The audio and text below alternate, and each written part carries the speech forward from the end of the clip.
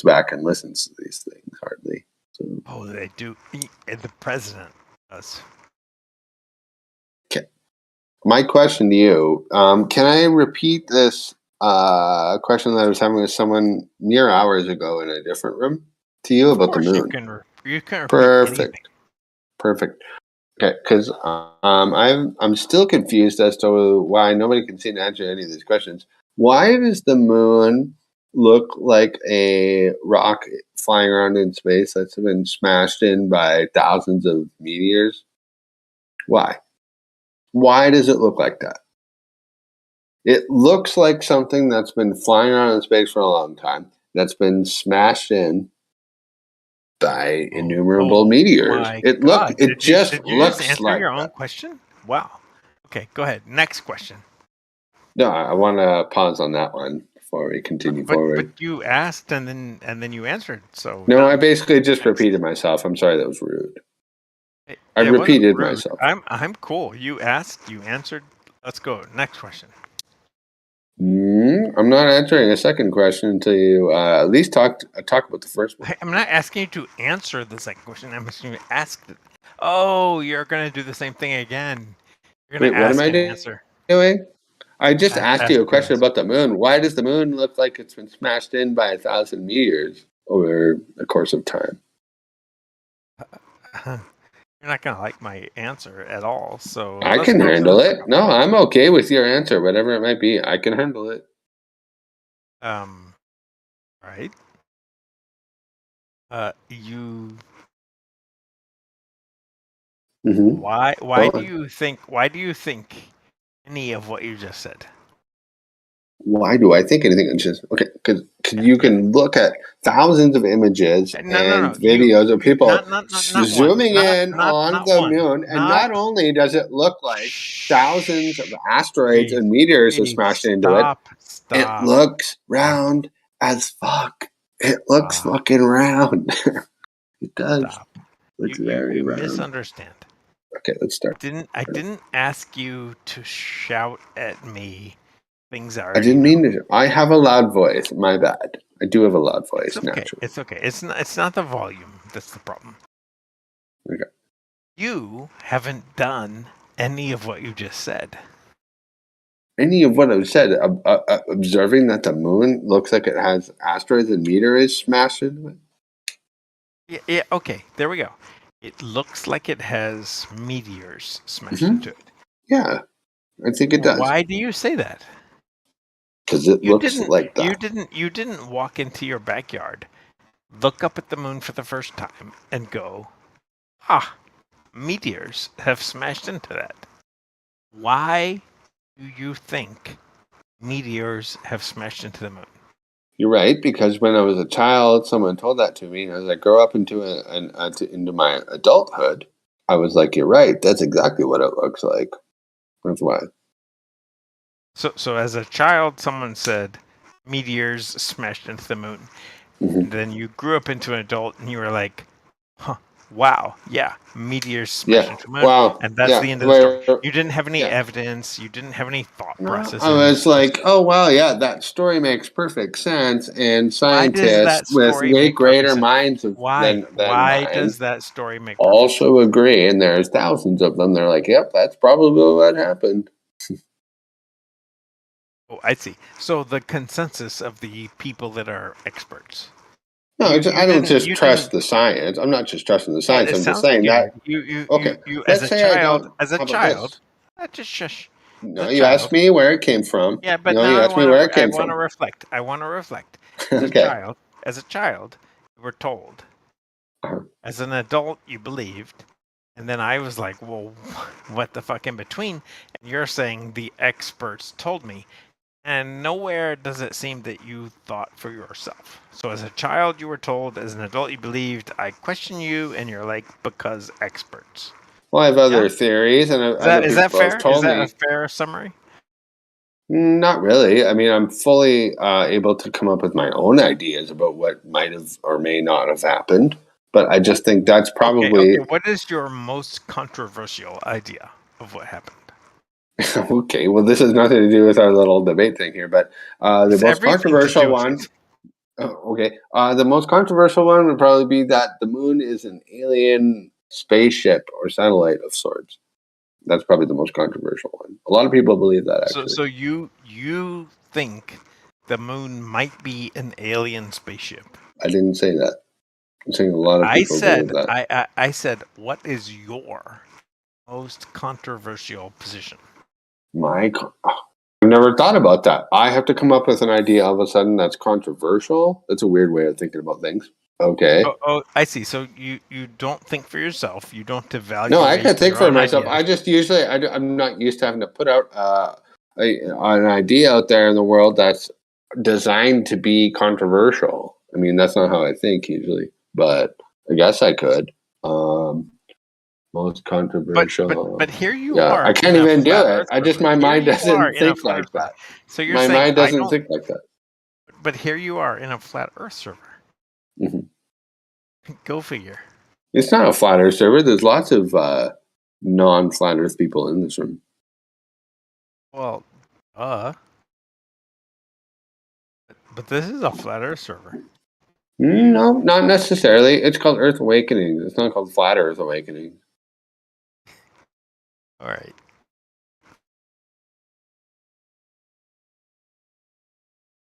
There's a lot of people, man, who don't think the Earth is flat in the world and also in this room. I kinda just talking to you, boss. Well, if it's just me and you, man, let's fucking talk about it. The unfortunate part is that it's been recorded, but whatever. I don't give a shit. Let's talk about it. Let's go back to I've already invited you to talk to me somewhere else. I'm happy to. That's okay. Yeah, we can do that too some other time or right now, whatever. Okay, let's. Because you're worried. Let's do it right now. I'm not worried because I'm sure there's probably at least one other person listening here who'd like to jump in our conversation, which might be helpful. Let's fucking do it. You know what? It doesn't matter. It's fucking 2 a.m. It's all good. All good. Okay, so this is what I was having this conversation with about someone else, man. Rolling my boulder. We were talking about the moon, and I was trying, and this problem keeps coming up to people in my conversations with people on the subject. Why does it look like the moon, whatever it is, has been smashed with thousands of meteors? Why? Why? It could be a projection, right? Like it could, it's purposely looking like that. You guys are all jumping the gun. Mr. E.T. is like, look, it was smashed by meteors. I mean, people don't talk about this. People don't talk about this very often. I think you should talk about it. What do you think potentially is designed? I'm all for talking about it. But you're not being that honest. Well, Vanu, right? We got Vanu here too, so there's 3 of us. This is good. Yeah, I want to say one thing to you, ET. What if potentially it's designed to look like that? So it's a holographic projection. I suppose it could be true. Well, I mean, holograph matrix. Hey, but hold on a second. A lot of people think that the moon is an alien base or an alien satellite thing or something. It's more likely stop trolling. ET. It's more likely a plasmoid. All right. It's not plasma. No, nobody's trolling everyone. I'm being fucking legit as fuck. No, dude, this is why it's not plasma. It looks like a rock. Plasma can't get hit by an asteroid and have a giant hole in the side. It could be a holographic projection to look like a rock. That's even crazier than what I'm suggesting. E.T. doesn't even know what plasma is. Dude, people come up with all this crazy ass shit. They're like, well, it could be this, well, it could be that. My version is a million times more sensical than what a lot of these other weird theories are. So you think it is what it appears to be, a rock with meteor craters?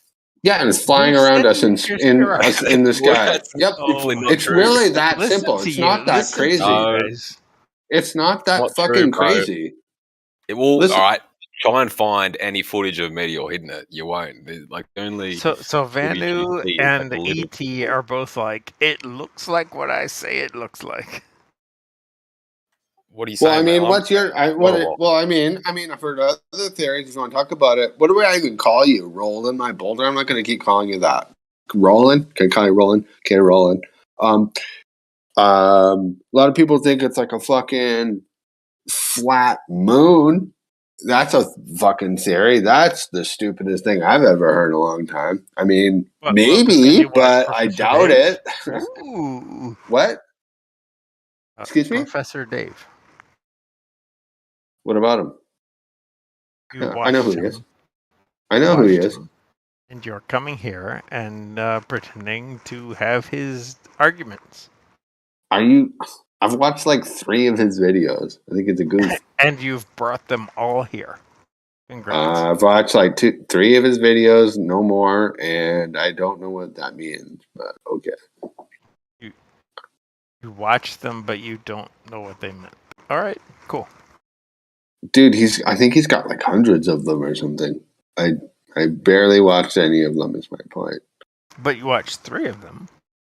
Yeah, because I like to check out what everyone's talking about. I've watched all sorts of people's videos. You don't know what he was saying. I know he's thinks flat Earth is a stupid idea. I know that, and he thinks he. Mate, you don't know what you're talking about. I want to ask one question. Rolling my boulder. Are you a flat earther or along those lines? I'm a truther. He's something. He seems right up. He's coming right at me hard. Yeah, what is your deal, dude? I am coming at you hard because you're a liar. Let's go at it. I can bring it on. I'm a truther. You're a liar. Here we go. Let's do it. Yeah, I agree. Bring it. Yeah, roll my boulder. I got the vibe you're a glober for some reason, just the way you sound. He's something. Okay, I gotta ask Roland. I'm just gonna call you Roland. Tell me if that's a problem. I'll just call you Roland. I'm okay to be called Roland. Roland is fine. Yeah, is he? Okay, Roland's fine. Yeah. Let's go back to chapter 1, and let's just do this one thing at a time. That thing about the moon we were talking about earlier, you never told me. Nobody ever will. Why does it look like it got smashed with thousands of meteors? Why? It appears that way, E.T. Are you confused, E.T.? Sure, maybe I am. Why don't you clear it up for me? Clear it up for me.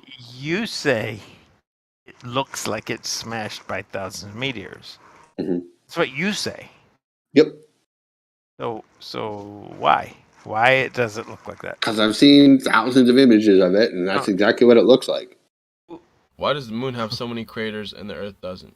Is the moon E.T. Earth's little bodyguard whenever you were shots come shown at pictures. The Earth, percentage, that's what it's meant to be. That's exactly what they say. We have an atmosphere. The protector of the Earth. According to the science, maybe that's what they E.T. say another it is. time. These guys got me covered. No, it's okay. We can do this. There's only a few of us here. Everyone just be cool. We got this.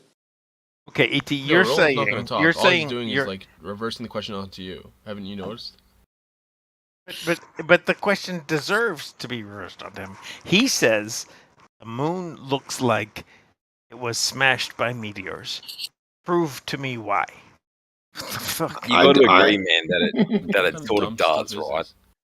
I feel like it definitely does. E.T. has a point, and I find that very interesting, right? Like, there's something fishy going on there, the way it appears. Oh, very fishy. You know what it looks like? It's beyond fishy. Say that? You know what it is? It looks like a 3-dimensional sphere that's been smashed by meteorites all around it. Especially with a telescope. That's why it looks like that, because that's probably what happened. Do you disagree, Roland? Ooh.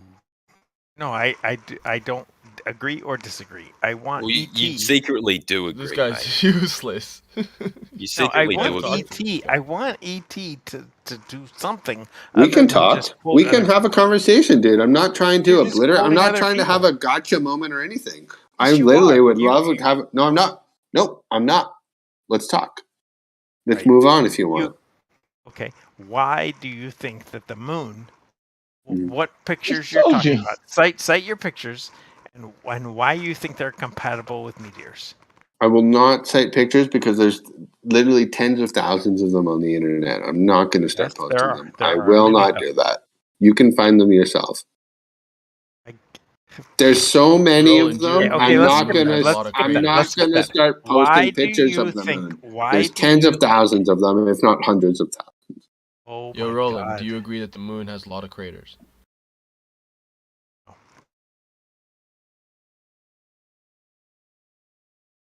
he does agree because there's no question about it.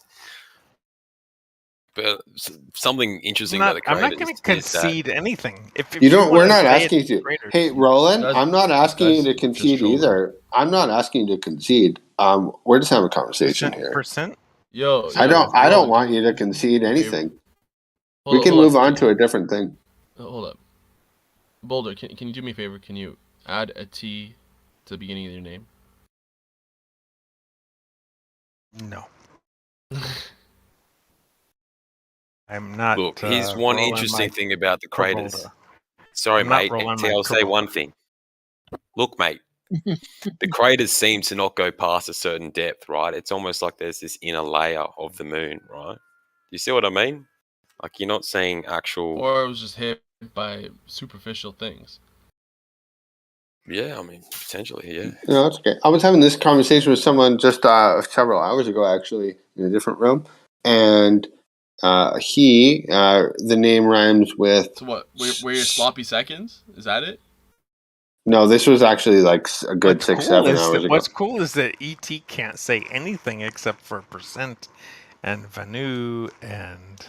No, this person was claiming that there's no Earth craters. Oh, wait, I'm a faggot now? Is that what you said? You've been white knighted like thrice. Okay. You and me can't. I'm trying to just bring on a different point that's more like of course you intellectual. Of course you're trying to. Go ahead, ET. Make your point. What was okay? Well, somebody to me was claiming earlier today that there's no craters in the moon that have not impacted it at a 90-degree angle, which I know is complete false. And then someone's like, "Well, can you provide me evidence?" The person asked me, and I'm like, "Jesus, do I really have to do that?" Now, you see, I guess I do now, so that I can completely destroy that person's argument. Has projected all that onto me. Nope, I'm not asking you that. I'm just saying all the craters. You don't have to do that. That's my burden. I will do that. You don't have to do that. I'm not asking you to do that. I'm just saying this is the craziness that fucking people talk about when it comes to the moon. What if these craters on the moon are actually laser beams from like thousands of years ago, 12,000 years ago? People trying to blow up the moon. It could be a lot of things. A lot of people think the moon. So they were shooting lasers at it. A lot of people think the moon is an alien spaceship. Yeah, well, that's David. Vanu, are you saying something you actually believe? Is Vanu saying something the moon is flat? No, rolling my boat. I just came up with that just then, but I'm just trying to think about it realistically. Over 12,000 years ago, maybe there was these people trying to destroy the moon, and they were shooting lasers at it, and that's why it's full of craters. I think it's more likely than meteors. Likely? No. Yes. Think about it. No, I'm not going to think about it. Psychic projection, like some wizards were like trying to blow up the moon. When you bring up these things, at all angles. Meteors are becoming at all angles. It would make sense that they're all 90-degree craters. So it makes more sense that it was attacked by one area, like the Earth, and the moon was spinning. Listen, when you bring up these things, such as the moon, the satellites, space, related things, people don't like talking about these things because it completely dismantles their fucking viewpoint, and that's okay. I mean, I'm okay with being dismantled. It's okay. Like, if you just tell me why I'm retarded about a subject or stupid, sorry, I don't want to get weird about. Sorry, if tell me how I'm wrong about it. Okay, I'm okay with it. I'm totally okay. I've tried several times. I'm sorry. Go on. Okay, really? Well, hang on. Roll my boulder. What do you think the moon is, mate? You have no idea? What do I think the moon is? What does it matter what I think? Well, just generally, because you seem to be talking a lot. I think it's cheese. Same, bro. You're just being silly. Yeah, man. And come on, you're being over-talked. No one's over-talking you, and then you think the moon is cheese? Come on. I don't really think it's cheese. I'm just irritated that Vanu is trying to distract. Well, let's hear what Vanu has to say. Now I'm interested. What is Vanu's point? What do you think, Vanu? What's up with the moon? What do you think? I literally told you fucking 3 times what it could be. You probably haven't been listening. Oh, my body, what are you mad about, mate? Wait, now we got 3 different teams here? Are we all annoyed at now? ET's failure to understand logic. That's what is annoying me. I haven't failed at anything. I want to hear what Vader has to say. Vanu. You failed I've been talking fucking the whole time. Well, dude, a lot of people are talking. Let's continue. Let's continue, Vanu. Then ET says, I haven't failed at anything. I have failed at nothing.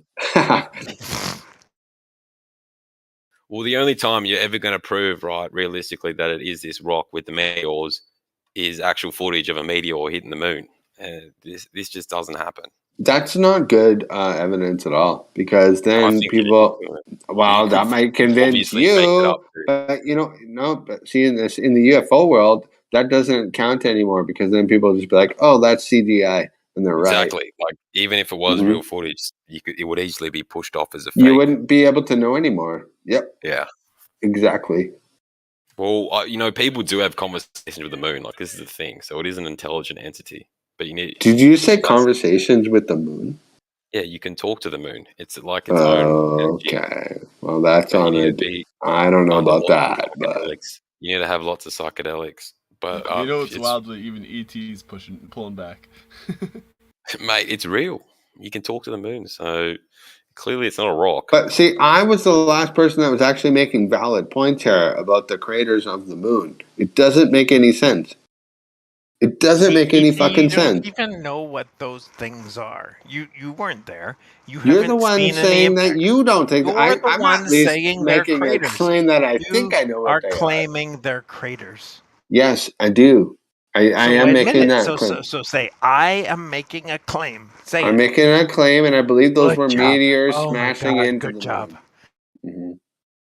But you haven't seen a meteor hit the moon. You're claiming well, man, there's a lot of shit that's happened in your life that you. No, he doesn't have me there at all. Just because other people do things. No, he doesn't. It looks like craters, and it's actually not, or it could be that it's. Well, you know what? I was having this cover. So ET has a problem with truth. No, I was having this conversation with someone earlier today about this very subject, the moon and the craters on it. Someone brought up a subject, and I was like, never thought about that. Do you guys even know what that is, or can you imagine it? I'll say it once you tell me you don't know what it is. So you were talking to somebody earlier, and they thought of this random thing, and you want me to... No, it's not random. It's sensical. I can't prove it, but I mean, it makes sense. But go on. And after I say it, then you'll confirm. Yeah, fuck off. Dude, okay. No, dude, I'm a nice guy. Go on. We'll talk. We'll just have a nice conversation. I'm a decent human being. You've already done this 3 times. You think things that are true, and you come and like shout like they are true. I don't shout anything. When did I shout? When pushed. I might have a loud voice. That's because, like, maybe I have a weird loud voice. You're loud. I don't mean to be like that. I hate that about my voice. I have bad hearing. Maybe that's why. I don't know why I sound like this, but I do. Same as me. I have a weird voice, and I can't help it. Me too. Some people think I'm gay. It's weird. Same as me. Okay. It's a bit of a gay inflection. Dude, if you knew how many times % had hit on me, oh my god. Anyway, move on. Slander. That's slander. That was all true, though. All true words there are spoken by us. So you were talking about the craters, I believe, right? Anything you've said. What if the moon you is said a about spaceship, moon, crater, right? whatever. Hold up, Roland. Here's my hypothesis, right? No, go ahead. By all means, if you want to go first, go ahead. No, I want ET to talk. No, it's my turn. Yeah, but Sam, what do you think about the moon, mate? So let's say the moon. Let's Vanu talk then. This civilization, this species, right? It's a giant spaceship, like a Death Star type. Well, not even Death Star, but it was an open spaceship, maybe like even like flat star or whatever. It was just this civilization, and they went to war with someone, and then they like activated this exoskeleton shield type thing, and it was like a sphere around this civilization that they have, and it was getting bombarded by whatever like attacks from whatever their enemy was, and it left craters, and they still haven't undone the shield. I mean, that could be real, mate. Honestly. But like, I reckon it has to be something from the past, because there are stories about a time when there was no moon. So, hey guys, it's some sort of projection. The Bible. You can tie it into the Bible, Gog and Magog. You know, how drag him into it behind this wall, and they're trapped, and then they'll be at some point released or whatever. That's supposed to be like on Earth, but the moon is part of our Earth, right? Maybe they mean by Earth like our world, and the moon is part of our world. Not according to them. According to them, the moon is something else. Well, have you heard the idea that it's a soul harvesting entity? I think most likely it looks like a rock with craters, because that's camouflage. Like, how else are they going to make this object, you know? They're going to make it look like a rock with craters. How what? Sorry, someone's over miking there. What was your message? What did you say? It's designed to trick humans to look the way it is. It's a camouflage system, and I think it's a soul harvesting entity which is connected to Saturn. Yo, Vanu, quit moving your mic, man. Yeah, well, it wasn't him. It was percentage.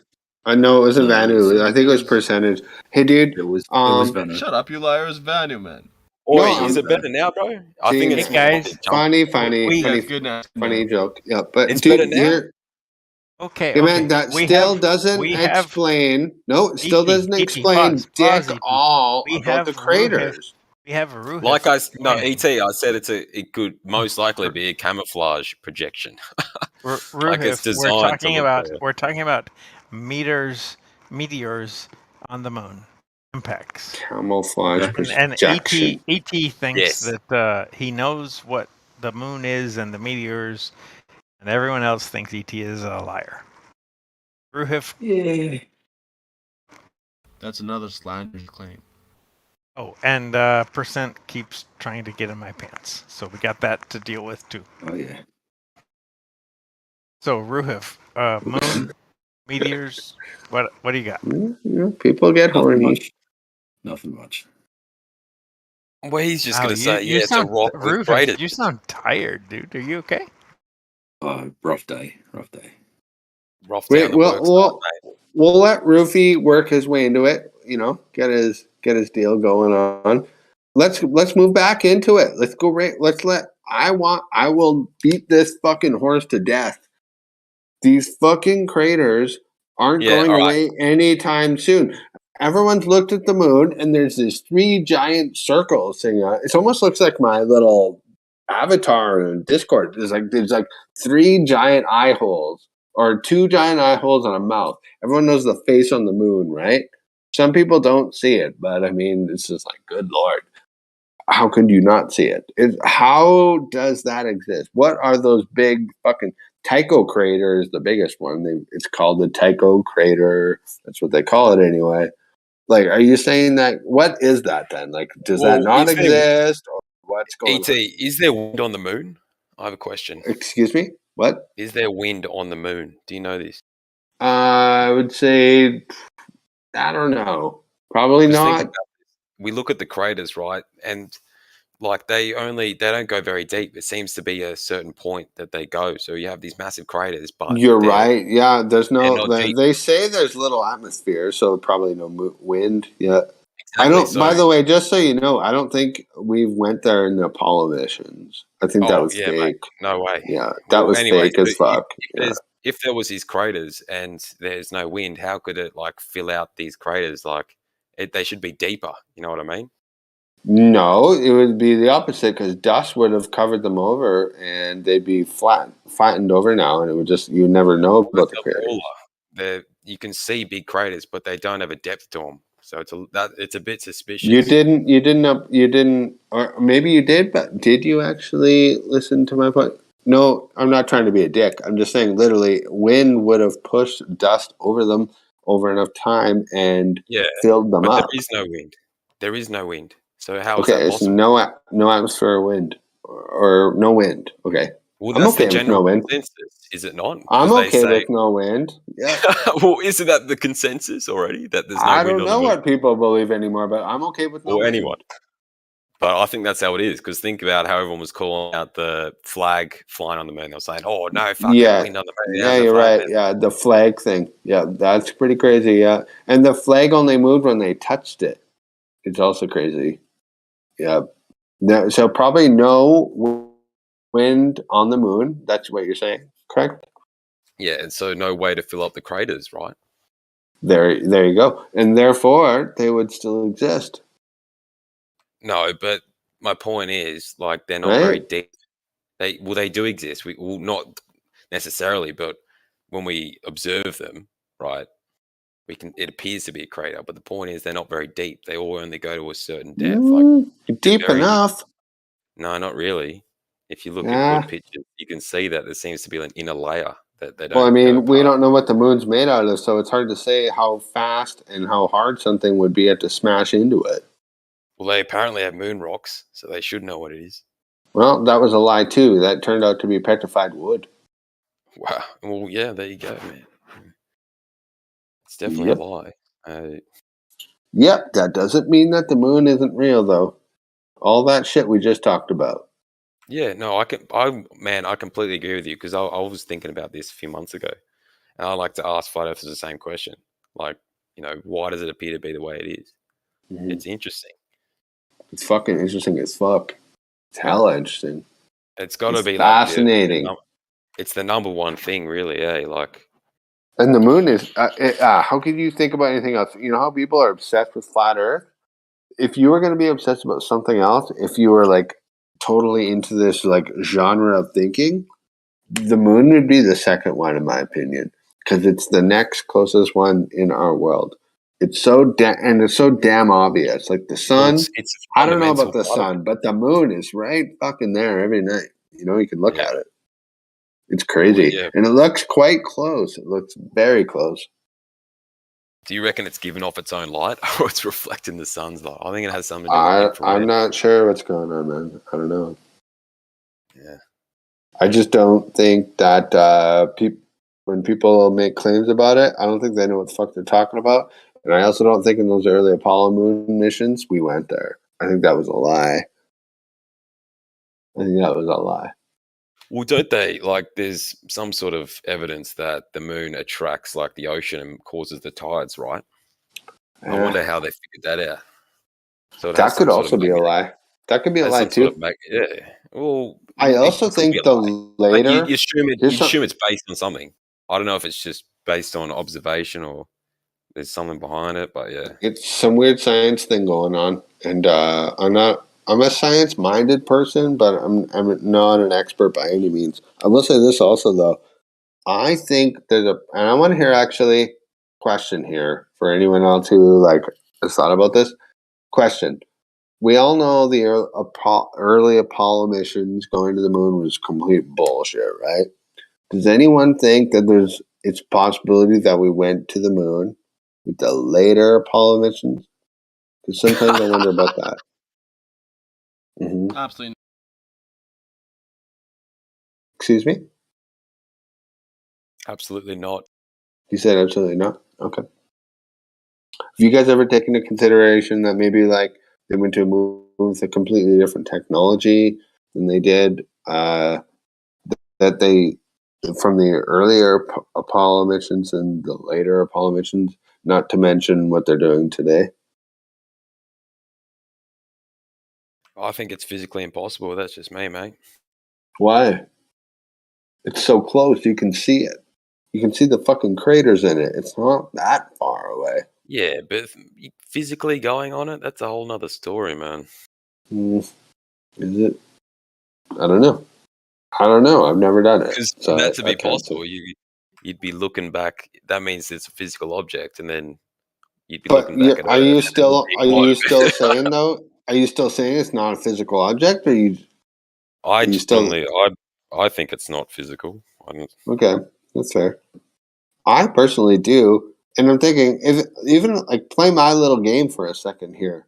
Let's pretend it is a physical object. It's so close you can see the craters on it. you would think we'd be able to get there and like land something on it, right?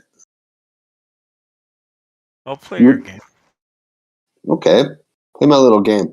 This thing is you can get a telescope, fucking view the. I have a telescope. Perfect. Okay, no, I don't mean any disrespect. I'm just saying. Okay, I'm just saying. Away. You cannot hurt me. I don't want to hurt you.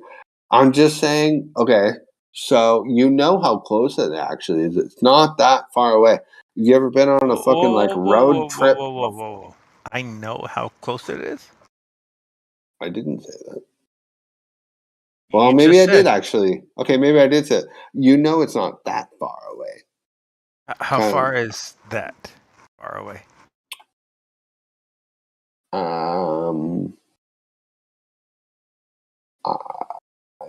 It's close enough for you to be able to view from your telescope, but close enough for us to be able to visual the details of, to be able to create a spacecraft that could probably fly there if we really had to. That's what I think. Now, I don't think we did that in the early Apollo missions, but I do think maybe behind the scenes, humans have been secretly doing it. That's what I think. I can see Jupiter pretty good from my telescope. So why are you fixated on the moon? The moon, because the moon is the closest one, and it's very close to us, and we have not yet explored space. You're the one going to Jupiter. I'm still talking about the moon. I've seen Moon and Jupiter both. How do you know which is closer? Because when I look out into the sky, I can see the moon is right in front of me, and Jupiter. If I have ever seen it, it was a tiny little dot in the sky. So you don't know about perspective and like a cow close to you and a house far away. So you're saying that Jupiter might be good. The cow might look huge, and then the house would be tiny. So you're saying that Jupiter might be as close as the moon, but it's just not as bright, therefore could also be just as close? That's what you're saying, right? I'm asking you how No, you know. I responded to your last question in the form of question. You're saying that it could possibly be just not as bright, therefore appearing as further away, correct? I'm saying I have seen Jupiter and I have seen the moon. And I'm asking, and then you said Jupiter was far away, and all I was asking was, why did you reach that conclusion? What conclusion? You said Jupiter was very far away compared to the moon, and all I was asking was, why did you reach that conclusion? Okay, you're right. I assumed, and I continue to. I assume it's much further away. So yeah, you got me there. I assume Jupiter is further away than the moon, and the reason I think that is because number one, I seem to be able to see a textural topography on the moon visually without even any kind of device. Whereas with Jupiter, I seem to need something like a telescope or something like that to even see that it exists. So that's why I believe that. I see. So you don't get how a cow very close to you could be giant, and the house very far away might be small, even though the house is much bigger than the cow. You're kind of losing me, to be honest. I see. So imagine growing up on the farm. And do you know what cows are? Have you ever seen a cow? No, I don't know what a cow is, actually. What's a cow? Okay, how about a dog? Cow go moo? Cow go moo? No. Dog? Dog go rough. Okay, so you know dog. I know dog go rough. Okay, good. So imagine a dog very close to you and how it might be in size. And then you see your neighbor's house 2 miles away. It would be kind of small. So the dog is huge. The neighbor's house is small. Or maybe the other way around. Maybe you have a neighbor's house that's close. It's kind of big. The dog is over there, and it's almost hard to see. So how does this work? Why do you know that? What the hell are you talking about? How did you get that the moon is closer because it's bigger? I already explained that to you. Okay, for number one, I can look up without even a telescope or binoculars. Although a pair of binoculars would probably be a great tool for anyone to have. The moon is bigger. We get it. Yeah, no, it's not bigger. You can see the texture on it. Jupiter. I don't know if I've ever even fucking seen Jupiter. I've seen Venus, this bright ass white light, and they're like, "That's Venus." That's the story, right? Jupiter's like way the fuck out there, according to the story, right? I don't know if I've ever seen it. Like, I've looked through a telescope a couple times when I was a kid. Maybe I've seen it. I don't know, and people are like, "Yeah, you got this star and this alignment happening, and this is once in a lifetime fucking thing." Blah blah blah. Just like for fun, the moon could be the furthest away thing, and also the biggest thing, so you could see the texture on it. Yeah, but that would be assuming that the moon was fucking gigantic, and nobody believes that. Yeah. Oh, consensus. Oh, are you being silly? Are you being silly right now? I think you're being silly. Yeah, I am pressing you to like. If you're trying to test me on that, that's not going to work, dude. That would mean that if you believe that kind of thing, if the moon was that big, it would mean it was way bigger, and we would get sucked right up into it from gravity. What? Doesn't make sense. Oh no. Yep. Nope. Mm-hmm. The moon could be gigantic and show you its texture and be very far away. Like, it could be the furthest thing. Well, do you believe that the Earth is as big as what they say it is, like in size? Who says? The normie number. Normie number. In, let's say, diameter. What are you talking about? Well, someone else is here now. Do you want to know if let Vanu talk. I yelled. I'll say one thing, ET. I did too. I yelled and I take it back. Yeah. ET, I'll say one thing. Regardless of the moon, right, how it appears, don't you find a little bit suspicious that, I mean, you would, that the eclipse, it's the exact same size as the moon, right? That trips me out all the time. Yep. So there's something. Exactly. So there's something very suspicious about it, and it's clearly not just naturally forming. It is weird. I'm not going to lie about that. Whoa! There's a weirder thing. If I hold my thumb out at arm's length, it's the same fucking size as the moon. That's something. So it's something to do with the human. Something's going on. Somebody's tricking me, right? Well, my boulder, Leonardo da Vinci was onto this. That's why he was mapping out the human dimensions, because it's divine dimensions, right? Yeah. So why does my thumb cover up the moon and the sun?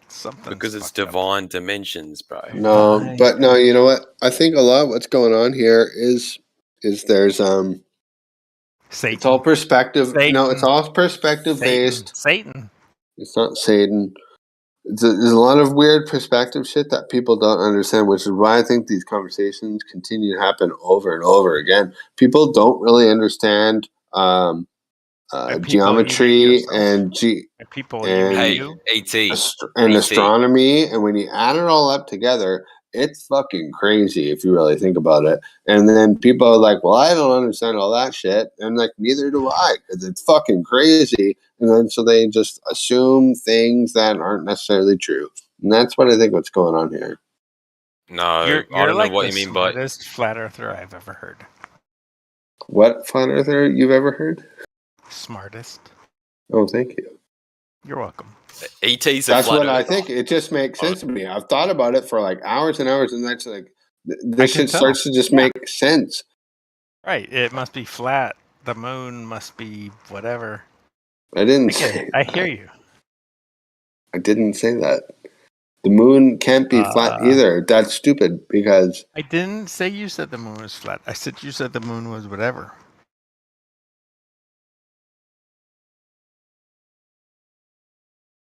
You'll make the moon be what you need it to be. You'll make this a YouTube video to be whatever it needs to be. E.T. Oh, he's a thought experiment. It's already a YouTube video. Why, real quick. Shit. Can I say one thing? It's live stream, E.T. So roll my boulder. Thanks. I didn't know that. Yeah. Think about one thing. Wait, is my mic working? Can I say one thing, man? No, Vanu, like E.T., look up. It says Livestream 1 live. You think I don't know that? Go on, Vanu. I do think you don't. Right. How about this? The moon is clearly projecting, right? How about it's connected to all the other planets in our solar system, right? Solar system. What does that mean? Solar system. So the moon is some sort of projection connected to Saturn. Listen, so all the planets are connected, right, to project something onto Earth, the matrix. That's how we're in our realm. It's because of how, I don't know if you guys have a PC, but think of all the parts in your PC. Like you got a CPU, a GPU. I think we're seeing this in like real time. Perhaps it's AI generated, like a matrix, and they're feeding off our energy. It's all just, and it's done by the solar system. So the point is, the moon is connected to all the other planets, right? And the moon is just projecting that light. You gotta be smarter. You gotta be a little smarter than that. There was this very famous researcher. I can't. I will find his name right now. I'm actually riding my eggshells. He just showed up. Well, I know I saw that too. He did show up, but I'm just going to say I just told you the reincarnation solar system. I just summed it up. No, you didn't do anything, dude. Yes. You didn't do anything. You took one part of a word. You're like, notice how this kind of sounds like this. And I told you how all the planets are connected. That might be how the planets work. That's fucking...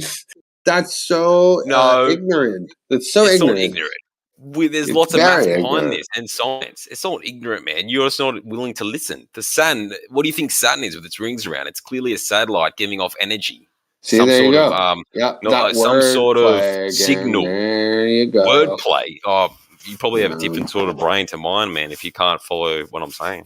Just because you think satellite and Saturn have the first three letters, that doesn't necessarily mean dick. Nothing to do with the word. I'm talking about how it appears. Look at the bloody object. It's clearly some sort of satellite giving off a signal, right? According to who? I thought you said... According to what it appears to be. Most people in this room don't even think Saturn exists in the first place. No, they all know it exists because you can see it with a fucking telescope. You can see this thing in space. That's what I've been trying to say. But it's clearly some sort of satellite. Like you relate to something that we have on Earth. Regardless of what they tell you. What would they tell you? Oh, it's like little rocks spinning around it or some bullshit. They have no fucking idea what they're even saying. It's clearly giving off a signal. Yes, it is, Santiago. No, you haven't looked into this, mate. This is why. Think about this, Santiago. ET's gonna hang on. ET's gonna love this. Can I say one thing, bro?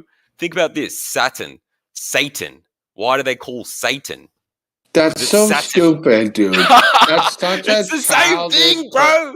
Dude, just because you correlated this very close word little game, that doesn't mean anything. That's not the only reason. The point is that's like a funny coincidence, right? That all these words are so similar. Okay, fine. It's a funny coincidence. Nothing more. That was not the fucking reason for this, okay? The reason is observation. Where did the word Satan come from? I think it's derived from Saturn. I think they're related. But so which came first? Say whatever, bro. What came first? I reckon Saturn came first, obviously. And what is Saturn if it came first? It's the planet. So it's referring to the planet that's giving off the signal. You said the planet was a satellite. It's some sort of form of transmitter. And Earth is the receiver, right? Or maybe the moon is, and that projects onto Earth. But I believe it's some sort of computer system, like all the planets that we see with the telescope. Why do you parts think in our PC. Why do you think it's a computer system? Because we're clearly in a matrix. Like, think about what you do every day. We're just doing rituals and the same thing, and it's You're like still in the a matrix, system. dude. Even though what you're doing every day. I'm not a matrix dude, man. Oh, yeah. I'm putting it very simply in words as a matrix, right? No, you don't even know what the matrix is, man. Hey, do you know what it is? Actually, I do know what it is. It's working 9 to 5. It's just our day-to-day lives, and it even goes harder than that. Like, goes into reincarnation, herbivores and carnivores. Why do animals eat each other, and why they're eating plants, and the plant wants to stay alive, giving off defense chemicals. Everything wants to live, but everything's killing each other because it's this toroid system. Birth, rebirth, death, same thing. It's all just the same energy going back into one point. You know what I mean? Brother. Sorry for the rant, man. I'm getting into it. You're ranting because you just feel like it. But let's talk about something actual. Did you want to say what I was saying at least? Like, this is what I truly believe, man. Like, I know, but let's break it down if you want to. If you can rant all you want and say what you truly believe. Well, to me, it obviously makes sense, but you maybe have not heard this before. So if you want specific points, I've heard it. You've heard this before, have you? Right? I've heard things of similarity, but maybe I haven't heard exactly what you mean. But that's not the point. The point is like, no matter what you mean, let's take it slow. Let's break it down. Oh, definitely. That's the best way to do it. If we were talking to a class, I need a chalkboard. Okay, I'll tell you what I think, right? Is that okay? Yeah, bro. All right. I think the matrix is thought. And whatever you think about it, right?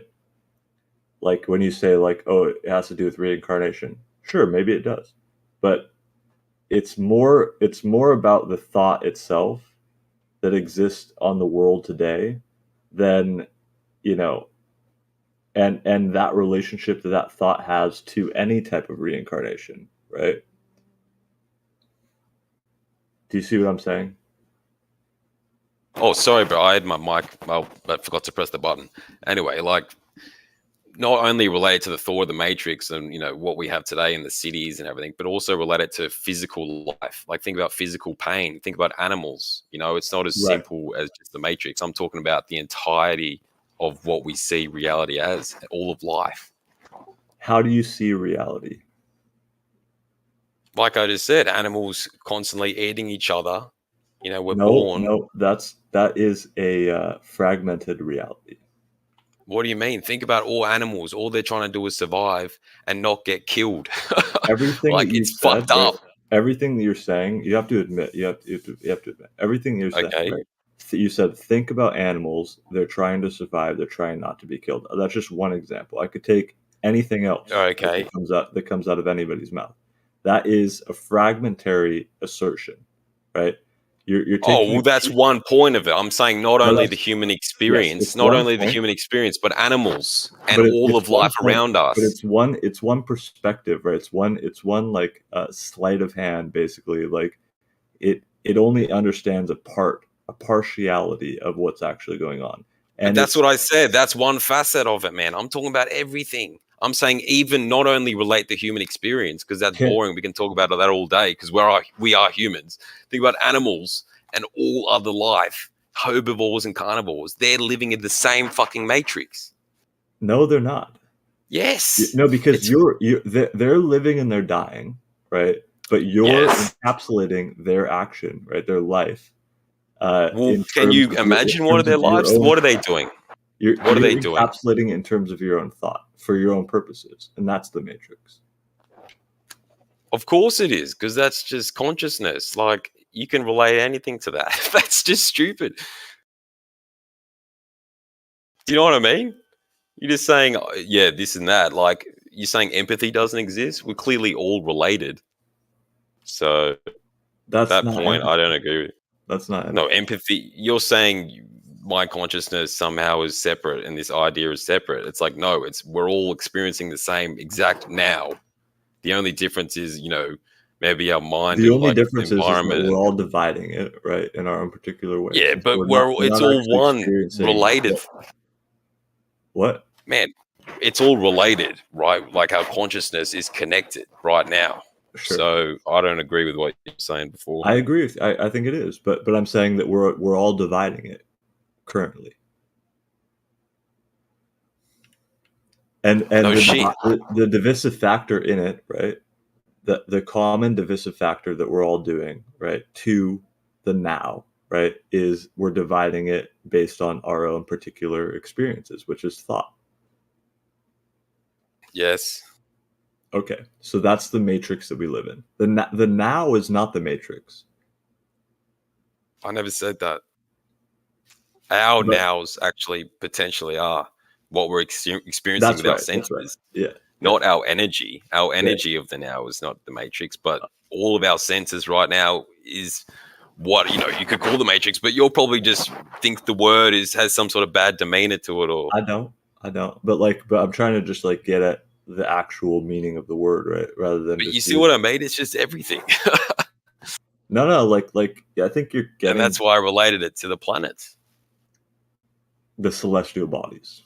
The celestial bodies are obviously related to this system, right? You agree that all of reality and all animals share some sort of system, whether that be simply birth and death, right? Birth and death is the most simple thing of life. Yes. Yeah, sure. Okay, there you go. No, I think you could actually break it down. You can break it down further. Hang on, real quick, ET.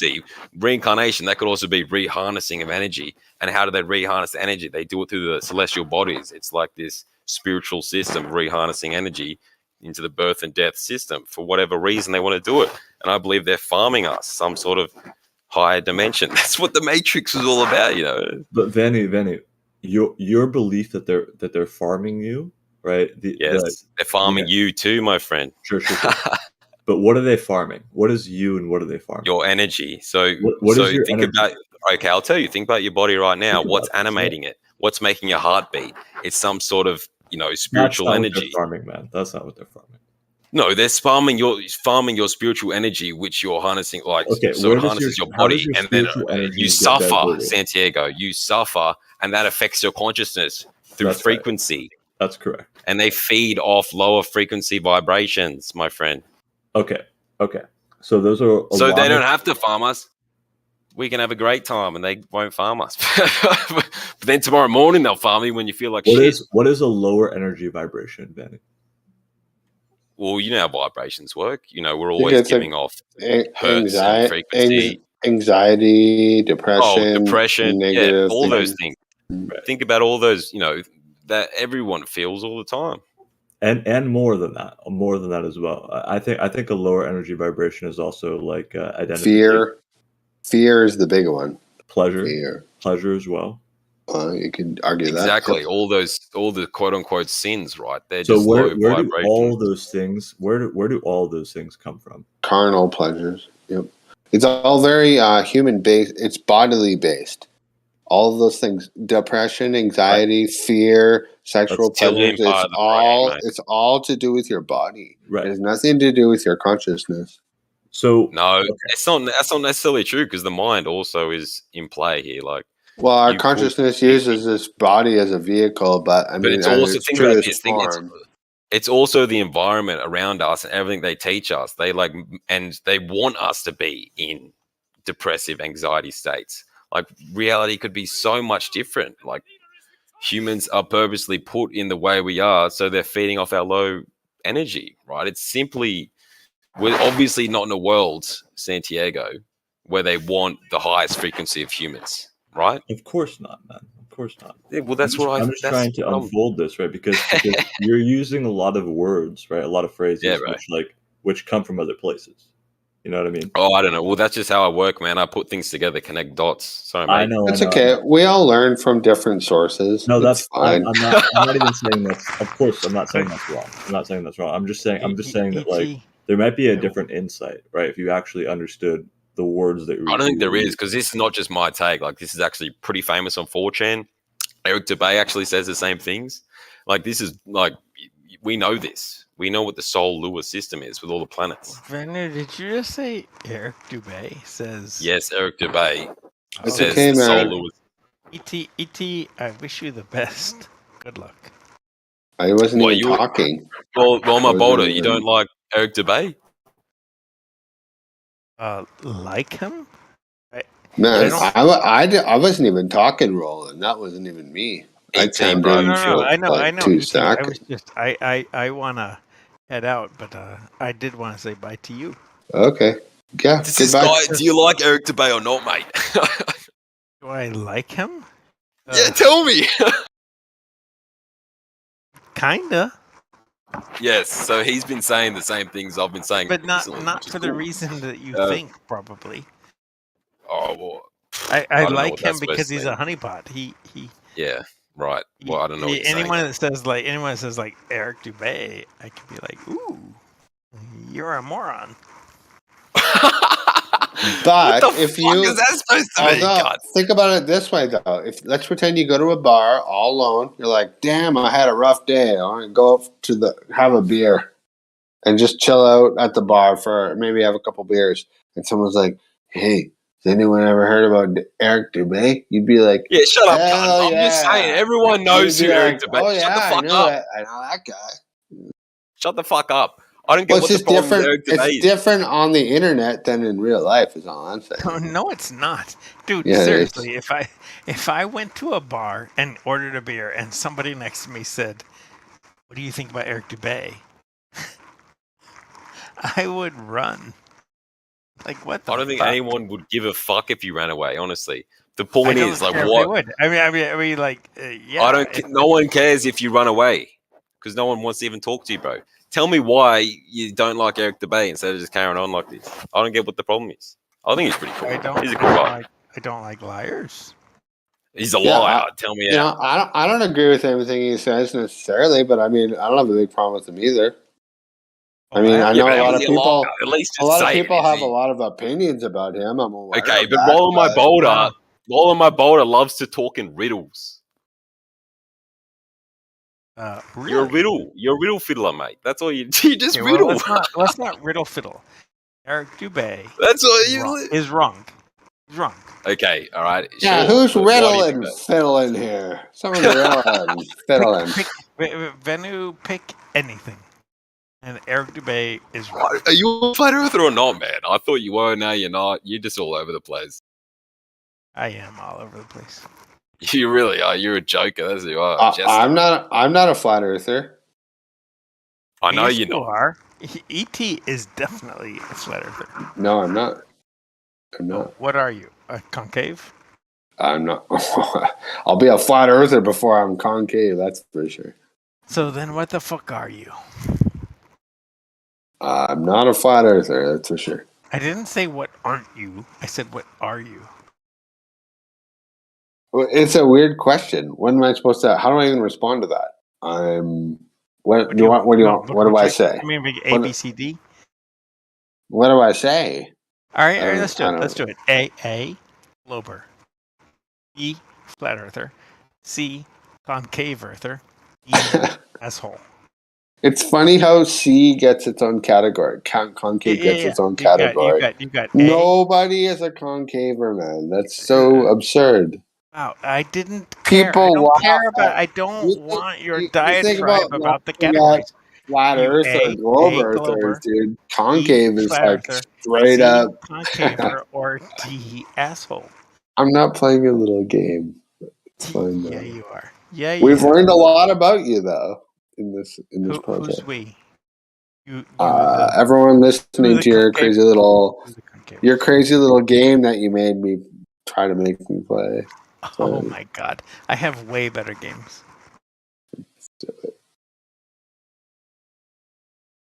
ET, you're like almost interesting. You brought me back and got me curious, but then you just I'm just reasonable. I'm just a reasonable fucking man. That's all I am. No, you're not. Yes, I am.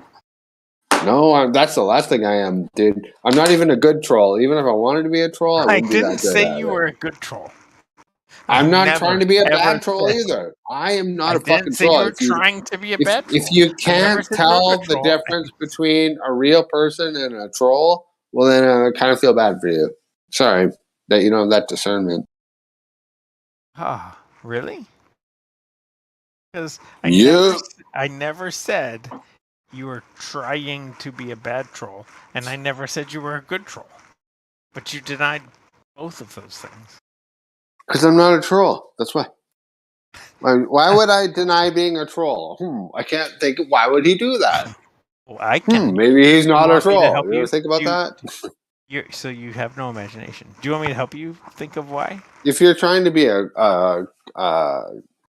very being comedic about it, you're also failing. But at least you're trying. It's okay. Are you being comedic? That might be. That would explain a lot. I'm trying to connect you with your base. You don't know what my base is. You don't know anything about me. What's my base? I know a lot about you. Okay. Where do I live? Do you even know what country I live in? Yep. What's the name of the country I live in? Why? Why? Because I just want to see what you know about me. And I mean, countries are pretty big, so it's not that specific. What country do I live in? Okay, Canadian. Okay. At least we got. Okay. There you go. You got that. See, but I said Canadian. You should have been like. Canada is the second biggest country in the fucking world, so it's a huge space. It's not the second biggest. Oh my god! It is the second biggest. Are you fucking kidding me? You don't live in the French part. Are you pretending that Canada isn't the second biggest country in the world? Because it fucking is. I'm pretending like Canada. You're pretending like you know dick all about geography and Canada a bunch of other shit. Canada should be the next state. You don't know anything about what's going on. Canada is the second biggest country after Canada should definitely be the next state. Russia is the biggest country in the world. Canada is the second biggest country in the world, geographically speaking. Yeah. But Canada should definitely be the next state. I support that. You might be right. Yep, that could be a thing. All right, so you said I didn't know what country you were from, and I said, "Yeah, but you just stole it from my accent because you know my accent, you know." Anyway, so I'm not move a on. dumbass. So Fuck I'm not me. A dumbass. No, I don't want any more attention. People are making some cool ass points here. I'm more interested in hearing people's opinions about shit. It doesn't matter about me. I'm a nobody. I don't give a fuck. Doesn't matter. It doesn't matter. Yeah, you're right. I'm a Canadian dude on the internet. That's all I am. I'd rather hear other people's opinions. Other people trying to make points. Well, that was my whole thing that I said to you, and then you were like, "Okay, I don't want to be rude either." What were you talking about? Can we go back? You can't be rude. It's illegal. It is illegal in Canada. You're right. I was illegal in Canada, and I may be arrested because of it. Damn you for that. Shouldn't have been illegal in Canada. See, you tempted me. You pissed me off, and then I got angry in Canada. Shouldn't have got angry in Canada. That's not allowed. I didn't want to be angry in Canada, and then next thing you know, angry in Canada. Next thing you know, you got a fucking line of tractor trailers at your door. Oh yeah, we can get angry if we have to be. Yeah, you can. Hell yeah. The whole world saw that shit. People think Canadians are a bunch of pussies. Fucking, oh really? We're fucking doing a hell lot more than everyone else was doing in that fucking period of time. Canadians are fucking badass, man. We seen your damn right we had that fucking trucker thing.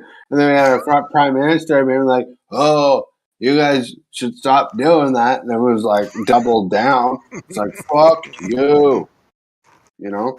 It only stopped because people started going to jail and shit, but look, we clearly cannot get along like this. Okay. What are we talking about? Santiago.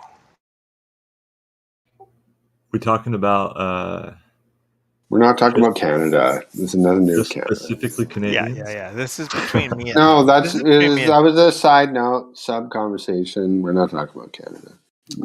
You guys want to talk about thought? It's a very, very invigorating. I want to talk about Earth. You want to talk about Earth? Okay. Yeah. Does it have a big dick in it or not? Is Canada the second biggest country on Earth? I believe it is. All right, Santiago, go. It is. Canada. Okay, what is the Earth? You just got two things said to you. What? I'm not sure Santiago has ears. E.T. Don't be a dick. Of course he does. Oh, Santiago. Santiago, obviously. I'm just We're all trying to here. engage in conversation here. We're all equals here. Come on. What are we doing here? See how E.T. right there? You give away your nationality. Look at what you're doing. Santiago. That's from like. Don't make me look it up. It's from. Doesn't matter. Don't make me look it up. Santiago, you're from Africa. Go. No, it's like Mexican, I think, or something. No, it's not South American. It's South American, I think. It's South Africa. Santiago? South Africa. South Africa? Really? Really? This is not my name. It's just a fake name. But yeah. Even if it was, fake. It's even fake. What's the location? Santiago, though. I swear to God, that's South American. It's not South America. It's I will look it up. Asia. I'm going to look it up. It's South Asia for sure. Santiago. If you say northern South America, Chile. See, I was right. It's Chile, South America. Oh, Boom. Chile. Chile is like the whole fucking thing. It's actually the capital of Chile, South America, just like I said. Chile. Sorry, I didn't know the details. Nobody says Chile. Actually, people who know what's up say Chile. Nobody says Chile. It's Chile. Chile. No, they say Chile, a lot of them. No, they don't say Chile. Yes, they do. You guys should get a room. Anyway, I was right. It was South America. He thought it was like in Europe or something like that. I didn't. I said... I don't know what the Africa. What did you say? I didn't say Europe. I said Africa. You didn't know what. You don't even know what the fuck's going on. Your problem. All right. It's your problem. You don't know. You don't know. Mr. Santiago, Chile. Is the Earth a known shape? Who cares? You, because you have arrived here. I don't care. Oh. All right. I care. What do you think? I care. And I care about your thoughts. So share it. Well, okay. Yes, it's a known shape. If you're a flat earther, then no, it's not a known shape. If I'm a flat earther, it's not a known shape. Don't let them bully you, Santiago. Contra-wise, if I'm what, then... Don't let them bully you into thinking something that you don't believe in. I just want to hear his full thoughts. He said, if I'm a flat earther, it's not known. There's really only one shape that it could be, right? Otherwise, it's like you're living in this amorphous land where like infinity is brought into question, every day, right? What do you know about infinity? What do you mean? What do I know about it? Is it a real number? Not infinity. Yeah, tell us what you know about infinity. It means It means is there a limit, right? And of course there isn't. But it's a stupid question. Don't even answer. Don't even answer it. It's a fucking stupid question. Stop asking people shit like that. Very close. It doesn't make sense. But E.T., he did say the magic word. He said limit. There's no magic word. He got close. Oh, you got a gotcha on there, did you? You got a little gotcha, motherfucker. Well, okay, yeah, I did have a gotcha, motherfucker. But he had on the right end of the gotcha. He said limit. Who cares? There's a limit to everything. You don't know what that word means. What? You do not know what the word limit means. Okay, what? I can think of one thing that does not have a limit. What do you think does not have a limit, right, to things in your brain? See, this is fucking getting retarded. This always happens when... Fine, okay. Let's go down to Crazy Town. Yeah, let's talk about. Okay, let's you talk asked me. about You limits. asked me what does not have a limit, and I've got one for you. I've got one for you. Okay. All right. And I think Santiago might have my back here. Infinity minus infinity. What the fuck? What are you talking about, dude? That's not Now defined. It's not a no, number. It doesn't. It has. There is no limit to your insanity. That has been proven now. There's no. When you said infinity, there's no limit to infinite. In the first there place. is limits. You don't have to. No, he said minus infinity. I think. I said infinity minus infinity. Okay. How about this? Limit of 1 over x. Just limit of 1 over x as x goes to 0. Dude, you're not getting it. You're really not getting it. It's funny. Good stuff. Good stuff. Oh. Someone should really be writing this down. This is good. Good material. E.T. Minus infinity. You are going to get arrested. You're going to get arrested. You can't do this. I can. Your country forbids acting like that. You're right. It could be a hate crime. You were right. In my country, they don't like you speaking up like that. Hate crime. Yeah, you should be servicing the maple trees or something, or fucking practicing your goal stroke. Okay, I want to hear more from what Van. Santiago, go. Oh yeah, Santiago. Yeah, that's right. I'm just Santiago. saying, you can look at anything, right, and you don't actually understand what it is, but you can try to understand what it is, right? And I do. You don't. No, like a tree.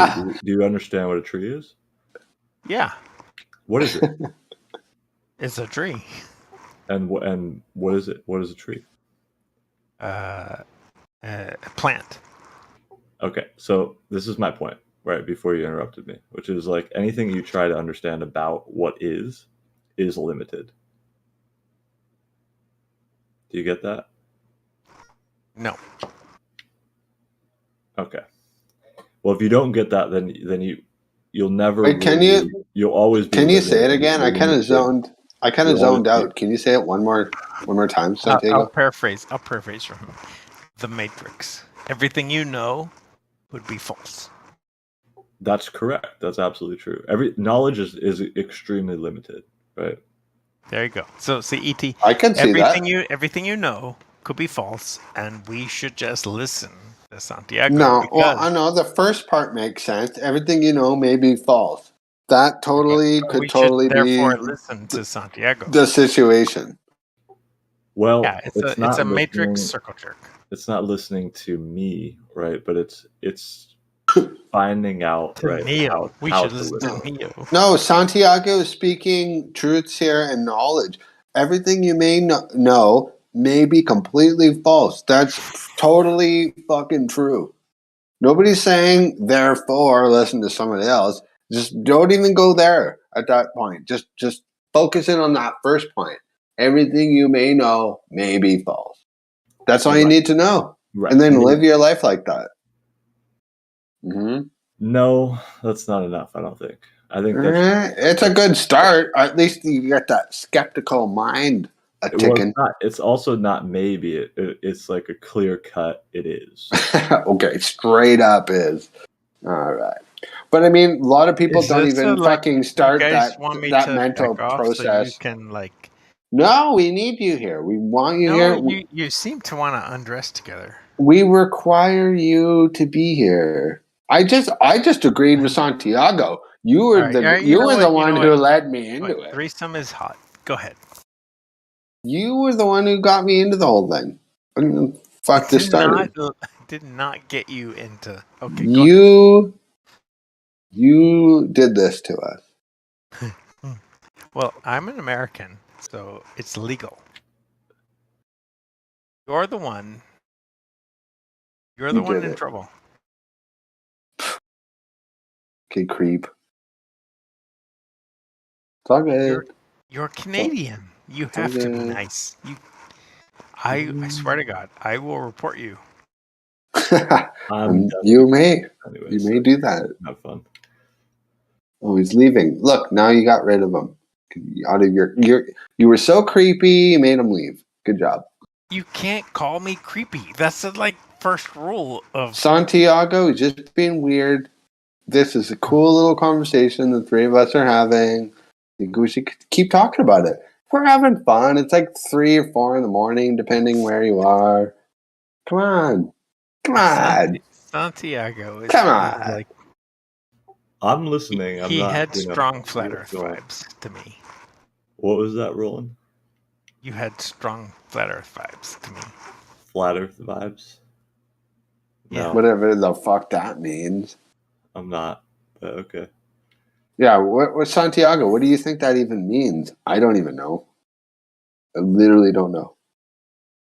I think that means he's so globe earther believing. I'm not going to tell you what I think it means, but I think he's so globy that he thinks that if you don't believe that you live on a globe, you're a completely insane person. That's what I think that means.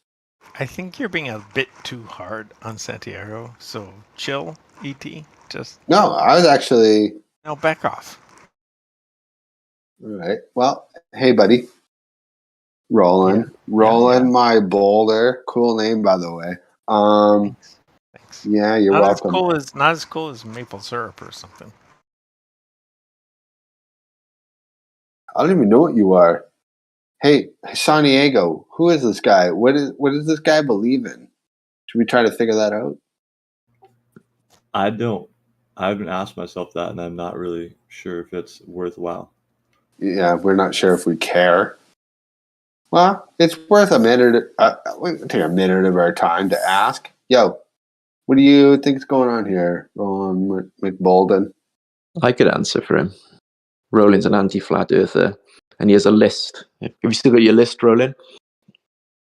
Oh, so he's not even a non-believer in the flat Earth. He's an anti or anti. Yeah. Oh, so he's staunch anti-flat earther. Have you still got your questions, Roland? I see. I'm probably on the list now too. No, I don't have them. I wish I did. Oh, so roll my bowling or Boulder. Man, your name sucks. But anyway, Roland. I thought you said you liked my name. I was probably just being facetious or lied to you, one of the two. So you want me, perhaps. Okay, so you hate flat earthers. Is that what you're saying? No. Okay, but do you disagree with most of them?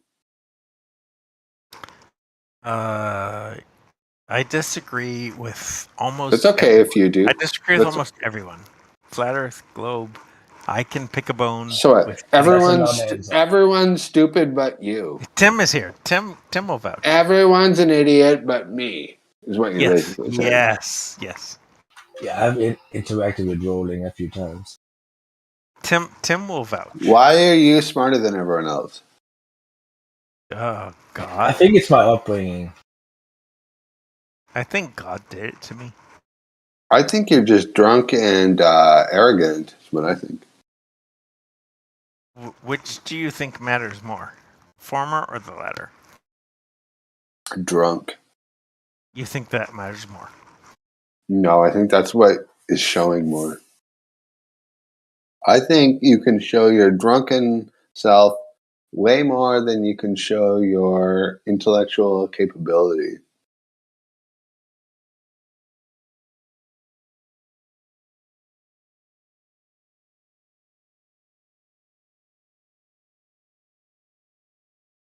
No offense. None. I'm not trying to offend you. I guess Actually, after in that moment of silence, I was like, "Oh, maybe I hurt his feelings." I wasn't trying to hurt your feelings. I'm sorry. You didn't hurt my feelings. I think I did for a second there. I really do. No, actually in that silence, I was just like, "Wow, that guy's cool." But I didn't know how to say that. You are cool. You're cool too. I think. We'll see. Thank you so far. Yep. Okay, so let's go back. Globe, flat, proof, data, anything? I don't want to sound like a broken record, but I mean, I've been talking with these people all night long about the moon and how it looks like there's been meteors smashing into it like for a long time. Why does it look like that? Why doesn't it? At least the sun is this pure thing, this circle, and it looks pure and everything. The moon the looks official all flat Earth explanation is that it is a hologram. It's a projection of the silhouette of the Earth, and all these craters are sinkholes and shit like that. Sinkholes. Thank you. You said that. See, only one person I've talked to today about this moon thing. I'm not trying to be. I was about to challenge you, but here comes. This is perfect. Saved. No, he said sinkhole. The only other person who's even challenged me on this whole thing tonight brought up sinkholes, and I was like, "Thank God." I'm not saying that is the consensus, but that is one of the explanations I've heard for this. Yeah, well, at least it's an explanation. At least there's something. It kind of makes sense. I mean, I could see it. I mean, look how volcanoes. How many volcanoes? Yes, I can. Look how many volcanoes are all over Earth. Let's pretend that you believe it's a sphere or a globe or whatever word you want to use, and there's volcanoes all over, and there's all these sinkholes over time. Boom! That shit just gets sucked in. That might explain why it looks like that. Okay, Mr. Canadian T. What is the percentage of volcanoes per unit area? I was just throwing that volcano thing out there. I don't nothing about volcanoes. You just said. I know. I just said I don't really know anything about volcanoes. I'm just saying there's a lot of ideas. Don't use the word. Don't say volcanoes if you. I'll say whatever the fuck I want. That's true. That is true. No, but seriously, that sinkhole thing. I mean, at least usually I've brought this up with a lot of people, and usually people divert to a different topic. At least, and this is the second time today. Who said that? God bless you. I think it was Tim. Yep, it was Tim. He's the only person who did it in this room, at least. And he's like, "Hey, what about this idea?" And that, but you know what? I can't. I haven't done enough research, and I'm going to keep doing more research till I get to the bottom of it. E.T., you keep saying, "I look at the moon and I see impact craters." Mm-hmm. Why do you say I see impact craters at all? Like, why do you... You want to hear something crazier? Let me make it even crazier. The last group that I was talking to about this, so I've only talked about this with two groups of people today, right? I'm really serious, though. Like, why do you say I look up at the moon and I see impact craters? How could you not say that? I don't understand how that's a difficult thing for anyone to admit. Hold on 1 second, though, you were taught Roland. I wasn't taught it, dude. I see it every time I look at the moon. I see it almost every day of my life. I saw it earlier today. You see it every day, of course. But you were taught. Taught what? You weren't taught anything? Dude, okay. At least Tim was brought the sinkhole crater theory. Dude, so when I was talking about this, someone else... No, hold on a second. Hold on a second. We can get even crazier here. So earlier today, I was talking on the same conversation with another group of people we were talking about the same thing about the moon, because nobody likes to talk about the moon in this fucking genre of conversation. I like talking about the moon. Me too. I love it, but a lot of people don't like talking about it. Talk to me about it. You keep saying. We're talking about right now, and one guy was talking about it, and he said, "Oh, isn't it interesting how it always hits at the perfect? What was that word he used? Angle. Parallel. No, he said parallel to angle. Oh no, what's the opposite of parallel? You got parallel, and then you got perpendicular to the moon. He said that every crater in the moon is perpendicular. I know what perpendicular is. Perpendicular to the moon. He said all of the craters were. And I'm like, that is patently false. And he's like, prove it. And I'm like, seriously? You want me to, like, you literally think that you're going to just say, prove it, and I have to sit here? His name is Hart, by the way. I'm sure a lot of you guys know Hart. And that's what you said to me. I didn't say that. I would never say that. Oh my God, you most certainly did. No, that wasn't me. You're confusing someone. That was not me. It was Harp. Everyone know. A lot of people here probably know that the person Harp. He said that all the craters on the moon are perpendicularly collided with the moon. And then I said, no, that's not true. And he said, show me evidence. And I'm like, well, I'm going to the store right now. I'll have to come back and do it later. And he's like, yep, see, there you go. And he didn't think. And I said, I'll be back later. And I still have yet to do it, but I will frickin' do it if I have to. They're not all perpendicularly collided with the center of the moon. I mean, that's ridiculous. Right. Just like Pornhub. What? I mean, go ahead. You can find whatever you want. You want the moon? The point is, man, you can find craters of the moon all over the whole thing. She wasn't happy about it, but yeah, you can find craters all over the whole thing. Yeah, don't quit your day job, but they do exist, and they definitely do. There you go. Yep. And so why were we even talking about that again? Do you remember? Now that you wanted to jump in about your porn jokes or whatever the hell that was. But the question is the Earth a fucking globe? We were talking about something else, though. That's why we're talking about the moon. Why were we talking about the moon? Okay, look at what Tim has done. Tim has Tim spoke was a moment. There you go, a phallus right there. A moment of reason was when Tim spoke. A phallic crater, if I've ever seen one. Phallic crater. That's not real, dude. Tim, you've posted something that's not real.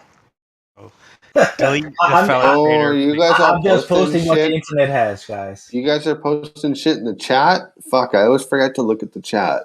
God damn me. Yeah, but you said Tim is posting shit that's not real. So Tim, delete the phallic. He even did it right now. I'm just looking at it now, and it's all non-spherical. Exactly. Plus, why do you have thousands and thousands of these crater-like holes, or whatever you want to call them, on the moon? What the fuck is that even? What is it? Even if that Harp guy was right, if you guys know who that is, and they're all perpendicular, still, what the fuck is that? It doesn't make any fucking sense. When you say Harp guy, please tell me that doesn't mean HAARP. That's exactly who I'm referring to. No, it's not. Yes, my friend. That's who I mean. That person. Yes. He's my friend, actually. Okay, never mind. He's one of my internet friends. Sure he is. To a degree. You know nothing about HAARP. I probably know him better than you do. I doubt that. Are you sure? Yep. Have you ever jammed with him, rock and roll style? Jammed with your boyfriend? No. Oh, see, there you go. See, I have jammed with him, but I see. So yeah, you got it. You. So, but you don't want to respond to the moon. See, here every fucking time, we don't want to talk about the moon craters. No, let's just talk about something else. Anything but that. Let's just not fucking talk about that. That's for sure. No, we can talk about anything, just not that. No, that's all I want to talk about. Moon craters. Let's keep going.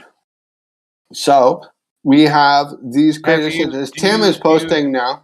What instrument do you own that you can look through? Binoculars? Just naked eyeballs? What? I'm using pictures on the internet. Oh my fucking god! Mm-hmm. Yep.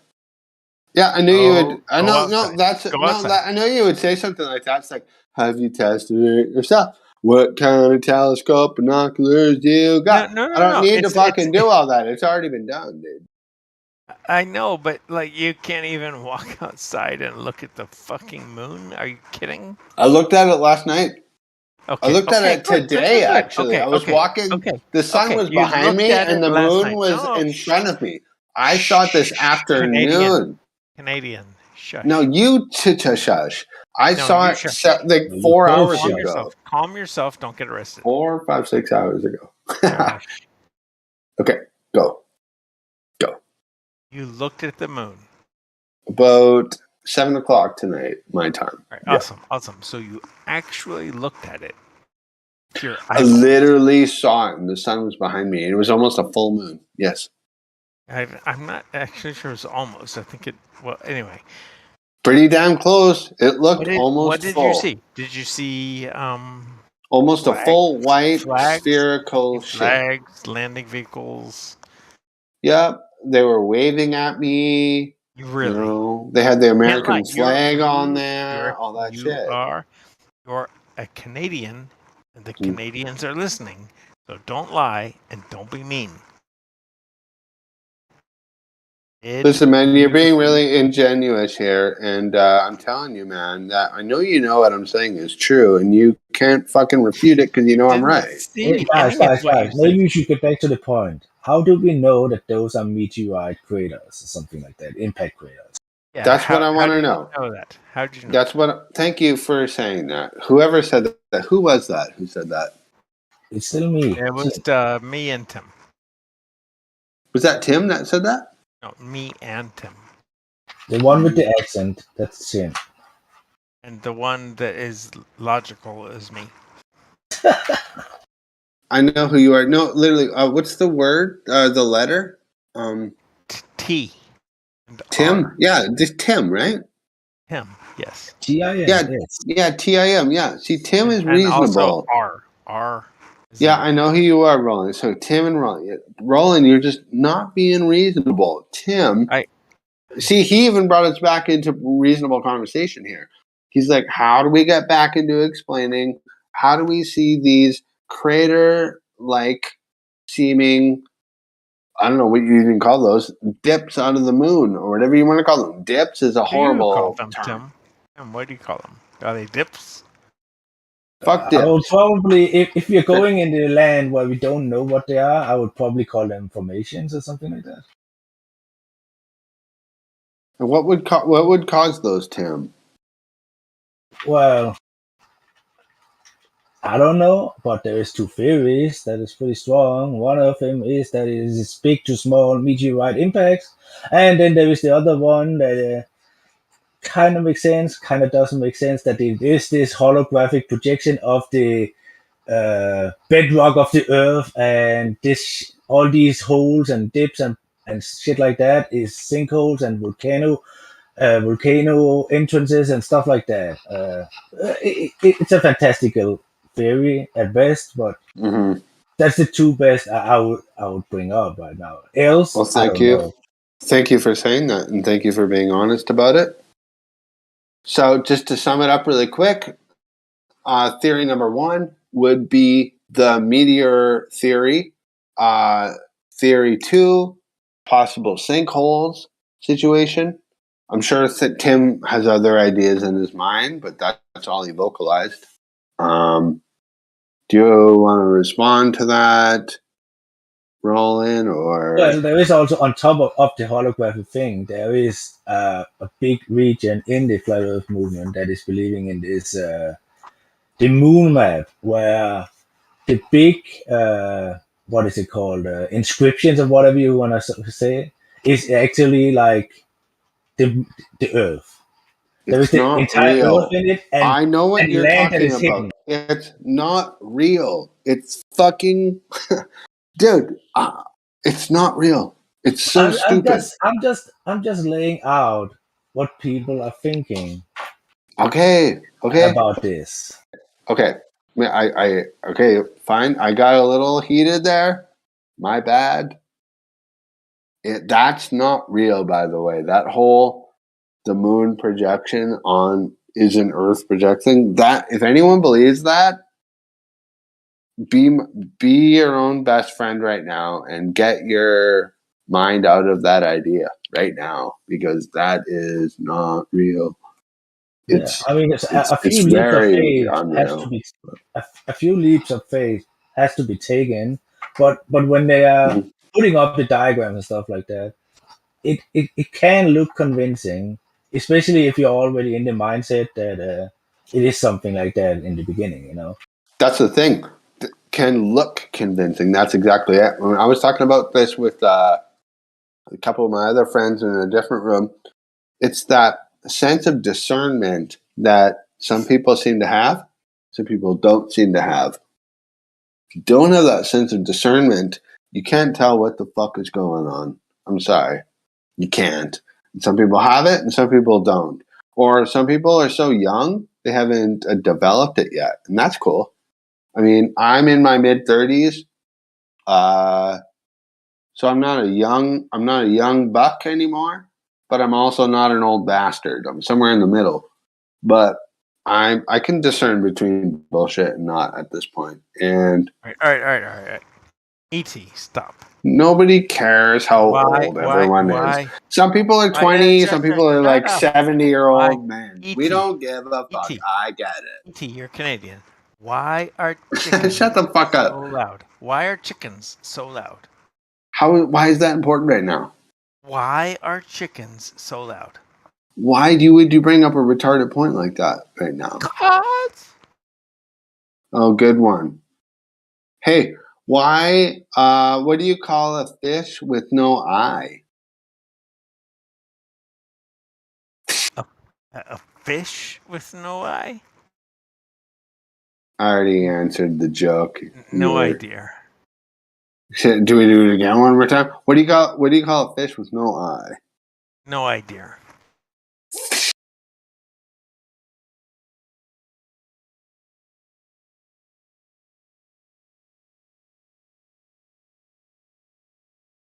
Oh my God, are we gonna do like a? We're gonna do It's a very dry joke. It's okay. I'll explain it to you, but we will go no more. We shall go no further. It's just fish with no eye. So like FISH, no eye. And you spell it out loud. Spells fish. Fish. That's it. It's a really stupid joke, but okay. No, that's cool. It's cool. Hey, did you hear about the? No. No, did you hear about the? Where do you take someone that was injured playing peekaboo? Where? The ICU. Oh my God. Your turn. I gotta write that one down. Okay. Did you hear about the Mexican train killer? No. Yeah. He had locomotives. Oh, locomotive. Yeah, indeed. Loco. Alright, I'm gonna fuck you up. Maybe. I want to write down your funny jokes though, because I like writing down people's jokes. Yeah, but I want to write down this one is gonna fuck you up. Well, maybe it will. This one's not as much a joke as a riddle, just to make you feel stupid. Sure. All right. You ready? Sure. I'm sure I'll sit here like an idiot, not understanding what the fuck you're talking about. Sure. All right. There were 30 cows in a field and 28 chickens. How many did not? Did not? I don't know. Do you want me to ask you again? Sure. Right. 28 chickens and 30 cows? Did I hear that right? There were 30 cows in the field and 28 chickens. Okay. How many did not? How many did not? Yeah. Okay, go on. Anyone listening can help him out? I've heard these kind of jokes before. They're like riddle jokes, and then when you get them, you're like, that's I told fucking you it's retarded. A riddle. This isn't a joke. This is a riddle. Oh, fuck. All right. Really? You got nothing? Wait, I do want to add your first joke to my jokes list. Well, all right. Here you go. There are 30 cows in a field and 28 chickens. How many did not? Okay, nobody gets it. Just explain it. All right. Let me go one more time. Just extra slow, like Canadian speed. Jesus Christ. No, Americans don't get it. Here we go. There are 30 cows in a field and 28 chickens. Oh, 20 of them ate chickens. How many did not? There Two. You go. See? Two or something, yeah. See, now I got it. Yeah, they ate the chickens, blah, blah, blah. Had to talk now Canadian. you have to do a little math. I had to go like really slow. The Canadian gets it. See, you didn't even have an American speak up. So fucking great. I just had to go like really slow. Yeah, I got it. Not that funny. ICU. What was that ICU joke again?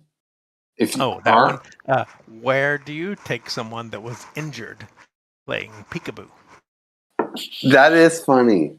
Wait, it is. So it is actually funny. So what do you say? Where do you someone laying? I just want to word it properly. Where do you take someone that was injured playing peekaboo? To the ICU.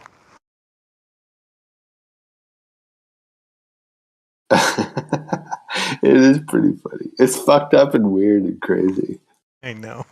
I do love that. I love jokes like that where it's like, damn, it's so fast and crazy. Oh, I love jokes like that. I have a few of them. I'm starting to save them. It's so great. Oh, I have a funny one. Oh yeah, this one's kind of funny. What did the custodian say when he jumped out of the broom closet? Supplies!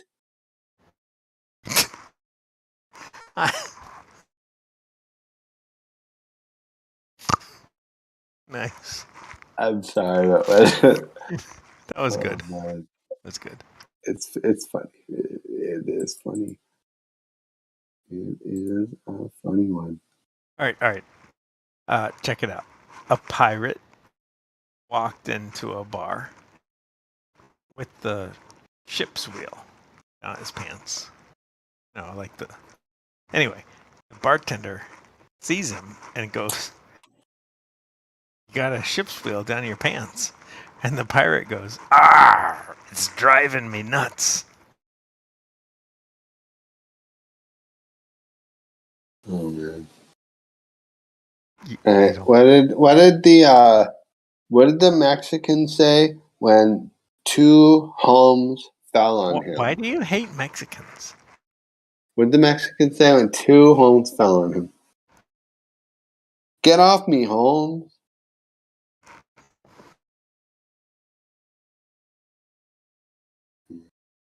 Can't win them all. Okay. You like Mexicans. Why? I can't do this. I can't do it in the server.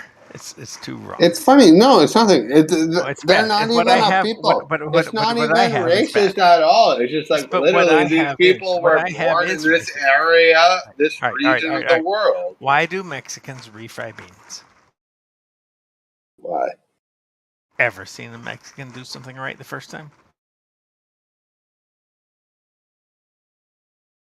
See, that's not funny though. It is though. Is it? I don't know. See, my joke was really funny, but my BFF is Mexican, and I say that joke about every month or so. And he doesn't. I think my joke it's funny is funnier, but no, mine's funnier.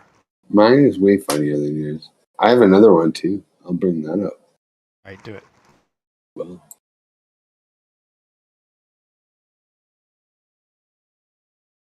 I have to write them down because there's so many of them. You're not writing down the Mexican one. You didn't think it was funny. Oh my God, you're writing it down. Oh, no, I'm not writing it down. I'm trying to find other funny ones. Here's one. It's more. You're trying to find it? That's what no, said. I'm just trying to suss out all the fucking jokes that I've written down. Because, like, if you don't write them down, you fucking forget them, you know? It's like all this research that we all do. You don't remember that shit. You think you can sit there? You think you can fucking sit there and fucking remember everything? Well, I'm sorry. You're fucking joking yourself. You think you can. Yeah, see, that one only works physically. Like, you have to be around someone to do that joke. This one worked. Hey, what did gay horses eat? Hey. Yeah, fuck, you already knew that one. Damn it. It was hey. God damn you. God damn you for ruining my joke. Okay, let's go to this year's joke list. Gotta be a couple in here. All right. A couple. We got a couple. I gotta go. For sure. Yeah, I got a couple originals here. Like, I shouldn't say. You know, I was. Oh my god! You guys know that new White House press lady? Press lady called Jen Blackie.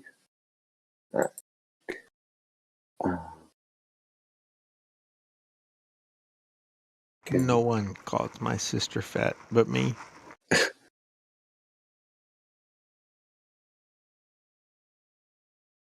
Anyway, what happened to Tim? We got more. Oh, Tim gave up though. Tim was like, "Oh, we got more." No, some of these are really like kid jokes. Okay, I got another one here. How do you make an octopus laugh?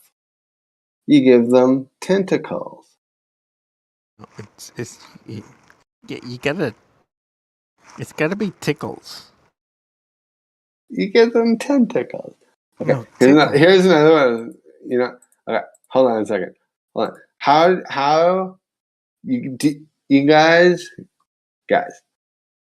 do you know the secret to a good joke? Timing. Oh my God, you're so bad.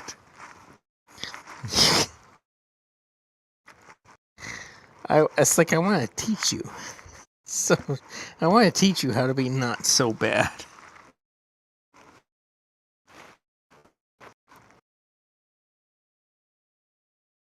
Oh, I'm way funnier than you, I guarantee it. I could just request clarification on the former statement. You're saying that make good weed by hanging it upside down. What did the comforter say when it fell off the bed? Sheet.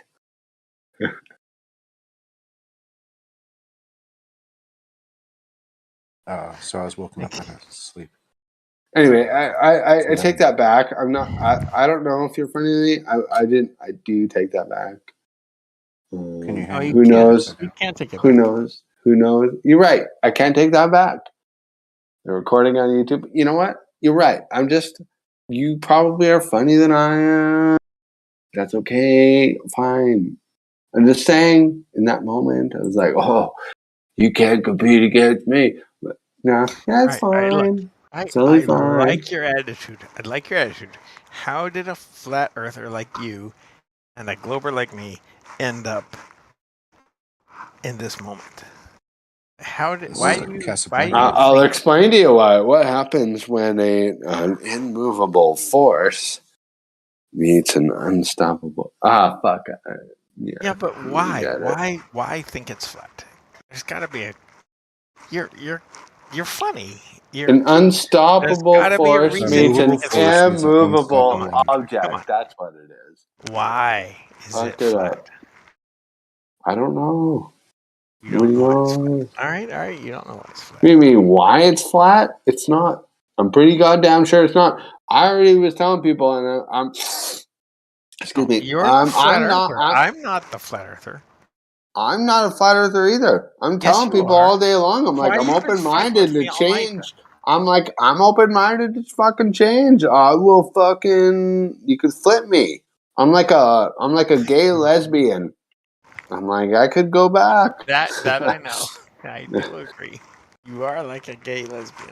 I am like a gay lesbian, totally. Just you gotta convince me, and everyone seems fucking retarded. Has anyone convinced you that it's a globe, or you just dig your heels in?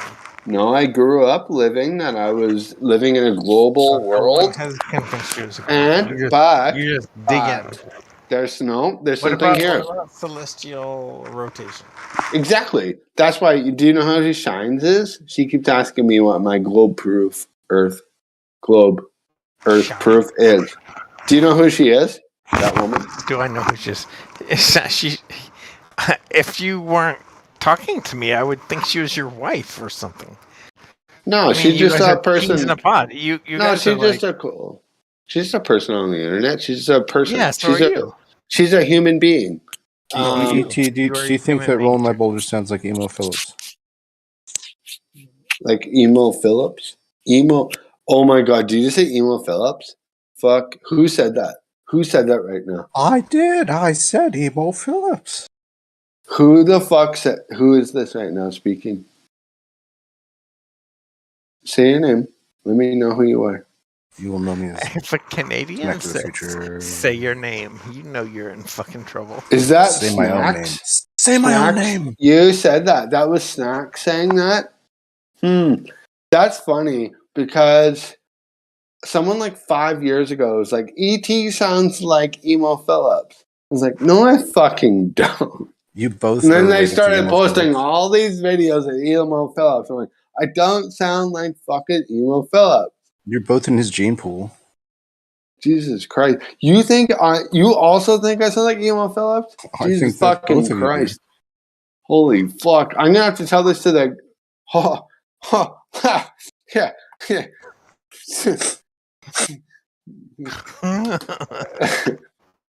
All right. I don't even know seriously. There was one of my other friend groups like 5 years ago was like, this guy sounds like Emo Phillips. And I was like, fuck you. But like, and then I watched some of the Emo Phillips videos. And I was like, I guess I kind of sound like him. But like, now you're, again, 5 years later, you also think I sound like Emo Phillips. Fuck you. Fuck you. But maybe there's something to it. Caught up. There must be something to it. What? This guy must be horrible because I'm caught up in it too. I don't sound like Emo Phillips. Well, if you watch Emo Phillips videos, he does this crazy. I don't want to watch Emo Phillips videos. I mean, I sometimes, I guess, sound like... It's just a guy. He's a comedian from like the early 2000s or something. 90s, 2000s. And he has a crazy inflection with his voice. When I was like 3 years old or something? Yeah, see, you don't even know what the fuck's going on. You were like 2 years old. You were like in diapers. Or... Yeah, exactly. You're a baby. You were a baby. I was. Baby. 2010 or something? Yeah, you were just a... baby. I was a baby. A gleam in Emo Phillips's eyes. I wasn't even a dark stain on the sheet. You know what's crazy? People here are like, you're just a baby. Like me, just to you right now. And then the next thing that happens is like, oh, now you're an old man. And I'm just like, damn, you're right. I'm getting old. And then the next thing you know, you're like, damn, I'm in my 30s now.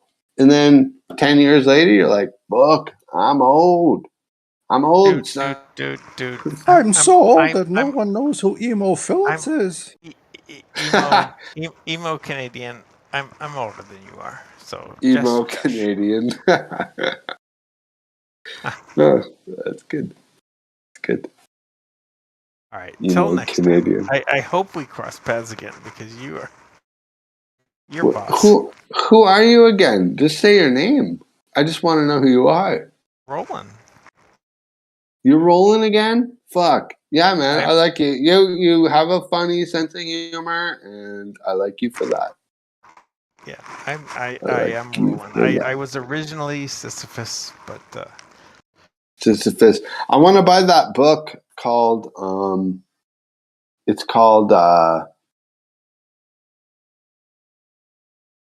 fuck is that book called? I think it's called I Love Roland. No, it's not. It's called the Myth of Sisyphus is what it's called. The Myth of Sisyphus. It's a popular book, and a lot of people have read it. Popular. And I think there's some. It's fairly popular. So there's a deep meaning within it. I've yet to understand what that is. But right, well, the Myth of Sisyphus. Mm-hmm. I am a Roland, my boulder, formerly Sisyphus.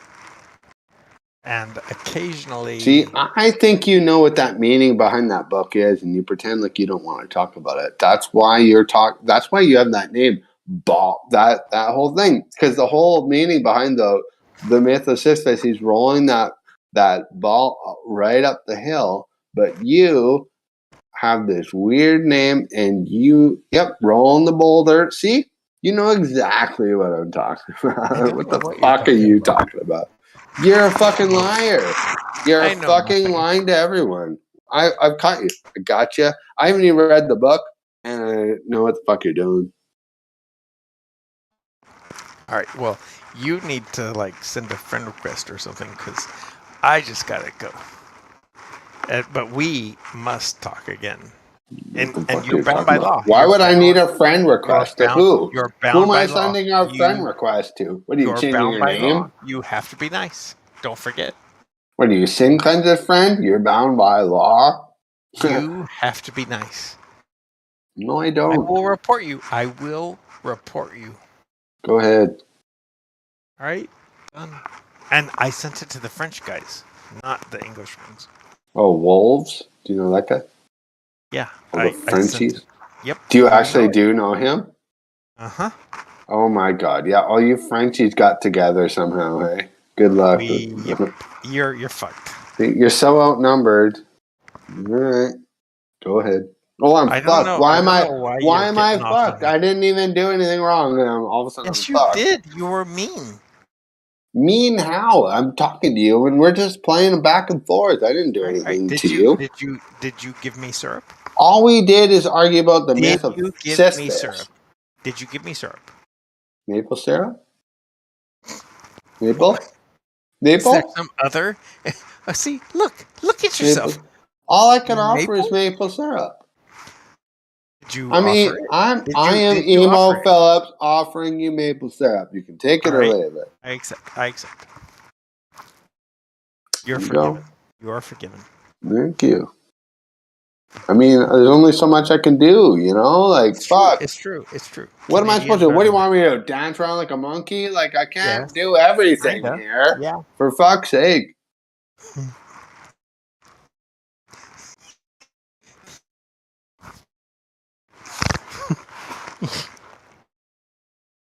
There must be a fine for making an American snort.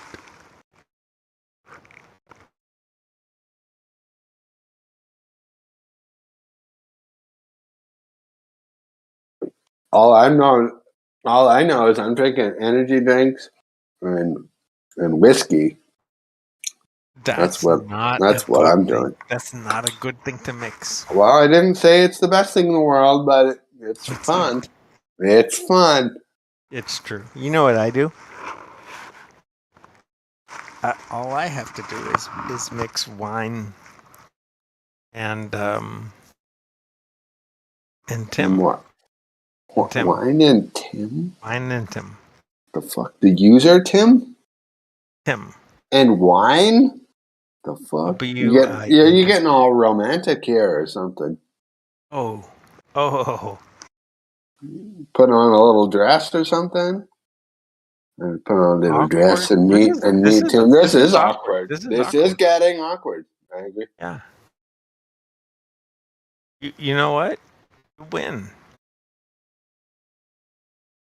I don't know. Probably it shouldn't happen in the first place. I don't know what the fuck you're talking about. But you won. You won. But I don't know. I mean, I don't want it to happen. But I can't help myself. I can't help myself. The Earth is flat. You win.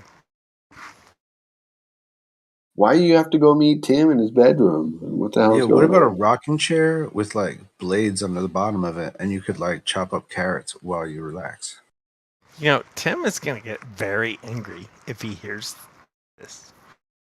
Because you keep talking about him, and you're getting all weird.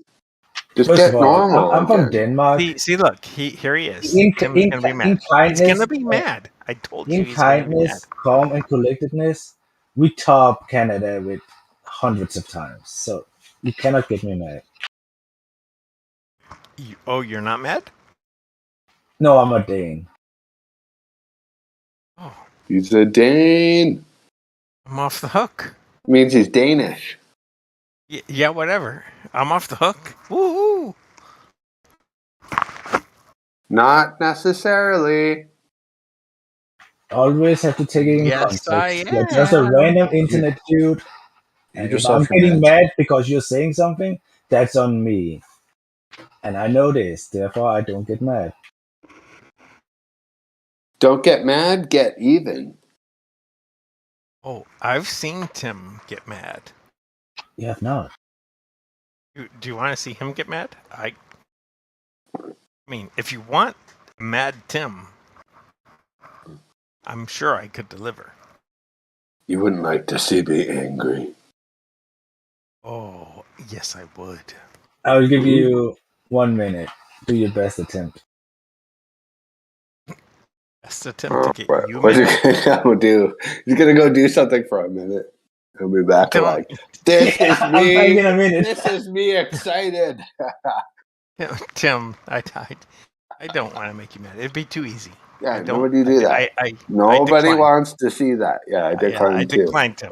I don't need the minute. I decline. Become too easy. Less angry. Yes. Yeah, too easy. Become less angry. It's funny. Being mad is a waste of time. I spent a lot of my time in my youth being a young, confused, mad young kid.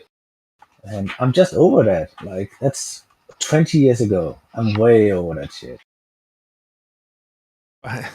Anger?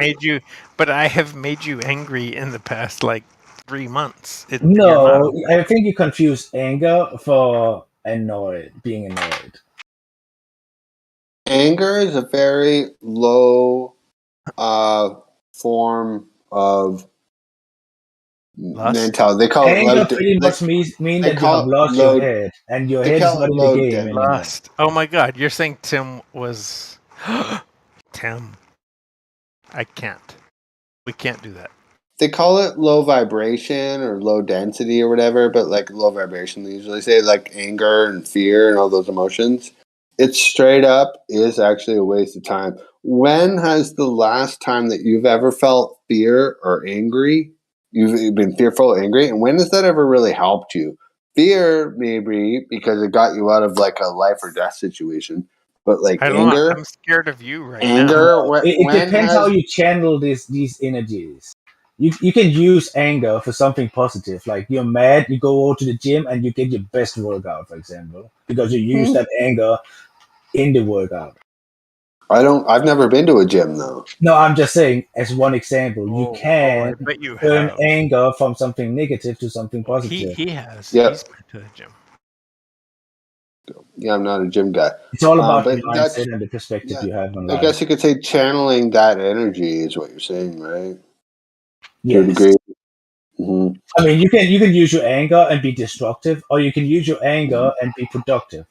You know what? Yeah, and I also don't think it's bad to be angry or fearful. Those are natural responses. It's how you choose to exert them out, externally, I think is what's key. And a lot of people, because that happens to everyone. That's why people get they start hurting people, right? They get physically abusive, and they're just like, "Whoa, this person's crazy. He's so angry." Blah blah blah. Rather than just punching bag or exerting it out with I don't know, political fucking activism. Let's say you're in a discussion with someone and you're talking about a topic that you have been around for a long time, but you cannot remember word for word. And this guy is calling you out for being a liar, and he's really touching your nerves. You get a little bit angry. You can either use that anger to come back at him with insults and slurs, or you can go away, use that anger, reread or restudy whatever you were talking about, come back and show him that he was wrong. Then you have used your anger in a positive way, because first of all, you relearn something that you have forgotten, and you didn't pass on the negative energy.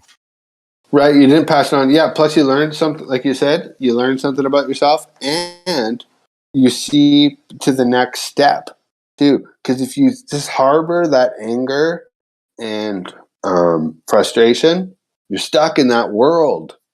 Whereas if you fix, like you had described, just as you did, and you take one step further, you're good to go. Because that's in the past now. It's not in your current world. So you stepped forward, even, maybe, I don't know, maybe you forgot something back there, but really it was probably holding you down anyway. So you moved forward. Yep. Positive thinking, dude. It's so powerful. And none of that yoga shit. It's really actually a real thing. It's just like when it's not so much about positive thinking. It's about, in my opinion, this is something that I'm realizing, because I could be a negative motherfucker sometimes. I would say it's not so much it kind of lies in your philosophy. For example, here in Denmark, we have one of our old kings is named Valdemar the Fourth, and his nickname was Valdemar Tomorrow, because his mantra, his saying was, well, there is always another day tomorrow. So whatever it doesn't work today, we can fix tomorrow. Mm-hmm. I have I like that. I love writing down those kind of phrases too. I have a huge phrase list. There's probably hundreds, if not thousands now at this point. I've just come to the understanding, after running so many of them down, that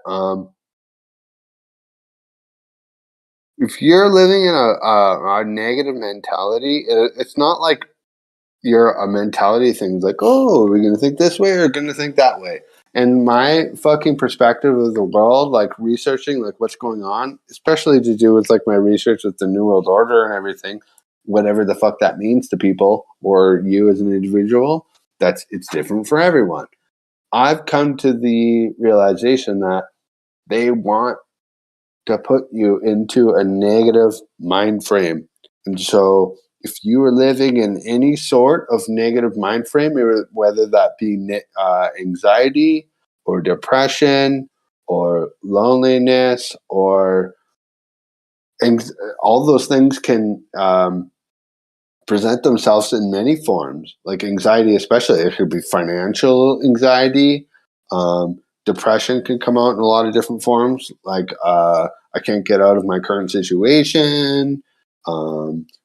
Loneliness, that happens to a lot of people. Financial shit, I think I already said that. For me, it's I can't get out of this fucking situation. That's my personal one. Not meaning but that negative kind of mentality, that is the key. Once you recognize that is the key to getting out of it. That's how they've stopped. That's the way to stop this whole thing. Basically, bring down the New World Order. You have to admit that they've fucked with us all. They've fucked with our heads and they've fucked with our bodies. And once you recognize that they've done that, they're fucked too. But they did that. I think it's a bit deeper. Once you recognize we allow whatever is being portrayed to us to fuck with us. It's a matter of perspective. You can take it in and you can let you be manipulated or moved by it or whatever, or you cannot. You can use that anger to something positive instead. Yes. So they want to do this to me? Okay, I'm going to do the opposite. I'm showing them there is a much better way. Hell yes. Yeah, that's what I'm saying, is that it's that recognition that they fucked with you. They fucked you up. Like, come on. If you're going to sit there and say they didn't fuck you up mentally or physically somehow, you're lying to yourself. They fucked with you. Give me an example of of a child being fucked up by the establishment. A child? Yeah, this happens all life, right? Oh, well, I mean, yeah, it starts from your childhood. I mean, like, if you're lucky, you haven't been abused. And so, let's say you reach the adulthood part of your life and you haven't been physically abused. Yeah, you're still fucking, you're okay, financially you're still screwed unless you had the good parents that helped you like navigate your way through it. Even if you did get through high school perfectly well, a lot of people say you got to go back to college or university for another good 6 to 8 years. At that point you're almost 30. And then even if you get to that point successfully, which almost nobody does, your fucking best years are over and you spent your whole life in a desk looking at someone telling you what the fuck is going on. It's so crazy. It doesn't make any sense. Man, I'm not sure how the school system 100% works in America or Canada, but here in Denmark, 9th grade ends around year 16. If you take 10th grade also, it would be 17, of course. Then there is 3 or 2 years of gymnasium, which would be high school, I guess. And then there is 4 to whatever, depends on what you want your education on. But then there's 4 years of university after that. And exactly. then you're like 20, 23, 24, and then you're ready to take on the world. If you wanted to be a doctor, of course, or something else, like something big like that, there would be a few years added on before you can actually start on these kind of things. But if you take the entire school from start to end, like you would be done at the age of 23, 24, 25 or something like that. Yeah, that's a good age to start your life on. It is totally, and over here, like I'm Canadian, but even in America, just down south of me, that shit goes on. Like a lot of people graduate when they're 18, and then they go and they whatever for a year or two, and then they go back to college and university when they're 20. A lot of people get their PhDs, which takes 8 years. For I don't know, you want to be a doctor or whatever the hell. Takes a lot of people go for 8 years and you're almost 30 by the time that's done. It's like your life is like largely over at that point.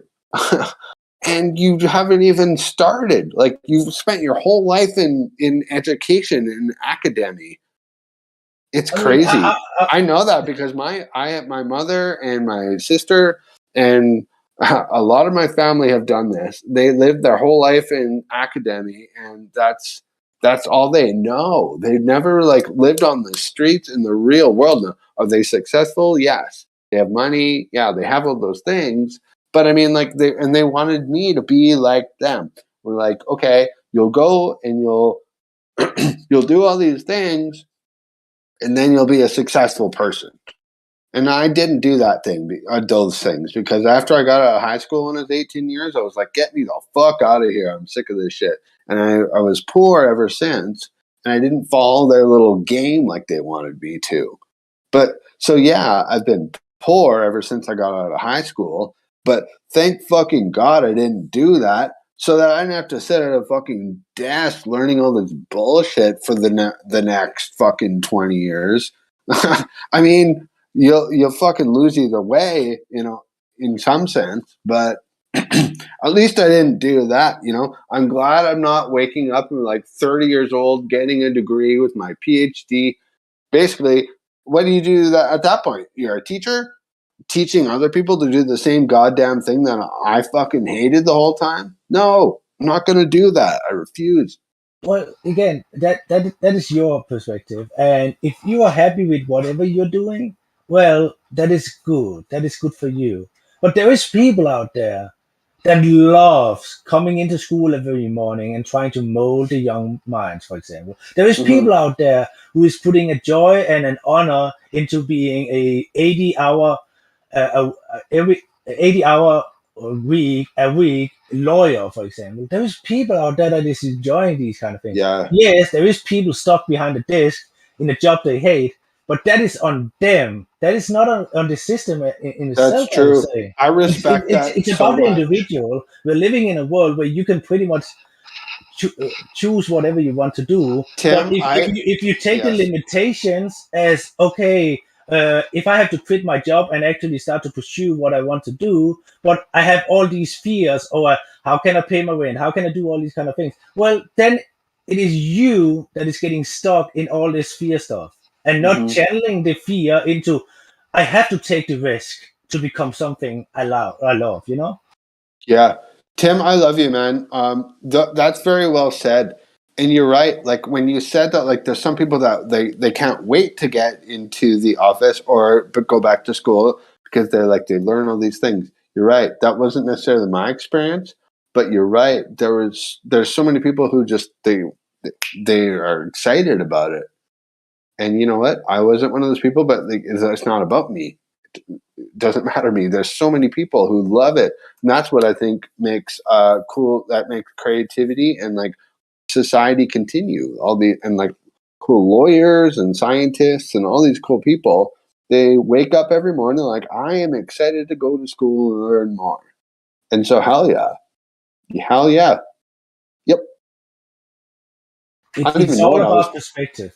If you have a good perspective, good things will come to you because you're not being led by, let's just call them negative energies again, you know? If you have a bad outlook on the world, well, bad things will also come to you. It's all about perspective.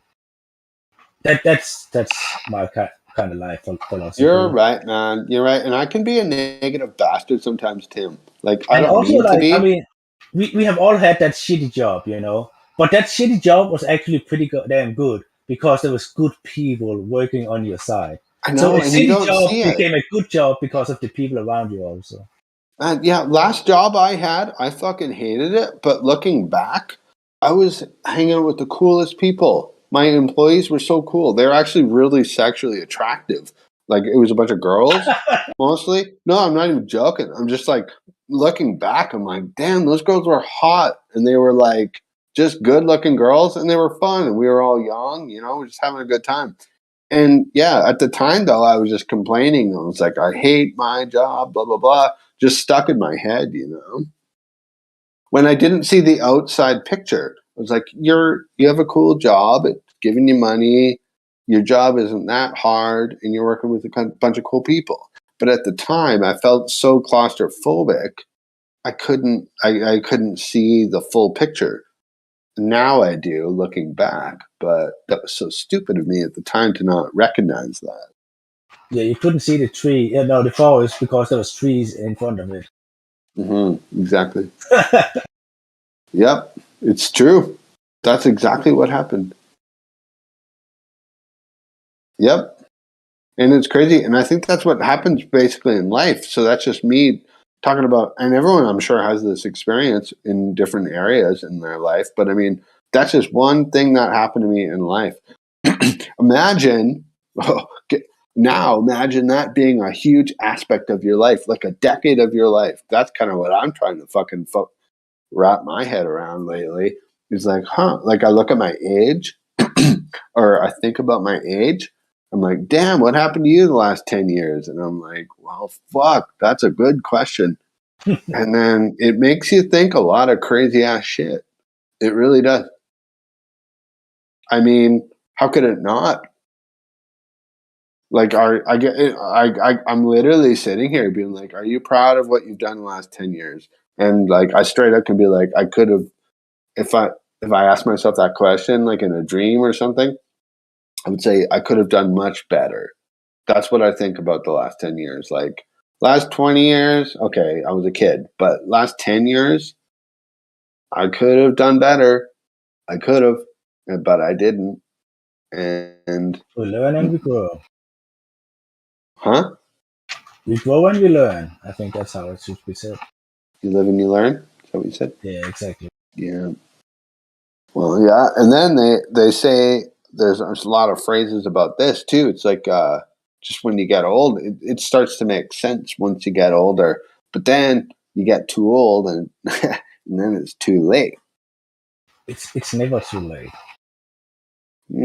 Okay. I've experienced people that has completely changed their life at 50 plus, and they went and they became really successful in that age, and they started to really enjoy their lives and stuff like that. It's again, it comes back to what I said before. It's all about perspective. If you are in a bad situation and you are acting the victim card, you're not getting anywhere, because then it's everyone else's problem that you are in this situation. Instead of asking, why me? Why does this happen to me? Ask the question, what can I do to make this better? It's that simple. Life is simple, but people make it complicated because it looks complicated in our world when we are living in a city with 50,000 to 1 million people, and everyone else is doing so good on Facebook and all that kind of stuff. So there's all these outside what's it called, effects or things that can affect you. But in the end, what people have to do is step a bit out, take a weekend off, lay your phone at home, go out into the wild with a top shelter and shit like that, and just be yourself for a few days. And you will come back with a centered mindset and more focused on what is important to you. I'm not sure if I butchered that, but that is what I do. That was very well said. When I'm stressed, that was very well said. Yeah, when I'm stressed and I cannot find hidden tails in anything, like that is what I do. I pack my bag with a knife, with some maybe a fishing rod and stuff like that, and I just start to walk, and I there is water all over the place, so I see if I can catch a fish. If I catch a fish, I start to put up my top shelter, make a fire for the night and stuff like that, and I'm just me, myself, my mind, the nature, and it does take a few days like that, and you have a completely different mindset when you get back. Can I talk to you about something about that, Tim? Yes. You seem to be very reasonable. I want to do something like that, but I actually just spent like $10,000 worth of buying music equipment, like synthesizers. They're very cool, and I can't use them because I have this cat that's been living with me, and the cat will destroy it with her teeth and her claws. This sounds really stupid. I know. I've brought this up with other people before, and nobody seems to have an answer. I live in this small house, and I live with a cat. The cat. So what is it that the cat is destroying? Like the speakers or what? Yeah, she'll chew at anything. She's already destroyed a couple of the knobs. They can be replaced. That's okay. So nothing bad has totally happened. But she's capable of destroying the whole thing. Like, can you put up some? Can you buy like some grid or something like that, just like chicken net, and put it over so it cannot get into the delicious part or the fragile part? The delicious part, yeah. That's kind of where I guess, yeah. Because my idea was just like, it would be much easier if I was just like, you're not allowed in this room anymore, which is my bedroom. And like she's sleeping. And you know what? This is stupid. I've had this conversation with people before. That's selfish of me to bring it up. I'm sorry. It's just no, what you were saying before is much more important, dude. It just reminded me of that. Like, I know, man. Like you said, like take a breath outside and everything. That's kind of what triggered what I just said with my cat. And like, I know, like, it's so crazy when you get so caught up in your mind. It's like, dude, go for a fucking walk or something, right? Go on a fucking holiday, do anything. Just stop doing whatever it is you're doing. I totally get that. But but I don't personally need to go on a holiday, but I do feel trapped in my situation because of my cat. And you know what? You're right.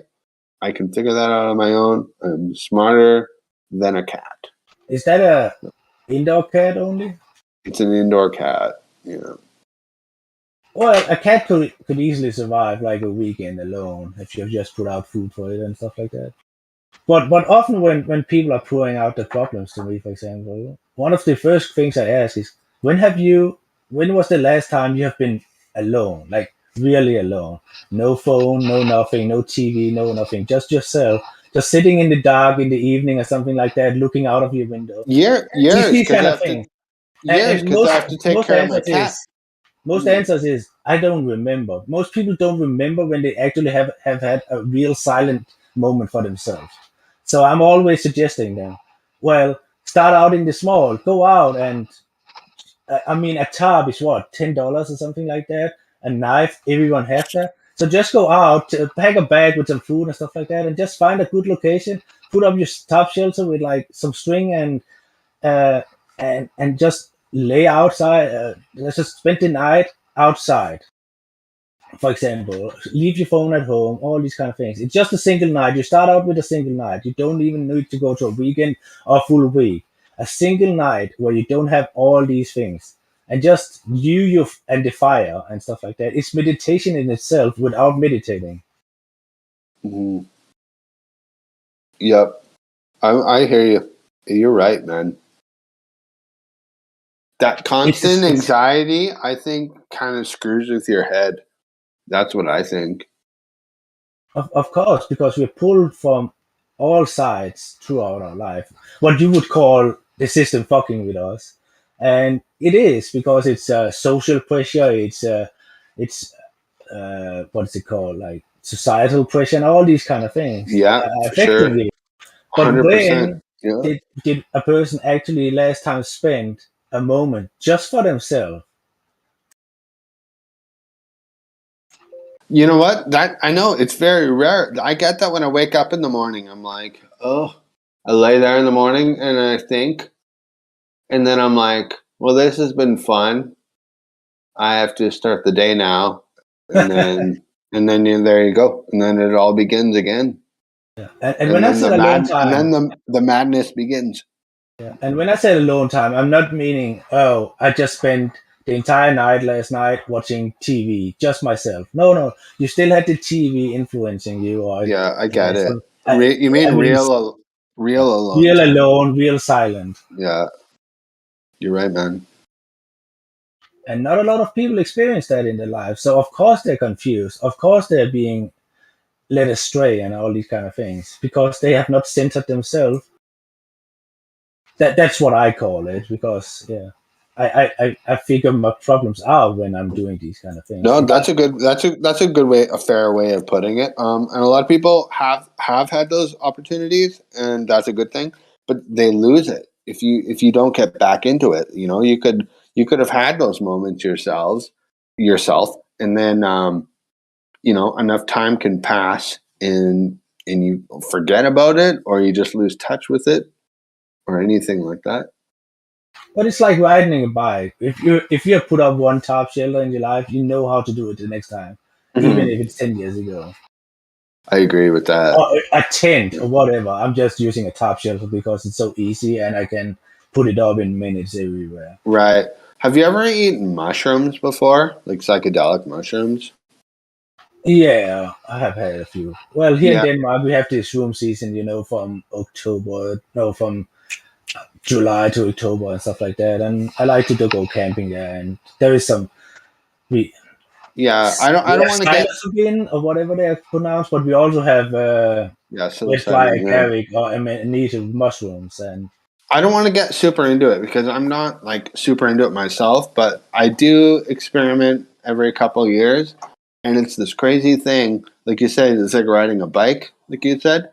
It's like every once in a while, if you partake or whatever, and then it's just like, oh yeah, that whole thing, and then you're alone in your own little universe, and you're like, yes, this is the way. And then you chill out for a few hours, and you're like, yep. This is the way. And then it goes away, but that memory exists. So that feeling disappears, but the memory exists. And you're like, whoa, I forgot about that mentality. Kind of like that thing you were saying about being alone. It's kind of like that. And I don't know what that really has to do with what you were saying, to be honest, but it just reminded me of it. Yeah. Yeah.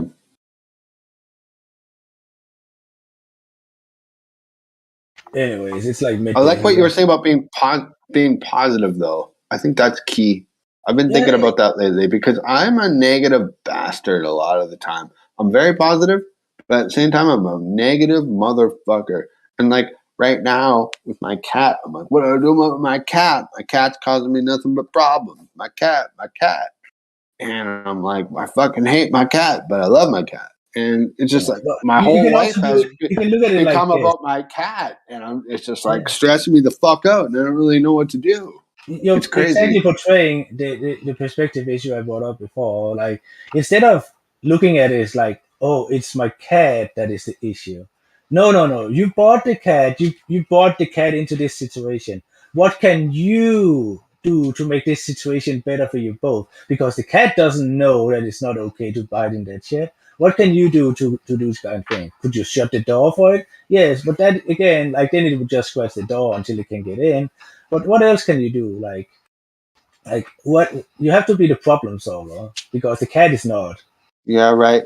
Yeah, my brother said the same thing to me. He's like, I was texting the same thing to him like months ago. He's like, I believe you are smarter than your cat, is how he responded. So yeah. It's some weird test that I have to do to overcome the intelligence of my cat, but I don't want my cat to be unhealthy, and I want my life to be improved and healthy myself, like even forget about my cat. I want my life to be good, but I also don't want to abuse my cat or have get my cat be depressed at the same time, Like even if I've had thoughts of giving my cat away, like adopting my cat, and I'm pretty sure that would make my cat highly depressed, and it would make me sad too, actually. So I don't know, like, but I can't afford to buy a bigger house, like with a separate bedroom studio thing, without my cat biting the shit out of everything. I literally don't know what to do. I'm pretty sure you can be what's the word, creative, like get some chicken net or something like that so it cannot get into the place it likes to buy. I've been thinking the same thing, dude. Like something weird like that with the netting. Yep. What if your cat just has low frequency vibrations? Maybe it needs like a mushroom trip of some kind? No. Anyway, it's like midday here. I have to get some stuff done, but it was a good talk. I know it sounds like a stupid. Yeah, good talk, man. Tim, I love you, man. But it sounds like a stupid problem, but it's actually been. It's very real. It's been haunting me for half a year now, almost. A little less, but months. It's a real problem. Like I don't know what to do. I mean, I don't know. But anyway, you're right. It doesn't matter. That's my own personal issue. I'll figure that out. I like what you said. Did he? Oh, he left. Holy shit. Well, he was saying stay positive was one of his main points, and I agree with him. All right. Forget my cat thing, but I hope everyone learned from Tim. He had some great points there he made. Said stay positive. This reminds me of when the pirates used to be paid in cat fur, and they would all go and spend all their money at Piscataway.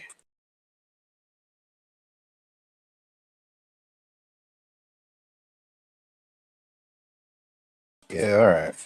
That was an Emo Phillips / cat joke. I knew it was an Emo Phillips joke. I could tell you. I knew it was an Emo Phillips joke. I'm trying to. You know, be better than making Emo Phillips joke. You outsmart everyone, and you come up with a brilliant solution to the cat problem. That would be even funnier. It'd be hilarious in a good way. It wouldn't be funny. It would just be more valuable. Yeah, well, it's funny you think I sound like Emo there's Phillips no way to because outsmart somebody Cat. else said that I also sound like Emo Phillips, and that's fucking stupid.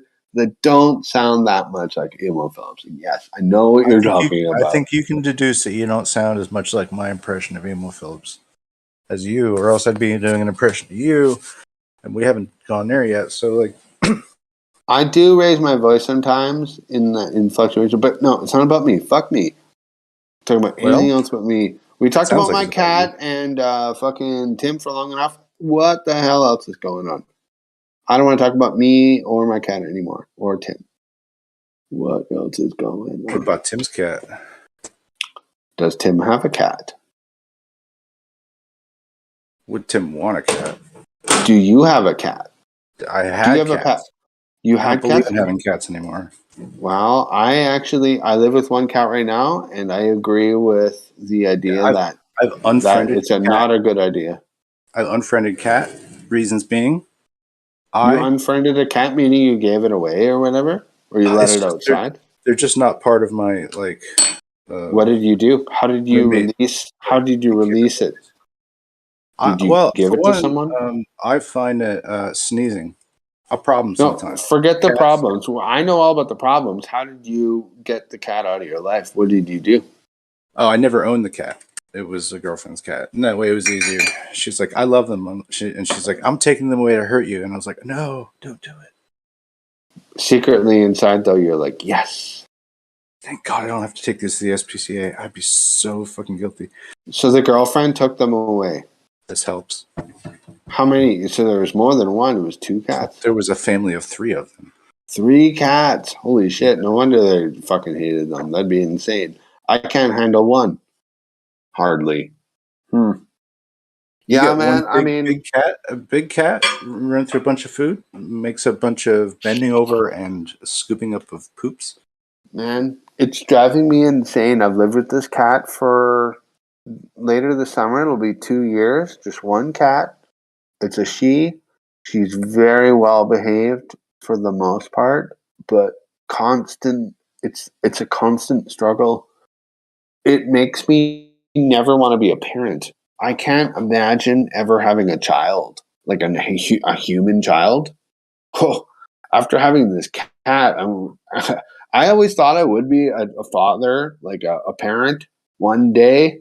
But as the years of scrolling by in my life and having this cat, I'm starting to second guess that whole fucking thing. I don't think I actually will, because this cat has driven me insane. I can't imagine having a child. And I was telling this to my mom the other day, and she's like, yep, and it never goes away. Like for the next 18 years. So I'd be like a 65 to 70-year-old man by the time my child got out of my hair. And then I'll be dead if I even make it that long. Like, fuck like, that. Never buy a cat. I didn't buy a cat. I had to take care of it, and then it just kind of grandfathered its way into my life. But how that happened. No, but that whole thing about having my last serious ex-girlfriend, we had kind of talked about maybe, having kids and stuff like that. I'm so glad that didn't happen. Mm-hmm. That was what I did with this one, but we just had kittens. And then the kittens, they procreated, and it was almost like we had babies. We didn't. It was a good thing we didn't, probably, because that relationship didn't last that long. But the kittens, was the best part of probably the whole thing. It was just watching kittens get born. And these 3 cats that I knew pretty well. They're cute. I know. I love a kitten. I wish I had one of those cats, because that would have made it all worthwhile. And I'd be like, at least I have this one fucking cat from all this bullshit. But no. Then it dies 5 to 10 years later. Oh, right, yeah. I'm here trying to tell you about the patterning of it and stuff, and you're like, you have a dead cat. And I'm like, hey, stop talking about the dead cat. I'm just talking about genetics. Anyway, fucking, I don't know. Do you need a pet? Do you need one? I don't know. Some people do, but I mean, this is the thing. I have an uncle. He never got married. He doesn't have any kids, and he's like, humans should not live with animals. And I knew about that for a long time, but it was reiterated to me after he learned that I've been living with a cat for a while, and now I'm like, oh, that's what he was talking about. I totally agree. Humans probably shouldn't live with animals. I mean, no. Here's an example. I'm pretty sure my cat pissed all over my kitchen counter last week. I can't prove it, but there's this weird yellowy sticky substance all over the countertop, and it dripped down on the floor and splashed all over. I can't prove that it's cat piss. I'm going to try to do that, but as far as I know, I'm pretty sure that's cat piss, and that sucks. And then that was last week. And then this week, I'm like, what's all this weird shit down on the other side of the kitchen going downstairs? I'm pretty sure that's cat piss too. Yeah. And I'm like, fuck you wanna know this, what, dude. You want to know, this like is this an indoor-outdoor cat? Indoor. Oh, I think it wants to be outdoors. She definitely wants it bad. That's what I'm going for. Yeah, wants it's it very bad. On your kitchen counter? No. Well, fuck that shit, dude. Sorry, I'm a clean person, dude. I don't need my cat pissing all over my kitchen. Right. You know? Right. New kitchen, too. I actually just remodeled it, too. And it's just like, so new kitchen, boom, cat piss. I would definitely, if my cat did that, I would definitely, like, next time I prepared it food and stuff like that, I would definitely, like, let it get all happy, and then I would take a piss on its head while it was trying to eat the cat food. Well, I'm just wondering if it's just like maybe neglecting her litter box or something, and maybe she's like lashing out, or just like that's their response. That's what they do. That's what they do. If you're not taking care of their litter box, they will fucking fuck your shit up. But dude, that sucks, dude. I don't want to have to do that every day for the next 10 years. I don't know if I should be a cat owner. Is what I'm guessing. You're not a cat person. I can tell this already. But I love her. But I don't want to do that every day. I'm sorry. I just don't fucking want to do that. I can hardly take care of my fucking self. You're not a dog person either. I don't feel like you're a dog person. You may be a goldfish person or a gerbil person. I'm more of a goldfish type. Nobody take offense to this, but I don't need to actually say what I think about dogs. But dude, you might be right. She fucking grandfathered her way into my life and my house, and she's just a part of my life now. But this is the thing. No, you probably have toxoplasmosis. There's a good chance you have toxoplasmosis. Oh, I probably absolutely have toxoplasmosis. Yep, I have schizophrenia now. Now this is the only thing. That's the only reason you're not kicking this cat out the fucking door and to hit the road, Jack or Jacqueline or whatever your cat's name is, right? But like that's why I probably had toxoplasmosis from when I was a kid. I've been around cats my whole life. So fair enough. I know about that whole thing. All I'm just saying is now I'm a 35-year-old man taking care of a newborn cat. She's almost 2 years old this summer. And I'm like, damn, really? I have to do this for like she's fucking awesome and I love her. She's really cool and cute. But seriously, like, she's pissing all over my shit, and like, I have to deal with this for like the next decade. Just think about it what do I do? Like, if you had a hot girlfriend and she's cute or whatever, but she just wound up like getting the waterworks going on over all her furniture and stuff like that, you'd be like, "No, sorry, this is great and everything like that. But I just got this couch. I just cleaned the counter. This is too much for me." Somebody else. Yeah, but she doesn't know any. She doesn't know anything else. She's depending on me. That's the thing. I can't just like put her on the sale or something and she gets a new home and she's like, oh, this is fun. All she knows is this house and me. That's all she knows. Yeah. So that would not be fair because I'm an animal lover. And I have a lot of empathy for animals too, especially my cat, seeing as I've known her for like almost 2 years. Well, you should give it up soon. Now that it's got the cuteness, right? So at least somebody else got a chance of loving it. You know, nobody wants an old cat. You know, that is true. Smell right. This cat don't smell right. Can't even clean his hair correctly. You know. Yeah. Well, there's the thing. You can't even clean the cat either. She won't go near water. Just like shit like that. You know. I don't know what to do, man. Change his attitude. It's too late, man. I've had her too long. She's like, I'm stuck with her. Wow. She doesn't like me all the time either. She runs away from me. It's like we have it's almost like an abusive relationship at this point. Yeah. I think this is toxoplasmosis talking. I probably got toxoplasmosis years ago. And you're like, I can't get rid of this cat. Then I'll lose the toxoplasmosis. Yeah, exactly. I don't know, man, but I do love her. She's so cute. If you saw her, you'd love her too. But the thing is, man, I mean, what? Tell me something I don't know. She's incredibly cute. It's just like when I wake up in the morning and I'm like, there's this weird sticky substance on the kitchen counter. I'm like, I can't prove it, but I think that's probably cat piss. What do you do at that point, you know? And then like I still haven't cleaned it up actually because I'm like I need to figure out a way to detect if it's actually cat piss. I still have yet to do that. But yesterday I was going down the stairs. Oh my god, man! Yo, we got any topics? Did anything happen last night, Snacks? Hey, Jeremy. We're talking about cat piss. I know. It's important. It's not. It is. The whole night shift has been total shit show, Jeremy. It's been a shit show all night. Can we finish at least that last point before we move on? Or with the cat piss? Yeah. No. We've come this far. I might as well finish my point. This is what got us to this conversation is settling for substandard conversations. So, okay, let me make this last point and then I won't even talk anymore about it. So that cat piss thing hasn't even been cleaned up. And then I was going down the stairs and I noticed this weird liquidy stuff on the floor. And then I looked at it. I was like, oh, God forbid, is that also cat piss? So this is now I really need to detect what the substances are. I need to know if my cat is pissing all over my house because she didn't used to do this. Now we can talk about reasons why later. I need to detect what these substances are because, man, if no, do it.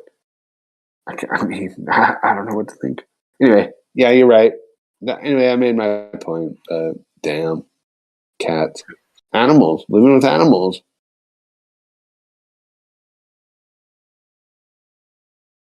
Jeremy? Was it crazy last night, Snacks? Rolling my boulder and Lou going on for like all of too long. Oh God. Just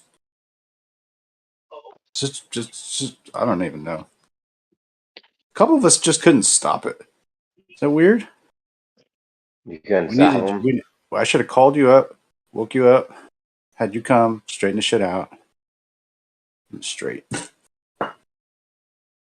Percentage, no help at all. I thought he was going to be helpful. No.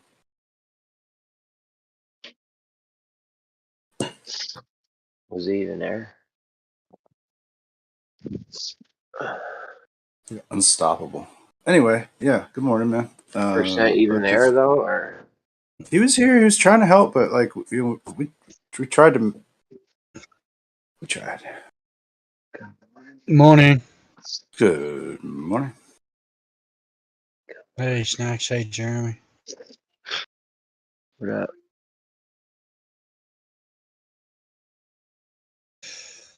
So what's the news on Snacks. Hey, Snacks. Hey, Jeremy. What's going on? Good morning. Hey, Snacks. I'm just making fun of you. Your voice. Fun. Sorry. They're making fun of me. What for? It was just a joke. ET, no offense, but we're trying to reel the conversation out of the pee hole.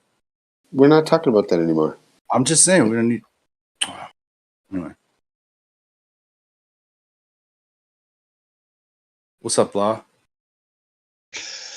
I don't know, but see, I've broken the internet about the moon. Holy shit! See the videos coming out this week. What happened with the moon? See, I'm not crazy. I've been talking about the moon for I've been pushing the moon for weeks now about it being man-made, being a gas structure. It has its own electricity or power source, and somehow the moon just reacts with it, right? And now all of a sudden there's just bang videos all over the shop about the moon being a gas plasma structure, possibly man-made, has its own light source, it's see-through, and it's just like, whoa. So you gotta be careful what you say on the internet, man, because it just takes off like wildfire, especially in the flat Earth community. Hey, I have a question about that. Does anyone have any strong opinions about that see-through aspect of the moon? Yes, it's a lighthouse. Light bulb. The transparency of That's it? Stop thinking all this rubbish that the government tells you. It's nothing more than a light bulb. Lighthouse. That's it. That's all the technology they had. Literally, are you saying it's closer to a light bulb than anything else I could imagine? Literal light bulb? Yeah. Okay, I started work on the theory that the moon is actually a dying sun. So they realized a couple thousand years ago the sun was dying, so they created a new moon, and a new sun, but the moon is just an old sun dying. New day sun. So there you go. That's why they're rotating around each other. See, it makes more sense, right? Once you really start thinking about it practically from a construction perspective, not from a philosophical or a religious or a delusional scientific perspective, it's all constructed, and it's very basic, very simple stuff. You know, it's a fun idea, and okay. And someone stop me if you think I sound like a broken record right now. But I've been talking to people for the last day or so about this. So if you've been hearing me talk about this, tell me if it sounds annoying, and I'll stop talking about it. Okay, I like the idea of the moon being like a dying sun, or they have some kind of relationship romantically or something like that. But the bulb thing, like you just said, Blotech,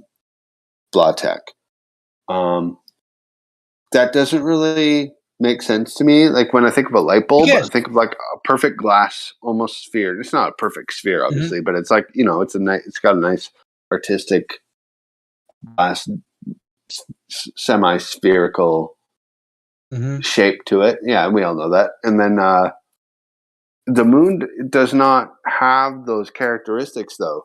The moon has. What? And we were talking about this an hour ago. You just start problem solving. You start problem solving your idea. We're gonna get it, and we're very close to what it is. So you just start thinking about what the hell you think it is. Well, I think I could contribute. I could contribute a lot to that argument. Then, I think. Are we saying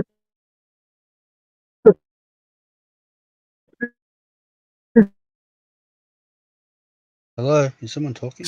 Someone tell him he's roboting really hard. Who is? He must be on a cell phone. Who is?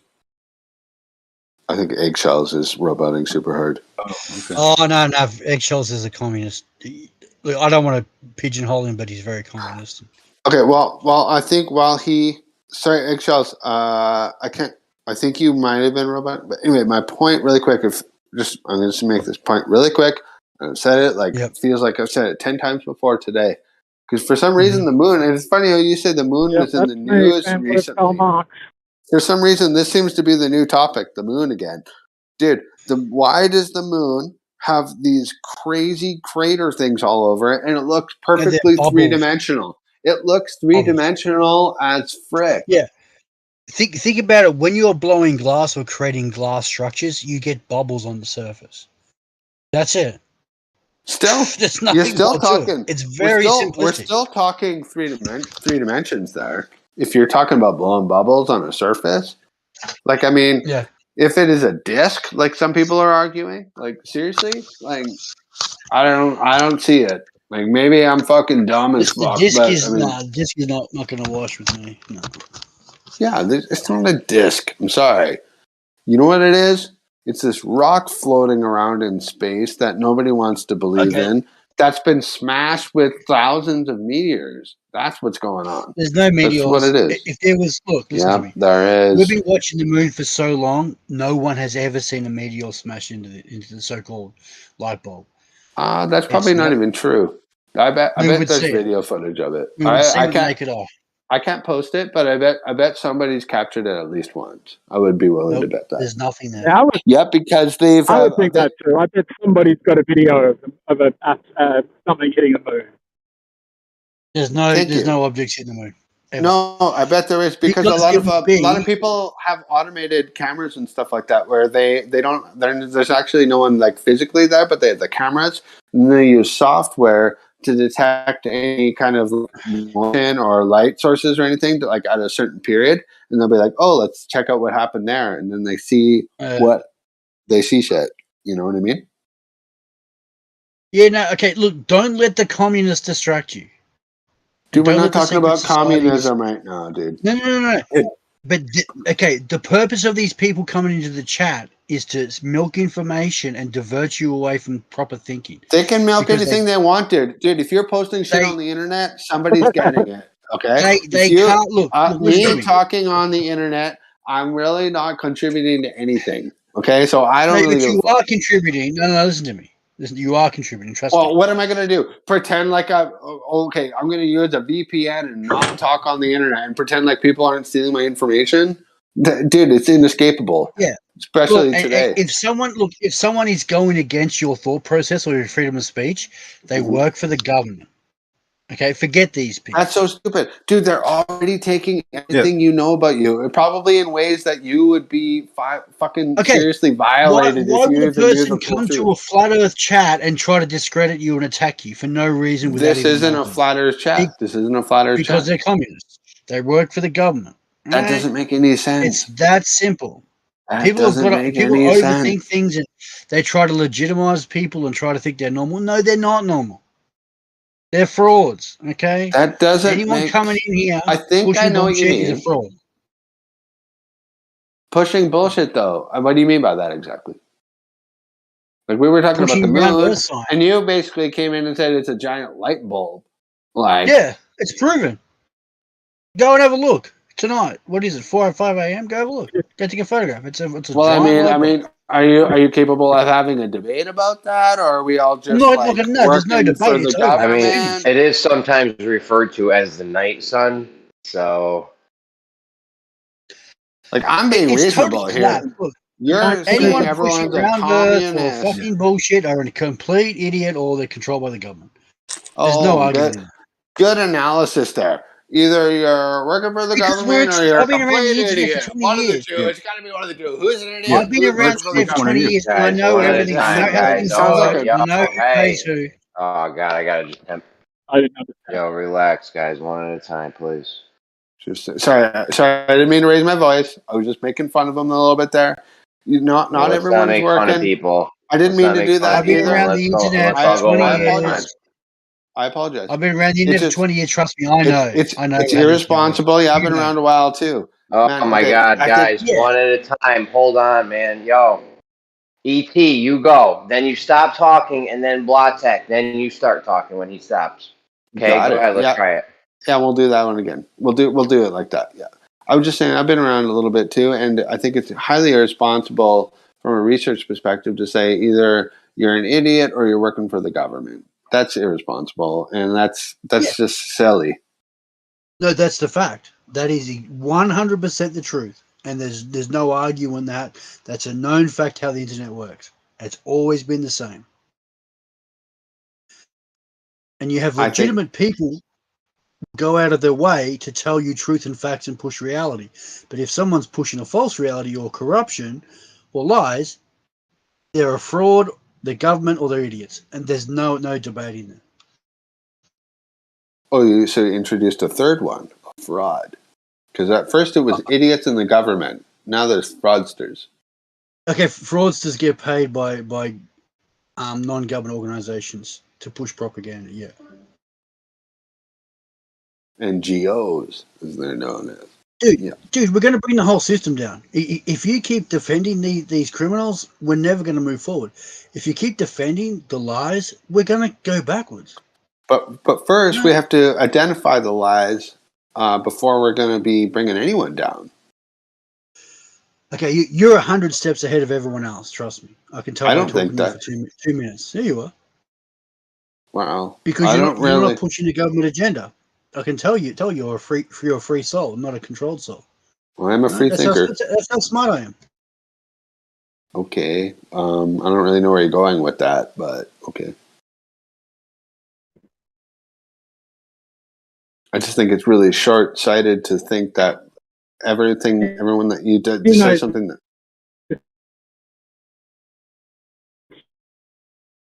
Yeah, we're still going to keep that one person talks at a time idea. Eggshells has a robot problem tonight for some reason. This is the second time this has happened. For some reason, you're not coming through, Eggshells. For reality, and you don't. Yeah, I got shitty internet. Whoever that was, we can barely make out what you're saying. Eggshells, type it in the group chat or the public chat. We can't hear you, dude. Okay, and I just went one more point, and then there's a lot of people here now. They can make their, well, I don't know, I guess not that many people.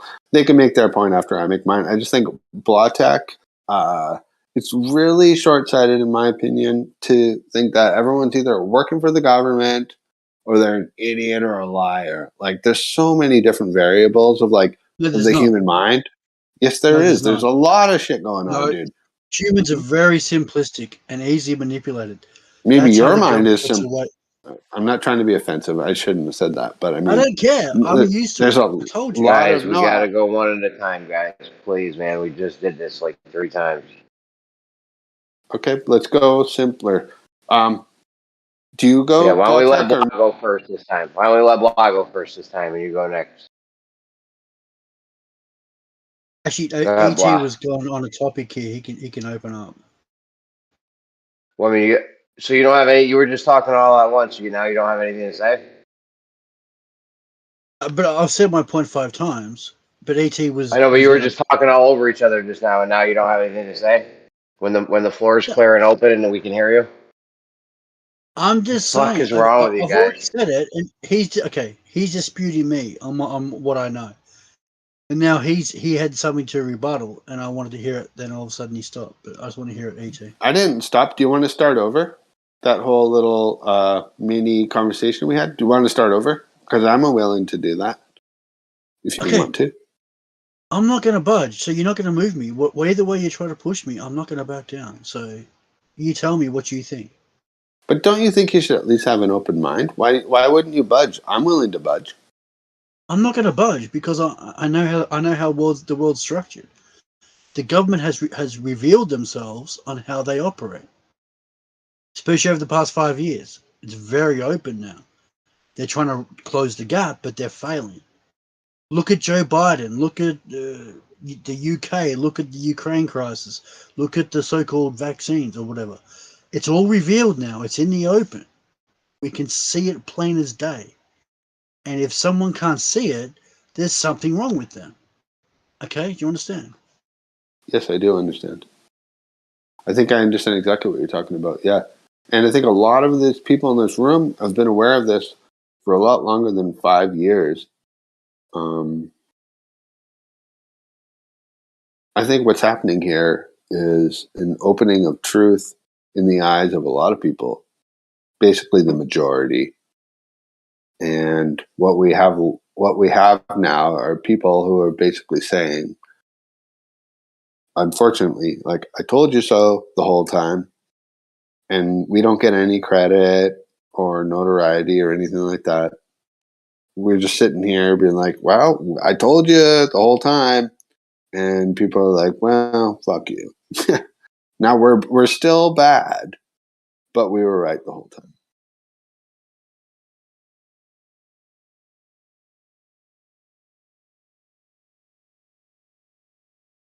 I mean, COVID is a perfect example. The whole vaccine thing and everything. I don't care if anyone. Not words then, just not describe those things. Oh, we're still playing that game? I'm pretty sure it's on the TOS or whatever for this thing. Well, okay.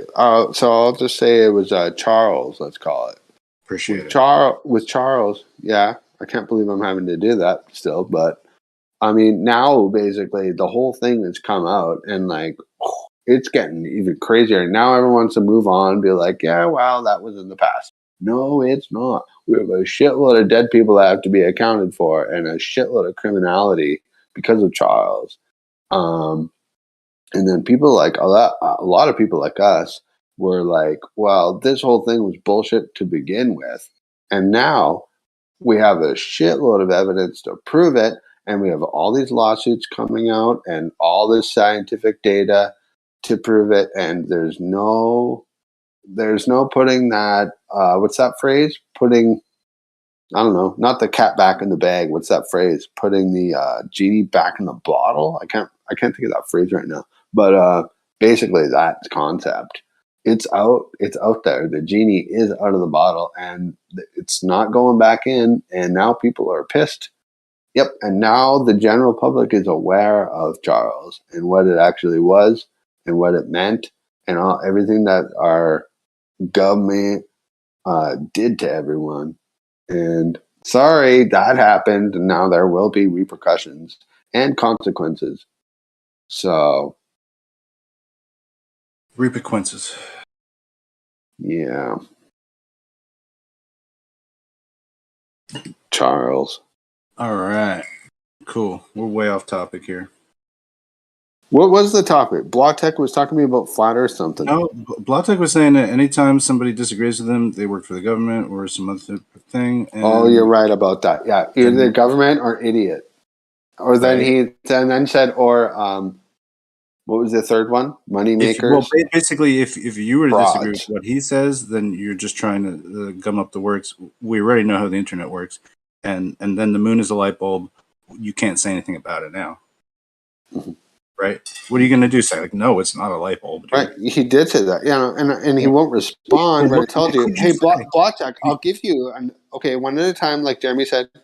Okay, let me really quick. Let's get to the moon. Why does it not look like a light bulb, and it looks like it's been smashed into by thousands of meteors? Okay. They're bubbles. All right. Have a look at it, and look. I'm working on another theory behind the smashes, and I'll come out with that soon. But I just can't verify it. But I know what's going on. Okay. What is it? Just quickly. Okay, let me tell you something. The moon is barely 300 miles above the Earth. I used to say 200, but now I'm thinking 300. It's very, very close. More closer than what you can imagine. Okay. And people say, well, how can the equator be 6,000 miles away from any location and we can still see the moon? Well, that's easy because the moon is moving in an arc across the Earth, so it's visible from different angles. So yeah, it's pretty obvious, you know.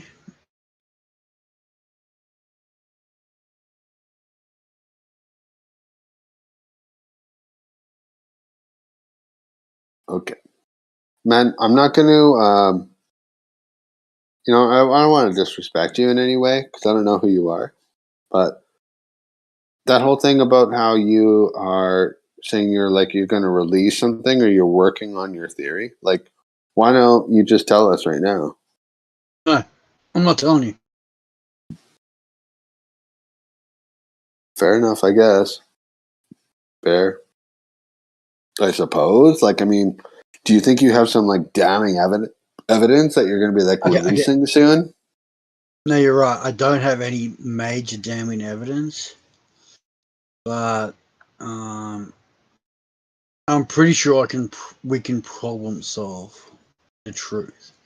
That's what I'm saying. Okay. We just got to keep pushing at it, and as a group, we can crack the code, right? That sounds positive. Anything. I like that. See, I love that idea. That's what I guess we're all here for, right? We're all just trying to figure out the truth of our reality.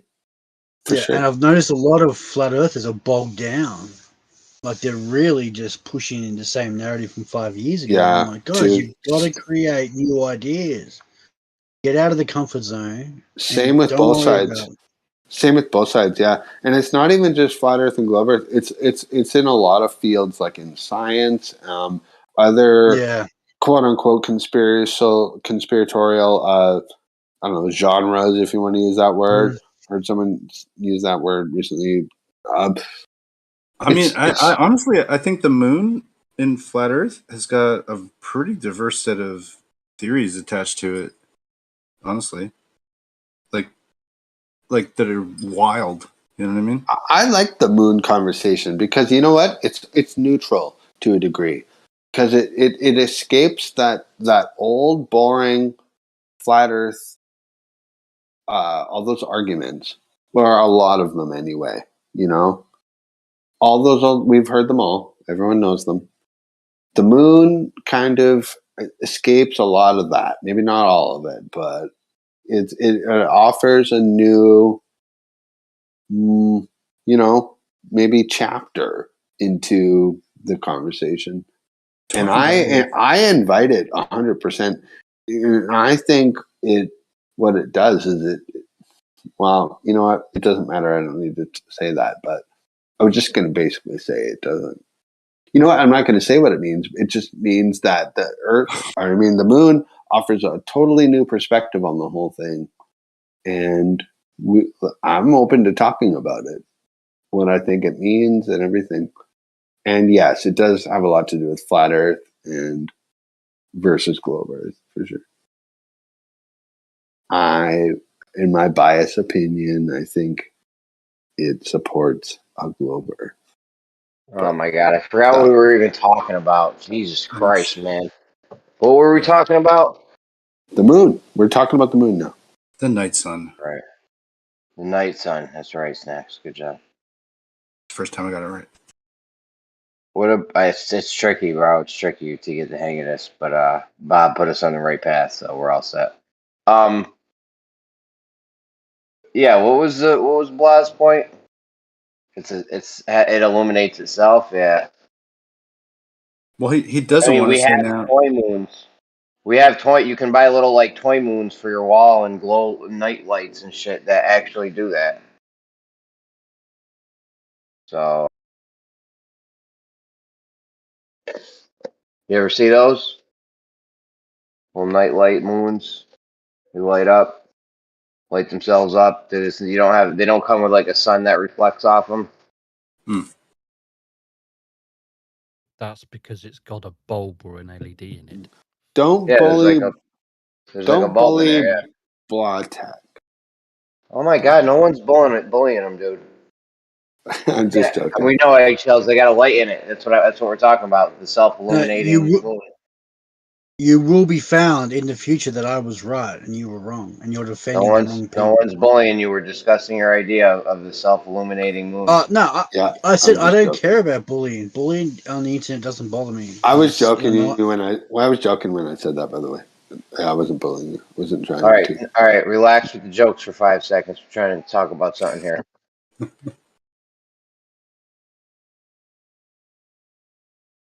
So yeah, the little moons they sell, they have a little bulb in it because they're self-illuminating, like we were saying. Yeah, I mean, we know that there's a bulb in it because we can take one apart, or we can talk to the people that manufacture them, or you can look inside one and we can see there's an LED or a bulb. Yeah, we know what's in it. Yeah. So, how do you know that there's some sort of self-illumination in the moon? How do you know that? We're just speculating. I mean, I don't know. Blah, do you know, or are you speculating? Do I know, or am I speculating? Blah Tech. Well, do you know, or are you speculating? Oh. But wait, M2M was making a point. Oh, you're Blah Tech. You changed your voice recently. Wow. Well, no, sorry. What'd you say? Why can't you answer me, Jeremy? What's wrong with what I'm saying? I did. I said we're speculating on what the moon is. What's up? I don't know. I said I'm speculating. I did answer you directly. I directly answered you. Are you paying attention to the words I'm saying? Yes, I'm paying attention to the words you're saying. All right. I don't think so now. Yeah. Okay. I'm trying to say something. You keep talking over me. So basically, you don't know. Tim, have you say, dude? Tell me what you want to say. Yeah. What I'm just trying to make is exactly what Jeremy's just said. He's speculating. You don't know. Well, we don't know if he's speculating or not because you didn't let him answer my question. But you did say it is self-illuminating. You made the claim it's self-illuminating, but then it does seem to glow. Speculating. We don't know if he's speculating or not because you never let him answer my question. So we don't know. Maybe he does know. I don't know. We'll never know if you guys never let him answer. Guys, it's human vision. Go outside and have a look. It's a got no freaking social awareness. What the fuck, man? Man, that's why I brought it up. Okay, really quick. That's why I brought that up earlier, and why I won't shut up about it. I don't care what anyone says until someone can fucking answer my question. Why does it look like a 3-dimensional sphere that's been fucking hit with thousands of meteors? It looks hasn't been hit exactly with like thousands of that. meteors. They're bubbles. The bubbles were created during the construction process of the Bubbles. God. Well, why is it then when I mean, I've looked at them in numerous times with my telescope. Well, say numerous, a few times at least with a telescope. I've only had it for about a year or so, and you can actually see the shadows of the sides of the craters. So how can that? How can that? How can that? How? Let me finish. Let me finish. Let me finish. Let me finish. Okay. So when if you look at it long enough, okay, with the equatorial mount, as you move it, those shadows also move, which is consistent with the Earth rotating as well. So why is that all the moon rotating as well? So it's quite consistent with that. So I'm going to give you a free education. So hold on. I haven't finished yet. Please let me finish, and then you can talk. It's not a problem. Just allow me to talk. Okay. So how are bubbles consistent with those shadows? That's my question. Okay. It's very easy. It's very simple.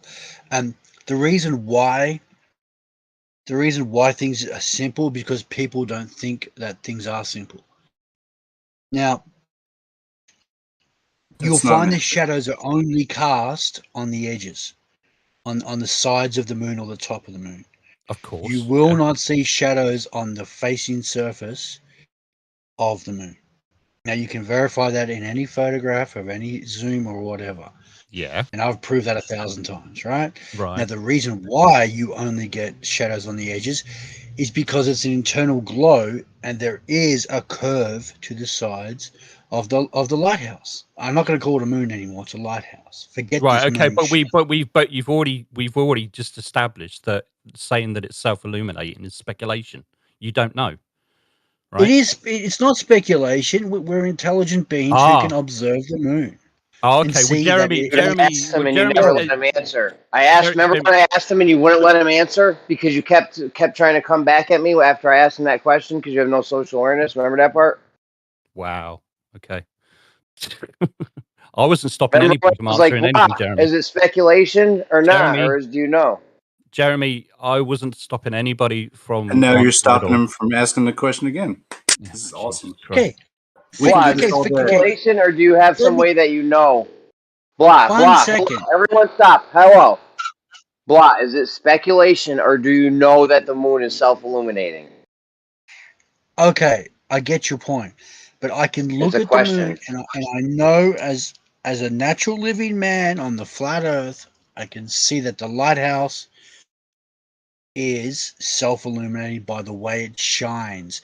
It's not reflecting, it's not deflecting, it's whatever, it's shining. It has its own internal light source.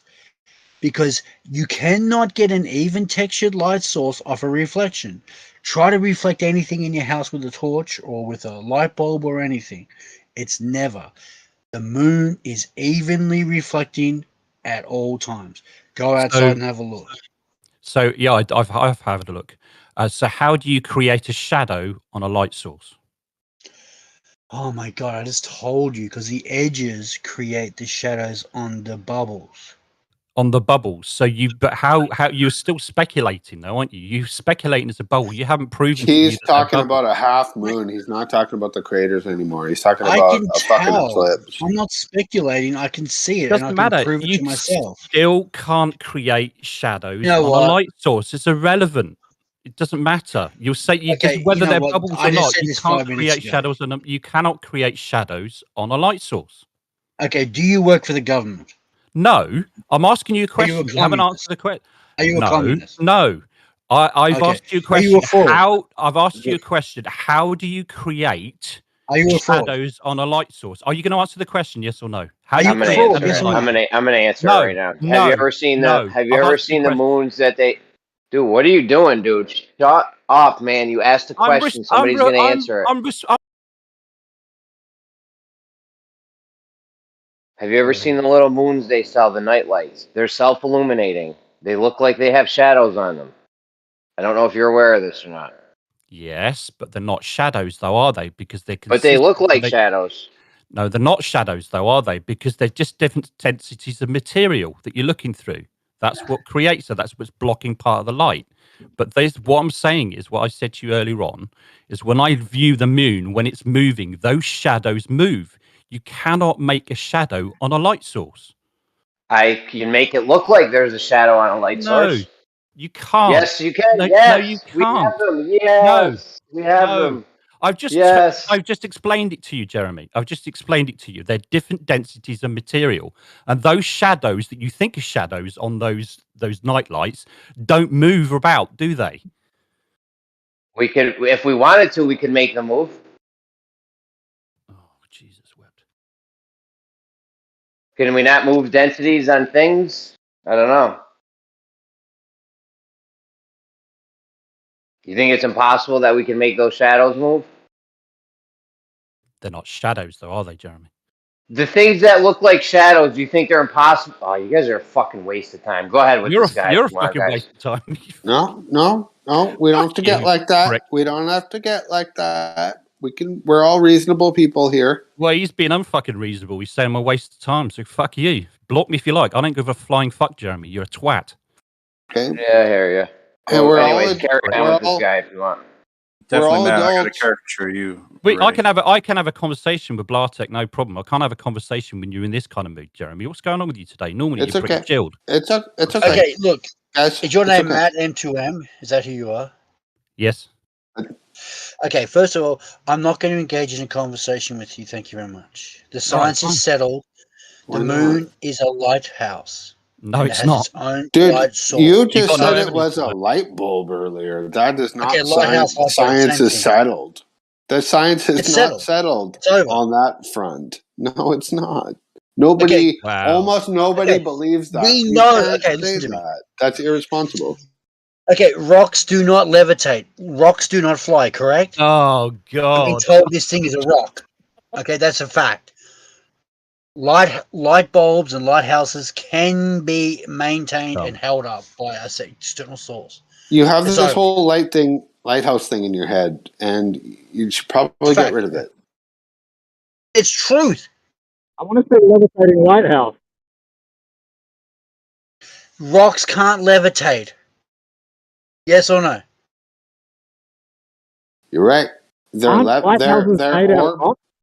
orbiting around. That's what's happening. And eggshells, for some reason, your audio is just the worst tonight. I don't know why.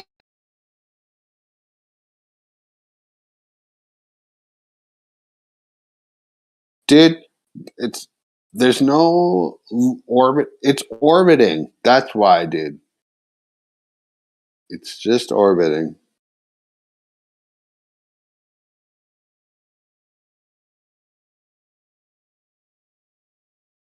That's what the moon is. And that's why it looks like what it is when you observe it. It just looks like a rock flying through space, doesn't it? There's a reason for that. Because that's exactly what it is.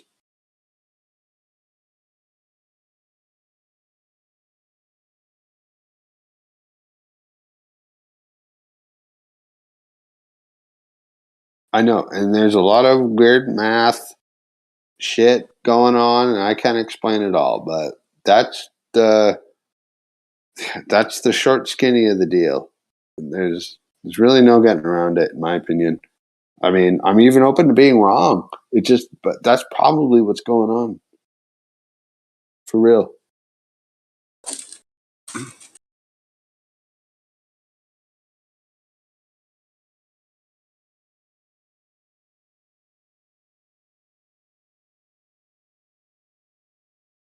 I'm back. Is everyone still there? I like Matt M2M's logo, and I rotate it to the right. You made him run away? MTM? I'll pretend I'm him.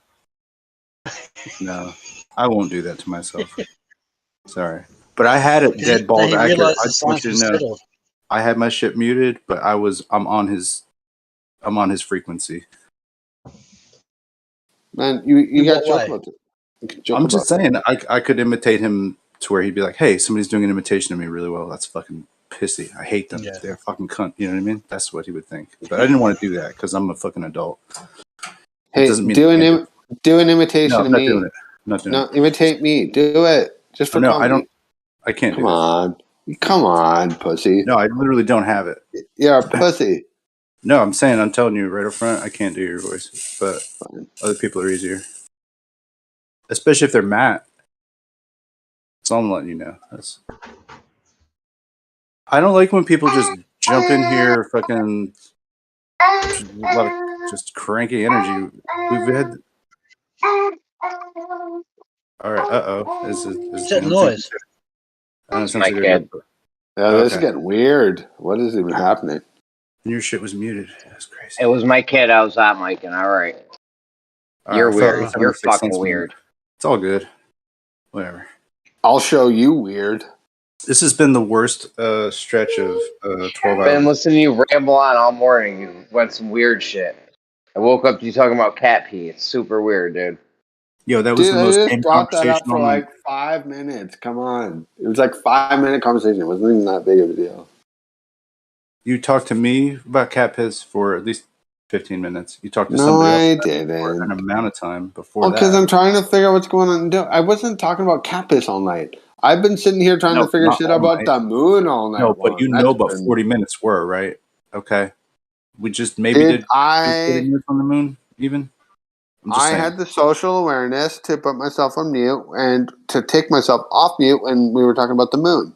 Which is why I want to keep talking about it. It's totally fine. We weren't talking about cat pee. It's totally fine. Nobody was talking about cat pee that long. Yeah. Okay, we don't have to talk about the moon anymore because the science is settled on the lighthouse. Okay. It's over. All right. Fair enough. Hey, Blah, did you see the video that I sent to you about the guy from 1965 from Australia talking about the Okay. I love this guy. All right. I sent you a message. Did you check your DM box? How did they plant that shit in there after you thought about it? Then they fucking retroactively planted some shit from 1965. Okay. They buried the data. Then he was half right because he was calling it plasma, but he's wrong. It's a lighthouse. Okay? He's half right. All right. Right? Okay. It's plasma lighthouse. Well, it's a gas-filled lighthouse that illuminates. It says part solid, part not solid. Is that what you figured? Dude, I just told you it's got bubbles on the surface. It's got damage on the exterior. All right. It glows. It's a lighthouse. Are you guys talking about the moon still? No, lighthouse. If you call the moon again, I'll come around and kick your ass. No, with the Snacks, what was your question? What was your question? We're talking about the night sun. I was just asking him about the video that I sent him. It had to do with the moon. I'm sorry.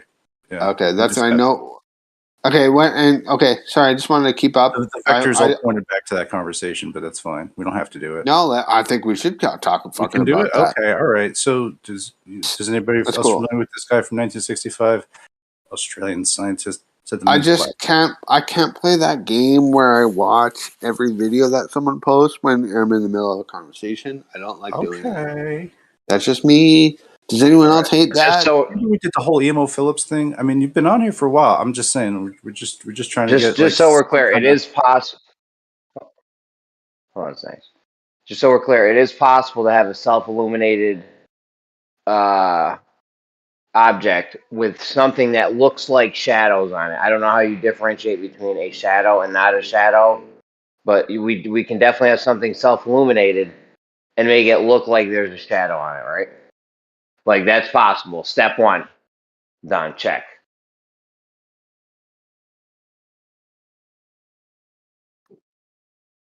Because that's what they've said for years, right? We can't have that, but they do. They actually sell those things that do that. Self-illuminated objects where it looks like they have shadows, right? That's the thing. Jeremy, I just sent you a 3D printable model of the moon. It does that shit, like you'd be saying. I'm just saying, some people are just like, I don't know. Can you call it a lighthouse, please? Can you call it the fucking it's the night sun? The night sun. In Jules Verne's From the Earth to the Moon, he calls it the Son of the Wolves, because the wolves, they meow to the moon. I mean, howl, whatever they do. Wonderful. Thank you. But anyway, yeah, Jeremy's right. Optically, you can prove that it's other things. You can get. I'm sure you could probably 3D print one concave and convex, and you might not be able to notice it. There's an interesting optical thing going on there. Yeah, go ahead. I'm just saying you could probably get some complicated shit and make it look like the shadows move over time. I don't know if that would be impossible.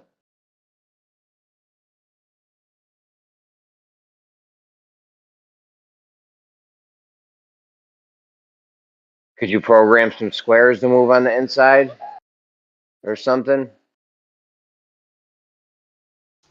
I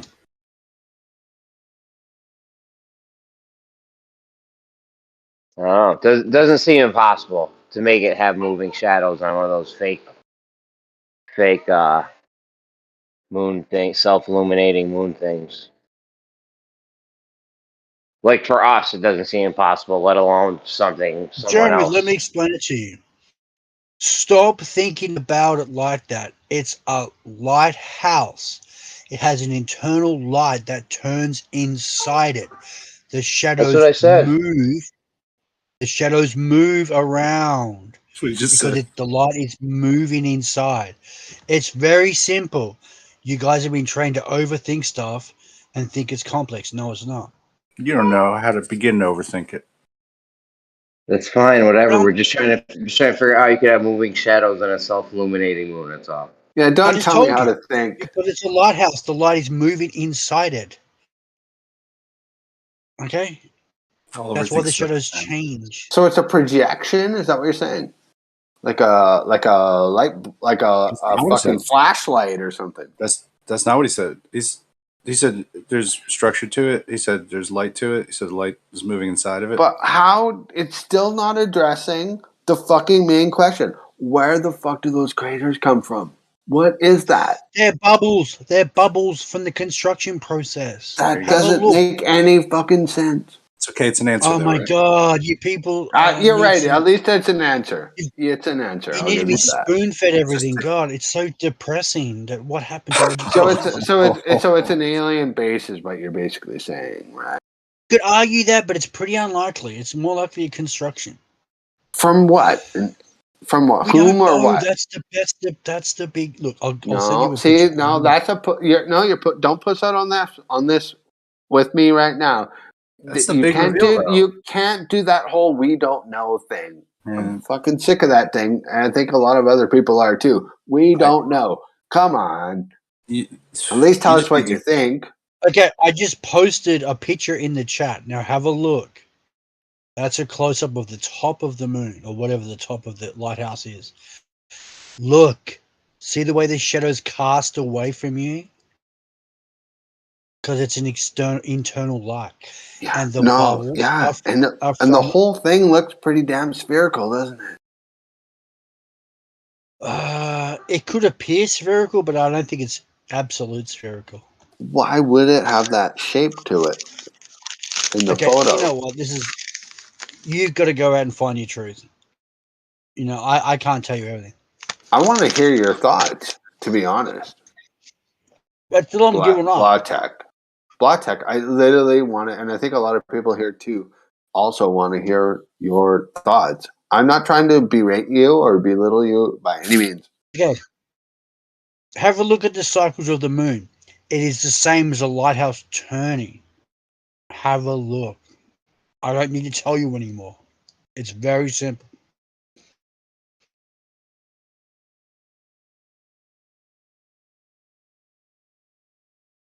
There's a reason why people need visuals for things, because people say a lot of shit and it doesn't really make sense until there's a visual aid. Then it starts to make more sense. So continue on with this. Can you make a hologram?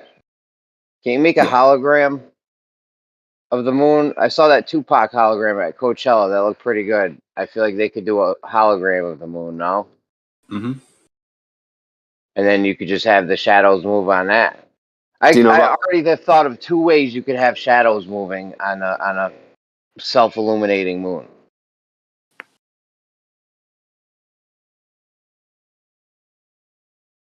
Well, It has got no imagination. Has got an imagination barrier or something, because I can always think of all these things to do with stuff, and then so the Tupac thing is called a hologram because it looks like it's in 3 dimensions. It's really like a clear film that's having a back projection placed on it. The reason that the image shows up is because of micro iodine particles in the film. Changes the angle of the optical whatever bullshit, and then boom, you see an image. yeah. So it could be a hologram, or it could be one of those little plastic toys that they sell in the as night lights or something. Just a more complicated version of one where you have some kind of square pixels inside that shift to create spots where it won't light up. Who knows, man? I mean, probably a hologram. You guys know about Project Bluebeam? Yeah, watch out for that when they say there's going to be a giant UFO hovering over New York or whatever the fuck they're going to do. I don't trust that. Well, it's got to be some kind of natural hologram then, right? Because like nobody's paying the power bills to run the moon. Hologram as a simulation. I mean, this place could all be set up for us, so it could be just all. You know what I'm saying? So sometime in the ancient past, let's say 10,000 years BC, the moon, the lighthouse in the sky, people set it up, and then that's what we still have. Is that what? That's what we're on. Is that an AI story? It sounds like AI generated it, but it's not. It does sound AI generated. Right. Like somebody built the moon. I don't know. Is it some kind of Star Wars Death Star going on out there? I don't know what's going on. This is all speculation. Yeah. I don't know. 7,000 years ago, 7 million years ago, man had an idea. Blah blah blah. Oh, that was very Carl Sagan-esque. Hey, Jeremy, do you think if we played a battle game where I have the moon and you have the Earth, did I win? If I've got missiles up there or lasers, do you think I win? Yeah, I don't know. I think I win. I think I'm just blazing the shit out of you with like laser beams that I solar power off the sun, and I just randomly strafe all over your fucking shit. I win. Can I jump in? Go ahead. Can I jump in real quick? Hey, Jeremy, I was after the exchange yesterday. I'm going to actually say that Chase was right about the glucose, but he still has the problem because the more I did some digging and research after the fact and after our conversation, when he starts talking about biosynthesis and when he starts talking about these cycles, that how these things are formed, guess where those things occur? You know what biosynthesis is? Anybody know? Biosynthesis basically says it's synthesis within a living system. So when he starts talking about these cycles that these things can form in, he's already pre-assuming the living system. And do you understand the problem with the living? If you want to get ribosome, he says we can have it through this cycle, but that's in a living system. You understand the chicken and egg problem it is? Still, this chicken and egg problem is still in effect. He hasn't resolved it. Jeremy, you there? Hello? Oh, I thought I was on. I'm sorry, Jeremy. Jeremy isn't here right now. Did you get what? Do you hear what I'm saying? Yeah. So the RNA is made of ribosomes. Right, RNA is made of ribosomes, and he's right. You can make ribosomes without glucose, but you've got to have a cycle, some kind of somehow to manufacture it in a living system. He pulled out these, formaldehyde and all these other chemicals. Well, how does this happen? Can I just pour those things into a vat and all of a sudden ribosomes pop out? No, you've got to have something that, in a sense, manufactures it. You've got can to only have a happen in a metabolic living. organism, i.e., a living being, to create anything Exactly. like that. Exactly. That's my point. Exactly. So don't let him blind you with his terminology. If you just do a little digging, I just started researching the terms he was using, and I started like, where does this cycle occur at in the living, like the analytic system, whatever he calls it, that you can get ribosome from? That's in an already existing living system. It doesn't just happen on a rock somewhere or in a pool somewhere. That's the problem. So don't let that kind of just. Do you understand? So my problem, yeah, I may have misspoke about glucose, but the problem is still there. So then I'm working on the protocell part of it, but you still have problems with that. So like, where do the lipids come from that created them? Because most lipids are also only formed, or most of the time formed in a living system. Lipids, which is necessary for a cell wall. So how do you get a lipid just in nature without any kind of living system?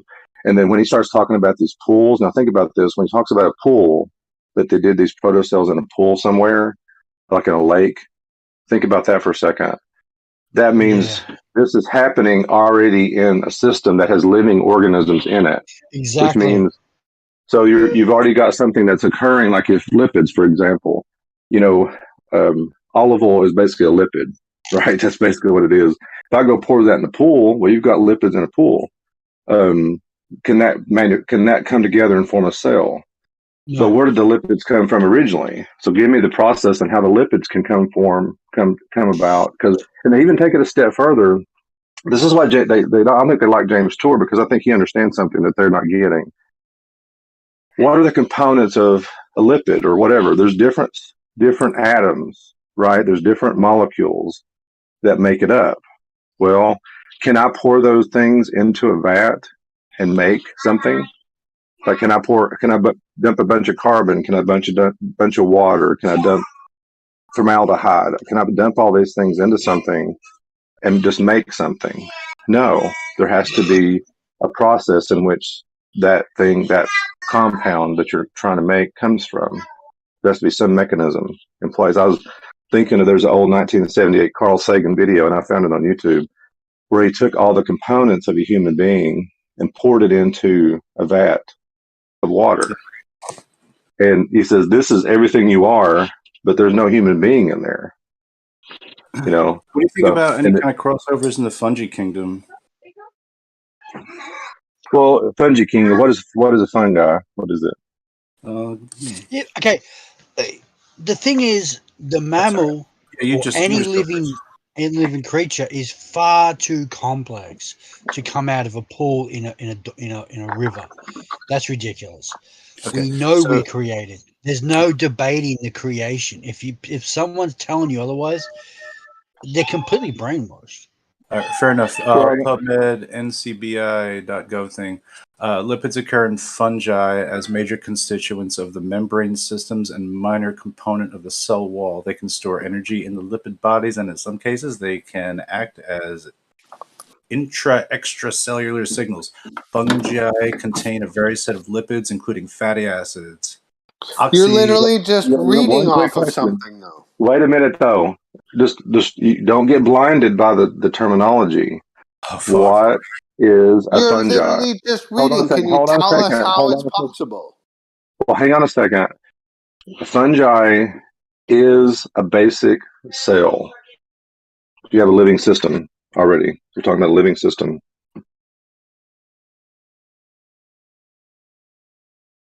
I want to know, without someone reading something to me, how is it possible to create a living thing out of fucking nothing? I'm still waiting. We're going through that right now. Is yeast a fungi? Bro, we're doing a really stupid method of doing. We're not doing a good job. Is yeast a fungi? All right, so Paul, we need the RNA. They said they made RNA and DNA in the lab. Can they make this ribosome thing in the lab without any living organism going on? Okay, Jeremy, 1 second. We don't know that's they the next. RNA That's the main first. next question. No, we don't know that for a fact. Well, yeah, they told us they did.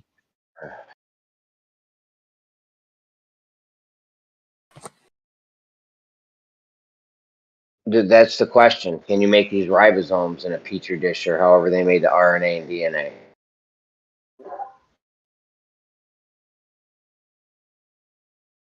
Fuck the ribosomes. You can just use your mind to figure it out. How do you create consciousness out of nothing? That's all you have to think about.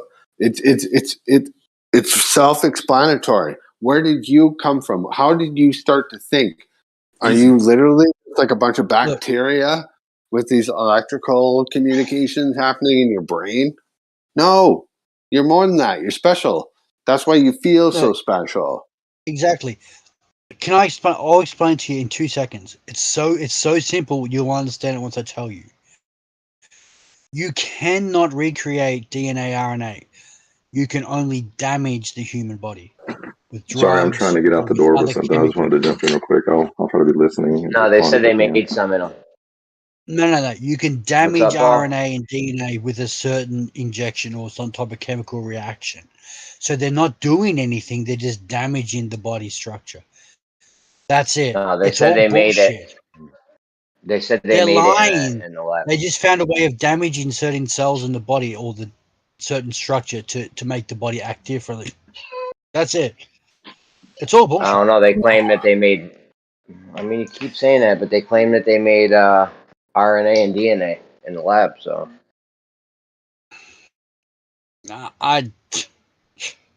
These people have no credibility. But anyway, continue. You know what they probably did? They probably figured out some kind of way to bastardize the nature of our beautiful universe. That's probably what happened. I wouldn't put it past them. They'll figure out any way to figure out right down to the little nitty gritty of right down to the fucking DNA. Now and then they'll find a way to fuck. And then they'll find a way to fuck that up too. There's nothing. There's nothing you can put past these guys. If they learn something, they will destroy it. It's that old satanic mentality, man. It's that same shit. That's why you have. It's the same group of people. I watched the sick ass video. I learned it was just 6 years old already, and it was it had gone viral 6 years ago. I'd never seen it. I knew about the whole concept, but they literally would grow a baby lamb in this plastic bag in some lab, and it's moving around in this plastic bag like it's alive, but they grew it in a lab, and I'm like, Jesus Christ, that's disturbing to watch. But I'm sorry, they've been doing that, and I've known about they've been doing this for decades. I'm pretty sure. It's you know what, they'll take any kind of science that we give them, and them. Well, we all know who we're talking about here. These bastards who basically ruined our opportunity here as to be free humans on this planet, this Earth. I think we need some logic here. We're going all over the place here. Oh yeah, I was trying to get on the mushrooms thing, but nobody wanted to be on that. Yeah, I wanted to jump on that as well. Think about what alcohol does. What does MDMA does? What does mushrooms and LSD do? It damages your processes so you visualize things differently. It's the same thing. It's drugs and medications affecting your ability to function. That's not what we were talking about. I was talking about lipids, Can we solve this lipid thing? Yo, guys. I was talking about lipids. That's not what we were talking about.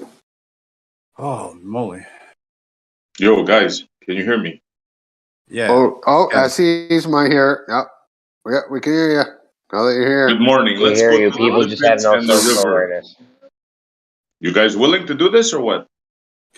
Can I read the thing? Sorry, I overtalked you. What did you say, Essie? Say it again. I was saying before we move on to what we're doing, I was thinking something about the lipids and the river. It's very logical if you think about it. So Paul said the lipids are an oil, right? Kind of oil? Am I right or wrong? I don't know. Okay, let me just say this. You have water, right? Water is the greatest dissolver there is. It dissolves things, right? So now, this is an oxymoron. You got all your lipids and all your RNAs, and then they're in the water, right? How the hell are they going to form in there? The thing dies right at conception. You see what I'm saying? They got stuff coming together in a liquid that does the complete opposite. Get it? Does it make any sense? No, I don't get it. You don't get it. When you want to rinse something. I'm being sarcastic. Okay. All right. So right at conception, it dies. It's like ludicrous, right? You got a medium of water that disperses things. That it's the great delusionist, right? And they're saying that's where all things started. It's ridiculous, man. Ridiculous.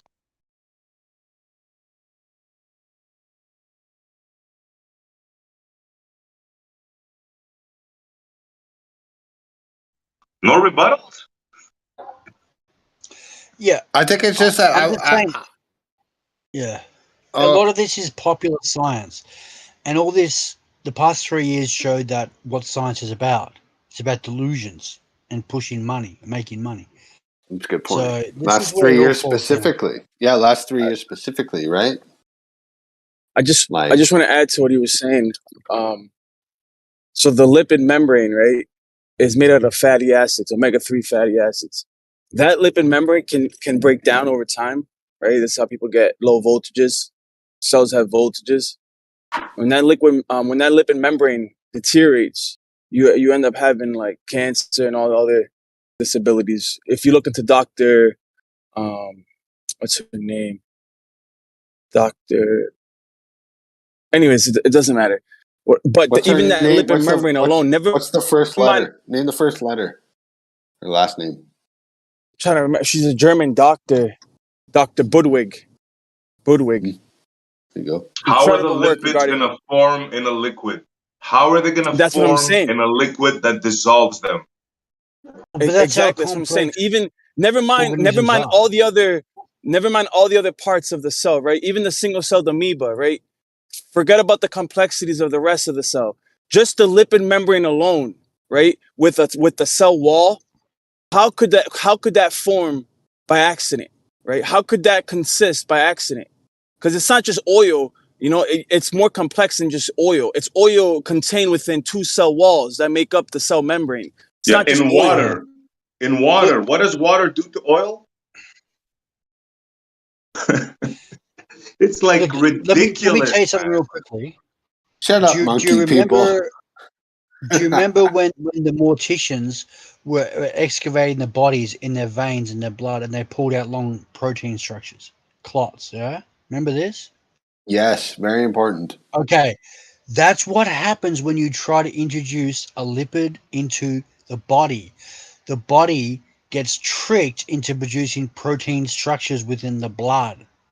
It doesn't work, and that's when the government realized it's all bullshit. So they had to bury that data, right? Well, they knew that all along, though. They knew it from the very beginning how deadly it was, and they pushed it anyway. Somebody say what it was. Why would somebody do something crazy like that? Well, take a fucking guess, because they're trying to fucking get rid of us. That's why. No, they're trying to get rid of. Look, do you want to know the truth? No, it's depopulation. I'm not going to tell you why they did it, but I know exactly why. It's depopulation. They're trying to fucking kill everyone. No, that was a test. That was a test. The next big one is going to be way worse. And yes, they will do it again. You think they wouldn't have done that? You think they didn't know what they were doing the first fucking time? Of course they did. They're not fucking idiots. So you guys watch. They're going to do it again. Let me tell you what it's going to be 10 times as bad. You watch. They were trying to replicate a chemical reaction from a petri dish inside the body. The only way the chemical reaction could happen was inside the blood and in the veins. That's why you had all these weird clots. It's that simple, man. I don't know. You see the picture Paul just posted? Look at all those individual parts. That shit doesn't matter. That doesn't matter. How did those things form in water? How? How did that happen? It's impossible, man. It's impossible. They told you a story. None of that matters. Things cannot form in water like that. It doesn't matter. The point is, they artificially constructed that somehow, and they plan on releasing something far worse. That's all that needs to be known. It doesn't matter the cellular structure of this and that. No, most people don't need to release anything. Most people don't have a very. They're just going to invent it. most people don't have a scientific mind. So there's no reason to have these conversations. All you have to know is that they're coming after us again, and we need to figure out a way to defend ourselves, and most importantly, to stop them before they do it. But what are you guys talking about? You're all over the place. What are you talking about? You're talking about cells? Are you talking about government attacking you? What the hell is the conversation? Please. My point is most pertinent. And I'm the one talking about the government attacking us all. That is most pertinent. Fuck this cellular structure shit. Yes, a scientist can have these conversations in their own little circles. I'm trying to say we got a big problem here. They're gonna fucking do it again. You think I sound like a crazy person? People like me, we don't sound so crazy anymore, do we? They did it just 3 years ago. Buddy, They did it 3 years ago. You think they won't fucking do it again, dude? You think they won't do it for a again? minute, dude. We know this. Please. We know what's going on. Stop for a minute.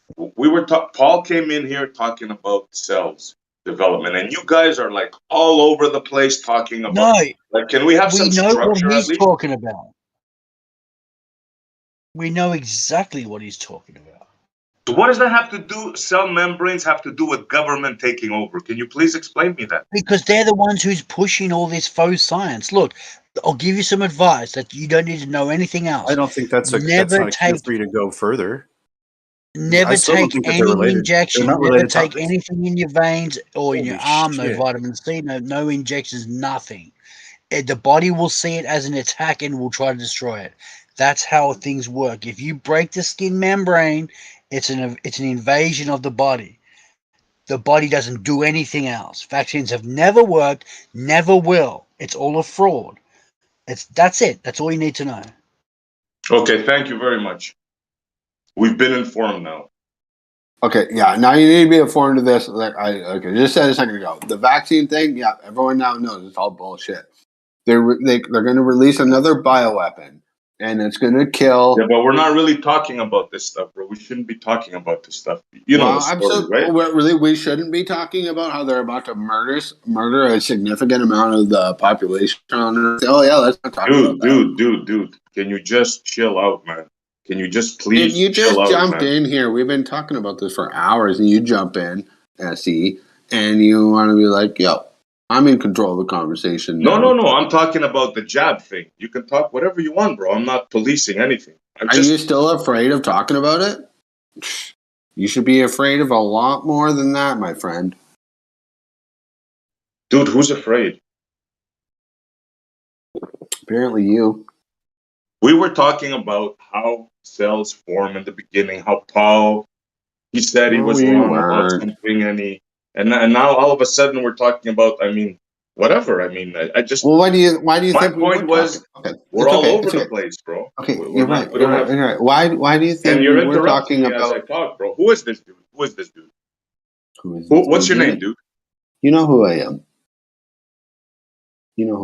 It's ET, man. Chill the fuck out, bro. Chill out, ET, because it's not gonna be good, bro. What's gonna happen? No, just be chill, man. Don't try to act smart or big or just be chill, bro. Okay, I'll be chill. Fine. Thank you. Yep. Chill. Good job. So please let's get back to what we were talking about. The cell membrane, right? The lipids in the water. That was pretty damn interesting. Now, did anybody understand my point? I'm saying this stuff in the water, how can it gel? How can that stuff gel in the water? Isn't the water a dilution? It dilutes things? Isn't that it? Yeah, well, you're basically saying that water is a solvent, right? Yes. And you can't get order out of chaos. It all comes down to order out of chaos. Even like theoretically speaking, even if you had 1 trillion years, and you know how these scientists work, they just keep pushing the time back further and further. So hypothetically speaking, let's just say 1 trillion years, right? You had a tornado or a hurricane or whatever ripping through a junkyard every single day for 1 trillion years. And out of that chaos, the wind and the elements just chaotic, right? For every day for 1 trillion years, But little by little, every day, a Ferrari started self-assembling. You know, the frame, then the tires, then eventually what you have is a working machine that you can get in, push a button, and it turns on purely out of chaos. You can give it 10 trillion years. I don't care how long you put it. It's impossible to get order out of chaos by accident. And that's what they're trying to feed us. And that's I'm with you, bro. What do you think, ET? By What do you accident. think, ET? Don't think I'm trying to stifle you. What do you think, bro? No, I think it's absolutely right, and I think it's not only order of chaos. I think it's well, it is order of chaos, that classic phrase. I think it's just like create chaos and then try to take control after things are out of control. It's kind of a similar idea, I suppose. They did that. They just did that to us in like 3 years ago. We all know it. We all lived it. It's insanity. And to think that that's not going to happen again, you'd be naive. You'd be ignorant. Mm-hmm. They even talk about it. If you even look it up, man, they have these labs all over the world. It's not just fucking Chapel Hill, North Carolina, or Ukraine, or Wuhan, China. They have these things everywhere. It's just basically a matter of their will or a matter of time. It's going to probably happen again. Or we might have some other kind of event. Who the fuck knows? Point is, there's like an enemy at the gate. That's that's the problem. And once humanity wakes up to that realization that there's like a problem here, it'll never go away. Your taxes will increase. You won't have any jobs. Food inflation, death will increase. Like anything you can fucking imagine. Anything, all the bad things. This is the author of your fucking disaster. Everything you hate about life is because of them. And if you can't recognize that, dude, we're not going to be able to stop them. It's that simple. I agree with you to an extent, bro. Obviously, we're being controlled by whatever. Yeah, I agree with you to an extent on that. Absolutely. Yeah, everybody could see that. Okay, yeah. I don't have all the answers either, and if I don't try to pretend to. It riles me up though. I will say that when I start thinking about it, it really grinds my gears. But I mean, I think I pretty much I have a good point, and I think a lot of other people do too. When they talk about these subjects, there's a group of people. How about these aliens or the entities controlling us? Right, they're actually the No, harbingers of reincarnation. Silly. Don't be silly. I'm not being silly. This is truth. Let him talk. The Illuminati people, the harbingers of reincarnation, right?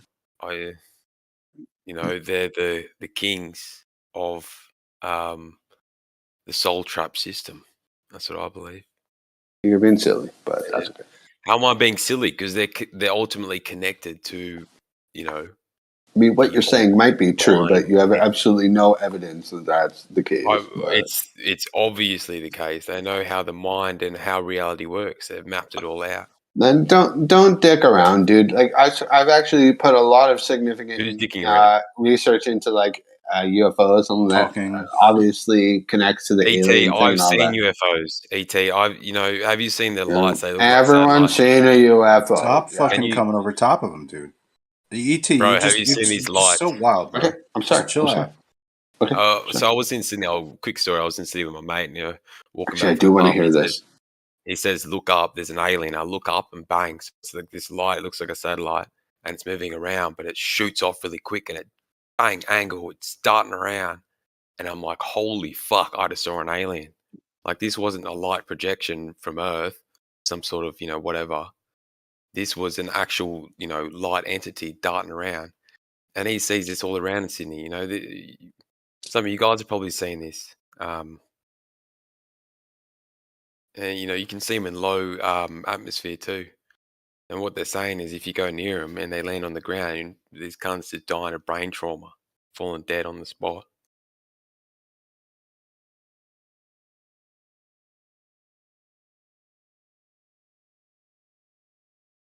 You heard about this, ET? Because I saw. I mean, I've never heard about these. I've never heard about these lights landing on the ground and people getting close to them. I mean, I've heard those. That part is a theory, but ultimately the point was I saw. Have you seen these lights that shoot around, seemingly in the sky? My mate seen them in the atmosphere, and it was with these other. I've had my own experiences, and I don't talk about them most of the time. You should talk about them. No, I shouldn't. Real. I remember I saw it at the time. I said I saw an alien. They're damn fucking real. Exactly, but I know what I saw. And if anyone thinks it's not, yep, I know what I saw too. They're fucking real, and I love you, man. And I'm saying don't let anyone tell you they're not real, man. But also, there's a huge fucking campaign out there to try to make people think that it's not happening. It absolutely fucking is. And it's fucking crazy. Do you believe that? Oh, you wouldn't say that UFOs or these UAPs, they call them, unidentified aerial fuck you, UAP. I don't know what they are, good. dude, but they're UAP very real. is what they are, but they're not the disc things. I think those discs are like German technology or something to do with Antarctica. I don't know about the flying saucer thing, dude, but the flying all I saucers know come is from that Antarctica. They're not. The flying saucers come from Antarctica. They're not the actual multi-dimensional phenomenon that we're seeing. I can't say that with confidence. I'd be lying to you if I said I knew what it was. Well, it's fucking crazy, though. This is what's crazy, though. It's very real. Mate. Sorry. Yeah, mate. I'm sorry. I'd say real quick, the flying saucers are German technology. Well, I know a lot of people believe that. A lot of people believe that. Yeah, the honeyboo and all that. Yep. It's most likely. Is it most likely though? They have a base in Antarctica. I'd say 100%. I've heard the story. But that's what the flying saucers are. Those weird crafts, but not the light entities. The Nazi flying saucers. Yeah, I know all about it. I am getting a fucking headache listening to this. ET, man. Just wait, guys. Wait till someone's done and then start talking, please. He addressed me. Hey, bro, I'll go on mute. I know, but ET, let me just ask you this: like, when do you think you're going to be signing off? Because I'll come back then. Oh, I've just been like witnessing this like drainage of like any kind of quality here since like quality. Who is this speaking right now? Oh, Snacks. It's Snacks like, again. It's some kind of like it's 5 or 6 hours of just like. But you're part of this. Something else was a part of this before. When you there leave, was like 8 maybe people there's here. a chance. Maybe there's a chance that it will reset itself. But I'm just like watching a traffic jam of bullshit caused by people just getting a little too wasted on here or whatever. Wasted on energy drinks. So Snacks, do you think what I'm saying? Snacks, do you think what I'm saying is bullshit? I appreciate what you're saying. I appreciate anything that's coming out of somebody else's mouth other than ET. Right Snacks, do you think what I was saying was bullshit? I just Snacks is at it again. He came at me a couple weeks ago. Now he's at it again. I got it. Yeah. I was just wondering, man. Like I'm just talking, like having a stoner talk because I'm grilled. Oh yeah, you go for it, bro. That's fine. Cheers, man. Cheers, bro.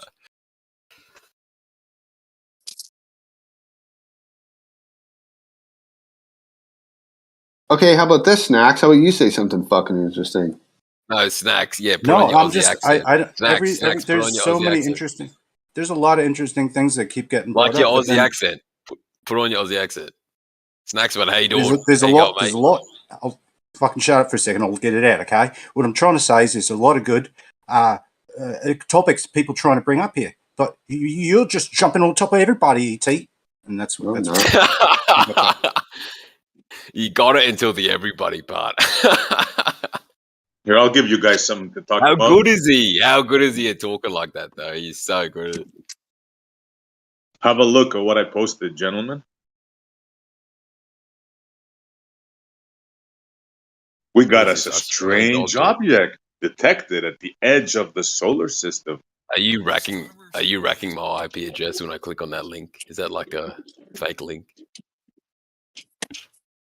Strange discovery near the edge of the solar system.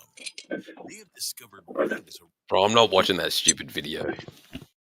It's a minute long. I mean, it's full of dumb shit. And none of that shit's real. It is. It's fucking bollocks, mate. It's absolute rubbish.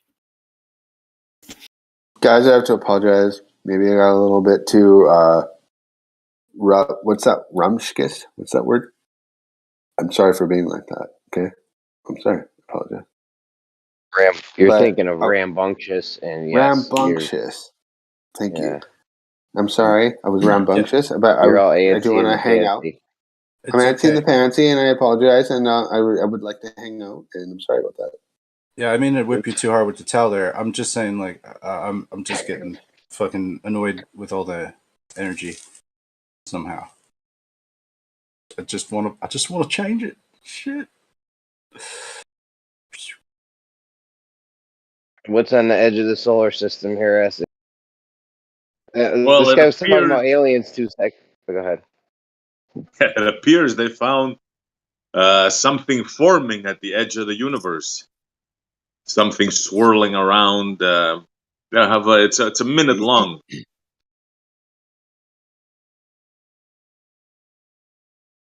Another celestial body, they're saying, starting to form. Blah blah. But who the hell knows, bro? All kinds of junk. Could be the It's a minute alien long. invasion. It's Yeah, probably they're the preparing. alien invasion. They're gathering their troops.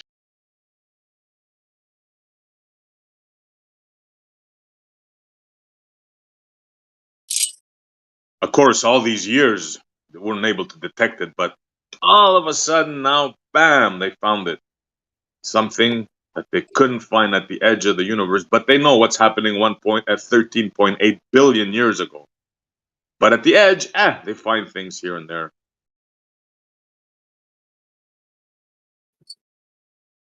Yeah, what are you guys talking about? Why do you think all that UFO alien stuff is coming out now in the news? You guys ever think about that? Yeah, it's everywhere. That's intentional. How are they gonna tell us that they've been bullshitting to us about where we live for so long? They're gonna need an excuse, right?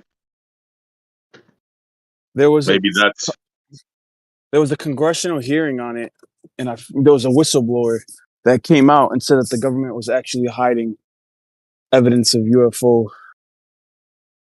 crafts or whatever, and they literally had like an actual meeting. And since then, they were forced to basically give us the worst of their evidence, because what they have released so far is actually the worst of what they have for evidence, like the Pentagon declassified footage. How do you know this is the worst? Like, how do you know there's better evidence? Information? Because there's a guy who works for the government, and I don't know his name by heart. I don't remember his name, but I'll try to look. You trust guys that work for the government? You're talking about Louis Elizondo? You're talking about Louis Elizondo? That could be him. That could be him. There was a guy that came out and said like he was upset because he heard he was following the case, and he was upset because out of all the evidence that they have, like high resolution imagery, they literally showed like the worst in their database, like the worst of the worst, literally. Like, but why do you believe this guy from the government? Christopher Mellon. Well, I naturally believe, like myself, right, that aliens exist, and I know that the UFOs exist. So, like, it's why do you believe aliens exist? Do you have evidence? No, he said UFOs. He didn't say aliens. No, he aliens. said aliens. He just said aliens. I believe in extraterrestrials, but I don't believe like that they exist and like, you know, they came from the Pleiades or something like that. Like, I believe that they're interdimensional beings. Like, but why do you believe this? Do you have first-hand experience?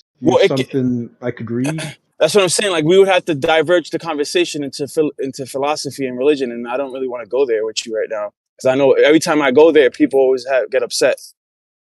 Okay, so it's when you say aliens, you mean like demons, you know, like they from another dimension type of thing.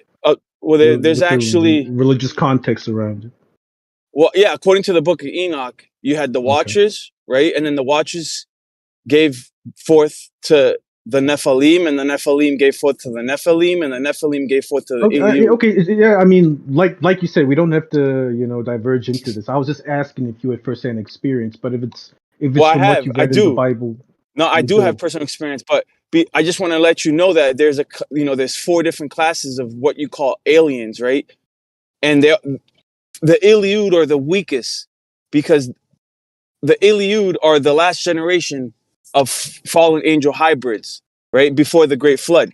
And all these beings that existed prior to the flood, they died off, but their spirits remained on the earth. They're called disembodied spirits, right? And these aliens, most of them, when people encounter these so-called aliens, they can temporarily manifest in this existence, but it's very short. They're in and out. And these crafts are in and out.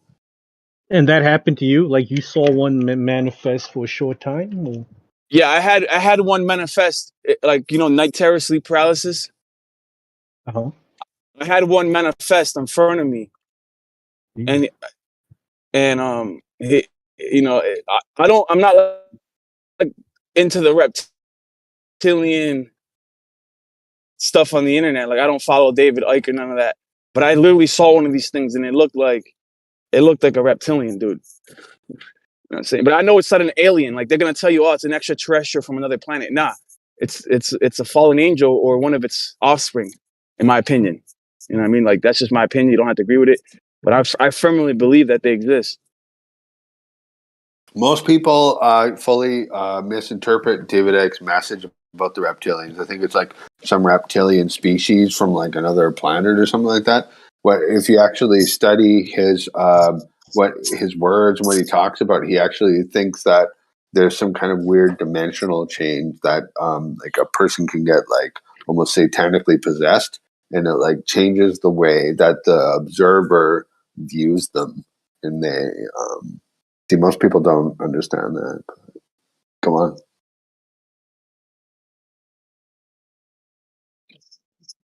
If you guys are done with this topic, I'd like to bring another topic. I found something out yesterday, and I want to pull it through you guys, see what you think. Yeah, go for it, bro. All right. Oh, Chiral, good that you're here. So check this out now. If I was to tell you guys gravity, right? Gravity. And I was to say gravity is an attractive force, would you agree? Yeah. In the model? Yeah. Okay. Now, if I was to tell you that gravity is also a repulsive force under some circumstances, what would you say to that? I wouldn't say that's something that hasn't been said before. I have heard of this idea of dark energy potentially being a repulsive version of gravity on large galactical scales. So you would say that it's possible for an attractive force, explained two ways, by matter attracting matter, or the fabric of space-time bending the said space and causing that sort, and you can somehow envision a third option where gravity can be a repulsive force? Yeah, it's the same way electromagnetism can be a neutral force, a repulsive force, or an attractive force, depending on the conditions. What conditions would you imagine that gravity could become a repulsive force? Like I said, on the galactical scale, you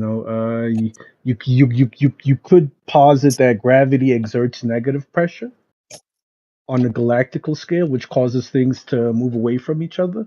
So it's like basically dark energy, but they have another name for it. I don't know if they call it dark fluid or dark. This idea where dark matter and dark energy could be the same thing. Within the sphere of gravity of relativistic gravity. So within galaxies, it acts as dark matter and normal gravity that we see that pulls things together. But once you reach a certain, a certain scale, a certain cosmological scale, which is outside of galaxies, in between galaxies, interstellar space. Somehow here gravity becomes repulsive and pushes things away. It sounds counterintuitive, but physicist Brian Greene explains how this can happen, and wow, like a total oxymoron. Listen to what he says. He says in certain circumstances, how did he put it? Energy could spread out. I think he explains it, and gravity becomes a repulsive force. I think they just make shit up as they go, bro. That's what I think. Have a listen. Yeah, I mean it's guesswork, SC. You know, at the end of the day, we are dealing with things we don't fully understand. He's just throwing out a guess, a possible idea. But his idea, we can't subject it to experimentation. You know, we Exactly, can't bro. we Yeah. can't test it or falsify it. Yeah. So it's complete nonsense. Like these guys, they have a degree and they could just come up with any old bull that they come up with, and it's going to be accepted and debated, and papers are going to be written on it. Yeah, that's what should happen. No one. I agree with everything you said, except for the part where you said it's going to be accepted. It's going to be debated. Papers are going to be written on it. Some people will believe it. Some people will challenge it. But until it can be subjected to actual experimentation and testing, and it can be falsified, no one's going to take it on as part of the body of science. It'll just be something that's speculated on. The same way we come here and we speculate on things we've never tested as, you know. I mean, when Whitson and them talk about the ether and whatnot, they've never performed any ether experiments. You know, they're speculating. Yeah, fair enough. But to me, he sounded like he was explaining it like it's a done deal. You know, have a listen. It's a minute long. All right, let me listen. It's like he's certain of it, type deal. Yeah.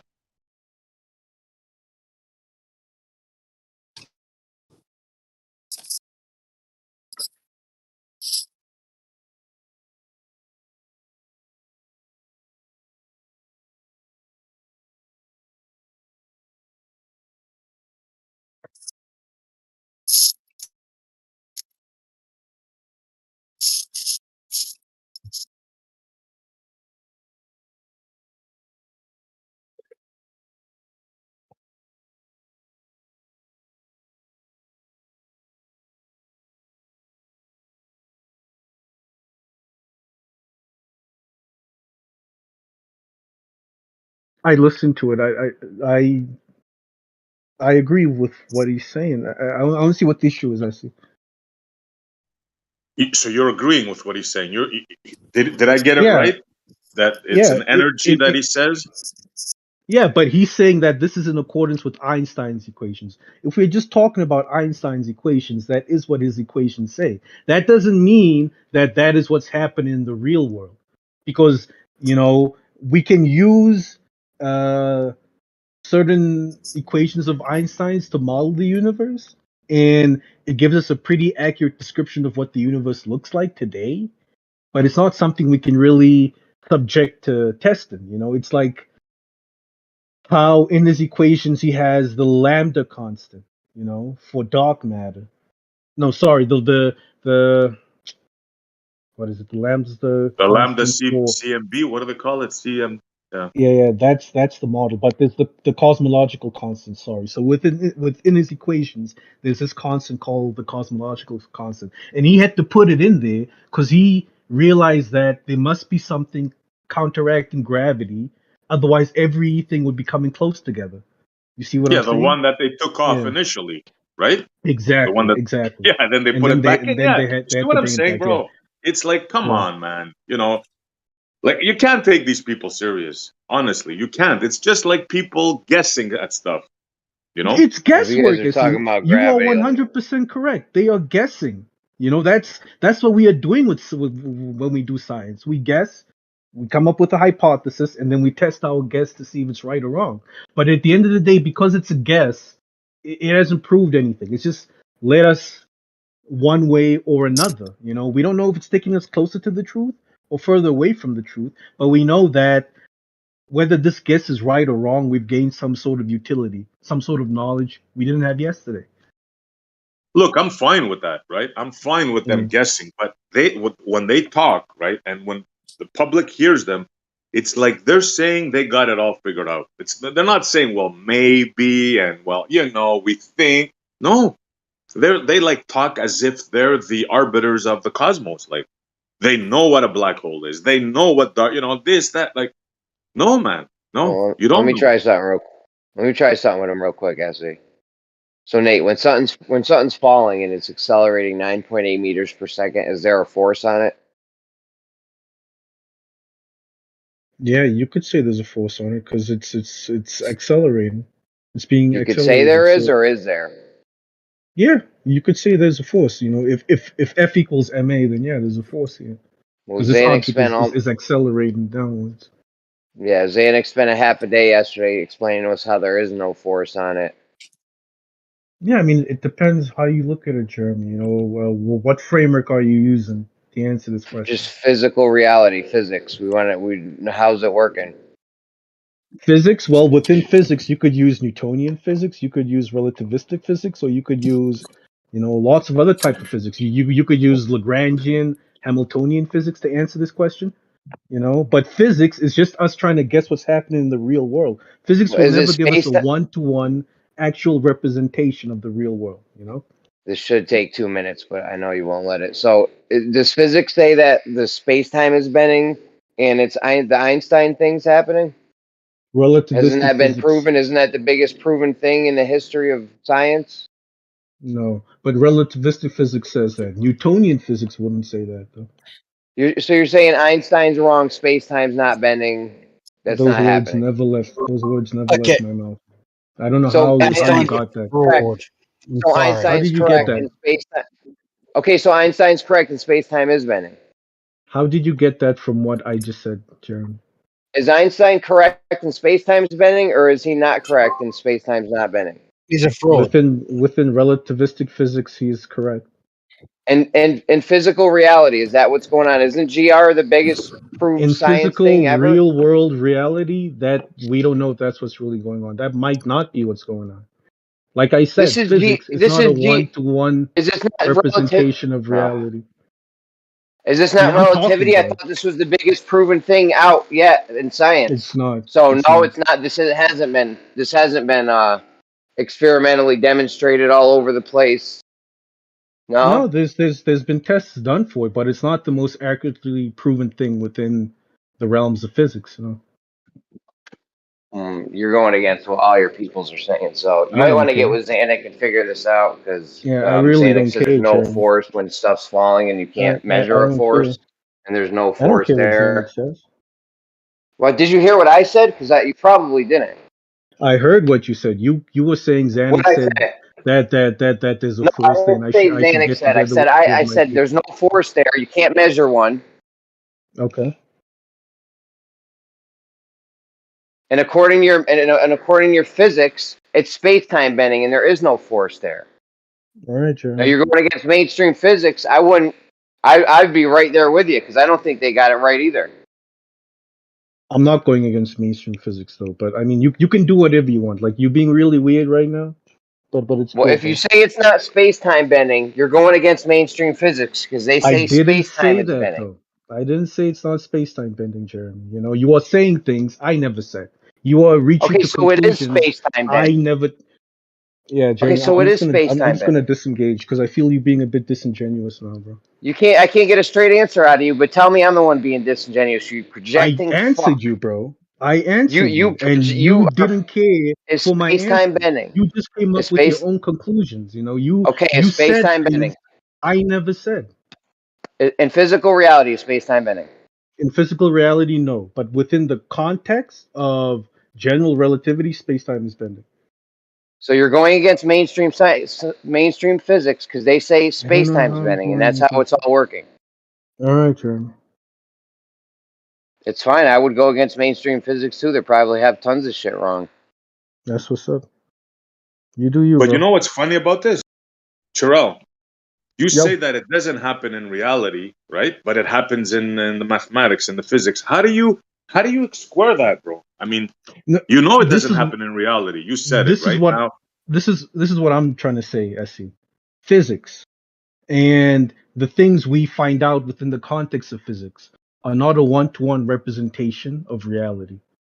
We see these things happen, and we just call it space-time bending or warping. That's how we understand what we see from our viewpoint. Hypothetically, if there was an SC living on Mars, he could come up with a different framework and a different viewpoint for the same things we see. We see things fall, and we come up with this convoluted explanation we have for why we see it fall. SC on Mars sees something fall, and he has a totally different explanation for why it fell. It falling is physical reality, but our understanding of why it fell and what's making it fall That isn't reality. That is just our personal interpretation from our viewpoint. Because number one, we don't see the full picture. We don't see everything. And number two, we didn't create reality. So we out here guessing, trying to figure out what is going on with the limited, tools we have, and taking into account our physical and anatomical limitations. Yeah, I agree with that. But Jeremy's trying to get to a point here, right? With the acceleration thing, right? There's two opposing things here, bro. There's two opposing theories that just don't gel together, bro. I mean, you must understand that. What are the opposing theories? Well, one has a force and one doesn't. He doesn't believe it's so space-time's obvious. bending. I wouldn't. You don't think I in wouldn't say physical they're reality opposing. space-time's bending, right, Nate? I wouldn't say they're opposing that. I would just say they are different. Nah, bro. Nah. It's like how you will can't argue have this with him because he two doesn't think different type of space-time is bending. Christians that I know, believe in Jeremy. God. This is a disconnect here, a big one. He doesn't believe in relativity. It's fine. I don't either. I mean, I don't blame him. Yeah, cool. Oh, can I jump in? Can I jump in and ask a question and kind of make a statement? I don't want to get. I'm not trying to interrupt y'all's flow here, but is it all right if I ask something that's related to what you're talking about? Of course. Okay. So I don't know everybody in here. I don't typically have time to get into these things very often, these chats, but is it Hilarity? Is that how you say your name? Is that? It's chirality. Go on. Chirality. Okay. So, it seems so throughout most of a person's formal education, I would say the theory of relativity that you're saying, is sort of interchangeable with how reality is explained or how science can explain reality. There's these interchangeable models, but hang on one second, buddy. One of the issues that I would say flat earthers have, if you will, is that science sort of interchanges models based on what suits their argument best. And they teach certain models to people as they grow up, and they teach those models as fact. And then as you move higher up in the education system, they start throwing out these other theoretical models and say, well, hey, those other models, they're not necessarily fact, but they're presented as fact through a person's education up to a certain point, and they're used as fact in arguments. But as soon as a person poses a question, sort of like what's being posed today, and there's a conflict, then it's, well, hey, actually all these models are interchangeable. And as you said a few minutes ago, we're just guessing. We don't really know what's going on. And so I don't see why, and I'm not saying you're doing this, but this does happen a lot. Someone will question the shape of the earth or the nature of reality and say, well, I don't know, it looks flat and stationary to me. And I can test certain things. I can use a long distance camera or anything like that. And I can see a lot farther than I should. And then they'll say, well, no, you're just not seeing it. You have to look at it through the lens of this mathematics and this science. And as a person digs into that science and they start to find holes in it, it becomes, well, the science is interchangeable. And so it seems like there's no foundation to any of this science or mathematics that's used. And as soon as a person has a good argument to question it, all of a sudden it's flipped on its head and it's guesswork, or it's just theoretical anyway, and we might interchange one theory for another. You see what I'm saying? Welcome to Flat Earth. Absolutely. And so to the I'll give average you an person... example. Okay, go ahead. I'll give you an example of what you said, right? In schooling, right? They teach the atom. They teach the orbital nature of it. They say, well, it's simple. We teach them like this. But really, that's wrong. They still teach the orbital model of the electron circling around the nucleus, but they know it's wrong. So when you get into college or university, I believe then they teach you that it's a probability, blah, blah, blah. You don't really know where it is. You can't measure speed and the actual location at the same time. Then they tell you all that. So it's like, yeah, you're absolutely right, my friend. They teach you one thing in school in the beginning, and then they teach you the real thing, which is also another story. So it's just confusion all the way through. Yeah, and most flat earthers, I would say most people who discover flat Earth, and it clicks for them, and it makes sense. And once they see it, they can't unsee it. When they start to discuss these things with people, they're sort of insulted as like science deniers, or just they're too dumb to understand the nature of reality, because obviously we have this science that's proven these things over hundreds of years. But as you're saying, the farther up you go in science, the more theoretical everything becomes, and you realize it doesn't actually prove anything at all.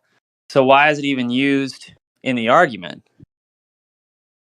Exactly. The more you dig, the more you'll know they don't know anything. And at the highest echelon, they all argue with each other. All of them. But no, don't get blinded by science, though. Yeah, well, that's what I'm saying. The science that they preach to us, that it's so conclusive, it's not. First of all, they teach different things in grade school and high school and in colleges and in universities. And then the stuff that we think that they're agreeing upon, they're not. They don't agree on time. They don't agree on matter. They don't agree on space. Some say there's multiple spaces, multiple universes. Some argue about the quantum. There's different interpretations. Yeah, they're far from, yeah. What are we doing? Like making our own form of science here? Bottom line is they get paid to tell you a story. They need funding. So this is going to keep on going. It's not about truth.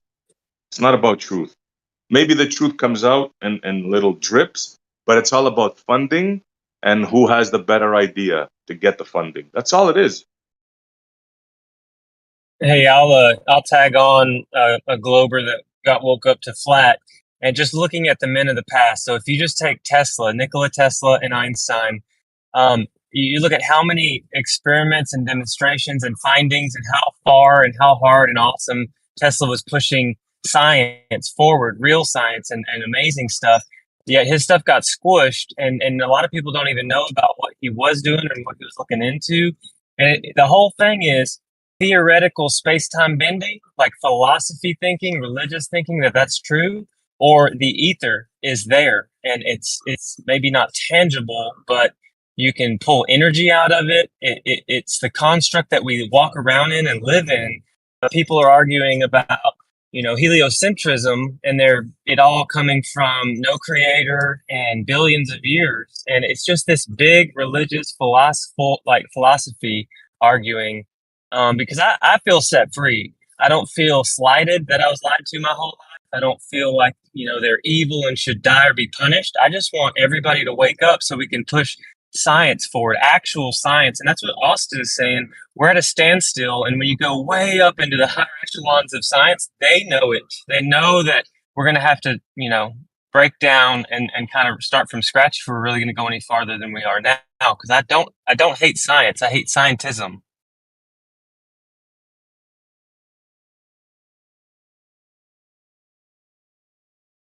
Yeah, bro, we're at a crossroads right now. We got a lot of people that are waking up. This confined science that they have behind closed doors with white suits, that shit don't fly anymore. We got the internet. We're talking cross country, cross the world. So this stuff is going to come out very soon, and there's going to be a big change coming up. I can feel it. There's one more component that I'm going to set the mic down for a little while. Since I went flat, I've found my heart and mind, like I said, have been set free. I'm able to make connections and friends with Globers and flat earthers. Like, I basically am able to love humanity better, even if everybody thinks different things. But what they pushed us into is, hey, bro, everything out there is material. It's a material world all the way out. We know all the math and we know everything that's out there. You just do you. And that materialism is far from like love and connecting and spiritual. Like, I agree. I think as you go up, it eventually changes from the material world that we live in to a spiritual world. And I don't understand it. And I don't think any man can say these stars and this and that way, way, way out there, it's exactly this, because nobody's been there. Nobody has. And what's crazy about it is some of it is made up just like philosophy of mind. And then they say, no, we're planning to fly there with a space rocket. It's like, bro, you're planning to fly to an imaginary philosophical like creation in your brain, and that's where this whole thing really breaks down. That's just child's play, though, man. Like you're talking about like how the world. We were talking about the world changing, and there's no going back. I think SE was talking about that. It's becoming clear to us all now, very slowly, isn't it? We won't be able to reverse back to the good old days. You think now is crazy? Fucking yeah. What's this going to look like in like 5 years? It's going to be weird. We're going to wish that we could come back to these times. I'm fucking jealous these days. Now, what is it? You were going to sit here and pretend like we understand like our existence and everything? That's just stupid. It's stupid. You don't know what the fuck you are. Okay, maybe I take that back. You don't understand the situation behind your existence, okay? Maybe you think you're a child of God. That's fine. I love that idea. I'm just saying that there's a lot of stuff going on here, and for someone to say that like they understand their universe around them and where their place within it, that is really very short-sighted. And I'm pretty goddamn sure nor can you prove it, even if I asked you, which I wouldn't. I've been coming on here being like a peacekeeper and a moderator. I'm not even trying to do that. I've been trying to say for days, like, it's okay if you think that we came from an alien race. Like, the science folks or the folks that are like saying, no, the math is right. Look, everything's proven. They don't like when people talk, we're descended from aliens. The whole point is, if it's just thought and I guess the problem is are human beings not allowed to ponder what this reality is, or even what is love? How do you quantify? We should be able to. To. That's our first fucking amendment. It's our freedom of speech. It's the first. Right. It's the First Amendment, freedom of speech. We should be able to have that. That includes thought. You should be able to think or say anything you want. But there's a system set up that self-preserves itself by any free thinker outside the box gets shut down for being a fool or a crazy person or an idiot. You know what I mean? Anyway, there's a war. There's a war going on, and anyone who's aware of that war needs to like fight harder than ever, because now we have to fight harder than ever. Because if you give up now, they win. So what are you going to do? Stop? Are you going to shut your mouth? Stop talking just because someone told you to? Fuck that. Wait, what are you, a bunch of cowards now all of a sudden? Can you guys hear me? Yeah, Lion, go ahead. Mic check. I'm in agreement. I think that we need to look at this in a way that, we're limited to our senses, and even the scriptures say that we are not to rely on our own understanding.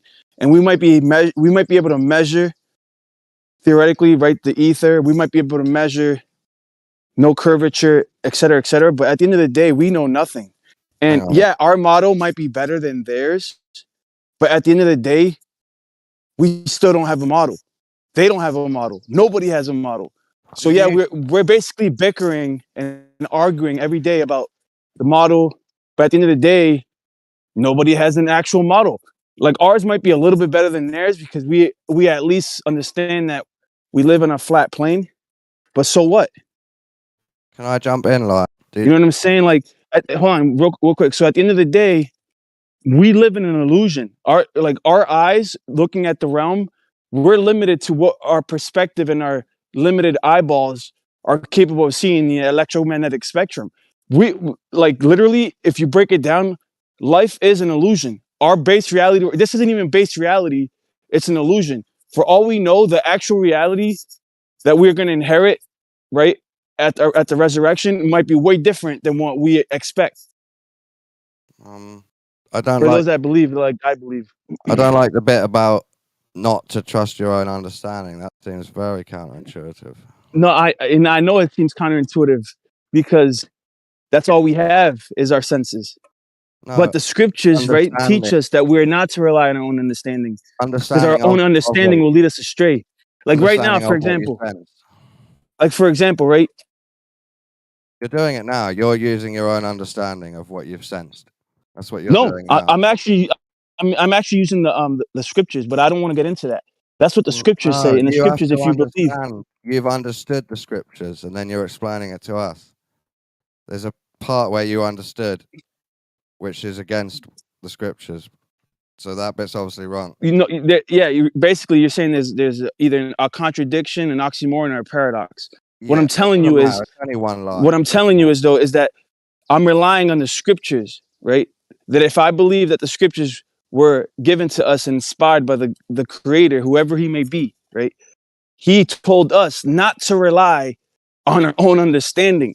And when we try to figure out the model, we're using our limited perspective and our senses, and even the tools that we use to measure the model. Somebody yesterday was arguing that even the tools are prone to error.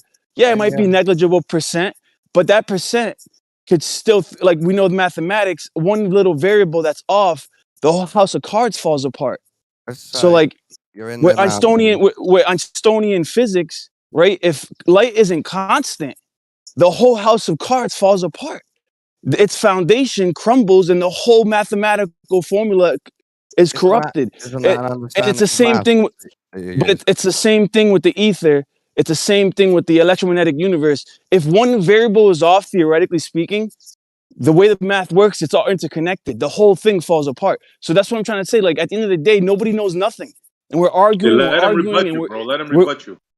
yeah, that's fine. And I'm almost done. The bigger picture, though, is that life is a vapor. We're here one day and the next day we're gone. The Bible describes life as the vapor in the morning. It's like the morning dew. It's there in the morning. In my afternoon, it's He ain't wrong there. gone. So while Ain't you focus wrong. all your energy and time trying to figure out the model, you're missing the bigger picture. Life is flying you by, He's and you're fucking cranking right. numbers, and I fucking you know what agree I'm with saying? that. Respect, bro. That I'm all done. Respect, I'm all done. bro. If you do too much I'm all science, done. you ignore He's not real done. life. He's not done. I'm all done. No, I'm all done. I'm all done. Go ahead. You're not addressing my point about I want to say I agree. You have to use understanding. That's what humans do. We have to I like use that. I like that energy. I don't really know. I'm not trying to piggyback off of that. I just want to say I agree with that and respect. I agree with it all, except that you can't use your own understanding to help you realize it. Hey, I want to bring the same sort of thing, but without using like the scripture, because not everybody is prone to believing in the scripture. Even though I do, let's just go with the Matrix movie. So, do you agree or not agree to this? We're in a temporary body. It's made of material. We have emotions, and we have just our soul or who we think we are inside, but we know our body's not spiritual. And so I'm saying when we die, a lot of people say, well, it just ends. Or some people say, well, we get reincarnated into something different to try again and learn more. And some people say, well, we move on and go to heaven. This whole thing of what happens after we die is another arguing point, but it kind of shows that I'm driving a car right now. I'm talking to you on Discord. I'm looking around. I see light, I smell things. The spiritual world is more real than this temporary existence that we're in. And I just think if we're digging at what is the world, and if we're digging at, what is friendship, what is love, what are we even doing here on this channel, I think we can do it in a way that is a little bit more calm, even if we don't agree with each other. Because like Lion is scripture man, he knows what's up, and other people aren't, and that's okay. I'm totally fine if you think the Bible is made by man to control man, or if you think all religions are the stupidest thing a person could ever do. But let's just stay on that plane. Yeah, you can come in and rebut or say whatever you want in 5 seconds. But there's no reason that we should be angry. We're programmed to be angry at each other for our differences. And this Discord channel should be a place that we can talk about what we think without being triggered. Just like chill. I'm not angry at any of you. It's fun to talk to you. If I aim the question at you, do you believe that you can't use your own understanding? You can only use the book. Well, we'd have to break it down a little farther because we've been given an intellect, we've been given a brain, we are sharp creatures, and we can deduce information with test and testing and science, and we can figure a lot of crap out. But at certain points in time, you get to things that are like really hard to understand, like how the eyeball works and how it came from primordial ooze. Like, I'm not trying to say don't think about anything, but there's the a other guy cross. is. Yeah, go ahead if you The have other a guy more. is. He's trying to say you can't think of it. You have to go and check in the book, and that's the only thing you can believe because you can't understand things or think. I get that. I get it. You're not allowed to do that. You have to read and check. Oh, that's how it is. Well, so your rebuttal could be like, "Hey, cool story, bro. You keep doing you if it's bringing you peace and joy. But let me tell you now that it's my turn. Let me tell you that I think that the book is, That would be me ridiculous for ignoring. me." That would me Go ahead. be. That would be me ignoring the bad thinking that I might be able to help correct. That makes sense. Wouldn't But I it? mean, why does it escalate usually daily into tension that makes my armpits sweat, and I'm not even talking at the time, and I'm Because like, you know what I'm talking about? You rely on the same book. Exactly. That's why you Yeah. get Like triggered. it gets Wait, so. I want to hear what you're saying because combative and like contentious in here. You know, You rely on it's the not same book. nice. So you rely on the same book. So because I asked a critical question to another Christian, you suddenly have to come in and say, "Can we all relax, please? Can we all relax?" And I am relaxed. Well, no. I want to just disagree with your interpretation of who I am and what I believe because you're trying to jump into my world and tell me what I'm thinking and who I am, which is kind of weird because I've only talked to you like 6 Why times don't ever. you help me convince the other guy that we do have to understand and get things in our own mind? That's part of living. I will jump on. Don't have to Hold on. agree on the same thing. Help me explain the truth. I will help you. I'll jump on your side and help you, but you have to understand and agree. I mean, you don't have to. I am seeing ego and pride welling up in people, and we're not defending the topic. We're not even staying on topic. It becomes a pissing match of I believe the right thing and you're stupid, or I just heard you shut up. I agree You 100%. your mouth right now. You be quiet. You Me? idiot. You're an idiot. Are you talking to me? I'm just speaking. He's trolling, but I 100% agree with you, man. It becomes a clash of egos in here, and we just start like attacking each other, and it's you're on this team, you're on that team. It's never you can stand alone as an individual. If you go against the things that the people on your team said, then there's something wrong with you. So like it's weird as fuck, and it kind of It needs is to weird. stop. And I've never been a part of community, aside from the flat earth community, or whatever that community, the back and forth thing is. I've never seen people so goddamn passionate about anything. Literally, it's weird. I mean, like you could think about all the crazy shit happening in the world, right? A lot of crazy stuff happening. People dying, losing their lives, all sorts of weird, crazy stuff happening. People post articles and blah blah blah. But in these communities, all that doesn't exist. Yet we sit here and we scream at each other. It's amazing. Why does that happen? Think about that in your own mind. You don't have to explain it right now, but just think about it in your mind later. I Why don't does gotta that think happen? nothing, bro. I'll tell you right now why. The reason is because some people have the shape of a certain, or their cosmology is tied into their being, right? It's tied into a belief system, so that it's hard to let go because they can't let go of it because it's part of their being. Wow, I see. They have to admit I that like what they've you're been saying. Yeah. I didn't mean to cut you off. No, I cut you off. My bad. Please continue. But we're just gonna say one thing: they have to admit that they were fooled. You have to be humble and tell yourself, you know what? I was stupid, man. I got the wool pulled over my eyes, and a lot of people just can't humble themselves to do that. Hey, I want to take it back and give the gentleman a chance to help me understand why Lion is wrong for trying to bring scripture. Like his approach is to bring scripture. I mean, I want to jump on your side and steel man it or talk about it a little bit more because Before we do that, can I have like 5 seconds, 10 seconds to respond to SE Montreal? Absolutely. Oh, absolutely. Okay, literally 10 seconds. I completely agree with you. Number one, there are certain topics that I've researched for years, only to find out years later that I was like, "Oh my god, how did I not see that?"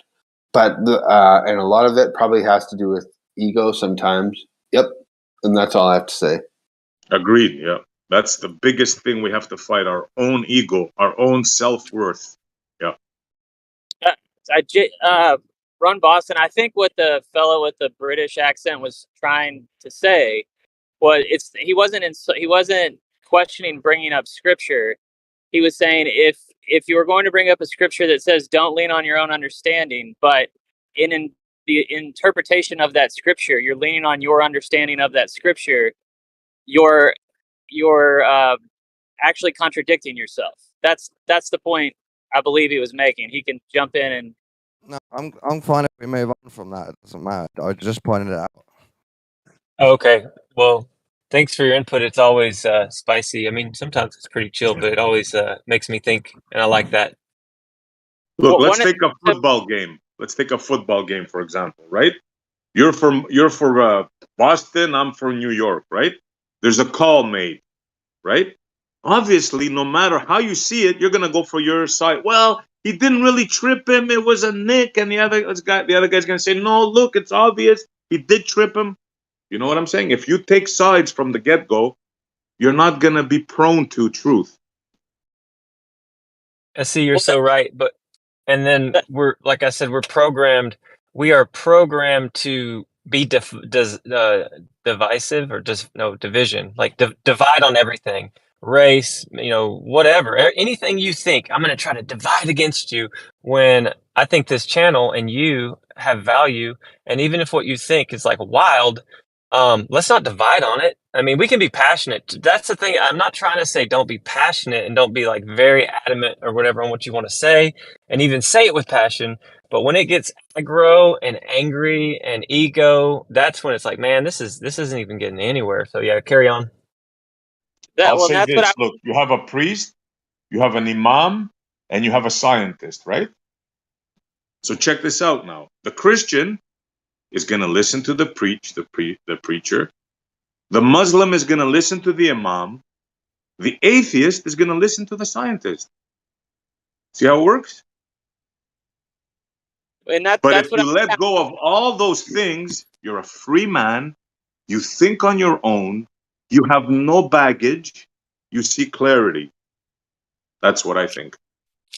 That's sort of what I was bringing up earlier and trying to point out, because it sounded as if I'm probably going to say his name wrong again. It sounded as if Celerity was taking the position of, well, this is what science is. It could be this, or it could be that, or it could be this, or it could be that, and the educated person would understand that through the lens of science. And what I've been looking into flat Earth for 5 years and all sorts of other truths, and through that time, I've seen what Ron Boston's talking about. It's pervasive, and it's typically people on the side of science, or you have like the Nathan Oakley types who are bashing people that don't understand flat Earth in the same way he does, very aggressively. And he's built a reputation for himself, and that's all great. But the truth of the matter is, both sides are totally theoretical, and people are just observing things, and then they're building, or they're either building on top of a theory that was presented to them, or they're coming up with their own theories. Very few people are original in these things, and that's fine. But what I think most people, myself, I don't want to speak for everyone, what I would love to hear most people who become educated on science and realize the farther up in science you go, the more theoretical it is, to get to a point where it's all based on presupposition and theory. Why not just say, hey, you know what? You see it's flat. It being round makes more sense to me, but the fact of the matter is neither one of us truly knows what's going on here. We can only observe and go with what makes the most sense, and you test it. But at a certain point, people that see it as flat aren't going to go back to seeing it as round. It just... And we got that's a free thinker here. Yeah, it's dangerous. It's 100% fine if people feel the Earth is flat.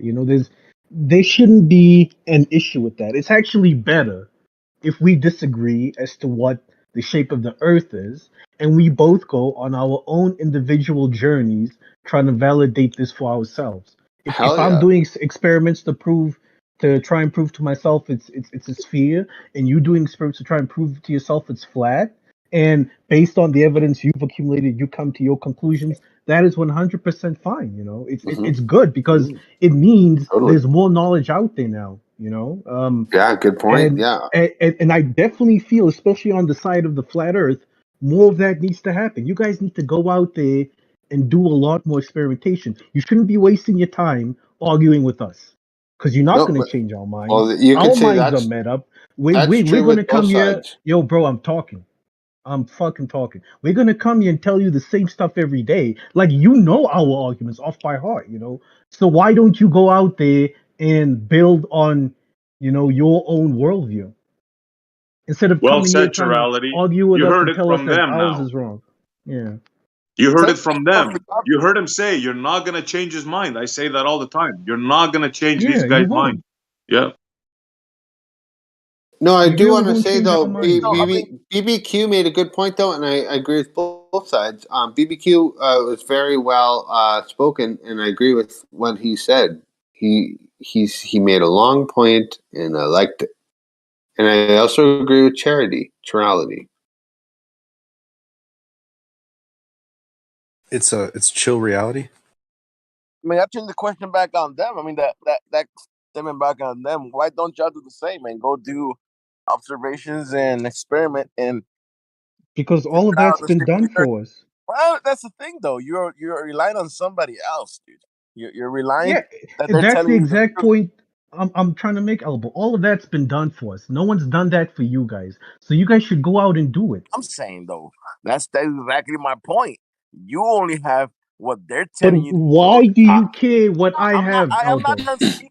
You just told what's his name to stop talking because he's talking. My And why bad, my why bad, don't you give me the same respect? my bad. So that's the point, though, man. If you're relying on somebody to tell you some bullshit, you don't know if they're telling you the truth. You know, they have a paradigm. They're trying to go out the same. They got a bias. Why don't you go out there without the bias? Yeah, but Elbow, why do you care what we have, or what we believe in, or who told us what? If you don't agree with us, and you think the Earth isn't a sphere, and you think, you know, I just trust someone blindly, and I have all this bias, why does that bother you so much? Why come here and continually argue with me and try and change my mind on things? Why don't you guys go out there and build knowledge for yourselves? If you believe all this knowledge Wow. we have is fake and false, go out there and find the And truth for yourselves. Coming I in and agree. arguing with us isn't gonna Chirality. change anything. You're not gonna change our minds. Chirality, in due respect, I mean, I agree with you, but you also are the one that came into this room to learn more truth. No, I came here for the friends and the camaraderie. I don't really like engaging in arguments and the talk Actually, about. me too. By the way, I'm not a Okay. flat earther. But unfortunately, Chirality. Yeah, never mind. chirality. No, it's cool. I agree with you. It's fine. Hey, I want to tag on to Chill Reality's thoughts, and here's the thing: we are doing tests, and let me get to the main point. You know, I'm not just trying to say that we've seen too far and like we proved we're not moving, or you can't prove that we're moving. What I'm getting at is we're not just saying you think your shape is, you know, you think globe, we think flat. It should be all cool. What we're here to do is try to figure it out together, because the main point is those that have awoken to the stationary extended topographical plane, we feel that all humanity has been deceived and tricked, and we're trying to wake up people that are still under the oppressive deception. And so it's not just, hey, So hunky dory. you've removed all more scientific investigation, and now it's a political movement, basically, at this point. Well, it's but no, yes. It's not political. It's reality. Okay, but it's not scientific anymore. Do you have any It's nothing evidence for that? It's nothing investigative. It's Hold just on. now I have a Sure, point to already sure. All prove. science is And fake. Correct. It's been 8 years. They're already sure. There's I immediate just wanted to triggering. respond. You sure to can. Just what? about 10 more seconds, and I'll hand it over. It all of a sudden went into Triggerville or Triggerland whenever I started focusing on the fact that all humanity has been tricked. Now, people want to know, well, how the trick, or too many people would have to be in on it. What I'm saying is there's a paradigm, an entire in the box way of peer reviewed thinking around space and astrophysics and all this stuff, where, like BBQ was saying, you presuppose the ball because that's what they told us, and you build entire systems and networks and colleges and education systems and everything on that science that's supposed to be true and real. When earlier, just like 5 minutes ago, somebody was saying this reality maybe can't even be fully explained with English. Like if you had all the English words all day, it jumps from theoretical to theoretical once you get higher up in it. I mean, yeah, sure, when we were 5, they said, you're on a ball that spins and gravity holds you down. It's a simple concept, but you go farther and you have to leapfrog and jump and hop to make the thing like tape together and stay together. And we're in 2023 and we're seeing that much of it doesn't work. And we're at a standstill in the science. We're in a standstill. And I'm not mad at the globe, and I'm not mad at the science that works. I'm not mad at the math. I just think the ball Earth is only found in the math. It's not found outside. But anyway, go ahead. Yeah, as far as experiments go, I thought it was nice. hang on. I'm just going to say one quick thing. As far as experiments go, they've done laser experiments, they've done long distance photography, and then when they do that and they present that evidence, what comes back that I've seen from the scientific community is, oh, you don't understand refraction. Oh, you don't understand the math of refraction. And then you look into the math of refraction, and it's based on the theoretical models and presupposition of the ball, which they admit this is all theoretical. It may or may not be true. So it's like, okay, when flat earthers do an experiment and then they present the evidence, they're told that science debunks the data and the evidence that they've presented. But when you look at the science, they say, well, yeah, it could be this or it could be that. We don't really know. We're guessing. This is theoretical. That's not true, mate. Science Exactly. does not say we're not sure. Yo, guys, come on. We have to wait to respond, man. Science, not the flat Earth. All mainstream science agrees it's a globe, except but the mainstream if I science could does not agree with respond that. to what the That's other not guys true. said, guys, I've been That's waiting. not true at all. It's I just want to respond to what Boston said. Boston, I feel if your plan is to come here and try and wake up the rest of the world from whatever delusion you feel they are under, you are wasting your time, bro. Because the rest of the world has bigger things to worry about than the shape of the earth or whether or not the government's lying. Distraction. They got to worry about making sure their kids got food on the table, you know? Just basic things, making sure they're able to survive, making sure they're able to protect themselves. Even if you guys were able to prove, Earth is flat, I don't think anyone would really care because there's really bigger problems out there. Those are a bunch of fallacies. I'm a stay-at-home dad, so my career is raising a 7, 5, and 3-year-old, and I found much peace and much joy knowing that up is up and down is down. There is no. You. Yeah, That's I not know, everybody. man.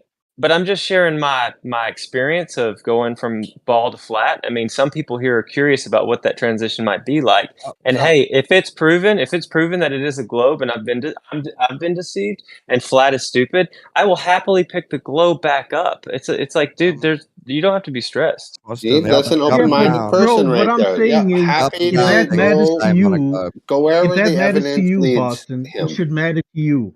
But your goal shouldn't be to wake everyone else up, because to most people it's not going to matter. They're not I gonna agree care. with that too. You What are you? just wasting your time, bro. No, that's like an Bro, this activist. is audio chaos. When's the last time you were an activist? You went on like City Hall and with a big sign being like, "This is what I went to the Middle East during does that. 2012. One at a time, please. Don't cut each other off. Thank you. During the I'd like to respond in a moment. Okay, so my response there is, if we're truly, in my opinion, if they're selling us a story that you can't perceive up and down, it's all like relative, and you just don't have a clue. I feel like the story that's sold to us is that we're lost in space, that everything's expanding at all these crazy speeds, and you can't feel it, but you just got to believe us because we've measured it with all these different devices. And I mean, I'm going to jump onto the mental health and the state of the mental health of the youth these days. Fuck you! You live under a trap dome. God Excuse trapped me. you under a dome like a fish. I don't interrupt you, sir. I don't interrupt you when you speak. It's a straw man. Please let people finish. Please let people finish their statements. So all I'm thinking is the mental health of the youth would be better if there was more stability. And I think we live on a stable world, and this Lost in Space story is causing all kind of chaos. Instability. Lost Yeah, in I Space. believe It's that. fantastic. They fucking love it. All right, everybody You talk guys see what's coming Have you ever next? spoken to kids? You thought transgender thing was crazy. Wait till they force flat Earth down your throat, even if you disbelieve it. Imagine that. My question The is flat Earth will bring why are you so reality back to triggered? mankind. Why are you so triggered, Nate? That if anybody decides to share what they want to share, I mean that's that. If you don't like it, don't hear it, bro. That's it. He's calling I'm not us. He's triggered, calling and us it a mental depends. health issue You, because we Don, think we're lost in you space. can't answer Doesn't make for me, bro. sense. Yeah, Elbow, Right. I'm not triggered. And if Boston wants to do that, he should do that. I'm just saying it's a big waste of time because people have bigger problems, number one. Number two, most people won't even care because they're so distracted by dumb shit. I mean, the point Boston just brought up now was a good one. You know, instead of, you know, there is something wrong with the mental state of a lot of people, you know, young and old. Like, we're more focused on TikTok than, you know, the strive and struggle our next door neighbor might be going through. You know, people are too distracted by dumb shit to care about the shape of the earth and to care about truth. And if your guys' aim is to wake up the rest of the world, you're wasting time. Because the rest of the world, even if you brought the truth to them, they wouldn't give two shits. That's all I'm Can I saying. We are the world. We are the Not to world. mention, this is a small Y'all been subject. talking the whole time. Y'all don't mind if I make one comment? Fun. That's none of your business, though. If we decide to waste our time this way, that's our problem. Then I mean, Yeah, let Rakia he's get saying, in, bro. Let Rakia get in here. yeah, but I was responding to what Nate just said. yeah, right? so am Okay, I. he'll go next. Okay, he'll go next. Yeah, Yeah, go ahead. I just want to quickly say he's trying to tell you and everyone else here he knows what the rest of the world would think or want or desires, and that our desires, although we're part of the world, don't matter. It's ridiculous. True. I don't even understand what his No, point is. it depends what you That's want, not though. what I'm It saying. That's depends what's what wrong. you want and desire. He said the whole world doesn't care about truth. He just said, and I quote, "The whole world doesn't give two shits about truth." That's exactly what he Yeah, said. you can see it, guys. I mean, you guys don't you guys go outside and talk to people, see people? You can see people aren't trying to find out what's going on. They don't. They don't Nobody care. goes outside anymore. Outside is disallowed after the lockdown. I mean, Nobody that's likes going why outside. we can only come to these spaces to have these conversations. Even when I try and talk to people, you know, about the truth and what's really going on, no one wants to hear the stuff. It's only you guys that actually engage with me in these conversations, and I love you guys. I appreciate Truth you is guys for hate. it. That's why Truth is I come hate. back. Yo, bro, please stop. That's why I come back here to talk to you guys every day, because these are the only places I can engage in these conversations. The rest of the world want to talk about what's happening on TikTok, Facebook, and you know what they're wearing to the Yeah, club that's tonight, mental what they're gonna retardation. drink and order. That's Like, no not one wants to reality. have these conversations outside of, you know, these specific Discord servers. That's mind control. How do you know that, though? I mean, honestly, you're not like taking a poll of all your associates to see if they would be interested in Well, some of these I'm going conversations. off of the fact that when I try and have these conversations with people outside, they don't want to talk about it. Oh, no. I'm going off the fact I've heard other people in this Discord tell me that when they try and talk to people in their real life about the truth and flat earth, they don't want to hear about it. And I'm going off the fact that you guys keep coming here to talk about these topics here. Clearly, these are the only places we're going to find people that want to talk about the truth and want to ask these questions that no one else is asking. I know, but you're saying you're here for the camaraderie. Others, Nate, do you think people want to speak to somebody they already agree with? Why do they want to agree with what you already know and what you believe? Now they have Yeah, but I mean, you second come here and talk to opinion on something. That's where the conversation ensues. say what? I don't think so. I mean, you guys come here and you know you talk to each other.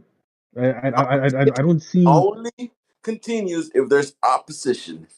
Otherwise, I if don't you agree with that. if you I don't agree with that either. I'm with what the about Trility. I'm down. I'm open minded. I I've want to seen get down to it. SC and Rakia have a 2-hour conversation on something they both agree on. You know, I've How seen long it that happen conversation so last? many times.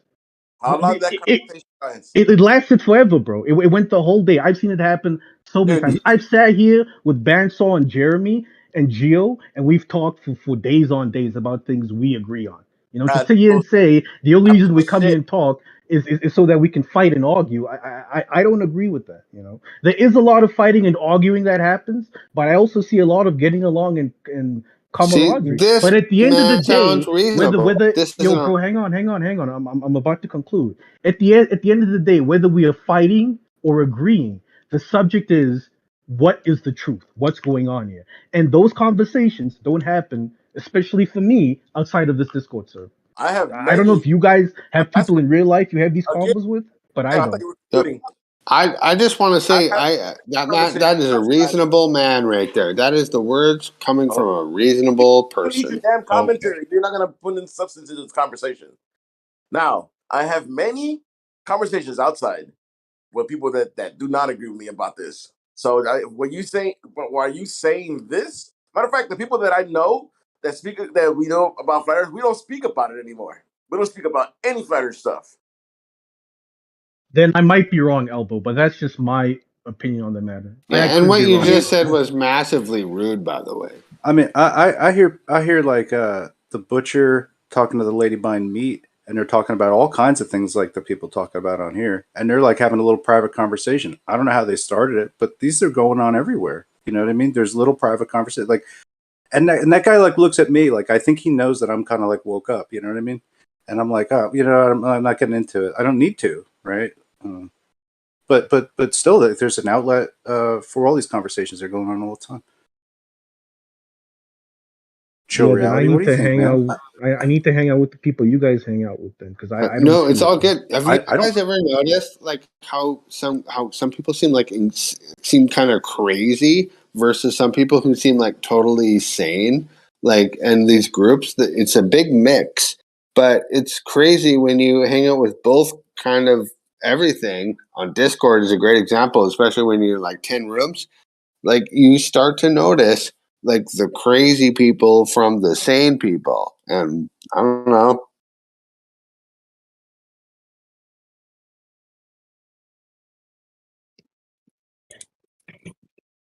What are you talking about, Don? You wish to have a convo? No, I was unless people here are just drilling down the idea.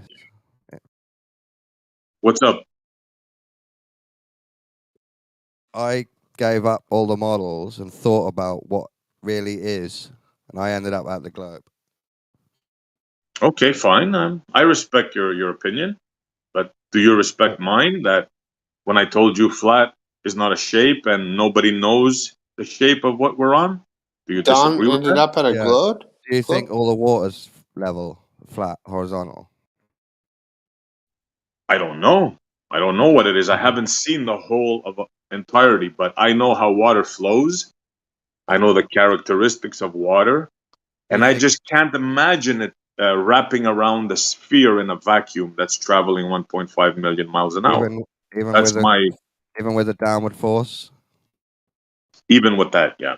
Okay, yeah. I know you can't imagine it then, and you don't believe it because of that. It's hard. You don't understand it's real, but I'm going to ask a question now. Is it possible water does curve on its surface and it is wrapping around a ball? Is it possible? What downward force? No, let me answer that. It's not possible in the physics that we understand. A ball surrounded by water in a vacuum traveling at tremendous speeds is physically impossible in our reality, in our physical reality. In your understanding. Hang on. So you are claiming that Earth is flat, as lots of other people do. What? Yeah. When did I say that? When did I mention? You don't know the shape of the outside ring, or if it's a square, or if it's a small area on a big thing, but you're sure all the water is flat, which is what makes you a flat Earth claimer. No, negative. Flat Earth claimer. I've never heard that one before. I love that. You need to decide if you actually think Earth's flat, and that's why you keep claiming it, or if you're not sure but you enjoy claiming it's flat anyway. Because one of those. Did anybody here ever hear me say true? When flat did I Earth say claimer? I love that one. Oh, well. I'm a flat Earth claimer. Yeah, you claim Earth flat because you just told me it's impossible for the water to curve. So that means you adhere to the flat Earth model, meaning you're claiming Earth's flat. No, I'm just talking about water. I never mentioned about the Earth. Sure, What I did say big when you mountains and asked big me, dips, but all the oceans are flat, right? Like the flat Earth model. You agree? no, listen to what I said. I said water. I said I know how water flows, right? And I know how, like in your model, right? Your model, when you say that this water that I know how it flows is wrapped around the ball, listen carefully now. In a vacuum, traveling at tremendous speeds, I I've know heard all that. this is not physically possible. But then I asked you, is it possible any of the water's surface curves? And you say, no, that's impossible, which is the same as saying, I think Earth is flat. No, negative. Yes, We're talking. I'm afraid No. it is. You can think Even though whatever it's you a want. different sentence, it is still the same sentence. No, we're talking about just water. Now you're talking about a thing in entirety. You're talking about the land, everything. No, See, we all you're agree. trying to make We assumptions all here, agree which the I am topography not. changes, don't we? Sorry? We all know and agree the topography changes. When we talk about Earth being flat or round, we talk about a ball or a mystery mountainous valley shape with flat water on it. Big flat oceans, yeah? That Right. don't It's curve. all assumption. You haven't believe been that? high enough. You believe there's huge oceans that don't curve, which means you are a flat earther. No, you can call me whatever you like. I don't accept that What you title. are. And no, I'm I just am using not the a best. flat earther. Negative. Sorry, I interrupted. Sorry. I know. I hate when people try to label you. It pisses me off too. It's what you are. That's what they do. Yeah. What you are. I'm just using the best available term. No, Hey, you're Odysee, caught. Go on. I was going to ask a question on topic. So, and just go there with me. If it is a ball spinning in a vacuum, and the heliocentric model is true, the downward force is there. Let's just say it's gravity, and it holds all the water evenly to the place, and it is bendy water. But from the perspective of the person on the water, it's going to look all level. That's just how gravity and the whole model supposedly works. Yep. My issue and how I woke up was when I found out not only the multiple vectors of massive speeds that were moving through the universe, it's the elliptical orbits where there's huge speed up and slow downs. And I know that the Globers will say, yeah, but it's all relative and it's so, you don't understand the grand scale of the cosmos and how big of a ring we're making. You wouldn't really even notice it, but I know that if gravity's real and it's a downward pull or whatever, it pulls straight down, there's not a left to right stability. And if we're speeding up and slowing down and spinning at 1,000 miles an hour, reality would be we would see somewhere on the ocean shores or lines shifting, especially when you throw in the 60-inch wobble every 7 to 14 years. But the wobble happens and we don't see water moving left to right or shifting or sloshing. But wait, I'm almost done. Almost done. Wait, almost done. I know we have tides. But if there's a shift, a wobble of the whole Earth with all these massive speeds, and just think about a dinner plate filled to the brim with water, and you're just going steady, and you start to turn, and you start, wait, a dinner plate full to the brim of water, try to accelerate or decelerate any, and see if it doesn't slosh off the edge. And so my whole point is, well, you can respond. Please don't interrupt. The whole thing is they tell us no, the water wouldn't move at all, even though we're doing all this stuff. So I'm done. Dinner plates don't have gravity, and yes, I agree. You don't understand the scale. It's weird to think about, and I don't understand it either. But I think relativity could explain it, and we do. We have tsunamis, massive tides, tornadoes. Where do you think all them comes from? If not for slightly out of Could I be circular allowed to use this as an educational thing to copy your accent? No, we don't have. No, for real. No, that would be selfish. I'm sorry. Look, you can talk about models all you want.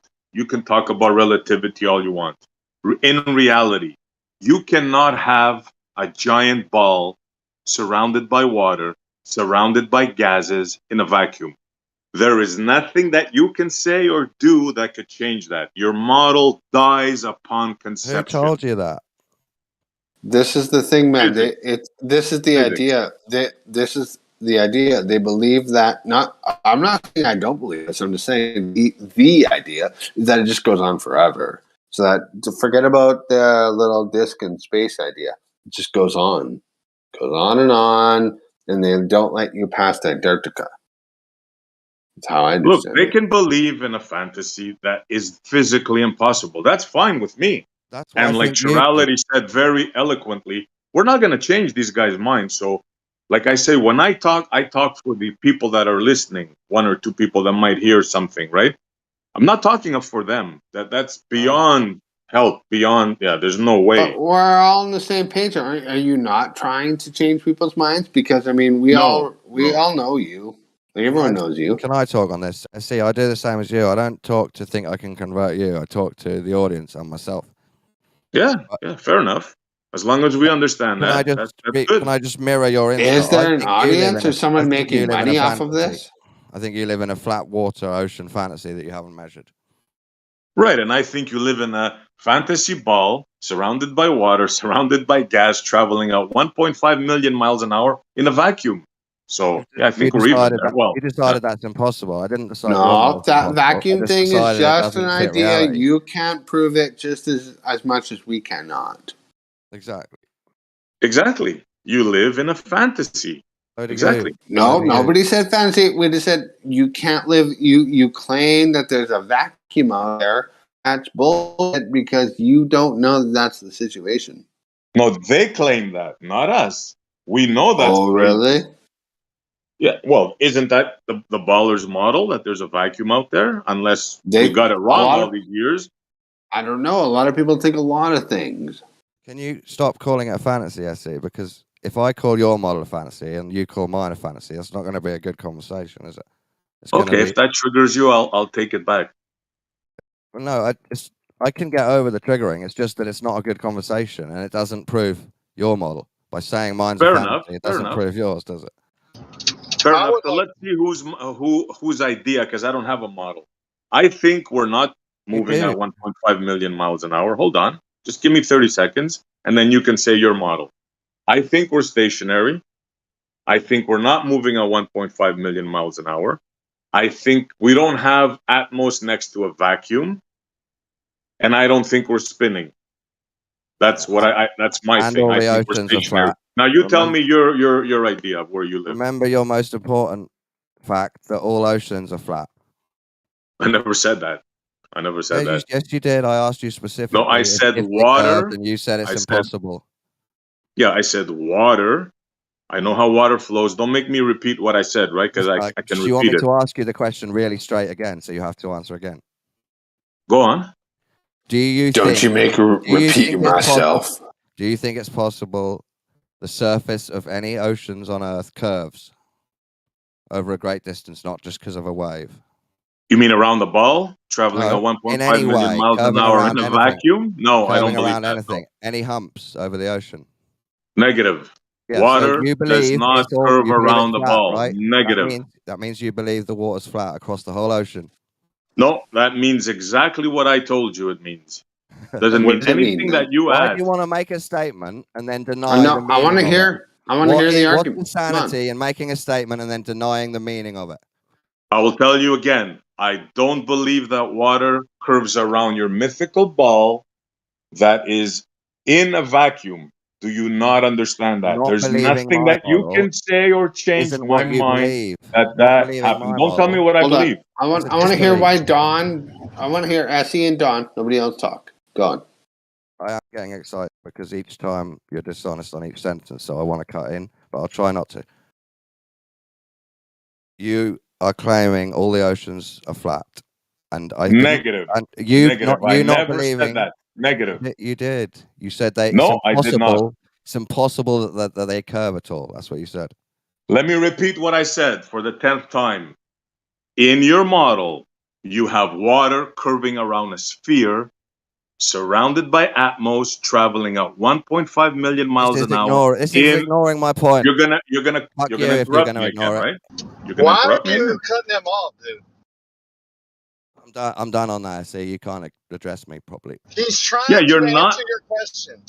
You don't have to answer like you want him to. He can answer in his own way. But why are you cutting him off? I don't care to hear a ramble Well, about then nothing. shut up. Go on mute. Quit cutting him off. Maybe we want to hear. You can hear him address something that I didn't Can't say. hear That's him up to because of you, Dawn. I can't hear I him. think you'll learn more from Dawn than nothing against SE. SE makes great points, but I think Dawn and SE were having a good conversation, and I think that should be sussed out a little bit, in my opinion.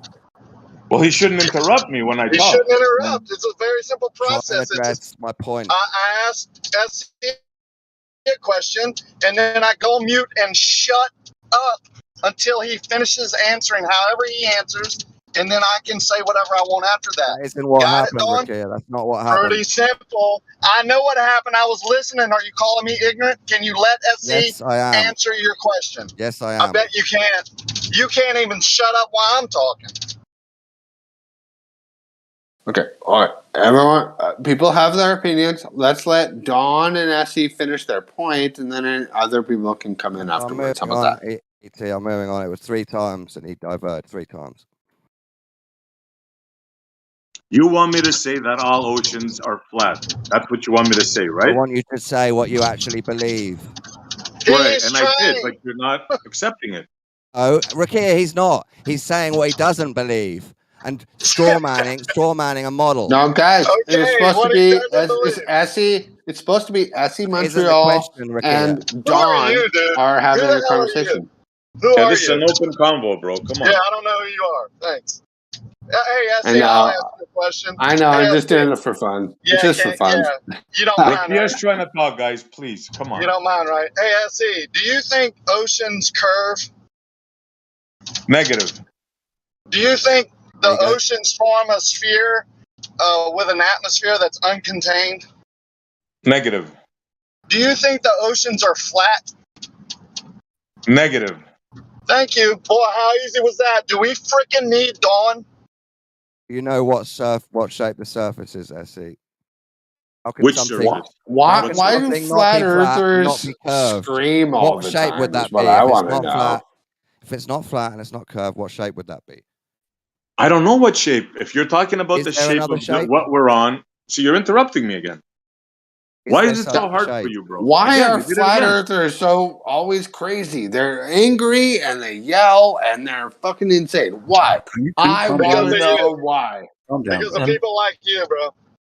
And Dawn. I'm very calm, bro. I'm having a good time. I'm laughing. I'm I'm calm. talking to ET. ET needs to calm down.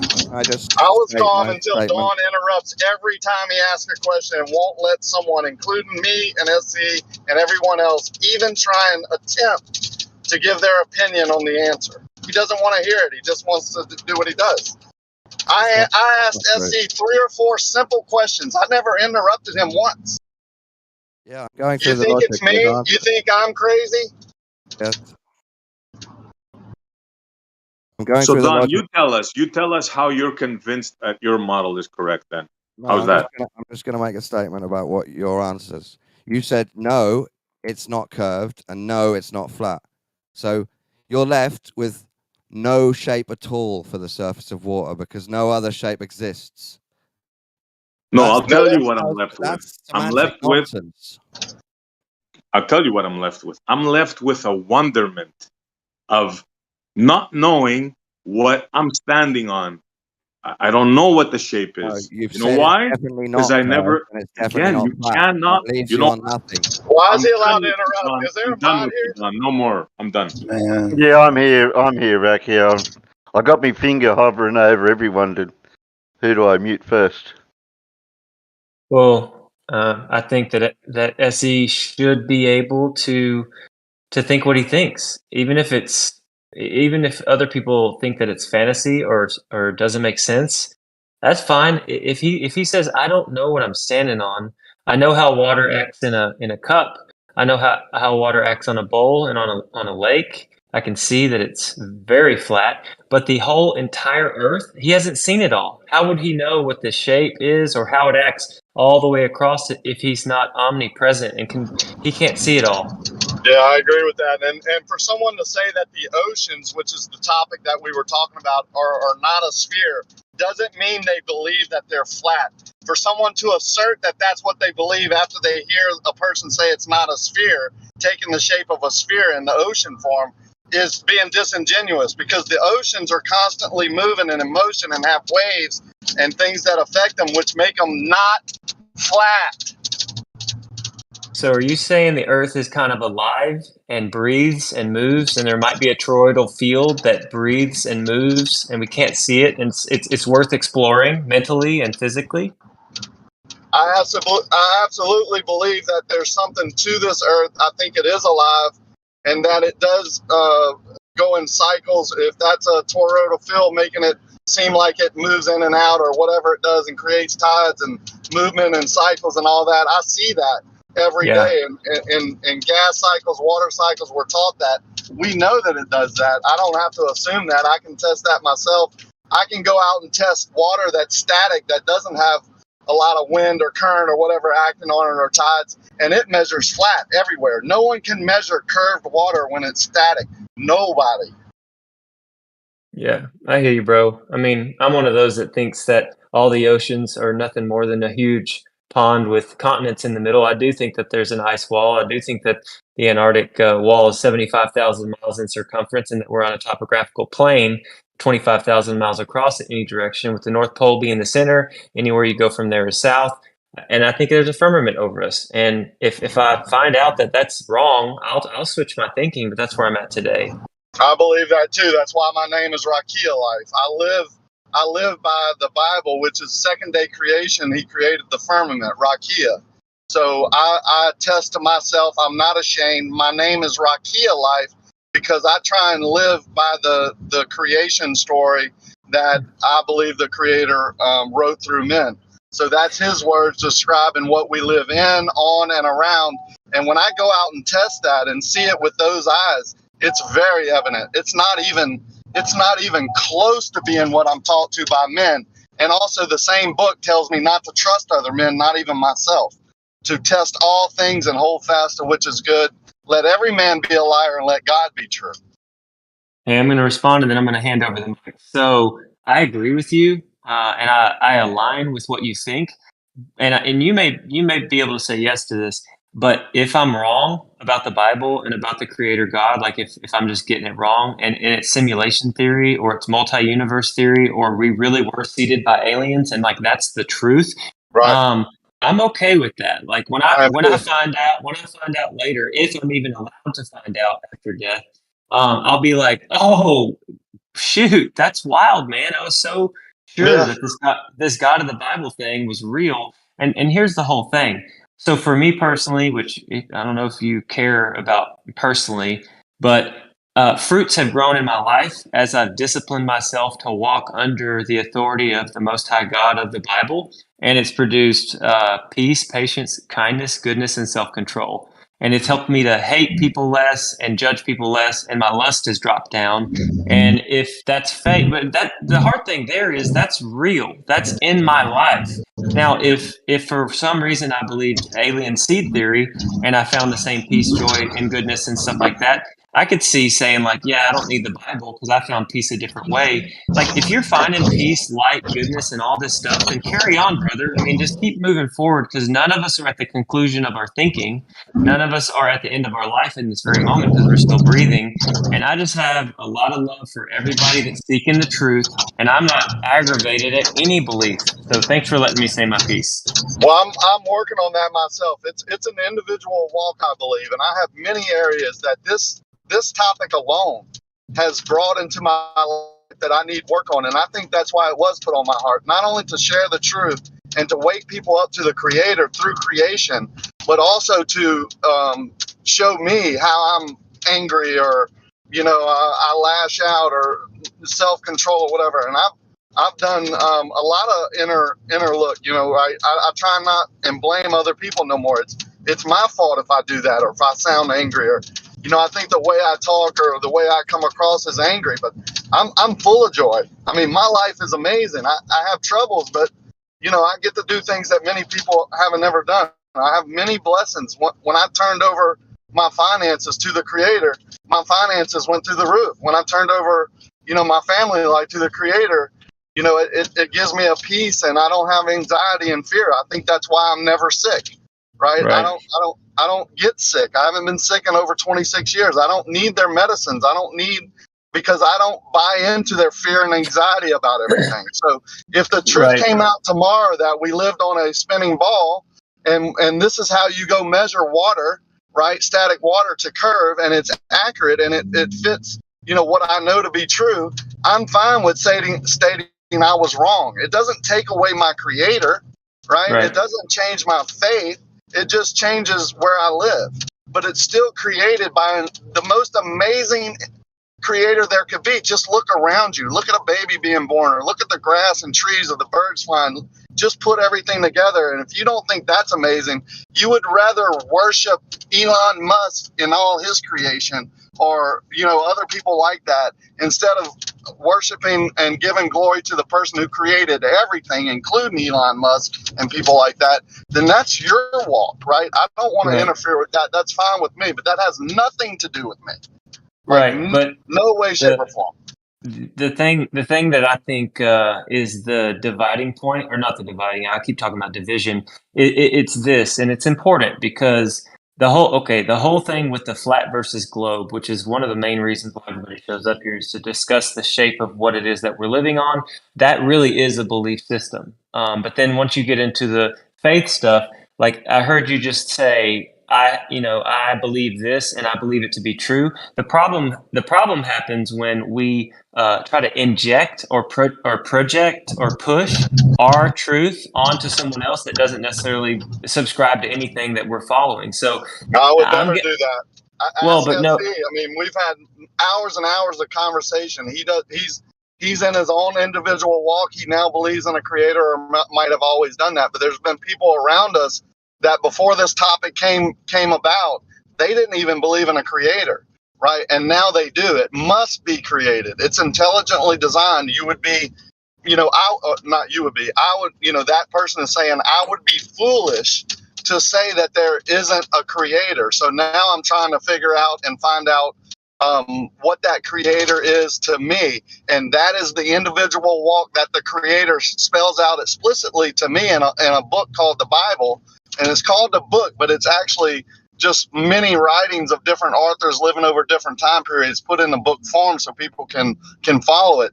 And that makes it even more amazing, because man alone can't write a book like that. That's why it hasn't been duplicated. Right. And I hear you on that. But if somebody's not subscribing to any of that, I think that, a believer in the book or a believer in the Most High God of the Bible needs to see if the person's willing or interested in hearing anything you have to say about that, because that's still your belief. And let's say that this person is an atheist or agnostic or not sure.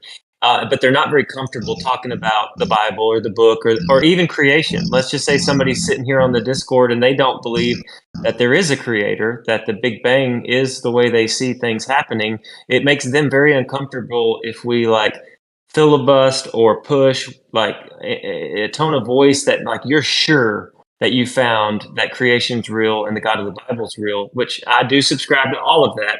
I just think a lot of the contention happens when we say it like we've figured it out, we've got the truth, and you better pick this up or you're stupid. You know what I'm saying? You say, bro. Yeah. Oh, sorry. I thought you were done. Yeah, you didn't interrupt. You're fine. What you say is so true, and it's spot on, and exactly what Rakia said, right? Now, me and Rakia get along very well. For years, we never had any issues. Now, I know Rakia is fully believer, right? Full believer. He walks the walk, he talks the talk, but I never felt him trying to preach or push anything, right? And what you just said, my friend, is exactly correct. It's how you talk. It's how you say things, right? If you got a guy preaching and yelling and screaming, that ain't gonna work, bro, right? So yeah, exactly. I'm with both of you. It's exactly that. Spot on. It's an individual walk. It is, but we have to be sensitive to what the other person is experiencing, because sometimes our confidence and our peace and our joy that we're just resting in can come across that we're like pushing that idea. And But so I'm not where you're at. I'm not there yet. I don't have that peace and joy over that part yet. Like I've felt myself over the last 4 years become less and less angry and less less whatever. But I'm working on. That's something that was put on me to work on. Now I was peaceful in other things like my business and my family and all of that. But when it came to this topic, I was totally frustrated because all my life everyone's listened to me and trusted me, except for when it came to this topic. And I'm like, it's right here in the book that you've told me all our lives that you believe in.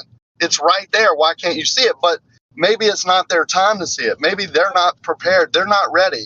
They're dealing with other things in their life. And if you put this on them too fast, it's going to affect them too much. They can't handle everything. I understand that. I'm fine with that now. I'm just working on it more. No, you're doing good, man. I don't have any qualms. And then there's an aspect to it too, and I can definitely stop anytime somebody wants to pick it up. There's an aspect to it too where men like you and me, we kind of think it's our responsibility to set people free to the true nature of this world, which, I mean, we don't fully understand that. But also, if we believe the God of the Bible and the Creator, and if we believe the book, that it's like we have to like have a strong voice about it. Or what I'm trying to get at is sometimes if a person isn't quite there and they're agitated, just your voice or just your presence agitates them, you have to like breathe slower, stay humble, don't say anything, and trust that the Creator is going to work on that person and woo that person to Himself. You know what I'm saying? Because it's hard. It's hard. That's the part I'm trying to work on, and it's really hard for me, right? Because I've always been an authority in my community and my family and all that. So when I come here, and like Jeremy yesterday, Jeremy, I can hear it in his voice. He's bitter, but my voice was also bitter, right, towards him. And that's not how I should be. I should actually be the opposite. And I want him to know something has happened to that man, right, over his lifetime where he's become bitter towards the even idea of the Bible being true. And that breaks my heart. I mean, I'm going to be honest with you. It breaks my heart when people, are beautiful people, right? Jeremy is, I can tell, he's a great person. He seems to be a great family man. He comes on here and he speaks his truth, which I admire. And, we can joke and do all that. But when it comes to this topic, as far as, Jesus or God or the Creator or whatever, we class. See that this could be this could be a good thing for him, and then let Jesus work on his heart. And I can't change, Jeremy's heart, just using him as an example because I know he won't mind. But his heart can be changed. I promise you. Yeah, that makes sense. That makes sense. And I'm kind of where I've been. I mean, I'm kind of where I'm at now because I self-sabotaged my own self. I was my worst enemy for 20 years. I belittled myself and did all this crazy stuff. And I tried, all the wild drugs and wild living to ease the pain that I carried within myself. And I've been set free from that. But the main point, and this is, I think everybody's going to like this point, regardless of if you like my belief system. What I'm finding is every single one of us that is hearing my voice right now has a tremendous amount of value. And that even includes what we currently hold in our head to be true. Alien theory, agnosticism, or even if we're adamantly against the scriptures or adamantly against the Christian story, that's fine. That's totally okay. Because what you think and who you are as a human being is valuable. And the Creator, if there is a Creator, He's not triggered and mad that you have in your head that the Christian, you know what I mean? Like He's above all that. And we can be above all that too if we just value each other, have respect for each other, try not to interrupt, and listen. If somebody says, yeah, it's actually 2 green aliens and 4 purple ones, and they made us, we might laugh inside that doesn't make any sense to me because I believe something so different. But we are coming here to hear what other people are thinking. I haven't seen what they've seen, right? may have seen things and heard things that I haven't heard or seen, and I should be open to that. I'm fine with that. I'm an open person, but it does. We're just like, I laugh right then. That's a funny story to me because I haven't seen it. I don't get that part, but I am open.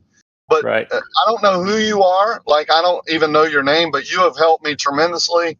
It's really calmed me down. You can see that I get upset. I'll say one thing. You've abused me in the past. You remember me? Do you remember a man known I as remember Joe? I remember your voice, and if I have done that, it's on me, bro. It's not on you. Yeah, remember you had to go at me. You're like, this guy does this shit all the time. Blah blah blah. And I'm like, bro, man, chill out. Yeah. Right. Well, thanks for letting me say that. You did hurt my feelings, wreck your life. Well, I've already apologized, and I'll apologize again. Cheers, it's not bro. my point to do that. Hey, you don't need to apologize. My bad, bro. Yeah, but you hear me and the other guy. We can go back and forth and not interrupt and not have any issues, because we have the same, like we just want to hear each other, right? Like, it's when you get upset. Like, I don't do well with drunks. I'll just tell you. So if you come on here and you're slurring and drunk and you're not making a lot of sense, it's like a waste of time. Like, I don't go hang out in bars. Rocky, I'm just not you that don't person. drink. Rocky, you don't drink alcohol. No, not at all. So I'm not going to go sit in a bar and listen to someone slur and drink and make a lot of nonsense. That's completely understandable. Hey, Rocky, can I say I completely respect you not drinking alcohol, mate? That's brilliant. Like, if you don't need a beer, mate, you're probably the best man around here. No, I wouldn't say that. I have many faults. Can I explain why I interrupted? Why I suffer from the issue of interrupting sometimes? Yeah, please do. Because SE couldn't come down on one side or the other, even though he wants to be on one side against the other.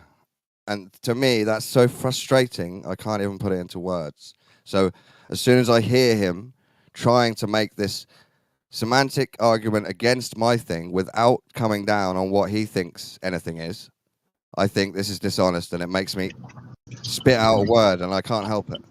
Did you hear when I asked him if he thought the oceans were flat and why he didn't? Because I don't think the oceans are flat. And you would tell me, because I think they're not a sphere, that I think they're flat. That's dishonesty on your part, not his. I would never say it's a sphere or flat. I was asking, do you think it's curved or flat? It has to be one or the other. No, it doesn't. Both? Do you think it's both then? No, I think it's different shapes, but it's not forming a sphere. Is the whole point. So what sort of shape does it generally form? Have you got no idea? It's a flowing, waving shape, whatever you would call that. I go out on the oceans weekly. My daughter left today for a 4-day fishing trip. We're on the oceans weekly. We live on the ocean. We love it. We know it's never flat. Never. I talked to you about this. So the ocean that you live nearby, do you think it's mostly horizontal from one side to the other, or do you think there's huge humps and dips randomly? No, I would think if you took all the waves out of it, it would be horizontal. If that's what you're asking, but it's not a sphere, and that's the same thing. I'm saying to you. I think that's the same thing SE is saying. SE should admit that too. Well, he would if you asked him in that way. But you asked him if it was hang on, you're interrupting me. You asked him if it was a sphere. He plainly said no, and then you said, "Well, you must think it's flat." No, that's on you, not bro. What happened at all? How dare you lie about me? He never said flat. How dare you lie about me 5 minutes You're the after only person who said it was flat. SE never did. Tell you what I actually said? I would rather not talk to you right now, man. Okay. I don't care what you said now because you're calling me a liar. Are you there, SE? Can I ask you? I'm here, bro, but let's keep it civil. Yeah, keep it civil because you're interrupting Rakia again, and you're going to do it to me. You're going to see. Because he lied about me. That's exactly what I just explained. He didn't lie about you. He did. He said I put you in a paradigm between is it a globe, then it must be flat, which I never said. I asked you specifically what you think about the oceans overall. I didn't say if it's not a globe in your mind, it has to be flat. I didn't say that. So I have no idea why Rakia made that up. I have no idea why he made that up. No, you did imply that. It came across. I did not imply it. I actually said, could it be curved in any way? What do you believe it is overall? I'm trying to explain. It's not one or the other paradigm. I'm saying, what do you actually think about the oceans? You've had And several what people. happened, what the conclusion was is you don't know and you don't dare say. Hey, guy, Rakia did. Rakia said it's horizontal overall. He can admit what he thinks. You told SC that he said it was flat. You have put words in his mouth, and because you he are said it's sitting. impossible that it You're curves. sitting here wasting time. You're the Listen, one playing the semantic game. You're playing the semantic game. You're the one doing it. You blame SE for doing it, and you have all these people, trying to bear with you as you're doing it again. Listen, and it's not cool, man. It's not. No, you can't explain because you've had several people tell you did say it, and you're saying you didn't, right? And you said you didn't, but you've had several people saying you did. So do you want to go back and listen to the conversation you had with SE? And maybe timestamp it? Or just carry on with a different conversation or someone else? Because it's crazy, man. I'm going to explain how you're wrong now, quickly. Yeah? Can we just do a topic change and move forward, or just do yes, a hard turn? I need to point this out first. I need to point this out first. When I ask someone, is the oceans curved at all? And they say, definitely not, no, that's impossible. The only other thing I think that they might think is it's flat. Unless someone says it's all humpy and it's all flat and it's all humpy and it's all flat and I've got no idea. Yeah? There's only so many options. I'm not playing the semantic game, man. I don't want to have the conversation that you had with SC. I don't want you to put words in my mouth. I don't want you to put words in my mouth or speak over me while I'm speaking. I really don't have nothing to say right now. If anyone else has something to say, please do. I'll just say, even when it gets sideways and weird or awkward or argumentative, like, you guys are all freaking awesome. I mean, y'all might think I'm high or something, but I got so much love for you, even when we're freaking arguing. You know how much this reminds me of toddlers, like fighting over a toy or not understanding each other. Like, kids they're trying to figure out their world. They're trying to share the best they can. But man, we're also emotional because we're not that far from the babe or the toddler. We're just bigger. We're just older. But emotionally speaking, and like what's in our heart, what's in our mind, we all need practice being more patient. We all need practice listening. And you know what? When we mess up, like Homeboy said a second ago, you know what? I'm sorry. I'm sorry I did that to you. And anyway, yeah, carry on. Anything you want to talk about, but let's just not go in circles on stuff that stresses us out. We're always going to get stressed out if it's the same people. Well, you don't stress me out, even though we've clashed. Like, you're still cool. I like your accent. And if this is the other thing. If we were in person and I was like, we bought hamburgers or whatever you eat, and I would have a beer, IPA or red wine, it would be different. I would see your body language. It'd be eye contact. You know what? I don't think that's true. It'd be different. I don't even argue with you much. I don't think we're arguing. All I get frustrated with is people misrepresenting what I said 2 minutes after I said it. That's the only reason I got heated. Yeah, that makes sense. But I mean, I do remember probably about 8 days ago, you were slamming me for being like a Bible believer. You were like, trying to rip me apart that I even believe in the scriptures. I was like, where's this coming from? You were new, and you were a noob, and you started with the Bible is the way to know things. Oh, yeah, I see. I mean, I was just trying to get used to the room. I'm new to Discord. I'm only 5 months into Discord, and I'm only 11 months into the flat earth, so I do make mistakes. I do apologize for attacking your belief system. It's all good. Yeah, you've been chill. You've been chill with me ever since, so I accept your apology. And if I overtalk or filibuster ever, I'm sorry. I just kind of get in a flow. Let me connect this to the last confusion. If I said to you, you're stupid for believing the Bible's all made up, and then you said to me, yeah, okay, what do you believe, if you're the smart one? And I said, I've got no idea.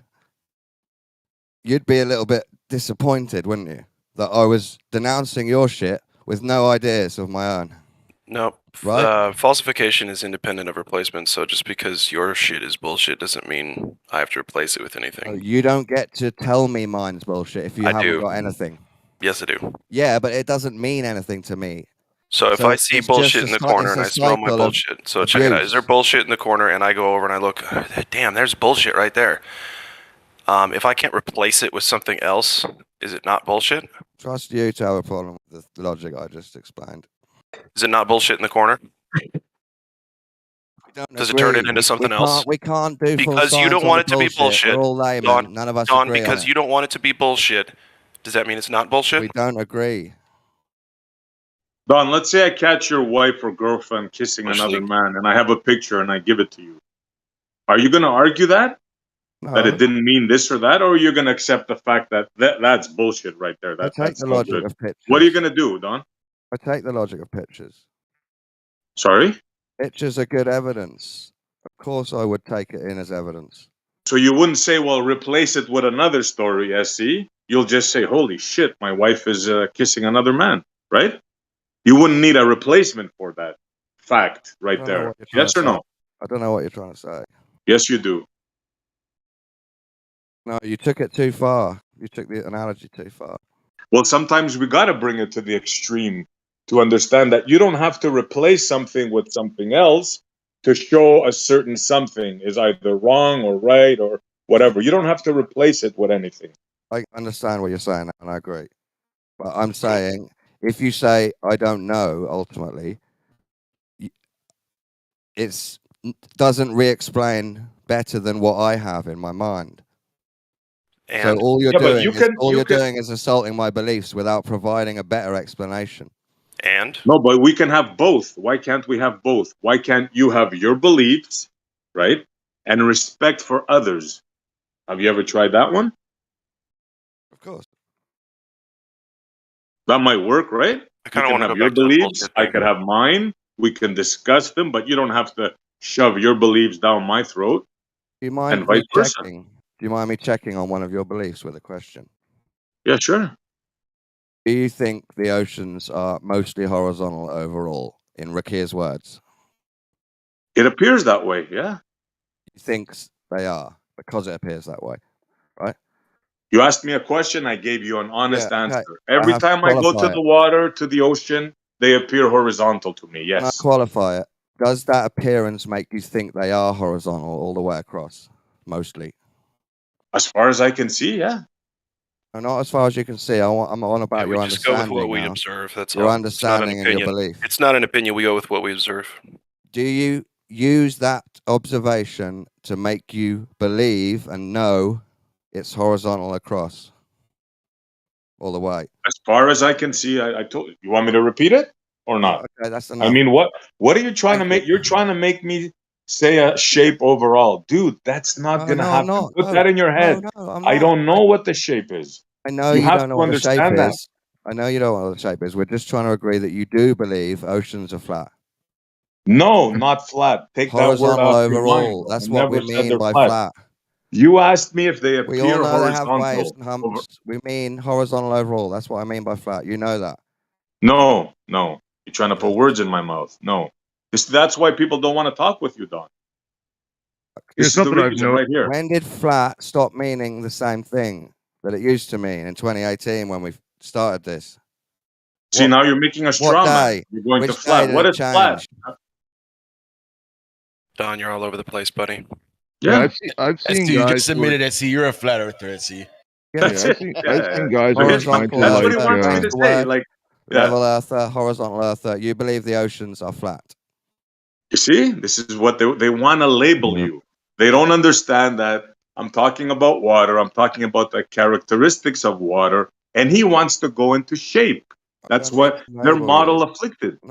That in I'm their talking about mind, the surface. the water has to curve around the ball. That's all not there is to talking it. about And shape. you see how he interrupts? There's no way around it. You're straw There's man. no way around it. Okay, simplify it like this. If 70% of what we know of this world is water, and I took the average of all that water, I think all that water would net. How'd you know it's 70%? Yeah, I think I'm that's just- silly. What I mean, this is just what I think. I think of what we know of the known world. Yeah, of course, we're not going to have the exact Mercator map. Like all the maps are messed up in a way because how are you going to see it all at once? That's the whole point. JT, you could Yeah. ask or answer and say, "Hey, the Navy says it's 70% water." 70% water. So that's like somebody had said earlier. I think it might have been you, JT. It's like the way you picture it is a topographical plane with continents sticking out of the water, right? And then you just went again and said now it's 70% water, right? So if I'm on the water, if I'm on the beach and I'm walking, right, and I just keep walking, right, I'm not there's earth, there's dirt below the water. I mean, that's Yeah, just it's sure. just a strange way to envision it. 70% water. It's like 1% water. It's lots of earth, lots of ground. Oh, I mean, I'm not meaning depth. I'm meaning if your feet are going to get wet and you're going to be in the water at all, there's 70% water on your feet versus Well, right. land. And That's just part of the you weren't talking about depth, and that's kind of like what Dawn's problem is. He's not talking about depth, and depth is real. It's there. The waves are not. The ocean is not flat, right? I've seen. I guess you could call them experienced globe earthers trying to debunk the flat Earth for years, doing diagrams in computers with models and showing how a horizon is impossible on a 2D plane. You'll never have a sharp horizon. So for 8 years, they haven't realized that the ocean is not flat. Swells, waves, and tides, baby. yeah, absolutely. But if Antarctica is the highest average landmass in this place, and it is Yeah, but surrounding again, us, says who? Says who? well, hypothetically, if I hold that in my head, am I able to speak on it? Go ahead. Okay, so hypothetically, if Antarctica is a ring around us and it's higher land mass than anywhere else, all the oceans might be jostling around and doing tide stuff, but we're inside that huge circle, Yeah, it's a and basin. that's just the way I see it. Yeah, that's the way I see it. You believe in an ice ring? Is that I what you're do. saying? Yeah, I do think that all the world's oceans are inside a huge ice ring of something like 200 feet ice wall all the way around. And I haven't seen it. I don't know if that's true. It could be totally fake, but that's what I think. Okay, let me ask you a question. Maybe you haven't thought of this, right? Mm-hmm. Does ice float on water? Yeah, it does, but it's also very heavy. And if it's a ton of ice, it's gonna. I mean, if there's a two. Go ahead. It's not gonna sink. The mass of it doesn't really matter. Well, but the The ice is density sitting on maybe does, yeah. the ice is sitting on land though, and the So more land's dense. yeah. Yeah, you're Sorry. good. SC question was just ice float on water. Why are you going somewhere else with it? Yeah, it does float on water, but Okay. it's the land. Kind of like just think of any lake you've ever been on, swimming in the lake. You come up to the shore and you leave the lake. You don't fall off some edge of, you know what I mean? You don't fall off some edge. You just leave the water Yeah, and you're like when you're in standing a on the pool, you land. get out of the pool. Yeah. Well, I'd like Yeah, to point out on that beach, it's also not a 200-foot high wall, right? It's literally a millimeter higher than the water. There's no 200 feet needed. Right, but there is ice wall of 200 feet. Plenty of pictures of it. It's crazy. Sure. I mean, that's just what I think. But even if all the ice melted, the land would still hold all the water in. It's the ice is there because the sun doesn't warm the whole region all the way around as it's making its circuit over the earth. And so that buildup of ice is just because it doesn't get the same summer winter cycle as we in the mainland here more near the middle do. But I would say, what is I it don't building think you upon? understood my question fully, though. Yeah. Oh yeah, go ahead. Clarify. I'm sorry. You admit that ice floats, right? Yes. So how could an ice wall stop the water at the edges of what you think this realm is? Well, because I lived in Nebraska and we drive around on the roads and the winters are harsh and a humongous buildup of ice can happen and we can drive on that ice and the sides where they like plow it and push it, it gets very firm and hard and like all that ice is sitting on land and the water laps up against it and it's very cold and there's not enough.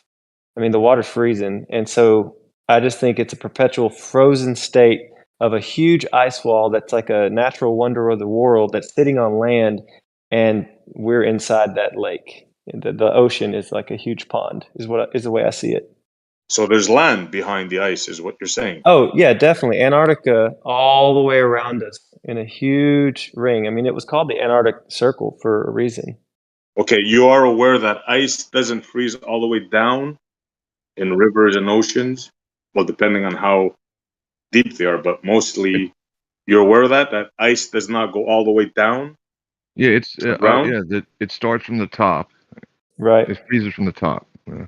Right. Well, like an Right. iceberg would Theoretically, have. ice cannot stop water. See, this is what I'm trying to tell you. Like, If it's solid, it can. And if it's cold enough that it's not going to melt, it can. And an iceberg can have a massive part underwater, and it's just fine. It doesn't melt. You see the part sticking up. I mean, it sank the Titanic or the fake Titanic, right?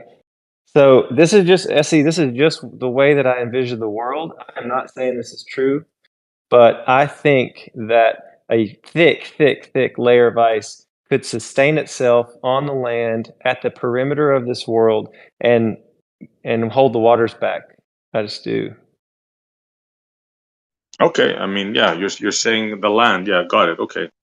Okay, so I mean, there's a few basic things, right? It's like large bodies of water and containment. You can see the sun making circles, right? The sun puts off heat. So I mean, I definitely can see the correlation of how these things make sense. But then there's the other side that dense water. When water is dense, or when it freezes, it's less dense and floats, right? And it's more dense when it's warmer, right? So it has this opposite effect, and then it freezes from the top, not from the bottom where it's more dense, right? So it has this opposite kind of interaction going on where it doesn't really follow what other liquids do. Yeah. Right. Well, take all the ice away, all the snow away, and just pretend Antarctica still would just be a shoreline. The fact that it has ice and snow on it and how that works and why there's a 200-foot ice wall, just forget all that. The oceans would meet Antarctica all the way around, and that's what's holding the water in is the actual land, but it's also frozen because of the temps. What's making the land form a perfect circle? I can see the sun and ice, but why would the land be in a perfect circle? I don't think it's a perfect circle. I just think that's how this world was created. And I mean, if you really want to go there, I don't think man was never able to get there for thousands of years because you had all the continents that we were on and living on. I think we were placed here in Garden of Eden, and like the technology to get a boat or to take supplies or to get all the way out there. See, I think we're in the end times where now we have McMurdo Bay there, and we've gone there and we're exploring stuff. I think they found the firmament and they're hiding it from us because of the 66th parallel or wherever it is. There's a ring that we cannot go any farther, so we can't even see the ice wall legally. They'll send boats. They'll turn you away at gunpoint. Go there legally. You need a permit. Well, hold on. Wait before you dive into that whole thing about how we can go there. I'm saying if I got in a boat and yeah, sure, I got to get a permit. It's $25,000 or whatever. We can't freely go and explore this whole place, and that's weird. Both at the North Pole and the supposed South Pole, you just can't go there. It's off limits. And to me, that's like a red flag. Truly explore any national park in which there's a path that you can go, but you can't go in anywhere else. You everywhere, there's a natural park like reservoir, etc. You need a permit to explore it freely. I understand the rebuttals, and it could get diverted pretty easily. But if they're hiding the shape of this place, then my beliefs of what this place is are backed up. And you're right. I mean, I don't know. I'm just a dude talking on the internet, but this is what I believe. It's good to say what you believe. Yeah, Thanks, for whatever reason, it's just not. It's for whatever the reasoning is. Us being limited, right, where these proofs in this debate would begin is not just a coincidence. Yeah.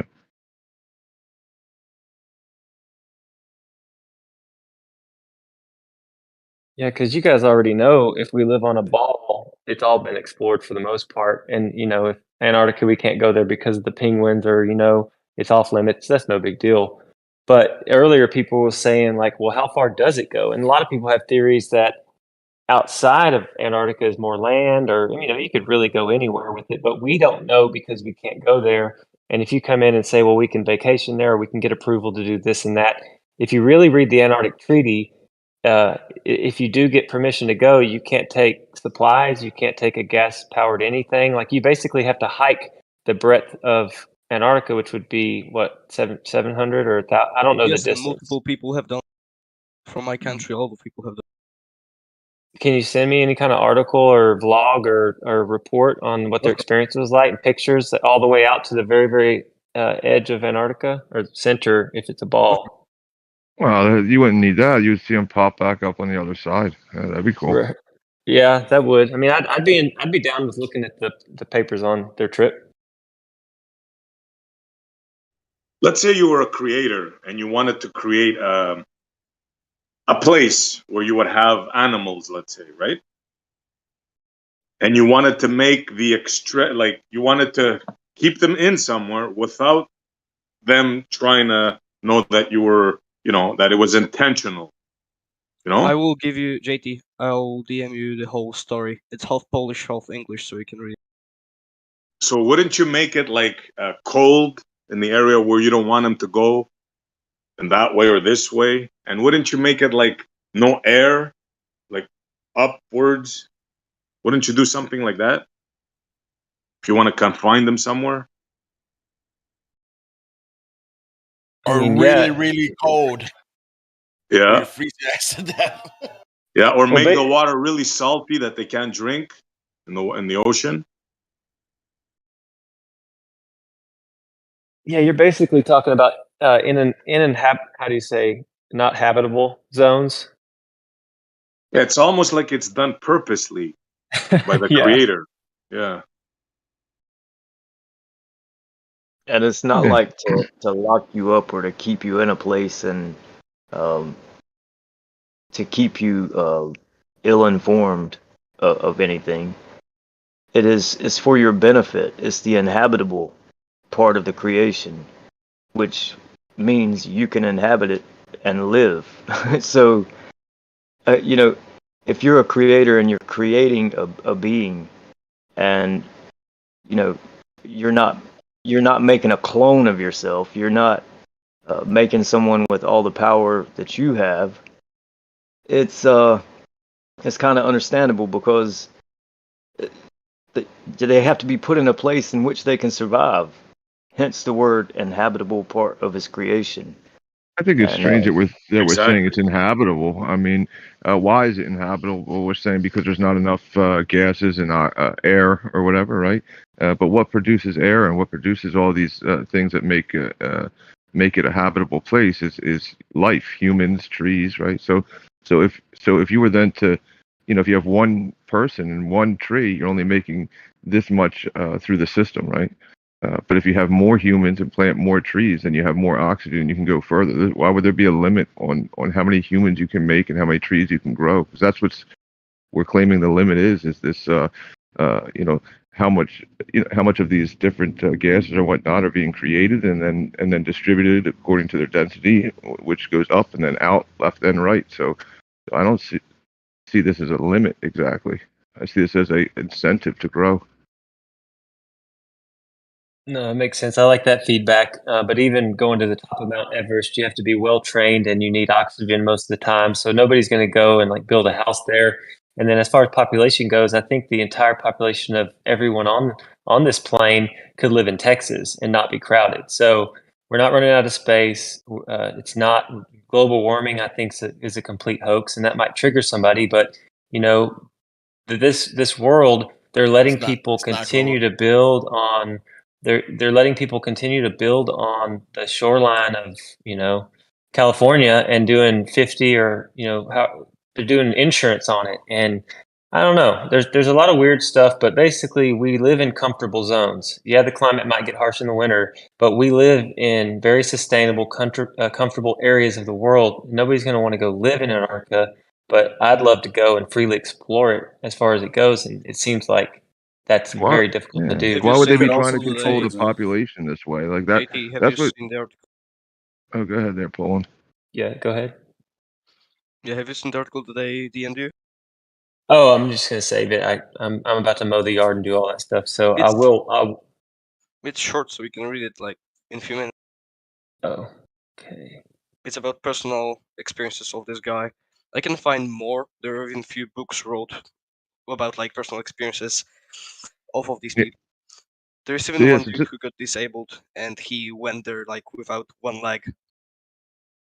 oh yeah, I've read that one. But yeah, I mean, to the creator or creation part, right? Like, I'm not saying creator, creation, whatever, right? But you know, the I guess the point was being made is that, oh, you know, this creator would make these zones uninhabitable so that people would know not to go there, right? So that puts limit on right on like I had just kind of explained earlier, on growth and incentive to grow, right? So that says you cannot grow anymore because you only have these many habitable zones.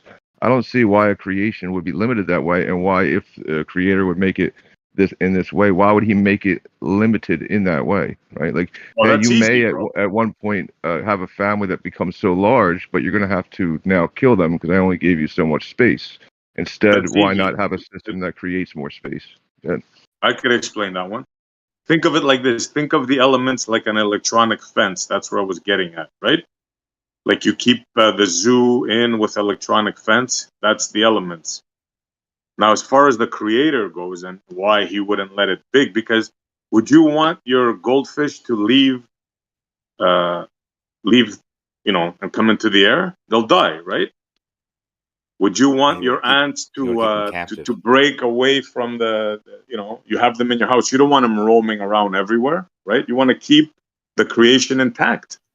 Your Keep pets. them in a cage. Yeah, but Yeah. what I'm proposing is the opposite. I would love. I don't have this ability, right? But I would love to have this ability where I have a fish tank, right, or a bowl, right? Just a bowl on the table, right? Two fish in it. And I know they're gonna make more fish, right? I How can I make this bowl grow according to the needs of the fish? Right? I don't have that ability, but that's what I believe uh, is going on, right? Or is reality, is that we can extend this atmosphere, right, by more more plants, more humans. We extend the atmosphere and therefore extend our environment to be habitable. Do you have Yeah, I dogs? understand. Yeah, I have one right here. Yeah. In that It's scenario, obvious though, that the Now, creator with doesn't share your. with your dogs, do you have a limit to where he can go? There's a fence around the yard, right? Why don't you let leave the fence open? It is open. Like Always. without well, how is it offensive if it's not open, if it's closed? No, it's wide open. He doesn't leave. I mean, but I get what you're saying. But yeah, Did he you doesn't train him leave. to not leave? Yeah, I told him don't leave. You get hit by the car. So what happens if he does leave? If you wouldn't train him? I get what you're saying, right? So right, Yeah, there's a exactly. fence. It's exactly the same thing. No, I don't know. I Well, mean, I was at the same thing. There's cars out. There's Yeah. cars out there. It's Where's is there cars out there who somewhere? knows what's out there? Yeah, right. so well, to tack onto this Thanks. fun In journey that of other scenario, yeah, go ahead. I was just gonna say, no tanks in the scenario when you know you're talking about the Earth. You know, you're only God, so you're very limited to what you know what you can allow, what you can do. But of course, Occam's razor tells you that you know, it's not just the space that you need; it's the fertile land that you need. And actually, you know, you can fit all the humans in Rhode Island, right? But they need more space and just breathing room. You have to have a whole bunch of land to um, even just grow the Right. plants for the livestock. So Right, it's but actually a lot you of can see it in reality. You can see that you grow plants, right? You grow these plants. They take they drink the water. They drink this, and then they roots. Then they disintegrate, become dirt, and the islands will get bigger in reality just by living on it. Land will become bigger. I mean, is that just a coincidence, or is that part of the plan? I don't know. No, I think it's a blessing. I think it works. And then here's one interesting thing: if the Creator really is above us, like the Most High, and up is up, and He's just up there, not far, not infinitely far away, and the Bible says that He looks down on us like we're grasshoppers on the circle of the earth. So if there is a throne above us, and He is the Creator, and He made it, like, yeah, He had the power to make it 9 times or 100 or a million times as big or infinite, and it might be an infinite plane. But the questioning, why are there limits, or why didn't he do it this way, or habitable versus inhabitable zones? It's like, I think the main point is to be grateful for the health we have today, for where we live, which is fun, and having a life. And, you know, I just am looking towards like gratitude, but I do have questions. Like, and I'm going to read that article because I want to know why we can't go certain places. Yeah, and Yeah. I'm agreeing but disagreeing at the same time, right? Like, what I'm saying, what it's not that this is like a what if, why didn't he make it? I see it, and not just I see it. Science sees it. Everything sees it. How I'm saying, it's not just like an idea. This is how it works. If we had more humans, we wouldn't run out of air. We would get more air. I mean, that's just how it works. We have more trees. We wouldn't run out of oxygen. We would get more oxygen. We have more of it. It would extend. It wouldn't. I mean, it's not me making up and saying why didn't he do that. I mean, I'm seeing that he did do that. You know, but we don't necessarily breathe oxygen as you're saying, and the more that we grow soya, the soya is going to absorb the nitrogen out the atmosphere, and that's going to change.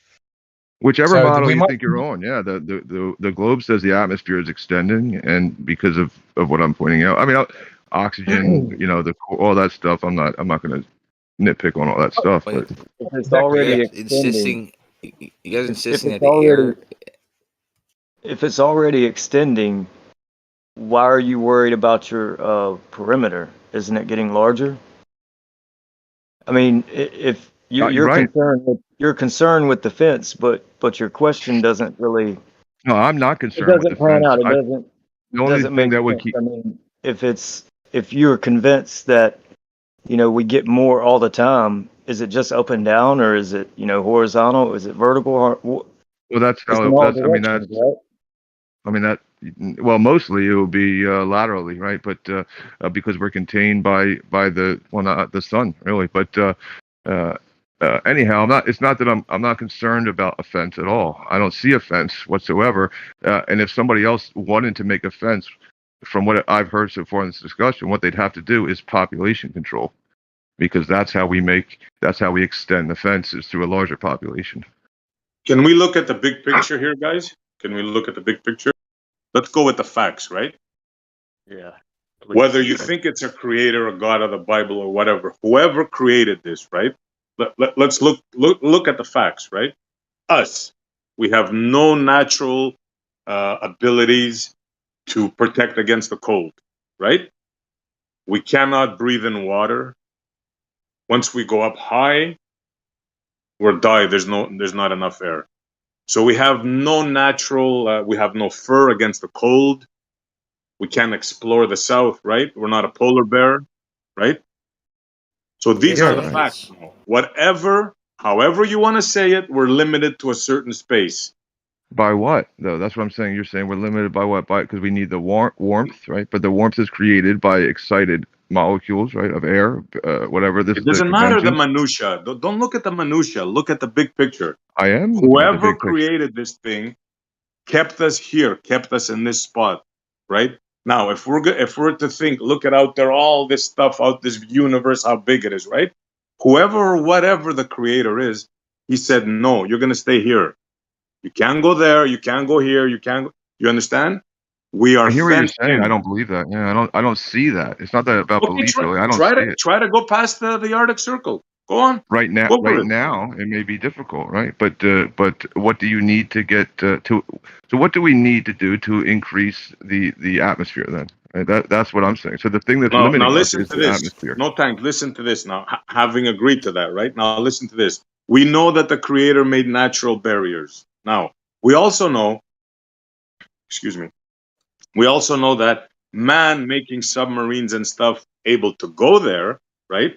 The men that went there said, no, you can't go here. This is off limits. So we have the Creator telling us it's off limits, and we have man that went there because of machines and telling us it's off limits. So something's up there. Any way you want to slice it, right? Something's up there. It's either they found something there, or there's more land or whatever. But something is definitely fishy. Do you understand what I'm saying? Yeah, it's fishy. Yeah, sure. Yeah. Both from a biblical point of view and from a scientific point of view. Something's up. Okay, dude, you guys were talking about how the air is limited. I mean, like the population is limited because of the air. You know, the air is one Yeah, of if you the. go up, no, not It's population. I'm talking about geographic limitations, like a like cage, where we can like a go. Yeah. fence. Yeah, a fence by the Yeah, sure. creator. Yeah. Yeah, but okay, so like everything that exists has a domain, right? Like even if it's a bigger domain than ours, like you know, you develop to live in the place that you you know that you're accustomed to. This is how it's how things are made.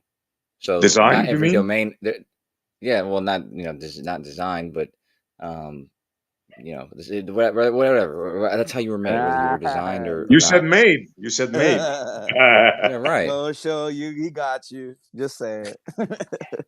Oh, you got me, man. But I meant what I said. So, No, it's not to get. It's just to yeah, talk. We're not getting each other. Yeah. I'm yeah, just kidding. Regardless, yeah, it's how we're made, right? So, and that's the way everything is. Everything's made accustomed to the environment. Otherwise, you're not going to survive there. So, yeah, we have a certain domain. However, I don't think we're limited at all to that domain whatsoever, right? We can climb higher than, like, we've been to the moon, supposedly, been to the bottom of the ocean, supposedly, right? Mm-hmm. Underneath the earth, everywhere, on the cold, the hot, whatever. So we're very capable of not being limited, right? No, we're not. No, we're not. Yeah. How many people have made it to the places where you think they've made it, and what proof do they have? How do you know how far south Pictures. people have went? You don't know. Yeah, I do. I've seen. I Have you told you seen there's a a journal. ball from space? Yeah, Yeah. there's a journal of a dude who's been down there for the past 25 years. Every year he goes down there, he takes pictures and videos and everything to the South Pole. You know, there's people who've been to the North Pole. People have been down to, what's his name? That video game maker, uh, Richard, whatever his name is, whatever his last name is, but he's been to the ISS, the Mariana Trench, the South Pole, and the North Pole. Yeah, You know, man is greedy. You know, there's no chance in hell there wouldn't be one place on earth that would not be exploited. Right now, in the Mediterranean Sea, they're fighting over a few million barrels of oil. There's countries ready to kill each other. In the Black Sea, the Caspian Sea, where Israel is, you're going to tell me there's a whole continent full of resources, and man just agreed not to exploit it. Come on, What Kusho, man. resources are in Antarctica? Ocho, my oldest sister, she goes to the Bahamas once a year. Her and her husband, my brother-in-law, and they always go to the same spot, same hotel. That doesn't mean that she's explored the entire freaking country or I'm sorry, the entire land. She just goes to that one spot. So this guy that goes every year and does a journal, here I am again. He's going to like a small area compared to a vast land, bro. You can't say that proves it.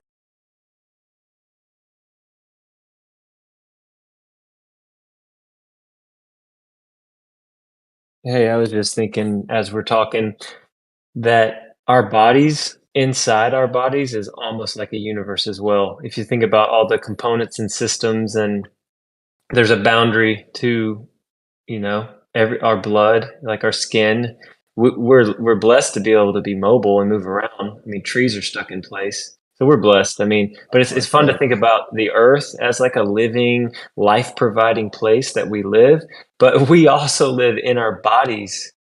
And there are limits. I mean, why are there world records in Olympics if we're not trying to push the limits of what the human body can do? You can't theoretically go twice the speed of Usain Bolt. I don't think anybody ever will. He's like approached the maximum. So yeah, man, this has been fun. I love exploring all these topics, and man, it's been chill for like an hour. So thank you guys for just like hearing people out and taking turns. So Parker made a great point, man, because I mean I've been to Puerto Rico, man, and that's a small ass island. Not explored every place in that location. And Antarctica is huge compared to Puerto Rico. So yeah, man. Kosho, what's your answer to that? Like I said, the moon has a lot of land on it, right? West Texas, I don't know if you've been to West Texas, but He I went felt to like the I was on moon. Mars when I'm Mars driving now. it. So the point is that the land doesn't provide sustenance for us men. Okay, it's actually fertile land where you can grow crops and raise animals and that kind of thing. So What makes it Antarctica, fertile? the soil, Validate land soil on in the the moon. atmosphere, To What make makes the like soil? Mars the habitable soil. for us humans, Humic acid. would need to switch its whole atmosphere, would need to switch part of its soil, etc. It would be really hard. Yeah, validate anything that you said about land on the moon and Mars. Or don't. My No, point, don't. my point is that land is not all that's required. It's fertile land. So living land, like you have to make it alive. You have to bring life to the land. Like what brings life then to the You land? got to be Start with water. soil in the atmosphere. About resources, never mind life. People are greedy. They'll kill a resources whole don't. population to get bananas. They started Yeah. wars for bananas. Or was it in No, Panama? you can Yeah. eat bananas. Your government started a war in Panama over a banana factory. All right. You're gonna tell You me can a eat, whole you can eat continent of bananas. riches. Yeah, you're gonna really try to sell that one, Kosho. Come on. But Okay, what there's no resources bananas in are in there? Antarctica, believe it or not. Yeah, but what resources are there in Antarctica except for the I ice? think you Because, missed like, this point, Kosho. Sorry. Well, there's points where there's bananas. Isn't there a Okay, bunch of iron? bananas can be eaten, so you could probably survive. I don't know, weeks off bananas. There's no bananas in Antarctica, so the gold or Really? the I platinum. would have never That's guessed right. that one. The You gold and the platinum and any other minerals are not going to help anyone survive. you'd be shitting your brains Not out in after Antarctica. a week of bananas. Sorry. Well, that's what I Yeah, was you going would to be. actually ask earlier, but it was more to JT, right? So he said, I was going to ask, so like he said, this place is alive, right? So like Kosha, maybe can you point to anything natural on Earth that is not alive or has ever been alive or Yeah, rock. rocks? That's what Most I thought. rocks. So rocks. So where did rocks come from? I mean, because we can see that we can dissect the rock and see that it's made of minerals and petrification of something that was once alive. So what? So, but That's you not think true. rocks came from something dead? not Yes. all rocks came from something that was alive. I think you're thinking No, of coal. all Yeah, rocks. and coal came from trees. I mean, trees are technically alive, but not all rocks came from something that was alive. So where did they come from? They're just. I mean, if you see the periodic table, most of the periodic table is metals. You just collect those together, mix and match them, and you get fucking rocks. This is what you get. Well, for even if you were to silence everybody, even the rocks would cry out, "Oh, Hosanna!" So I don't know what y'all are talking about right now. Ditto. Yeah. So Hey. I mean I wouldn't think that there's this exception to the rule that rocks are something that is I guess what otherworldly. Rocks just aren't. They don't follow the rules that everything else follows. Seems strange. What What are you talking rules about? does rock not follow? That it doesn't come from some sort of cycle of living organisms. It's crystal Most. too, apparently. Like even though we call them rocks, when you get down to it, they're little crystals. It's true. Well, they're crystal, yeah, crystalline structure, but There's a bunch but of yeah, there's a bunch of almost bacteria though. No, there's a bunch of little no. living organisms and the But they're dirt living and the on rocks the and rock. the. They're not creating the rock. They're living Yeah. on the rock. Well, things like lichens and stuff like that will eat rocks, and they actually like cause different chain reactions of rock development to occur over years. Other things like apparently different types of fungus can eat rock using like oxalic acid that it produces, and it breaks up the carbon thing. I'm not a chemist, I don't know. But, Pollution is something like that. everywhere. That just We means eat organisms rock can eat the sometimes. rock, but that doesn't mean rock is alive, or that it ever was alive. It means that it's food for some critters, is what it means, and it's a home for other things, like little tiny things you can't see with your eyes.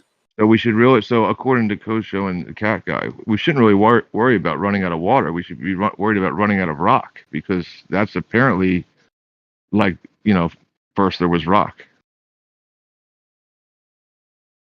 So I didn't know that this would be something that we'd have to go over here today. Go over in here today. But yeah, rocks don't come from life. Most things in the existence don't come from life. Life is kind of a, for lack of a better word, miracle amongst everything else. So Like, you don't think that it's not something you would expect. You were like you don't made think that from the limestone dust. deposits are, do you think that limestone deposits are made from shells? That's all I got to say. I think limestone is a indication of life, but like I said, there's consequences of life, but it not. But then they themselves are not living life. We were But they were made once from the dirt, Kosho. they were We're once gonna alive return then. to it.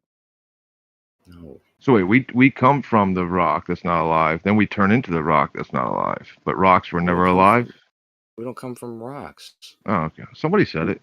I said we were made You never from the turn dirt. rocks. I mean, yeah, that's what Bible says, but I don't think if you will find any dirt in your body.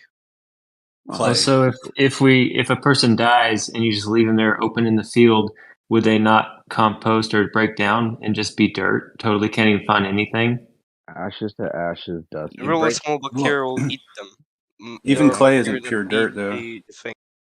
Well, I'm curious, what's the difference between dust and dirt? I heard like dust was 90% keratin, like the breakdown of insects, like the same thing that makes the shell. What Chitin. about dirt? Yeah, I'm not saying soil, but just when you say dirt, what are you actually saying?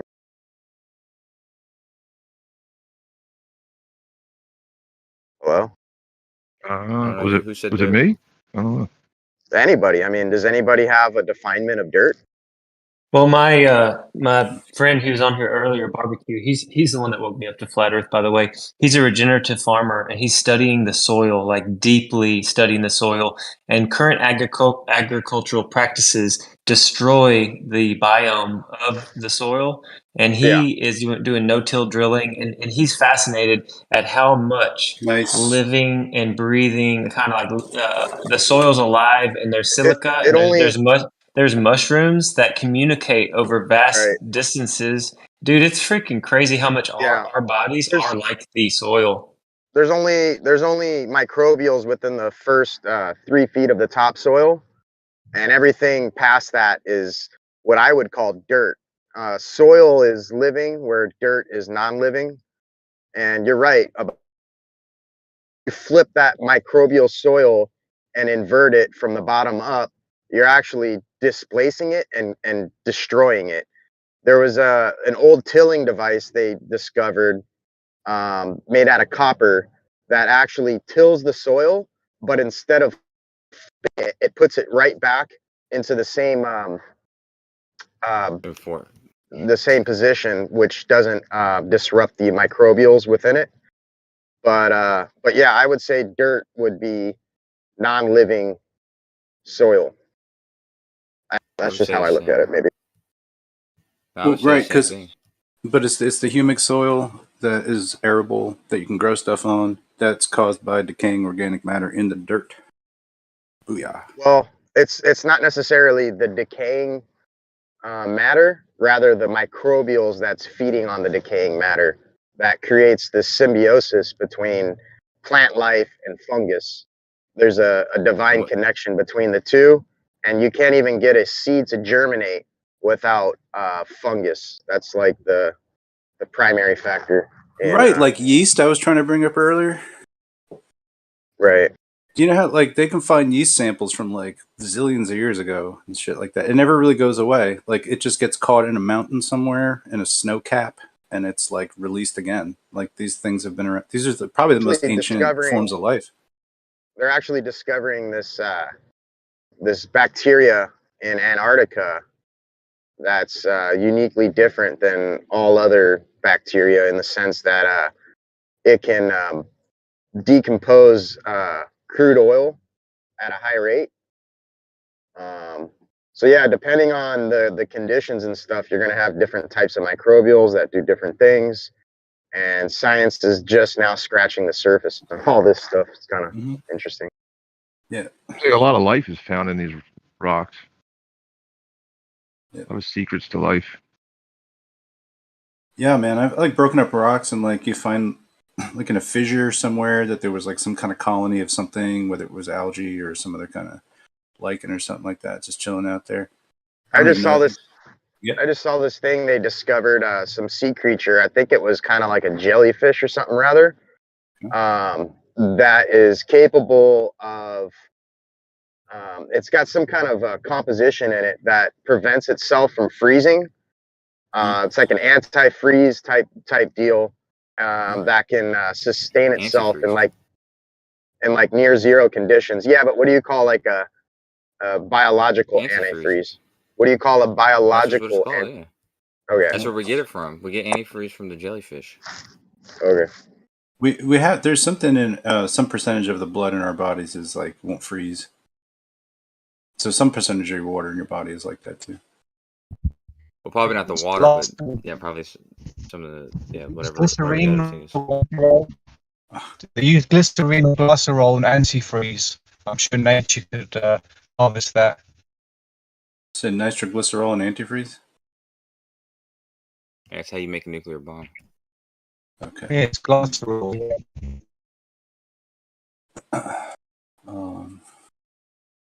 Yeah, well, what is that, a type of lipid though anyway? It's like an oil. No? I don't know. What do you guys think of? What do you guys think of the possibility that we're pets for some entity or whatever? Pets, like literal pets, like goldfish. Why not like a bacteria on a petri dish? Yeah, that's more like it. We'll make great pets. Who has got pet bacteria? Anybody? Nobody. Not on purpose. Not on purpose. A pet is an action. It's like a verb, right?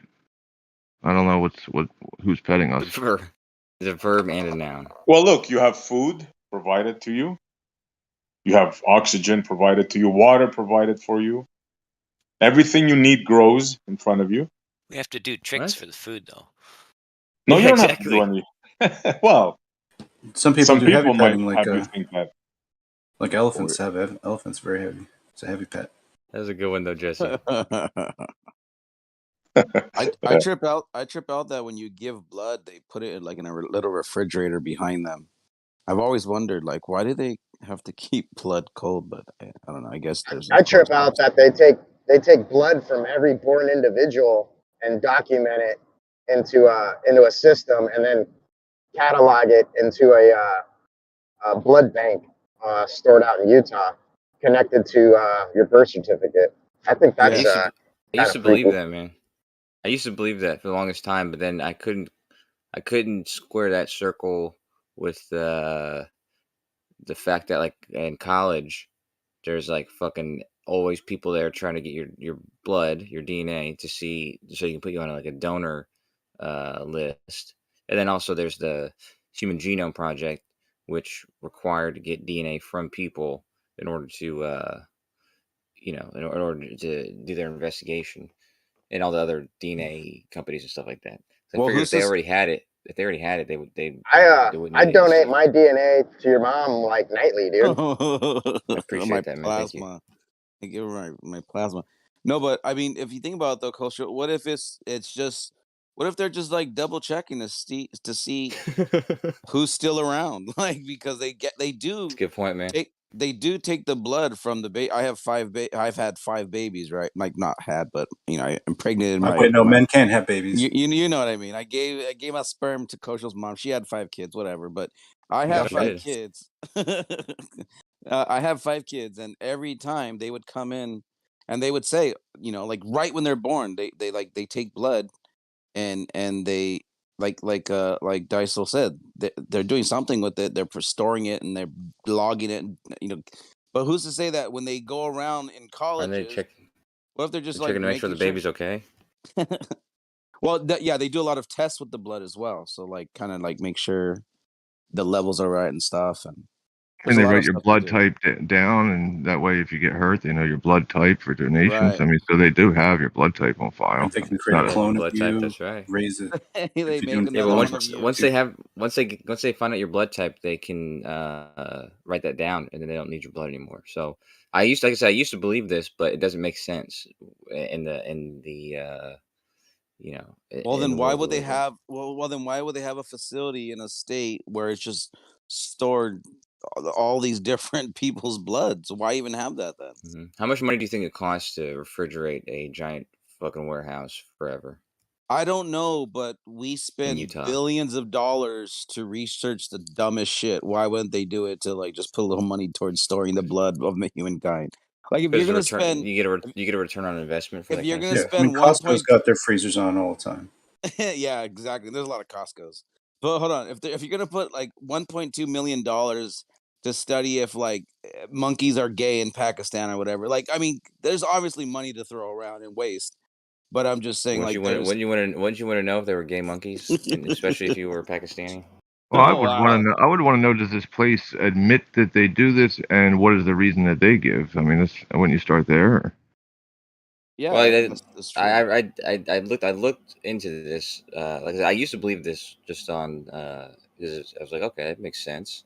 Makes sense to me because I'm not really looking into it. Then I look into it, and there's no evidence. And then, like I said, there's people who are actively collecting your DNA all the time, like that, like they're requesting it. So it seems strange that they would be requesting it all the time from you if they already have a database for everyone's DNA. Well, can it change? I mean, DNA is information. Can it change? You know, Not throughout your life. meaningfully. Not meaningfully. Well, I'm just saying, why? Like, just given a reasonable, why would they want to collect, information after you've gained more information? I mean, You don't, but though. does this place exist, and what's the reason that they give for existing? Who said that? Dyslo said it. So that I don't know. Dyslo was there evidence for that? Like I said, I'd heard that in the past. I don't have evidence for it, but did you? Yeah, there's a blood. Are you talking about the blood? The Yeah, lab the blood. Yeah. Yeah, there's a blood lab in Utah, and that's where they keep that's where they store all the DNA of the U.S. citizens. I don't know the exact location or name of it, but you could easily Google that. I mean, it's not some sort of a conspiracy. Are you talking about the Human Genome Project? Human Genome Project Oh, doesn't the have United States doesn't Hall even, of Blood.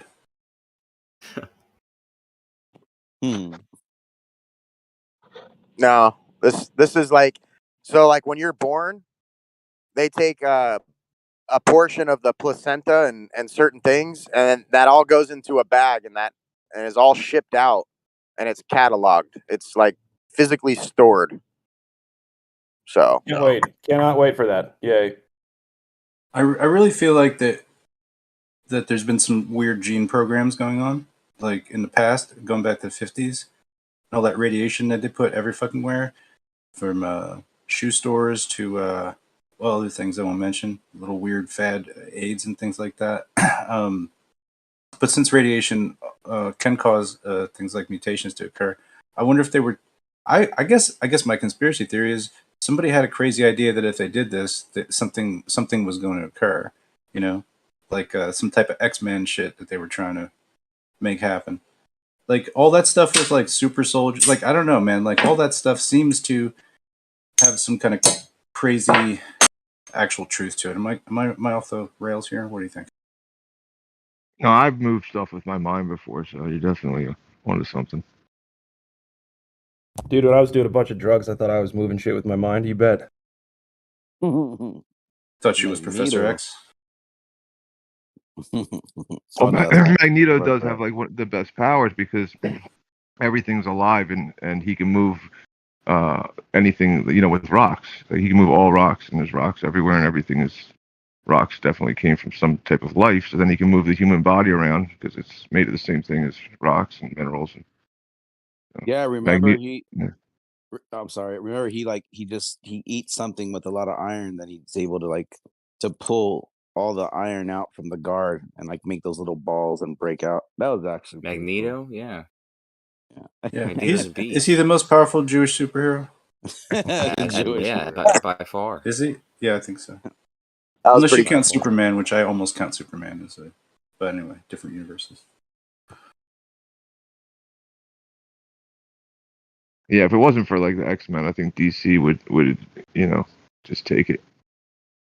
People don't consider this guy a superhero, but I think Goku is by far the greatest superhero. He could beat anybody in What DC and power Marvel. would you give him? Or should the Jewish superhero? What power? What power Oh, the would you Jewish give him? superhero. He's got power to fucking bend metal with his mind. Magneto, he already is a Jewish superhero. Well, that's Well, he's taken not a already. superhero, but No, that's taken, that power. Like Goku has the opposite of he's got the power of like never-ending positivity that he puts out, and the Jews have like the opposite going on. That's just called naivety. You know, a lot of people like that. Yeah, Magneto needs some more positivity.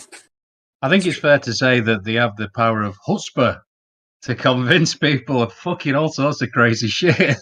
That's exactly what I was thinking, bro. The Jewish power people of already do have a to superpower. convince. So. Yeah, you got it. It's not just that. They got super intelligence, giant dicks. Why is it then that they can't take a fucking shower? Hold on, I was listening on YouTube. They don't have to. I was listening on YouTube. It just so happens that the Jewish superpower is perfect for picking up loose change. Nice. I thought their superpower was being greasy and curly. Oh well, that's true too. But one of my most Jewish moments was I was at Walmart and I was in the cash register and I picked up a penny, in front of the fucking in front of the lady. It's like the Italian and the Greek superpower. We have the power to talk with our hands, right? I'm Romanian. I have the power to suck your fucking blood. How's that? Nice. Yeah. I think the Scottish should probably give you a run for your money on the thriftiness, apparently. I hear that. Yeah, I hear that. I can't believe that. Crap. Yeah. If it's not Scottish, it's crap. I hear they're kind of tight with their finances. Kind of tight with your Scottish finances. Like to try a piece of my hot pocket. Can you do the Terence McKenna for me, God, please? What was Scrooge McDuck? Maybe Wasn't he later. Maybe Irish later or I'll do it. Scottish Oh, or okay. something? Yeah, Scrooge, Scottish, right? Scrooge McDuck was Scottish. Yeah. Scottish, right, man? He's obviously a Mick. I mean, English bastard. He had a plaid kilt, didn't he? Come on. Yeah, he did. Well, I think Nothing beats the Scottish accent. They got it down packed. It is kind of funny though that they had they had Superman, obviously created by a couple of Jews. And I like Jews, by the way. I'm not Super Ubermensch. Let's not go down that road. But it is funny but- they didn't have a disguise. He just basically acted like a spiff. That was his disguise. He just had little glasses he put on. It's like, Well, it just shows what they thought of Gentiles, really, when you think about it. it also shows that his weakness was a rock again, Kosho. These rocks are just after your people. The Emerald Tablet of Thoth. Totally Yeah. got him. You know, what about his name, his parents' name, the Kal-El, like the L, the Cal. Oh God, yeah. What's going on here? Well, El is God, Elohim, El, whatever, God, gods. Cal, though, I'm not sure what that's about. I think it's about the moon. That's my thing. I met a Kal-El. I asked him if he was named after Superman, and he said, "Yeah." That's tough, man. So if we were Pangea in the beginning, on a flat Earth, for example, and we expanding out, would that mean, going back to the original conversation of the expanding bit, would that naturally mean that the continents would just expand outwards from Pangea to now to whatever? I don't think Pangea was the beginning, though. Yeah, I mean, Pangea there's at different one points point. of view. Like if the continents are floating, or if somebody's just carving a deep trench into the existing land that fills then with water due to, water finding its lowest point and then leveling out. Is that what you're picturing? Or are you picturing floating dirt?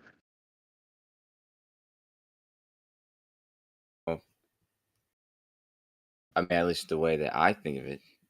I don't know what the Rome's idea is, but the water sits on top of the earth, and the rock that's coming out of the earth makes the land is just higher than the water is. So I don't think that any of it's floating on water, at least. You could say it's floating on the molten rock. Dude, if you guys The- go but the- to sorry, go. That's it. Yeah, because that is what people said. I mean, that is what a lot of people say is that it is floating on top of molten rock. Molten I was, rock. but wasn't Witness saying that there's like a huge ass ocean that they found underneath the ocean? Yeah, well, yeah, they just said they found an ocean under the earth that's bigger than all the oceans put together. Which all the oceans are already put together, in case you guys didn't know that. But yeah, That's good. Yeah, it's good to say that because that's how people imagine. Like we're just trying to picture and imagine it as if these bodies of water are separated, right, by something, right? But they're not. They're all adjoined, and the land is just kind of carved out, and the water then sinks into that hole, and it's a river and a stream or another ocean, and it's just one body of connected land as far as we can all tell. But of course, this is it's a bunch of speculation. Has they determined that, right? Like it's based on like different waves in the earth, and then they're like determining the density of certain layers within their presupposed model, and then they're like, okay, well, the only type of mineral we think can be here, this stone specifically, like retains water like very efficiently. It can be like 2% water, and with the amount that's there, if it's just 1%, then it's like an ocean bigger than, I don't know, something like that. Anyway, you can look it up. Like even Joe Rogan, I guess, was talking about it. It is funny though because there is a fountain of the deep. But hey, that's how much they know about their model. That just recently, I think the initial studies were a couple years ago, but it's just like kind of being mainstream now. Like they just Wow. updated it to where, oh, it looks like there may be an entire ocean underneath the earth. That You know what I'm saying? that was discovered 10 years ago by a Japanese scientist. I remember hearing about that way before my oldest son was born. Okay, yeah. I guess Yeah, it's there's just this. now kind of it's gaining traction now. Yeah, there's this other location called like the Great Blue Hole, right? And they went down there to see if there was other. They wanted to map it out, right? And they did map out some stuff. They found really large, amounts of water in different caverns and different sharks and all sorts of stuff. They also reported to find unrecycled water bottles in an old Android phone. It said stop ruining the planet. But yeah, they recently kind of went, somewhat recently, 10 years, right? Got down into this deep blue hole and found all sorts of life living down in there. Yeah, so it's pretty Oh man, they had awesome. an Android. I can't trust them. Hey, if you guys go to if you go to auditnasa.com now, there's a live NASA funding tracker that I put with an HTML code. So it's tracking pretty accurately the amount of money that's been given to NASA since inception, and it's tracking every second. It updates every second. It's like $674 billion, but I couldn't figure out how to get the HTML code to account for inflation. Because if you account for inflation since '58, like they have well over $1 trillion, right? But Can you post the HTML code or send it to me? I'm driving. Oh, when you get a chance, Yeah, because I could probably yeah, sort that out. yep. Because you can go also just go check it out. It looks pretty cool. It's like it's got the little logo. Yeah, it's pretty simple stuff. Yours is Because what I wanted to do is auditnasa.com, right? do what? Yours is auditnasa.com. Yeah, auditnasa.com. Yep. I wanted to have it where because once I put in the second intervals, I thought it looks kind of like choppy, like it's like every second. It doesn't look as cool as if it was just constantly running, you know.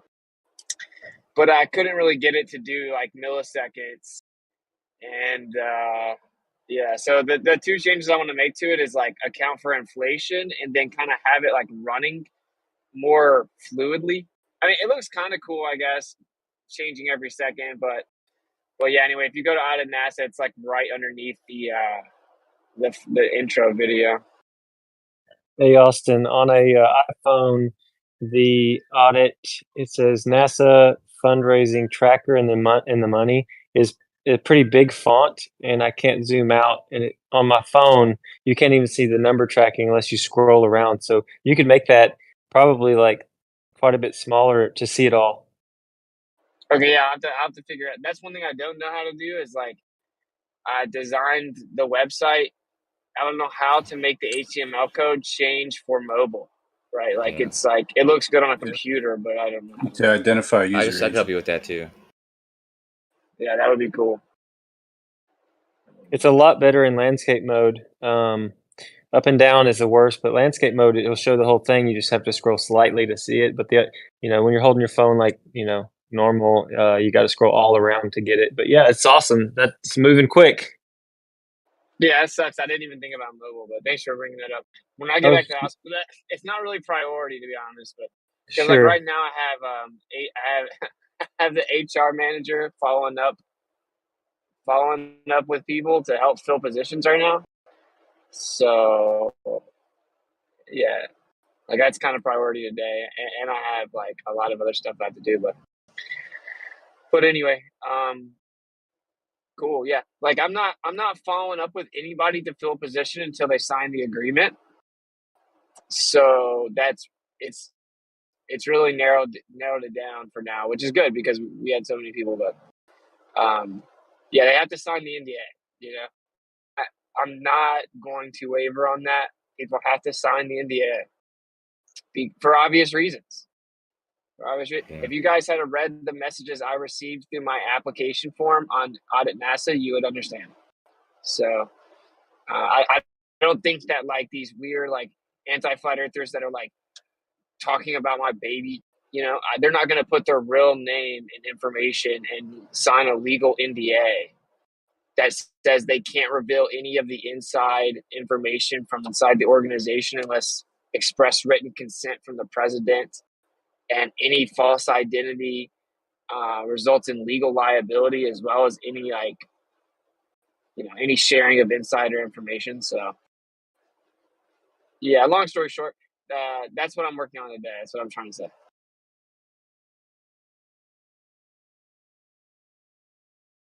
And I have to set up my new OBS for my Just so you know, Tippler, so I'm kind of busy. Good. I was just gonna say, just so you know, I'm willing to be a part of anything.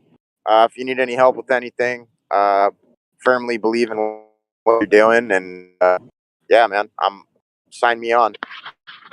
All right, you have to fill in the form, bro.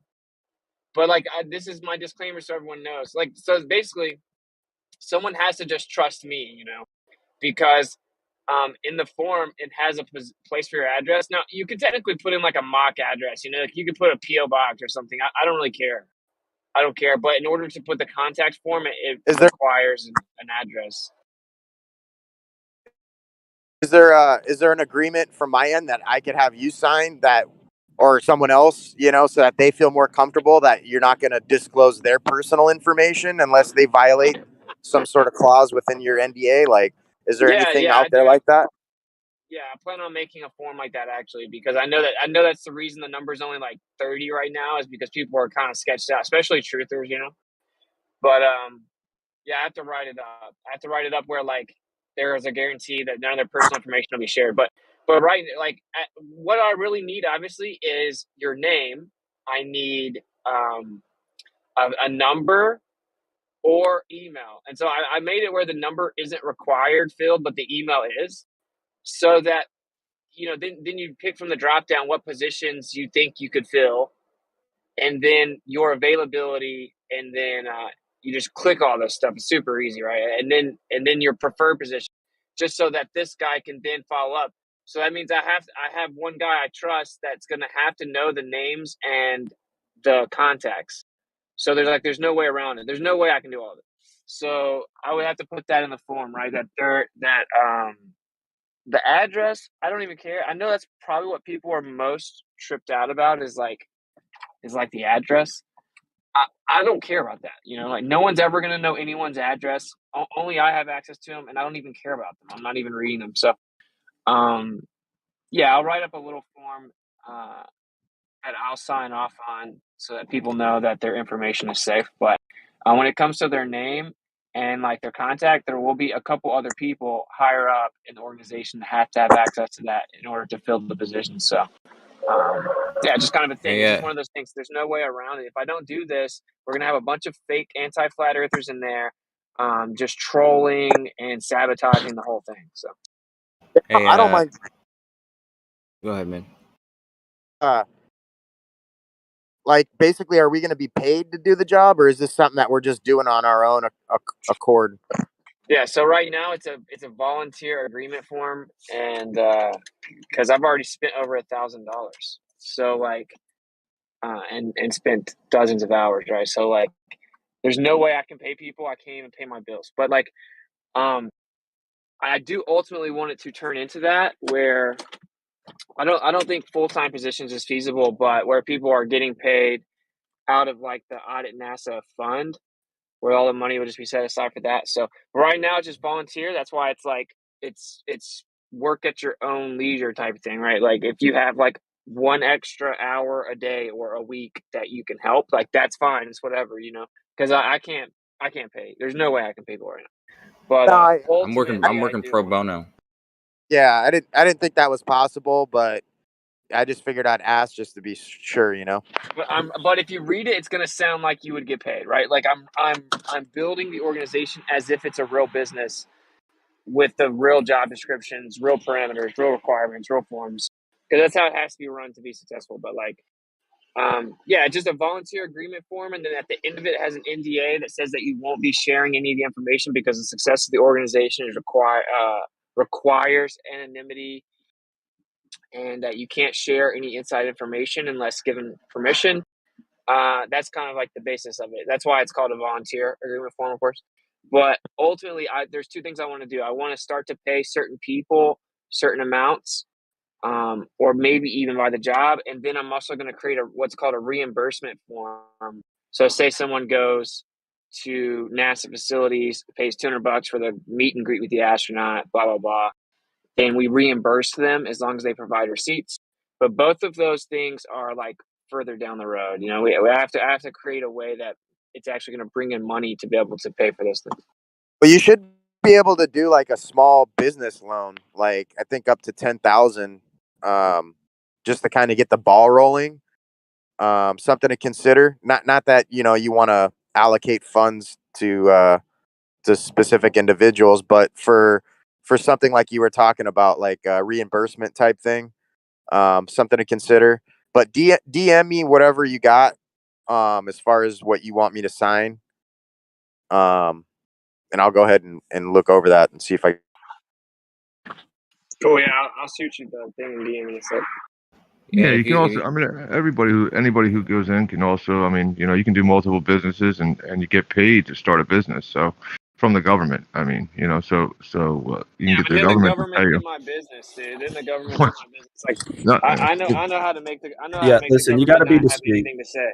Yeah, Witsit's doing it right. You got to be as discreet as possible. There's a lot of fuckers out there. Dude, I don't care at all what the government's got to say about any of it. Well, this is for anybody else who wanted. Yeah, this is for anybody. Well, so what? But this is for I'm just saying it for somebody else who wanted to get involved, right? But they're doing it on their own. But they can somehow establish it as a business startup of their own, name it something else, and make money trying to start the business. Just for I think you can only do it for like 2 years or something. But yeah, I was just gonna say, yeah, just if you hit me up when you get home with it, because I have the HTML because I looked at yours and I see what I see. I shall show you what you can replace. You can just change out this line for that line, and it will it'll have the inflation things you asked for. No, cool. Yeah, I'll definitely do that. I'm gonna be kind of busy till the afternoon, but I have to go fix the RV. That's so good. Yeah, just anytime you're in your home, just let me know and I'll send it over to you. I have to tell you where to put it, but yeah. No, yeah, that'd be cool. I can just send you the code, and if you just want to replace the line, I'll just copy and paste it if that's what you want to do. Yeah, I mean, yeah, this is the same thing. Cause I mean, I have the HTML. So I mean, I was just gonna show you. I'll just do that. I'll just show you. I'll send that. I'll send the replacement code. Oh, cool. You got the HTML. Yeah. Nice. Yeah, I see what you're saying. Like, that's not a terrible idea. If someone else could bring in a loan or whatever, I don't know. But and like I did think about the whole nonprofit avenue, right? Because like I'm not doing this for money, and I think it would just be like disingenuous to do that, especially if like it'd be bad faith, if I'm asking people to volunteer and then I try to make money. Although I will say it's not feasible that I put as much time into it as I have consistently without that. But I think that's why I want just tons of people working a little bit here and there as they can. So everyone's kind of helping each other out so that we can make it happen without that. So I don't know. We'll think about it. I just know that you get into like taxes and business loans and all that stuff, you're going to have a real problem. Whereas I actually know legal protections against all of that. I know where we don't have to worry about taxes. We don't have to worry about all this other stuff. So it's just a decision. It's like an executive decision I'll have to make ultimately, which is like, do we go the whole like legal route or do we not? And I think in this particular situation, you may not, but there may be some stuff in the government that like protects whistleblowers and protects stuff like this First Amendment organizations. So I don't know. I have to look into it because I don't trust the government with anything, dude. And if they can be like, let me have access to your stuff, no, because this is the whole point. This is Here's like the a deal, too. tactical. What's it? They see you coming already, so that would be stupid. That's what I'm saying.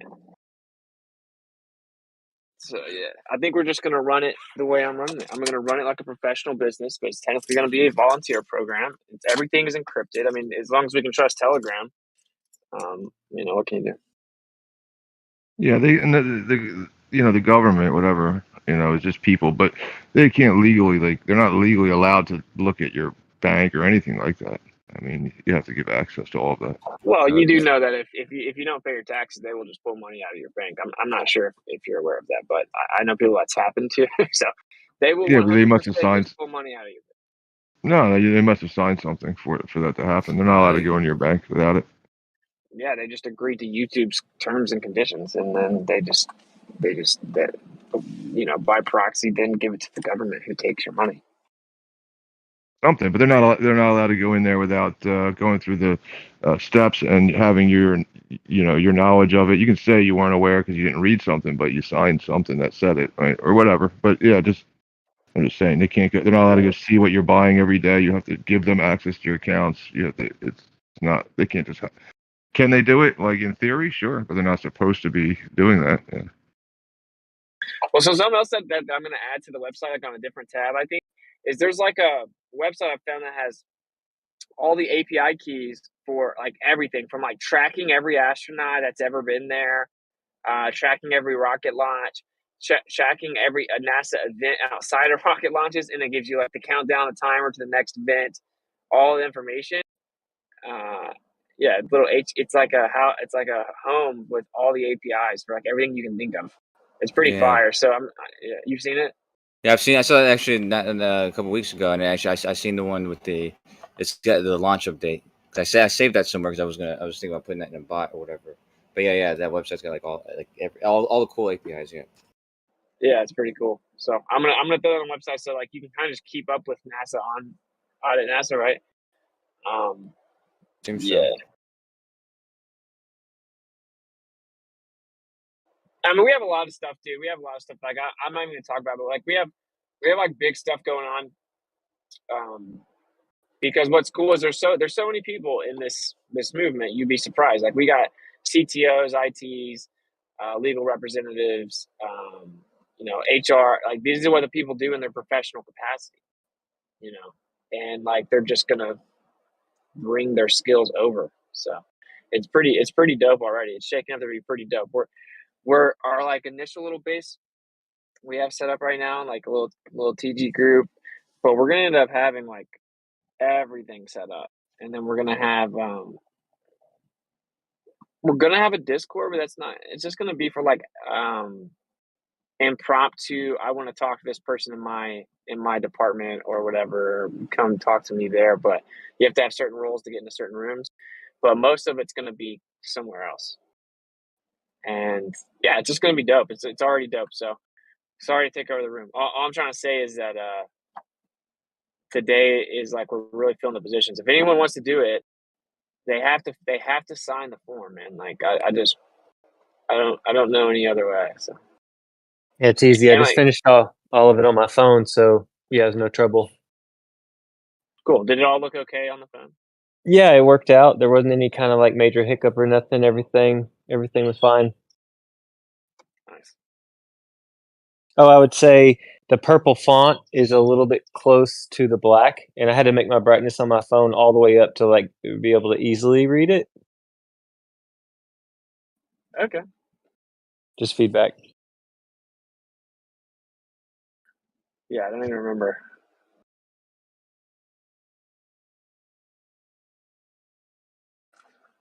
So yeah, like I there's gonna be a lot more forms, but like not that people have to fill out until they choose to, right? Like, but I think the reimbursement thing's a really good idea. But this is the thing, right? Like the form's gonna say it's up to the discretion of the organization, meaning like just because you say you went, it isn't like, oh, Austin's gonna pay for my vacation, you know, like, oh, let's fly to Florida and stay in a hotel for 2 nights and then pay for the whole family to go there and then not do anything except for go there. And then here are the receipts. That's not gonna happen. And I know that that's what people will try. So it's gonna be like provide your receipts and then we're basically paying for it, which means I want any footage, I want any documentation, we'll reimburse that. We're not gonna reimburse people being like, I want to go see the astronauts. You know what I'm saying? Like, yeah. So there's just like little things with all of it. You know, obviously it's like running a business, but this is gonna be like a business that ends up having hundreds of employees. So it's just a lot. But I will say it's kind of sad that someone hasn't done this already. To be honest, so.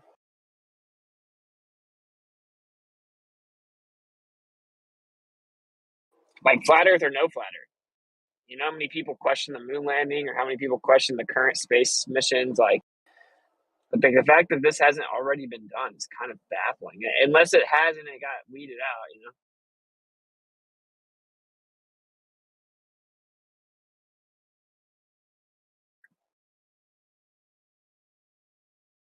All right, I'll stop taking over. If anyone has any suggestions or feedback, you can just hit me up. You can also hit me up in Telegram, like at Winston. Hey, Witsit, real quick, you got a lawyer or two or whatever, right? Trying to help you out with little background stuff. Okay, just check. Yes, sir. I have quite a few actually. Good. Yeah. Yeah, are you going to get a corporate lawyer if you start a corporation? I'm not really No. anything on fits my description. Huh? Oh well, there's an other section, my dude. I did see there is a portion there that fits everyone. You don't do research. There's a research specialist position, dude. Yeah, I mean, yeah. I guess there's that. I don't know. But no, just type in other whatever you think, because like I'm sure there are things that I like. Well, if you know what we're doing, then what do you think that you could do? If you don't want to say it, then just type it in there, and I can add new positions. But those are all the positions I can think off the top of my head. I mean, I had to write all those out and write a description and then create the organizational hierarchy. So like that was pretty time consuming. I haven't went back to add or anything. I don't know. I mean, I can keep the water bowl filled for Kosho's mom and stuff like that. Oh, dude, that is put that in other, dude. Appreciate it. Much appreciated. Did somebody in the background say wood? Oh man, You this is let her out of fun. the house, oh man, my goodness. So this is fun. It's supposed to be fun, Globers. This is supposed to be fun, anti-flat earthers, right? You come here with a chip on your shoulder. We're just trying to let y'all know that y'all been lied to. If that's okay, you take it personally. This should be fun. But that's so you did find you obviously did find the form, so because I'm driving, so I don't need to send it to you. Yeah, I got it. I'm just trying to see where I can get in to fit in type thing here. Like, okay, think about that. Let me give you an example. So we have assignments. So I've made one assignment, right? But it just requires like some research and then like creativity to just come up with certain things and then just submit them to the assignment email. There you go. You know, like everyone can do it. Everyone can do the assignments, which helps out everyone to actually carry out missions. It's like, oh, you're going to this place at this time. Okay, well, this person's going to be here. He used to do this. Here's what you could ask him. There's also a position just for calling and emailing certain employees. Yeah. So I don't know. All right. Well, I'll see what I can select here. Yeah, mock up the Addy if you want to. You can leave your number off if you want to, but I can assure you that when I sent it to the HR, what I did was I exported the Excel and I removed everyone's address. I removed.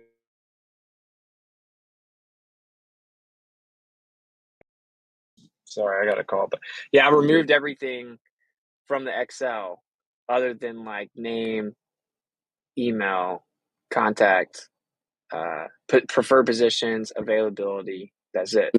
So Got the no one's getting like anyone's signature. No one's getting anything other than like the basic info, and it's only one person that's even getting that. Only one person is getting like the name and contact, so they can follow you up, whether that be by phone or by email, and have like a brief engagement with you about your preferred positions, kind of have a conversation with you. So because this is what he does professionally, and so that he can kind of help like tentatively fill positions for me.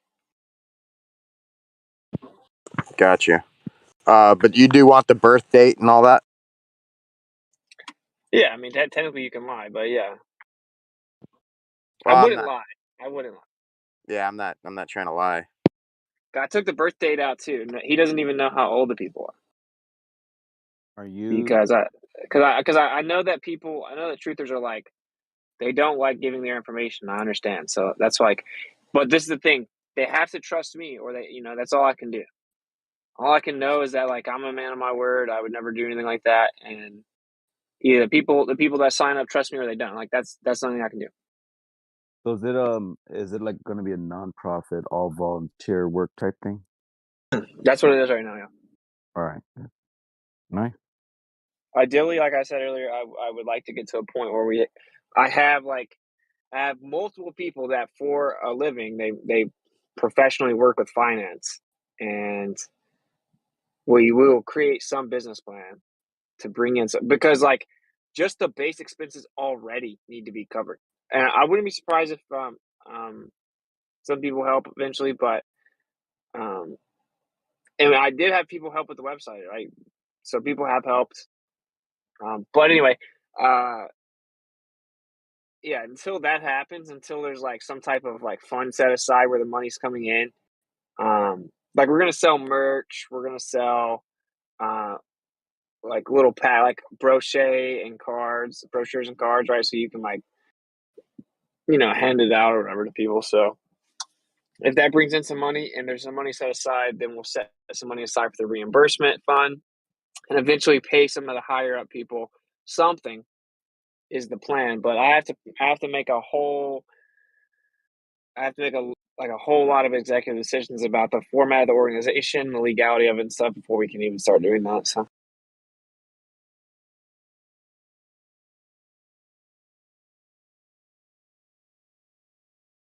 I think that everyone should be able to get behind this and volunteer a little bit of time into, getting to the bottom of what NASA's doing, and at the least demanding more transparency and then be more forthcoming, even if you believe they're telling the truth. If True Earth cannot get behind something like this, then I don't know what you guys think's ever going to happen. Nothing's ever going to happen. So, right, it may eventually happen, but really slowly. They'll see us coming from a mile away. Either people put their money where their mouth is, or put their time where their mouth is, or we just talk to Zanuck every day.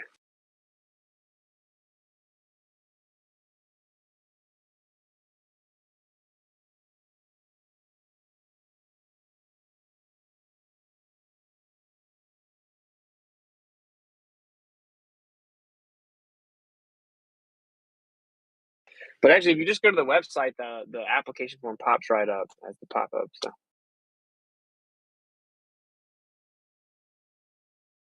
Yeah, dude, I think this is the first of its kind. I mean, if you think about it, we've been trained to bow down under the authority and not question it. And if we have been, corralled or mentally been psyoped against, it's scary. People are like, "Oh, I don't want to do that." But if you value the truth and what you're coming with confidence, and let's go, let's look. It shouldn't be something that they say, you can't do that. You can't do that. Well, what are you talking about? Look at all this money you're getting. Let me just double check that this is legit. So hopefully we can come in clean, like you're setting it up like professional. You're telling people don't be gamma, don't be weirdos. And they're not going to know who is questioning the situation. Like if they're at places that have tours, asking general questions that families would ask, but maybe trying to record it and finding just ridiculous inconsistencies. I mean, I think it's a good deal. I'm proud of you, bro. On the topic of bowing down and worshiping, right? Have you given any consideration to blurring out the kids' faces and making that crazy video of dancing around the sun, like a viral video? Because that's kind of crazy. Oh, you talking about my kid? I haven't even shown Austin, dude. So my kids go to a Montessori school, and every single time one of the children have a birthday, they make the kid hold a globe in their hand, and they light 4 candles in the middle that have the months that wrap around the candle, and they sing, "The Earth goes round the moon." The Earth goes around the moon, or the Earth goes around the sun. Is what it is. The Earth goes around the sun, and basically for every year the kid they chant that 5 times if they're a 5-year-old. And I get it. They're trying to teach them about the world, but if it's a deception, it sounds awful lot like a seance or like some satanic stuff, dude. That's creepy. Yeah, I'll you gotta see it. It's so, but like having your own kid's face on it, I'd want to blur it, but yeah, you gotta see it. It's like creeps. It's kind of creepy. Yeah, really creepy. Yeah, for sure. And I mean, if that's legit, it's fine if that's what's going on. But if it's not. Listen, you let a kid decide for themselves whether or not they're going around the damn sun. Well, that's what I'm saying. Like, if that's really what reality is, then it's no problem. But if that's not reality, if it's a deception or if it's philosophy, listen, they're telling him to explain something. Sorry to interrupt, man. I always No, I hear what you're saying, though. I hear what you're saying. It's a chanting of anything. You don't chant. You don't have to see. If it were reality, you wouldn't have to keep making kids try to remind each other. Oh, by the way, you're going around the sun, right? Dude. If I were to teach flat Earth in a school, I wouldn't make people fucking do weird rituals. I'd be like, here's the deal. Here it is. Go home and study it, and then go out in the world and test it yourself. And if you don't believe it, sweet. If you do, sweet. Absolutely. Dude, I was just looking. Sorry, go. No, you're good. I was just going to say the real deal is mankind believed it to be stationary, geocentric, and flat for a long, long time. And our children should be taught the history of what man thought and the whole model or whatever they thought it was. And now what science has found, quote unquote, but they've suppressed the stuff that you know what I mean? It's like, why hide it? And if somebody goes to Google or YouTube and searches anything flat Earth, they get Simon Dan and Professor Dave educating them. And it's like, bro, come on, man. Yeah, it's goofy because if you look up ancient religions, that doesn't happen. Like if you look up ancient religions, they'll tell you that this person carried the sun on his wings. Like they'll tell you all about the real history except for cosmology, which is just suspect in itself. But like, I don't know, dude. What I think is they should be taught similar to what I did in my Schooling the Globers, where I gave the timeline. That would be a really fun class. If they teach any history about this, what they do is they present the conclusions of these people throughout time. They present the conclusions as revelation, right? Like they present it as ingenious revelation. Like this guy figured out how to determine the distance of the sun. They don't tell you that he was off by a factor of 20 and it required all kinds of assumptions and he had to guess, right? Or this person discovered that the Earth was a ball because he noticed boats go over the horizon. He didn't tell them that this was 1,000+ years before the telescope was invented, he would have saw that the boat was way further than it really was, and that didn't actually prove the Earth was a ball. This Aristotle noticed that the stuff above the horizon changes as you go north and south, so he discovered the Earth was a ball. They don't tell you that happens anyway, period, because of perspective. That doesn't prove the Earth's a ball. Like, same thing with Eratosthenes, right? They tell you the story as if he really proved the Earth's a ball. So it's like, that's the real problem. If they ever even do teach a bit of the history, which is rare, they just teach the conclusions as if they were definitive revelations. Same thing with Copernicus, right? They're like, oh, Copernicus discovered that the Earth actually revolves around the sun. No, he didn't. He didn't have a telescope. It didn't exist yet. Everything Copernicus did was with his naked eye. And in his own writing, he said, we're doing this because it's easier to make the math work. It's a mathematically simpler model. And it may not be reality at all. And it's not even important that it's real, accurate, or even plausible. Right? It's just an idea. But they teach the children as if Copernicus discovered we go around the sun. But he did not. He used his naked eye, and then he's like, the math works out better. Then they act like Copernicus was basically so bold for science, he went in the face of the church being persecuted. And really, he was on quote-unquote house arrest in a gigantic castle while the Catholic Church was literally burning people at the stake for having a Bible. So it's just weird how they change all the history. I think that if you're telling the truth, you wouldn't really have to do that. Yeah, it'd be a cool class to take, right? Like, imagine they had a class like how they discovered the Earth was flat, right? Like how these ancient astronomers or scientists or geologists, whatever, right? And then show the the mechanisms behind their calculations of determining how the Earth was flat. Because they just tell us people used to believe and understand the Earth to be flat. Well, how did they understand it? Like, what did they calculate to do that? That would be, that would be interesting as well. That was an actual educational class. Yeah, one of the biggest things that kind of got my mind to thinking, because most people don't even want to think, was the Crow 777 episode that covered Tycho Brahe and his actual in the field work observing the stars. He has, I think even still today, the most accounted for stars that he pinned, and they'd come back around and they'd come back around. And when I learned that Copernicus came up with his inside, basically the picture that he painted, which I don't know if it's true, it's just Crow's account with what he's researched, was that its philosophy for Copernicus, it was just in the mind. It just sounded better in his brain. So that's just kind of whack. Yeah, he literally just said the math is easier, which it is. It is easier. The math is easier on the surface, but then it gets way more complicated, actually. So overall, the math isn't easier. And the math doesn't work. But it's just goofy. You know what's super funny, dude? I was looking up because I was trying to figure. Someone said something that made me think, like, what is there a specific name to like a psychological manipulation tactic? That's like demoralization, right? Anyway, I came across this list on choosingtherapy.com, and it has 17 common emotional manipulation tactics for psychological manipulation, right? And so you have gaslighting. Okay, just think about the combos we have in here. You have gaslighting, you have projection, name calling, generalizations, moving the goalposts, changing the subject, the silent treatment. Dude, this is literally everything they do in here. Like when you ask a question, like I can see why somebody can say I do stuff like this, right? Like, that I generalize, but I don't generalize. If you guys all believe the globe, you have to believe certain things. Or you have to say, I don't believe the current model's right.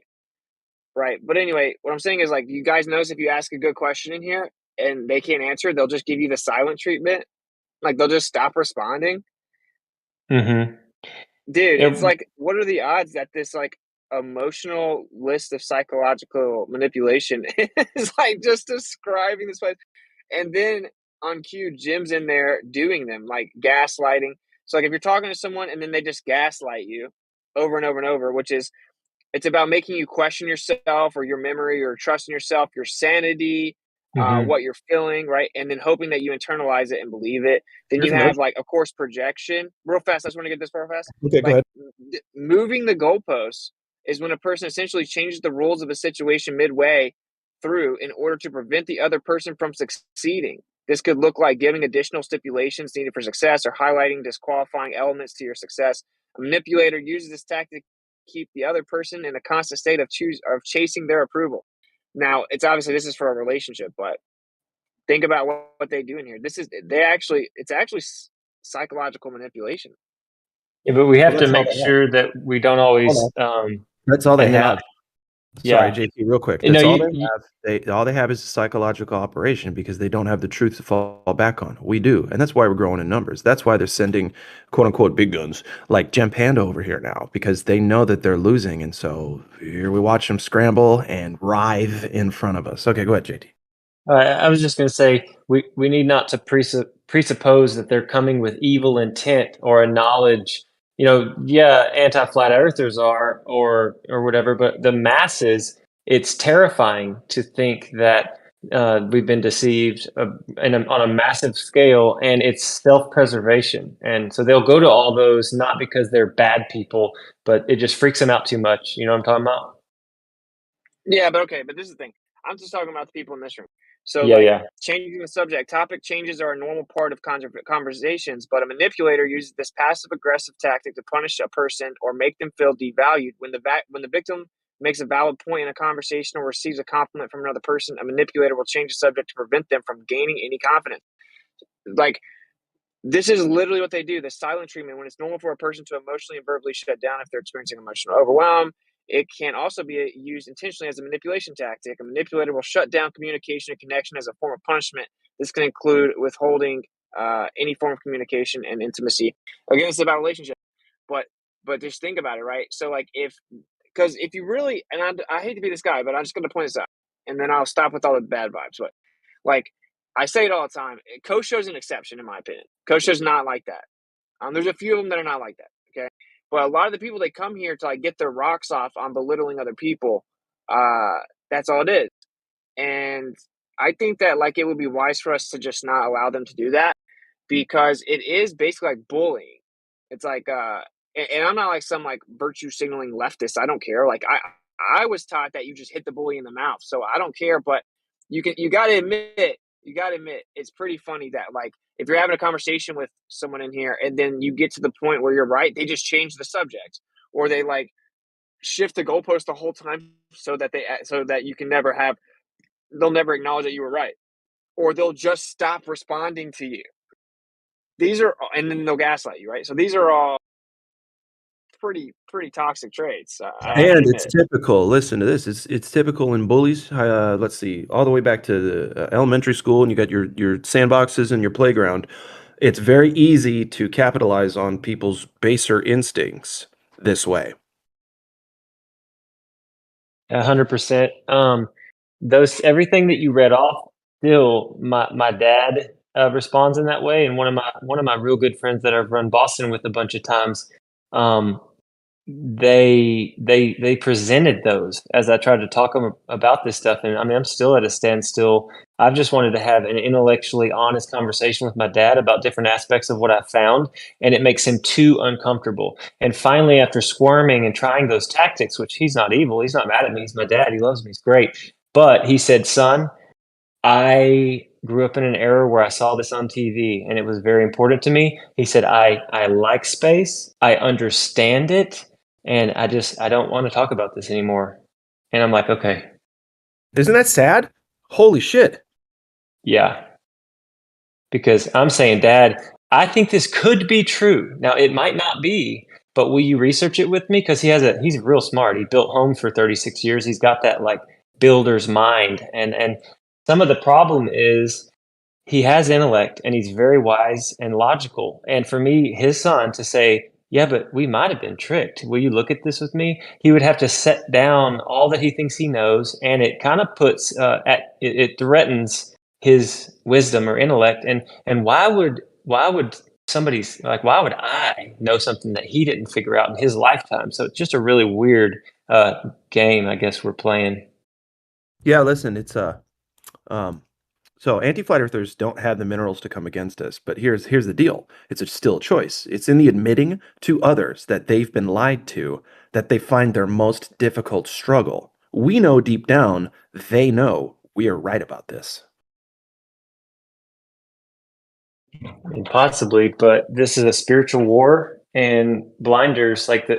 I think if I wasn't gifted the ability to see through the deception and see the truth of what this realm is, if I wasn't gifted with insight from, I guess, not inside my brain, because I did poor in school, but I just counted a blessing to be released from oppressive lies. But some people, they can't do it. Well, I'll say this, like that's such a true thing, right? Because like, but this is what feeds into like the Jim Panda talking point, where they're like, we have a hero complex. We think we have something that no one else does, and we figured out something that no one else did, and makes us feel better about ourselves and blah blah blah. Right? But like I've always had like an aptitude for retainment of information, meaning I could not agree or even fully understand something. Say I wasn't paying attention in class, but I could still retain the answer. Right? I always had an ability to retain information, but I didn't understand it. I didn't put it all together. I didn't like use any wisdom or discernment. Like I went through my whole life up into college where I'm like excelling at retainment, but and what someone people would call intellect, because that's conflated nowadays, where like retaining information is considered intellect. And I didn't have like any wisdom or discernment to really sift through things and get to the bottom of it until I reached that point where it's like I could all of a sudden start to see it. So there's something else to it other than intellect, is all that I'm saying. Then quote unquote intellect. It's like it's something about discernment. And so I agree with JT. Like it's like we may be overlooking that, right? I mean, it's easy to get frustrated with the behavior or whatever, but I don't know. I don't know that it's oftentimes intentional. I also don't necessarily agree with the notion that they're like getting paid to be here. I think that if someone is devoted to defending a certain narrative, it can be they can be so committed to it that it comes off like they must have been like paid to be here or something. You know what I mean? Well, like I think that's Yeah, they can be so deep into it. But listen, I think maybe a lot of these folks have, enough money to live on, and they're just hanging out with us now, right? That kind of makes more sense. Could be. And Austin, if I take it one layer deeper, and I'm not saying that you never do, I'm saying that this really ties into identity.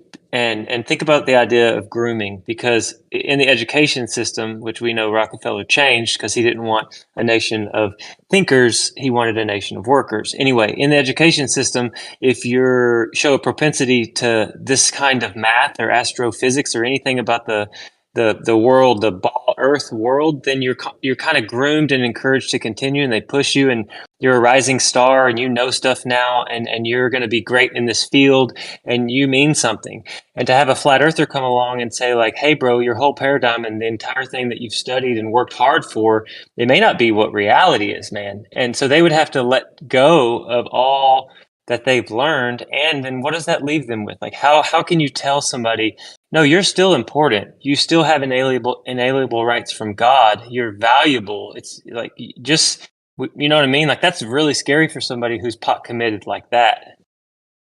Well, think about this though. This is one aspect that's kind of related, sort of, but like one thing I hear a lot now is like, Witted thinks he's an expert about everything. He's smarter than everything. Oh, he's an expert in seismology too now. You know, like this thing that they do.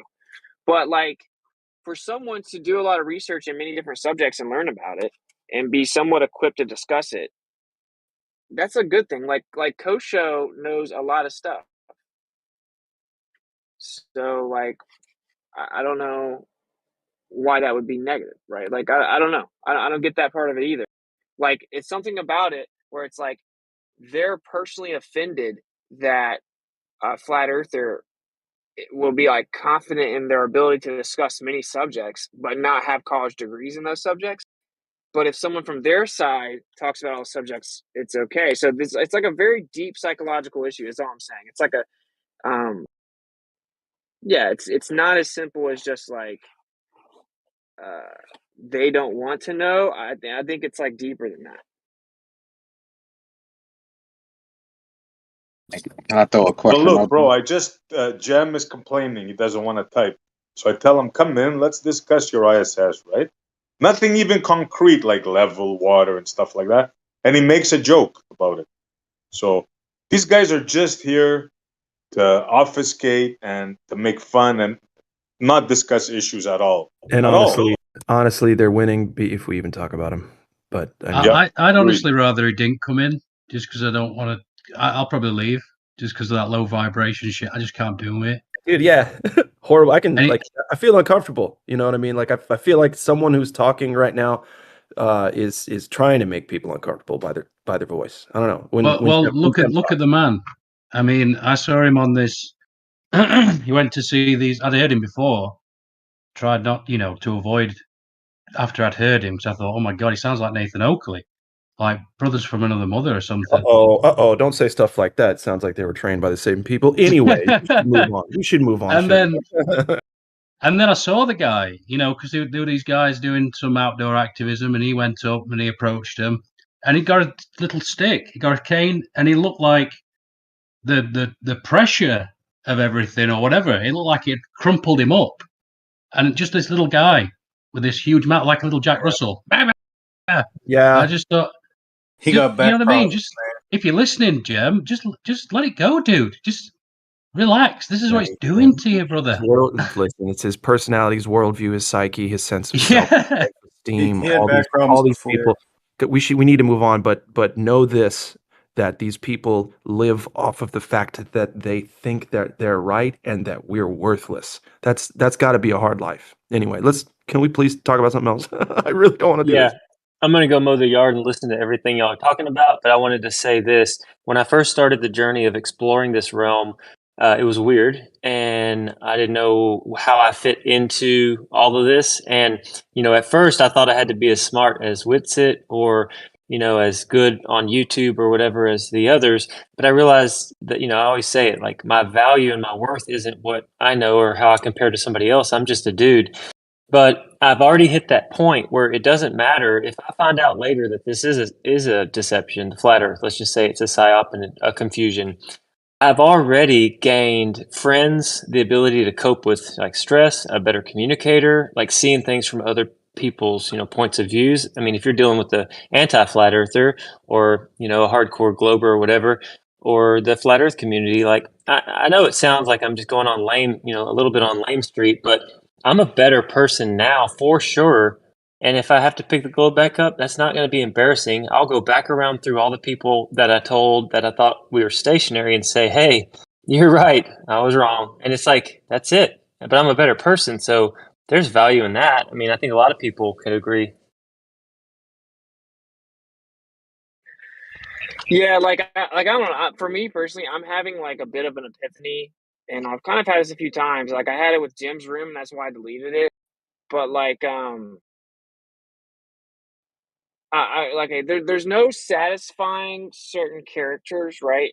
And like, if you look at it, like if I ever come in here and if I type something, then you'll have like 20 anti-flat earthers adding me with all these different questions. 3 weeks ago, I asked you a question and you said this. What about this? You sent me a paper and on page 17 it says this. What do you think about this? Oh, you're not answering me. You're scared. And it's like it'll never end. It'll never end. And I don't know how to say it without being ugly. So like maybe you can just read between the lines, but you can just kind of. It almost requires like empathy in a sense because like for someone to do that, but simultaneously claim that the person that they so obsessively want the answer from is stupid. Is there something else going on there? Anyway, what I'm saying is like I've had a bit of an epiphany where it's like, dude, the amount of stuff that I can get done to make positive change in the amount of time that I go back and forth to these same characters over and over where they're never satisfied, and once they are shown to be incorrect, they just completely avoid it and then move on to the next one. Like it's not even close to how much more positive things that could be done. And I think that's maybe for everyone. I think this room is good for sure, but I just think that I, for one, am really bad about this. So we should make people reach a certain level of integrity and intellectual honesty and respect in the way that they conversate, or then we don't engage. And I think that we're kind of being duped, and we're wasting a lot of our time and energy with certain redundant, dishonest engagements. Okay, anyway, announcement over. I agree. And here, this is my opinion only. Again, my opinion. That flat Earth is a controlled release truth to distract those of us who would expose the bigger secrets and keep us in this little corner of dick-sized competitions. Yeah, maybe so. That's why I'm like so big on like an audit NASA thing, right? That's like action. Like I'm gonna have all these people with credentials coming on. Action. I'm like when I jump on Eddie Bravo's show and Hibbler's show and link up with Jim Brewer and link up with that dude on OAN or whatever it's called. And then I just did SGT report and we're gonna link up with Bryce Mitchell and link up with King Los and B.O.B. and make music and have a flat earth show with King Los and all this different stuff that is going to be so much more impactful in the world, where like millions of people are going to hear this very thought-provoking, intelligent discussion between King Los and I about the true nature of the earth, right? That's so much more impactful than like going back and forth with Jesse 500 times about the same stuff, no matter how many times I correct him. You see what I'm saying? Like I fell for it, dude. I could be 1,000 times more productive, make 1,000 times more positive change in the world, than going It's back your and forth. empathy. Yeah, it's your empathy that 100% keeps bringing you back to try to help these folks. At least in my opinion, it's being empathetic towards, like, even myself. Like yesterday, I said, I don't really want to make fun of these people. They bring it upon themselves, and I'm kind of a dickhead, right? But that aside, I don't want to do that because I used to be the same thing. I used to be the exact same believer, and I used to love it. I wanted it to be true, but then I realized it isn't, and that's okay. Can I jump in real quick? Can I jump in real quick? I don't say much. I think we're up against something like a religion, and it's really strong. It's like a lot of fail safes implemented in. When you try to talk to them and try to reason with them, that it kicks in, that they get in like a defense mode. Like if we can talk about religion openly and how they hijack religion with spirituality, because everybody can be spiritual, but religion locks you into a paradigm. Yeah, well said. I couldn't agree more with that. And they've got parts of themselves, parts of their identity, anyways, wrapped up in this thing, and so that's why it's so painful. This is why the Zen masters, they rip the fucking rug from underneath you, and so they got nothing to lean on. Absolutely nothing. Not your name, not your family, not your things you own. They rip the whole thing out. And the only thing that stops the guy from going completely insane is he's looking at this guy and he's going, "Well, he looks okay." So think about this, right? So like throughout the years, I always have my moments where I step back, I try to like recheck myself. I'm like, wait, am I right about this? Like I do that to this day, like, about the earth and everything, right? And I've thought it's like in those moments when I think like, say I'm wrong, like what have I done? And what I've still done is I have hundreds of people who have sent me these like heart-filled testimonies of how realizing how important this place is made them re-examine life, and since then they've quit doing drugs or quit drinking, quit watching porn. They started working out. They moved their family out of like depraved city. They now have land. They have animals and food. They got closer to the Creator. They pray. They fast. They learned a ton about themselves. They found themselves. They started helping other people out. They started making more babies. They have beautiful families, and it motivated them to start families. These are all just so objectively good things, right? Like, and then a moral relativist will say there's no such thing as objectively good, but there is. And so this is automatically with the pure intention behind this, which is to genuinely try to find the truth that's hidden. It creates such a net positive. Now, if you flip it on the other side, say you think that what we were talking about the earth is true. what net positive are you making by going and like mocking, scoffing, ridiculing, berating, and trying to shut down that other side of the awakening? The only thing I can say is that it's like tough love for me. I was raised kind of by bullies and kind of like, well, suck it up, Buttercup. That's the way it is. So that's my stance. Is I try to provide a little bit of that because I know everybody else is going to provide a different kind of stance.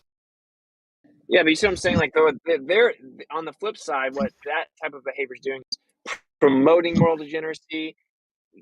No reason not to watch porn every single day, all day. No reason Hang not on. to just sit around with random people. Oh, No I reason see. not to do drugs. No reason to have any moral accountability. No reason. There is no moral accountability. You're an animal. Do as thou will. You might as well bow to the New World Order. It's a good thing. Global warming. Put a chip in my brain. Let's take jabs. Right? Like the other side is all just like egregious outcomes. This You know might what I'm not saying? be a It's totally completely real. Might not be complete. Yeah, bad outcomes. There was an experiment, right, done with these rats with drug addiction. I was watching, right, and it was like in the 70s or something. They had 2 water bottles for the rat, right. They put him in a cage. He would go to the heroin laced water every time until he overdosed and died. Then they put some scientists some years later said, you know what, let's make this more realistic. Then he put the rat into a larger cage with other rats and toys and games and everything for it to do. And in that situation, none of the rats ever chose the heroin. As far as as far as what you're saying, how it kind of can relate to being like an addiction or something that's detrimental to you, right? But when you have positive other options around, you don't, it's like this inward thing that you just want to kind of destroy yourself. So they went to the heroin water looking for like joy and happiness in just the water when they were by themselves. But then when they weren't, they're just rats. I don't know how they knew the effects, but they didn't 0 times overdose or addiction to What's the funny is water. love doesn't allow you to go and get tricked by something like heroin. The group effect, the community effect, if it's genuine, right? And rats don't know good from bad; they just go and do. So of course it's genuine. They can't have ill intentions for each other. So they get in a community, they start loving each other. Who needs heroin? Well, do you agree that that's kind of why so many people, quote unquote, gravitate towards this conversation, even the people that claim that it's so stupid? Because it's like the sense of community is so overwhelming, you can't really deny it. And like, even if subconsciously they long to be a part of it. Yep, 100%. Absolutely.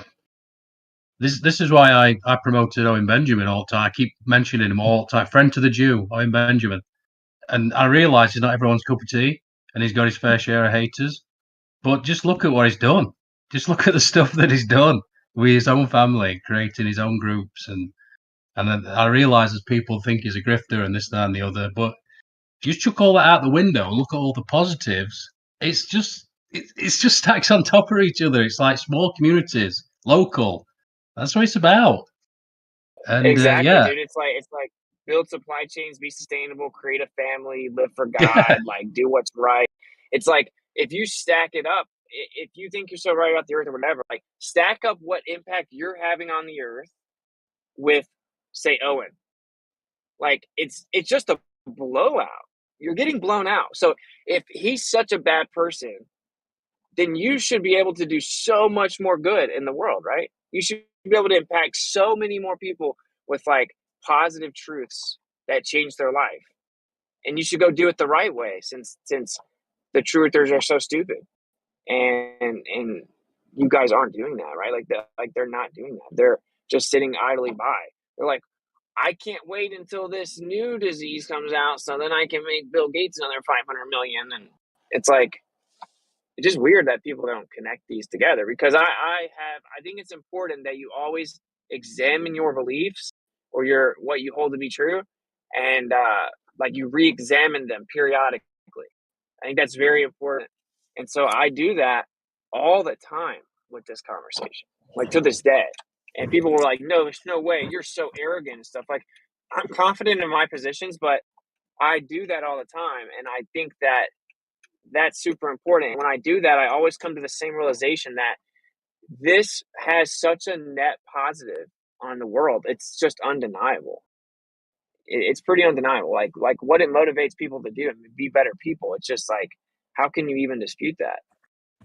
Yeah, I have to agree too. I think the cognitive dissonance was something I came into a lot of truth before flat earth, and that cognitive dissonance didn't really come up until I learned about the flat earth. So I always ask the Glober, like, what cognitive dissonance have you broken in the past that you can say you're not having that issue right now with this? Because it wasn't until the flat earth that I was like, wow, my brain really doesn't want to accept this. And I accepted 9/11, I accepted all these other truths before, but that's a huge thing to realize, like, whoa, my brain can totally trick me and I need to submit. And I agree, you have to look back constantly and self-evaluate. And when you see, positive outcome after positive outcome with people, either coming to the creator or denying themselves, denying the flesh of the pleasure of drugs or porn or whatever, where that's leaps and bounds above what anyone else is doing. So it's huge. 100% Torah, and I'm addicted to coming in here because this is humanity. It's living, it's thinking, it's growing. And if you think about like Netflix and the news and what comes out of that box on the wall, like that's literally programs that we're watching. And I think a lot of us we have unplugged. Like there's nothing wrong with watching a movie or getting into a series, but right here you've got such a mixed multitude of people and ideas, and I think that we do value each other, even if we disagree a lot. Like Left Lane, super nice guy, and we show each other respect most of the time, and we are hungry for truth. And I think Discord and Telegram, the way the communication is happening behind the scenes, where humans are talking to humans, I think healing's happening, growth and healing is happening, where we're unplugged from like if there is an agenda, which I do believe there is, being pushed. Here, we're just humans talking about what we think and feel. And that's like epic.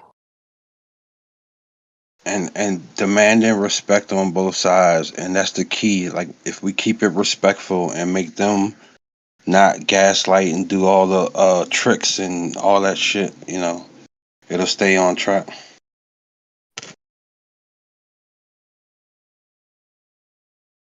I think I'm this going back room into the is about positive vibes, no matter what. Just like show love would be good. Like Ron Boston does so good.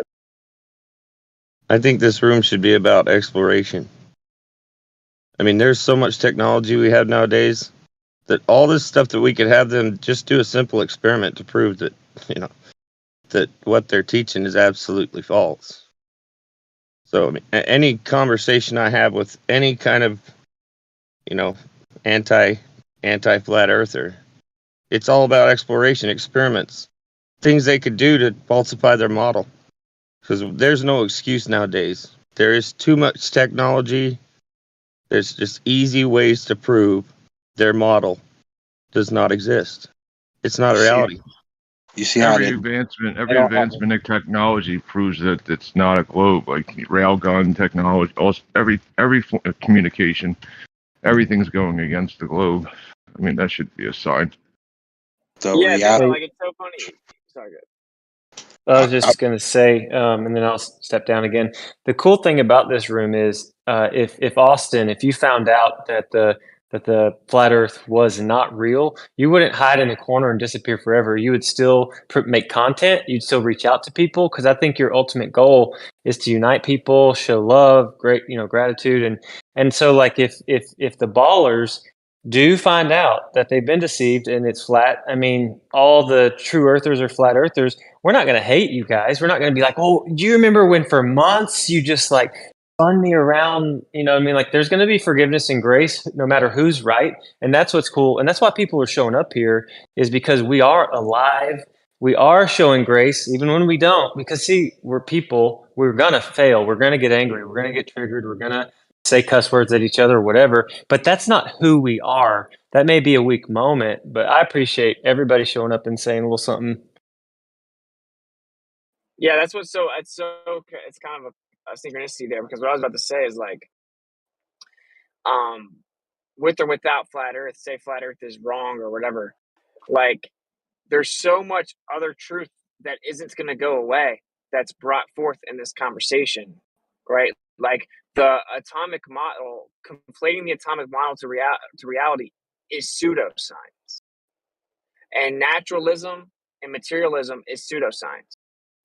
And thinking that space and time can physically bend and warp, and that's all that's outside of this place, is pseudoscience. Like, there's so much of it that has huge impacts on the way that we interpret the world, right? That everything must break down to little subatomic particles and bombard the cult of bombarding particles, and nothing matters. Everything breaks down to little indivisible physical balls and units, and you're insignificant, it's random, it's chaotic. Like, evolution is pseudoscience.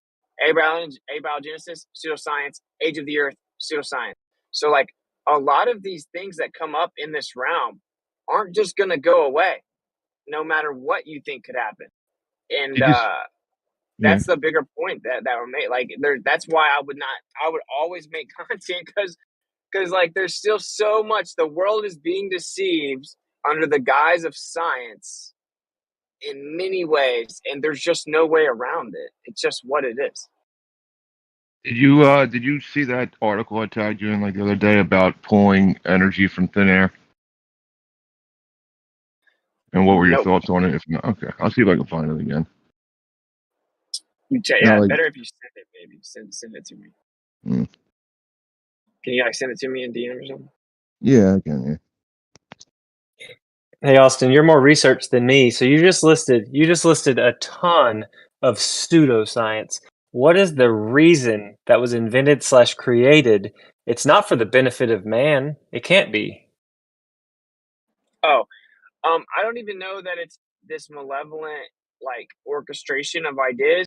I think it's the arrogance of man trying to know more than they do and trying to remove the creator so they can be their own God. So, like, the arrogance of man has resulted in all this stuff. Like, for example, like, if you can't count it, it can't exist. That's the arrogance of man. So that's where you get the subatomic particles. So, like, I guess that's what I'm saying. It's like, I don't think it's necessarily a group of people got together and are like, let's tell them particles exist. Like, a bunch of people are arrogant and they want to be able to be the big guy on campus or whatever, right? So they're like, we have to be able to count it. So, like, if there's this, like, insane, like, metaphysical aspects to this world that, like, holds everything together and it's immaterial, it can't be quantified. So then they're like, okay, well, we're gonna say that's not the case because we want to quantify it. So I think it's just the arrogance of man, honestly. I think that's what materialism is. And then it built, now it may have, like, a dark driving force.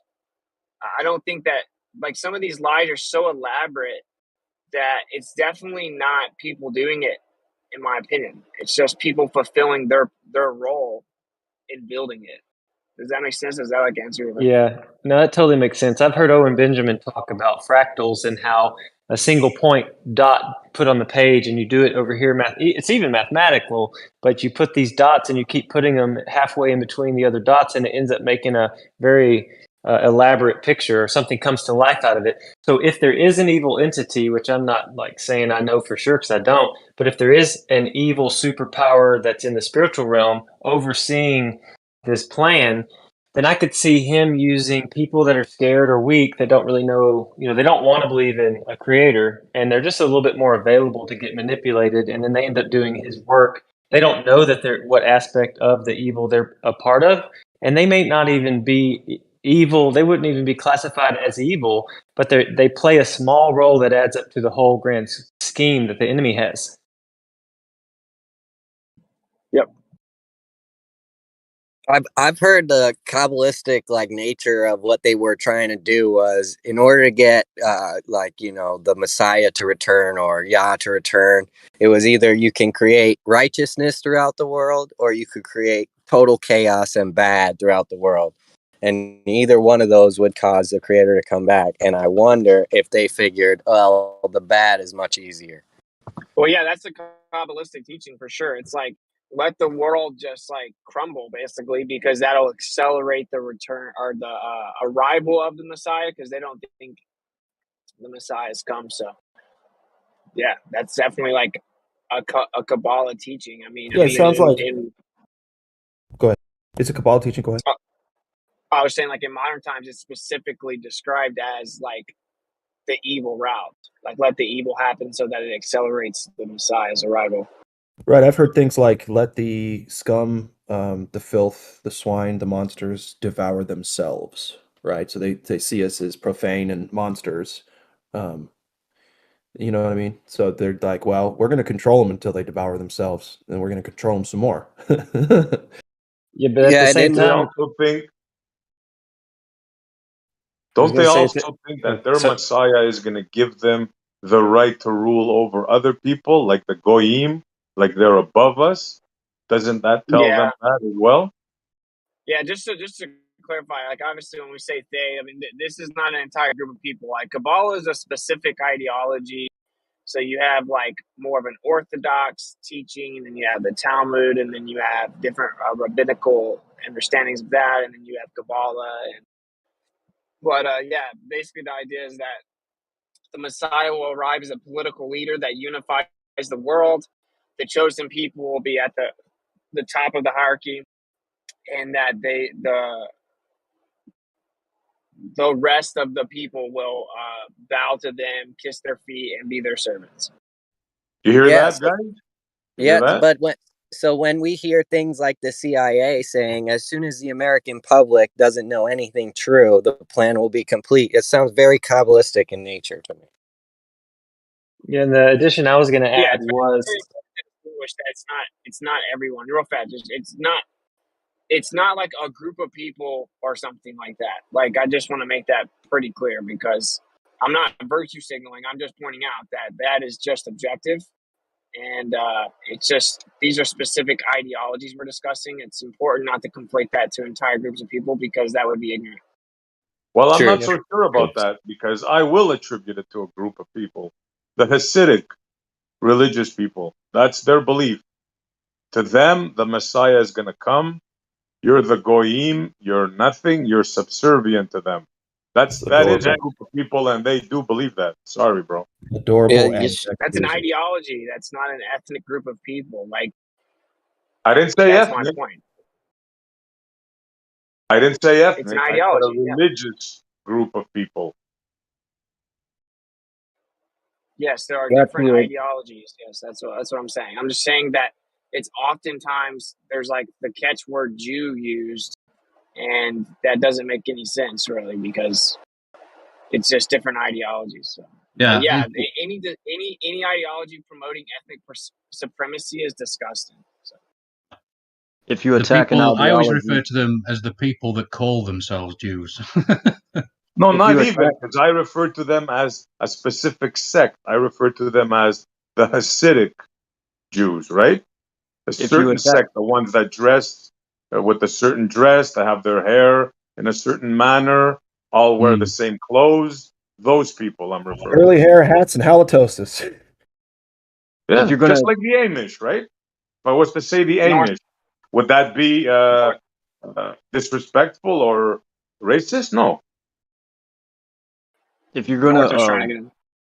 yeah, thanks, man. If you're gonna question someone's ideology or a specific ideology, you have to address the standard that they say they go by, right?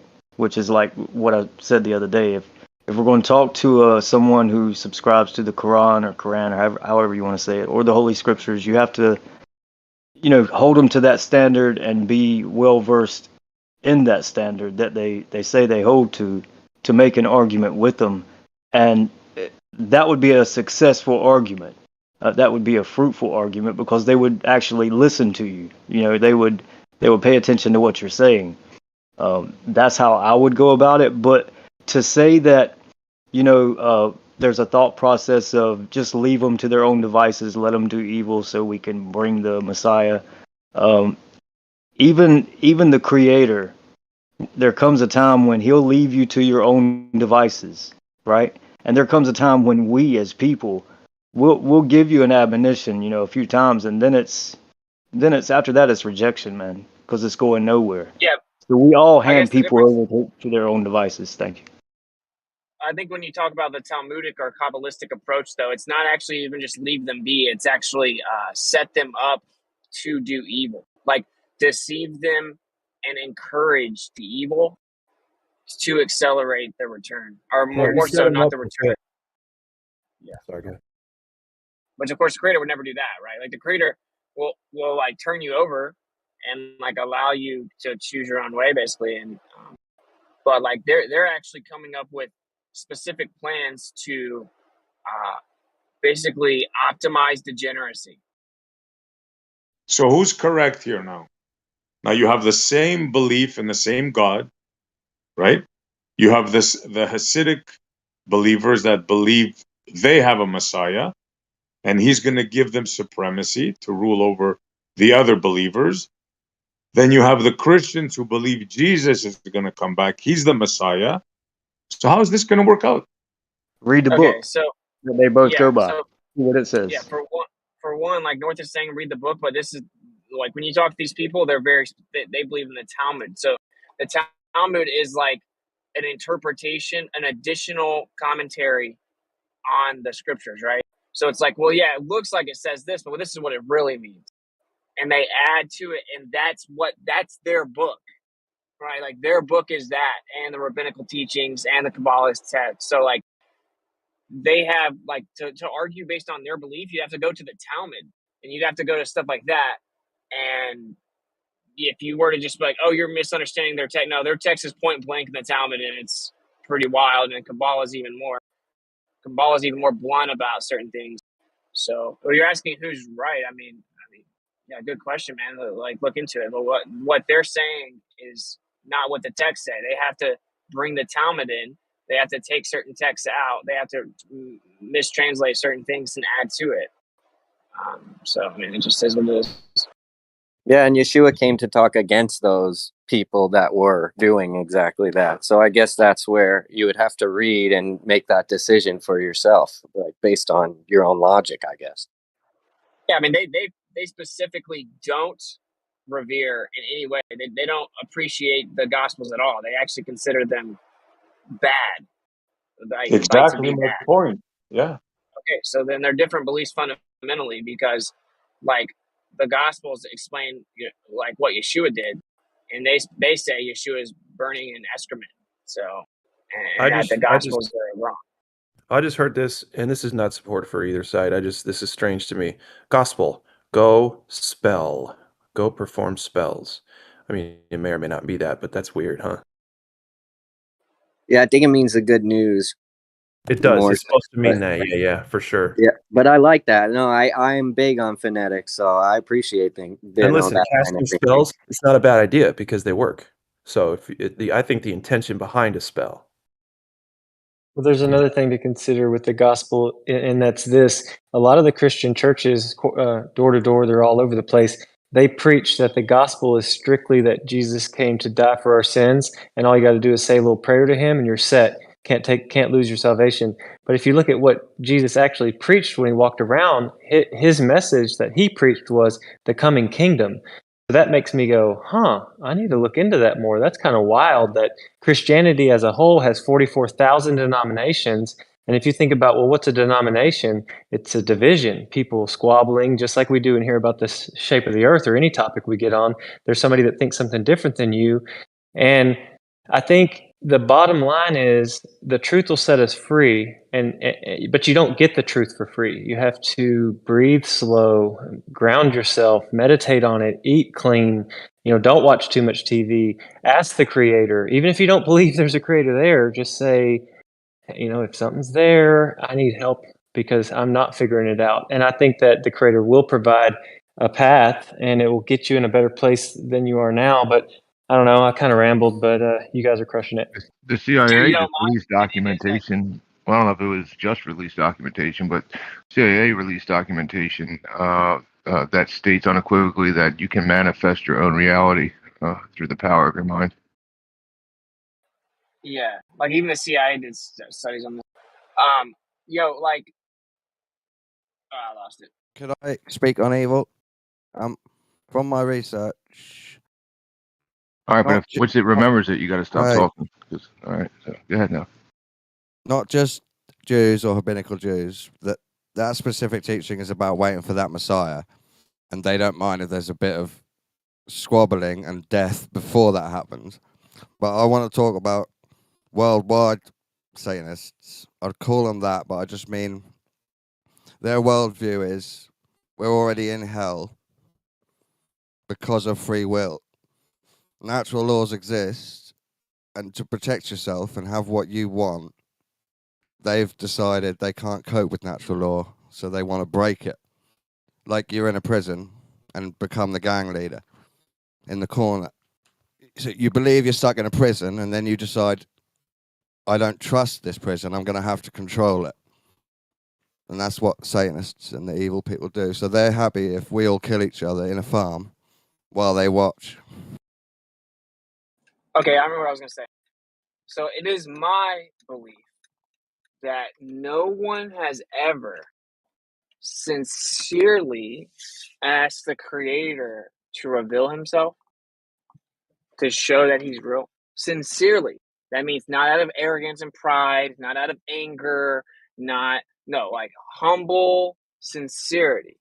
I disagree. I don't think anyone has ever, with like sincere humbleness, asked to know, to have the Creator reveal themselves, and then nothing happened. Now, whether or not they interpreted it that it was the Creator responding, or whether or not they noticed it, would be one thing. But this is just my opinion. I can never verify this. But And nothing happened. I was going to say, I thought it was just the first part. Yeah, the first part was kind of crazy to me. Right. And let me tag on this one-liner because I remembered what I was going to say. So a moment ago, 5-10 minutes ago, we talked about, well, how did all this pseudoscience show up? And we noticed, well, it's the arrogance of man. In a way, we don't like not knowing. We don't like being able to come up to a conclusion and say, well, it's a mystery, or I don't know. And that's awkward, so they made up a bunch of stuff. Well, if somebody, let's just say, just is adamantly against the idea of a creator, totally. Well, when they do bad stuff, it doesn't feel bad to them because they make their own truth. And I think there are people at the top or elites that they've taken it so far that they're almost like trying to bend the arm of God, or like, okay, I'm getting at the point of there are people that are hurting children in a bad way. And that's arrogance times a million to take the innocence and hurt a child. And it's almost like they're shaking their fist at a God they don't believe in. And it's just wild that reality exists out there, and it actually They hurts. show that they believe in something with their to the contrary. Right? So like these biggest foundations are also these biggest companies are the biggest donators and humanitarians, and they give the most, right? So they must. It appears that they believe in some kind of give and take systematic, design to this creation, that they must give this much to take this much. Exactly. I just want to just to clarify, like, why I'm saying this. It's because I've done it, and I don't have any powers that other people don't have. I don't have any like special preference or some type of like magical subconscious powers, right? Like, that's why I think it would happen to everyone, and because we were just all created. So to recap, what you're like, sorry again.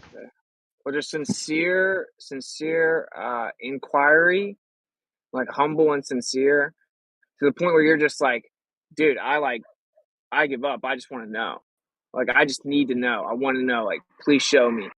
And I'll even go as far as to say, I think you may not have that revealed until you have that moment. And whether that be conscious or not is a different discussion. But I think that there's something in the way this place was made that you kind of have to do that, even if it's not like a conscious articulation of thoughts in your head, where you have to reach that point that you just sincerely just want to know whatever it is, sincerely. Right. And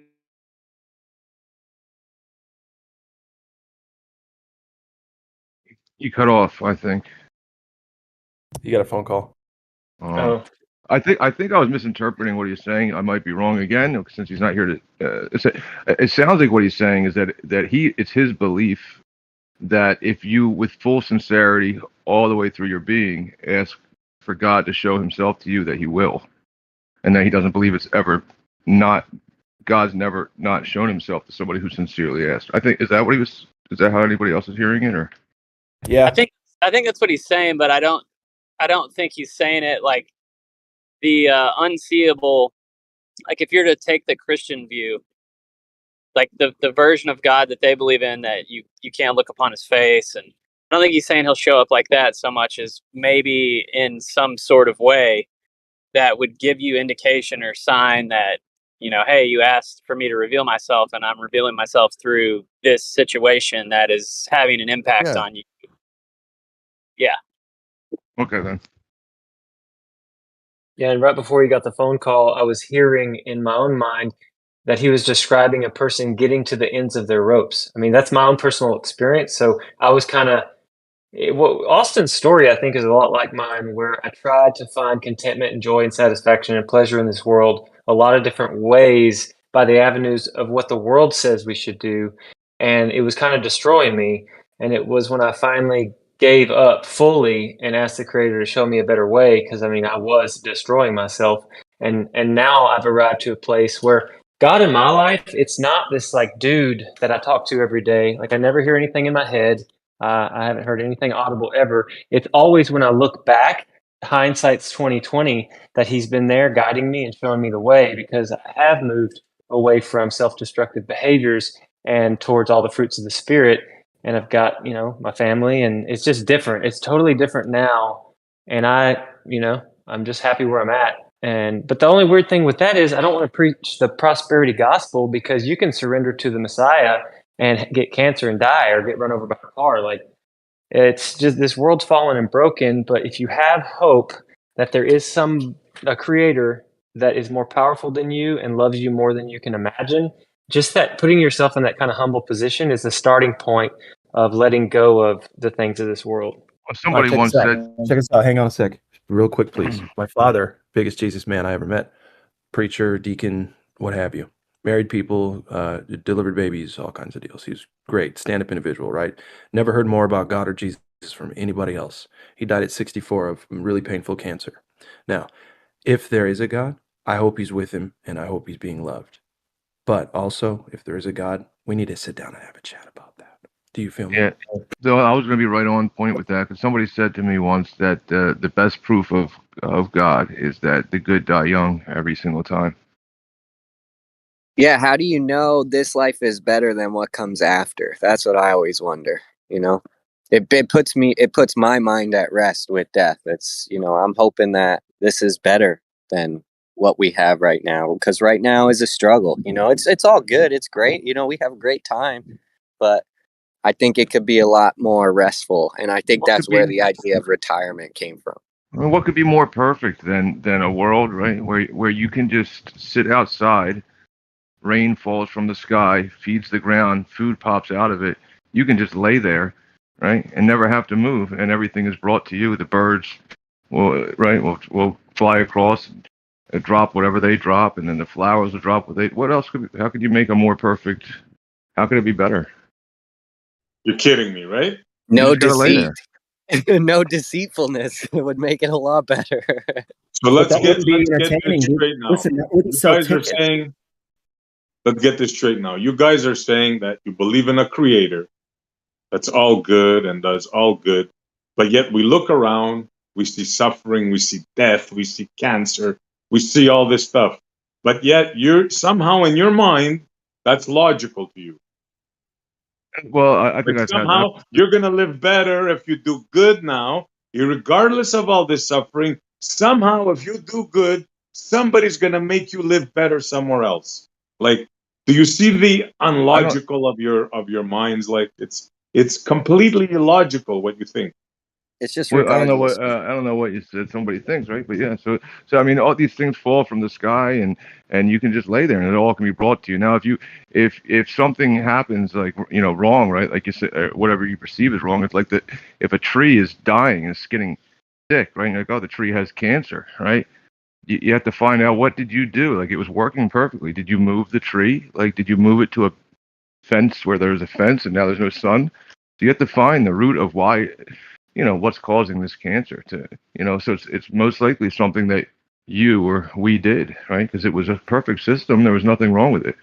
Is it not obvious to you that the creator doesn't give two licks about you or No, that anybody makes else? no sense. Do you want to talk Free about will. logical? This is what's illogical. If there was some like creator that made this place just for us to be slaves or whatever, just like made it and just stopped looking at it or whatever the argument would be. I don't even know what your argument is, but like, then why give us the emotions of joy and love and compassion and empathy and enjoyment? Why would you do that?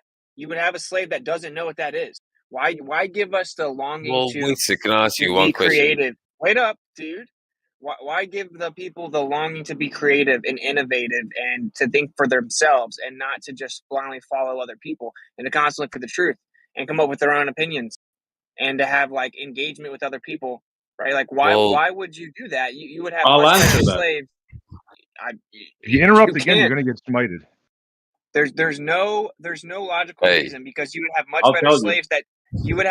slaves that don't even know what those things are. Look, can I ask one there's no question? logical argument that you can make that the creator gives a lick about you. He doesn't give a lick about you or anything else. Macho, Hold you're on, let me completely finish, correct. bro. I No, know you're it's going to completely trigger incorrect. a lot of people, bro, but I don't give a You're shit. triggering me. You're triggering me. I know you. All I right, know I bloody am. hell.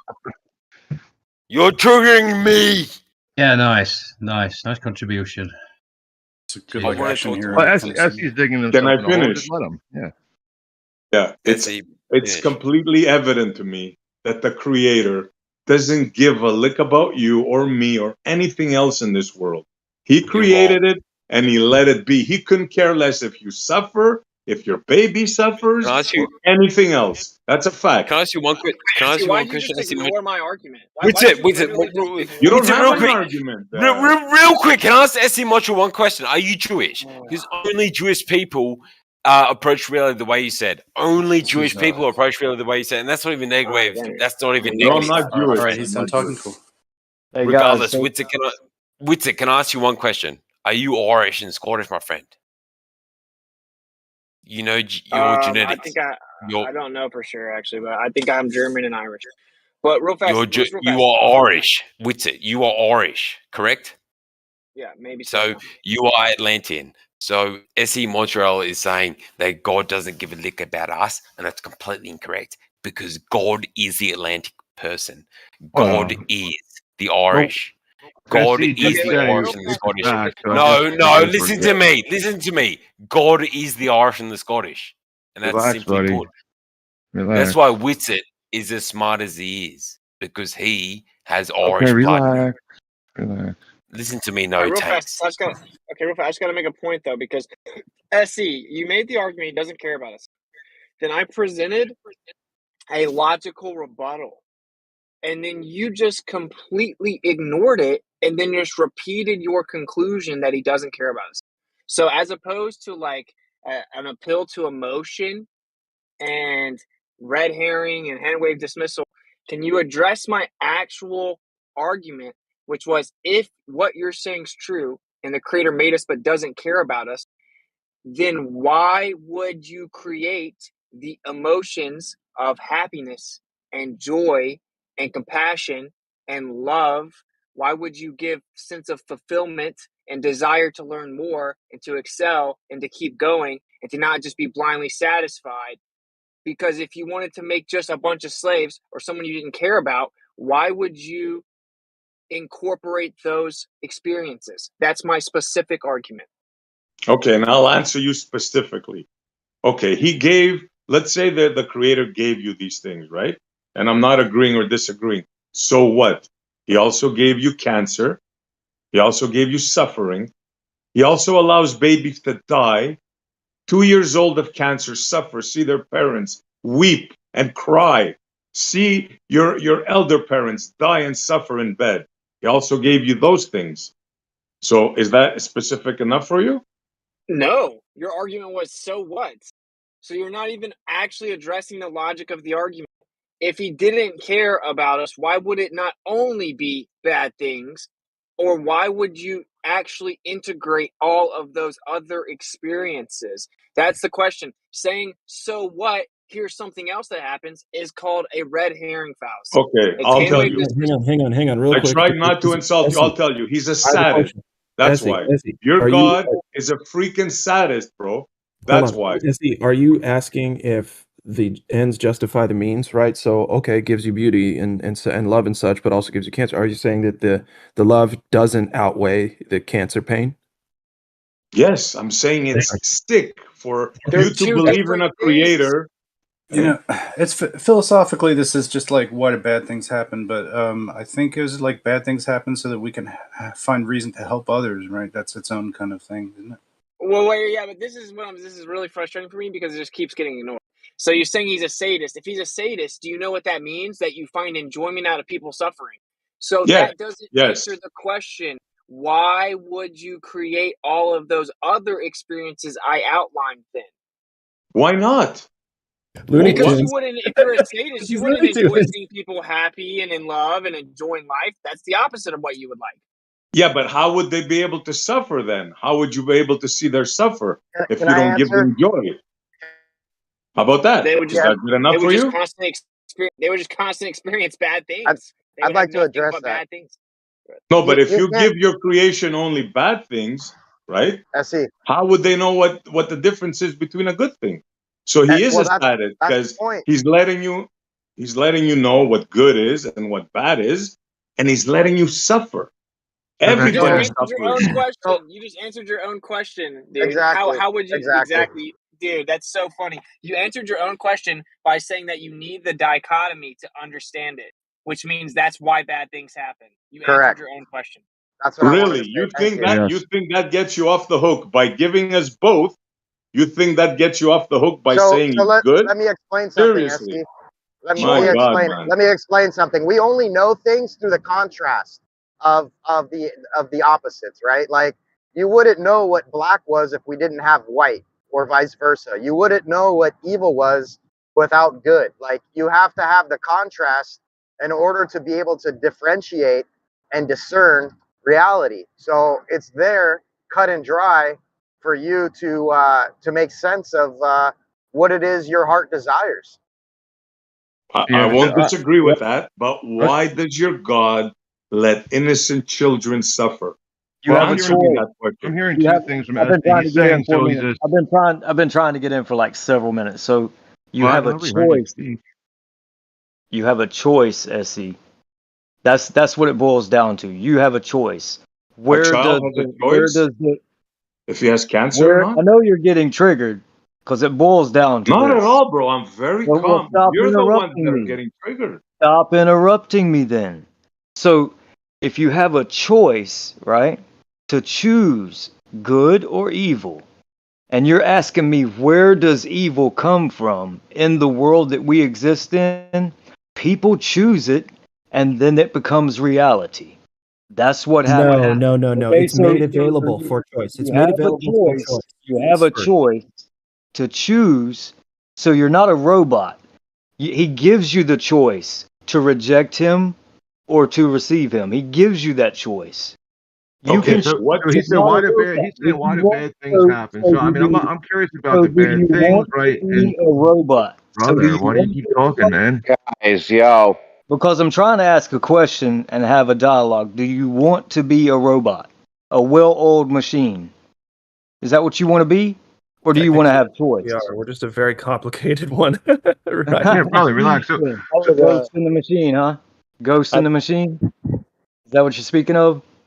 Esty, Were he we wants to not talk to talking you, man. about cancer and children? Where Well, does it let come me from? can I Choice. do you mind if I monologue just a minute? I think it's relevant. I see how and why, and first and foremost, SC, I'm not bothered at all by your thoughts and opinions and even everything you're saying. It's like, dude, most of the time you're like 80-90% chill on all topics, and I'm not upset at all, like what you're saying and thinking. But I do want to say that I think the intentions and desire of the creator was for nothing but peace and joy and vitality and all the good things. I think it was our choice from the beginning, and I do believe in the Adam and Eve story that he didn't want us just to be robots, so there had to be the choice to go off the path. And yes, he knew we would go off the path. That's why he sent his son to be like the Messiah is the only way to make it back right with the Father. But what we're doing is we're too zoomed in on this here and now moment where we're like, hey, the children are being hurt and there's cancer. Therefore, I don't want to love God or trust him. I hate that God. He's a sadist.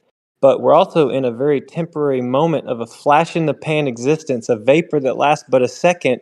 And as you look outside, it is beautiful. There's sunsets, there's trees, there's good food to eat. And even all those experiences are dumbed down. Even the rocks and the trees are crying out for it to go back before the fall. They remember, the trees remember what it was like before everything in existence was fractured. So even this conversation is a little bit difficult. And I want to say one more thing about the gentleman that talked about his dad that he lost. He was a great pastor, lost him at 60-something, and there was pain in his voice.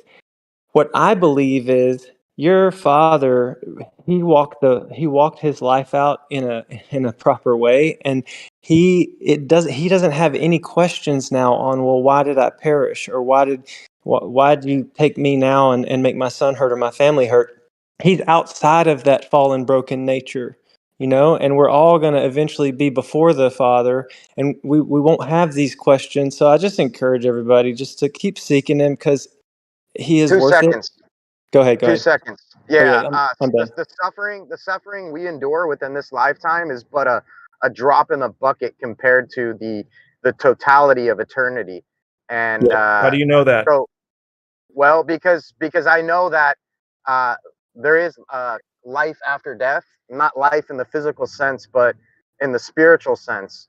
How do you know that? Because we're too complex, right? Consciousness, because I know what consciousness is. So it's personal logic then. Personal logic.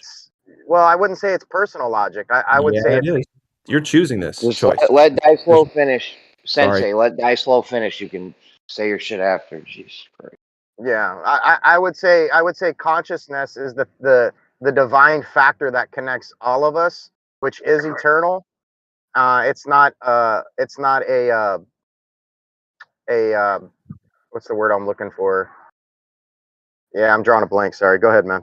Well, let me point this out, dude. Okay, we It's have funny you near-death drew a blank on experiences. If you need consciousness. something more empirical, right? We have documented near-death experiences, right? As well as stuff like astral projection stuff that shows that there is some type of conscious connection to your understanding, the process of understanding outside of this physical body.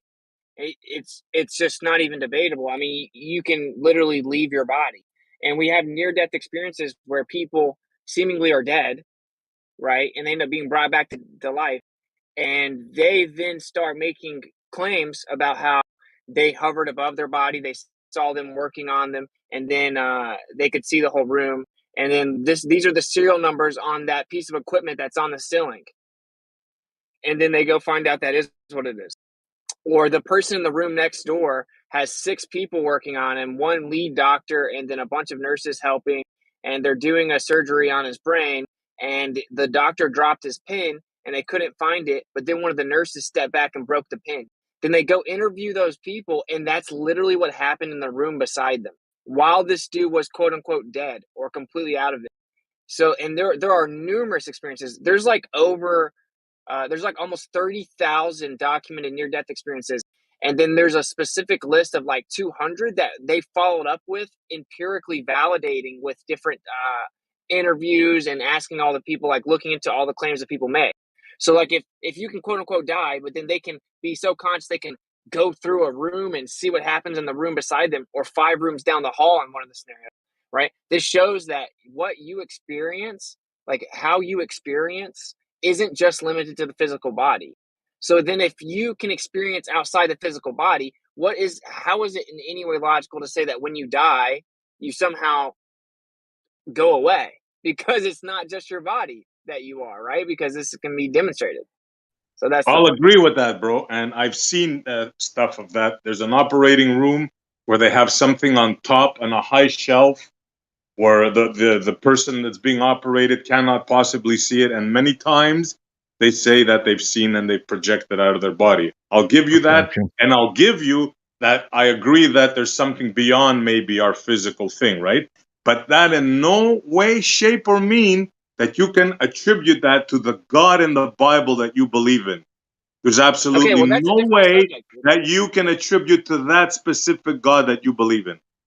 Okay, first of all, I was responding to Sensei, right, as to how do we know that it's just a drop in the bucket and that we're not limited to our body when we die.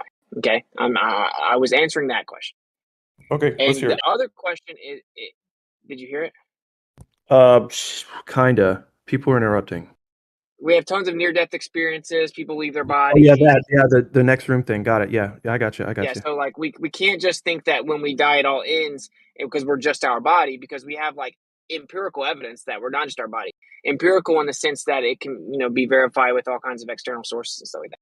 So, and then the other point is this is the age-old question. If there's a God, why do bad things happen? But I tricked you, SE, into answering your own question. That's why I asked what I did. You didn't Because trick I me, bro. I followed answered it in the way that you guys always answered it. dude. I was, Like you say that you're not yeah. triggered, but you're interrupting me, man. And I'm just trying to make a point, right? I'm saying that I trapped you. It's not like I'm saying I'm better than you or something. I'm just saying I asked the question because I've gone down the same line of thought and I had to reach the same conclusion. You can't say if your answer ended up being, oh well, he's a sadist, you wouldn't know suffering and bad if you didn't know good. Then that means if you apply that same logic to the questions of why would bad things happen, then you wouldn't know what good is without bad things. And then it goes back. That turns into what North said, which is like there's only two options.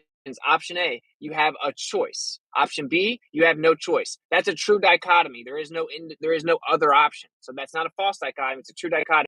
Choice or no choice. Okay, let's examine the two. One, you get to choose what happens. If you get to choose what happens, then you have to have a choice to make, or you can't have a choice, right? You can't choose what happens if there's not a choice. Well, then that means you can do good or you can do bad. And this has all kinds of different varieties. If that doesn't exist, there is no choice to make. So if we have a choice, then we have to have a choice to make. Option B, there is no choice. If there is no choice, there would be no purpose to life whatsoever. You would be a robot. So if you're a creator and you're going to make this place and make the people that inhabit it, you have two options: make them have a free will and a choice, or make them have no choice. Okay, and that's why I don't understand why people ask why bad things happen. If you pick the one option where people have a choice, there's no way around it. Bad things have to be able to happen. If you don't let any bad things happen, then they don't have free choice because they don't have a choice to make. I hear you, There's just bro. a And the logical necessity. reason, are you done? Yeah. Okay, I hear you. And the reason why I asked you that, because I heard you guys give that answer many times, and I threw it right back at you. It's my point exactly. If this creator of yours, right, gave you free choice, okay, so you can experience the good things and you can experience the bad things. No worries there. I'll give you that. That's not the issue. The issue is your God, the God that you believe in, also lets a 2-year-old child get cancer and die in front of its parents without committing any sin or anything. Now you have no answer for that. That's a There's consequence nothing of that you previous can say choices. Of course, that that's you the see. exact You're going to that's the interrupt exact me. answer. Can't Oh, let, because of I've course, given it to can't. you a few See times. I don't that? know why you don't accept it. That You there's see the consequences trigger? to actions. So No, you Yeah, what if, guys cracks if me can't somebody's up. accept speaking, that yeah. your God Let is us not. finish. You guys cannot accept that your God is not benevolent. He doesn't give two shits about you. And there's nothing that you can tell me about choice and free will that's going to change that, man. He's Yeah, Okay, letting well, a this is so I guess 2-year-old I'm kid right. asking Like if you're die not you of open, then. cancer. Oh, okay. I guess so. I will talk, then I'll interrupt, but then I won't talk. So I got to figure this out. But I was trying to ask Essie a while ago, right?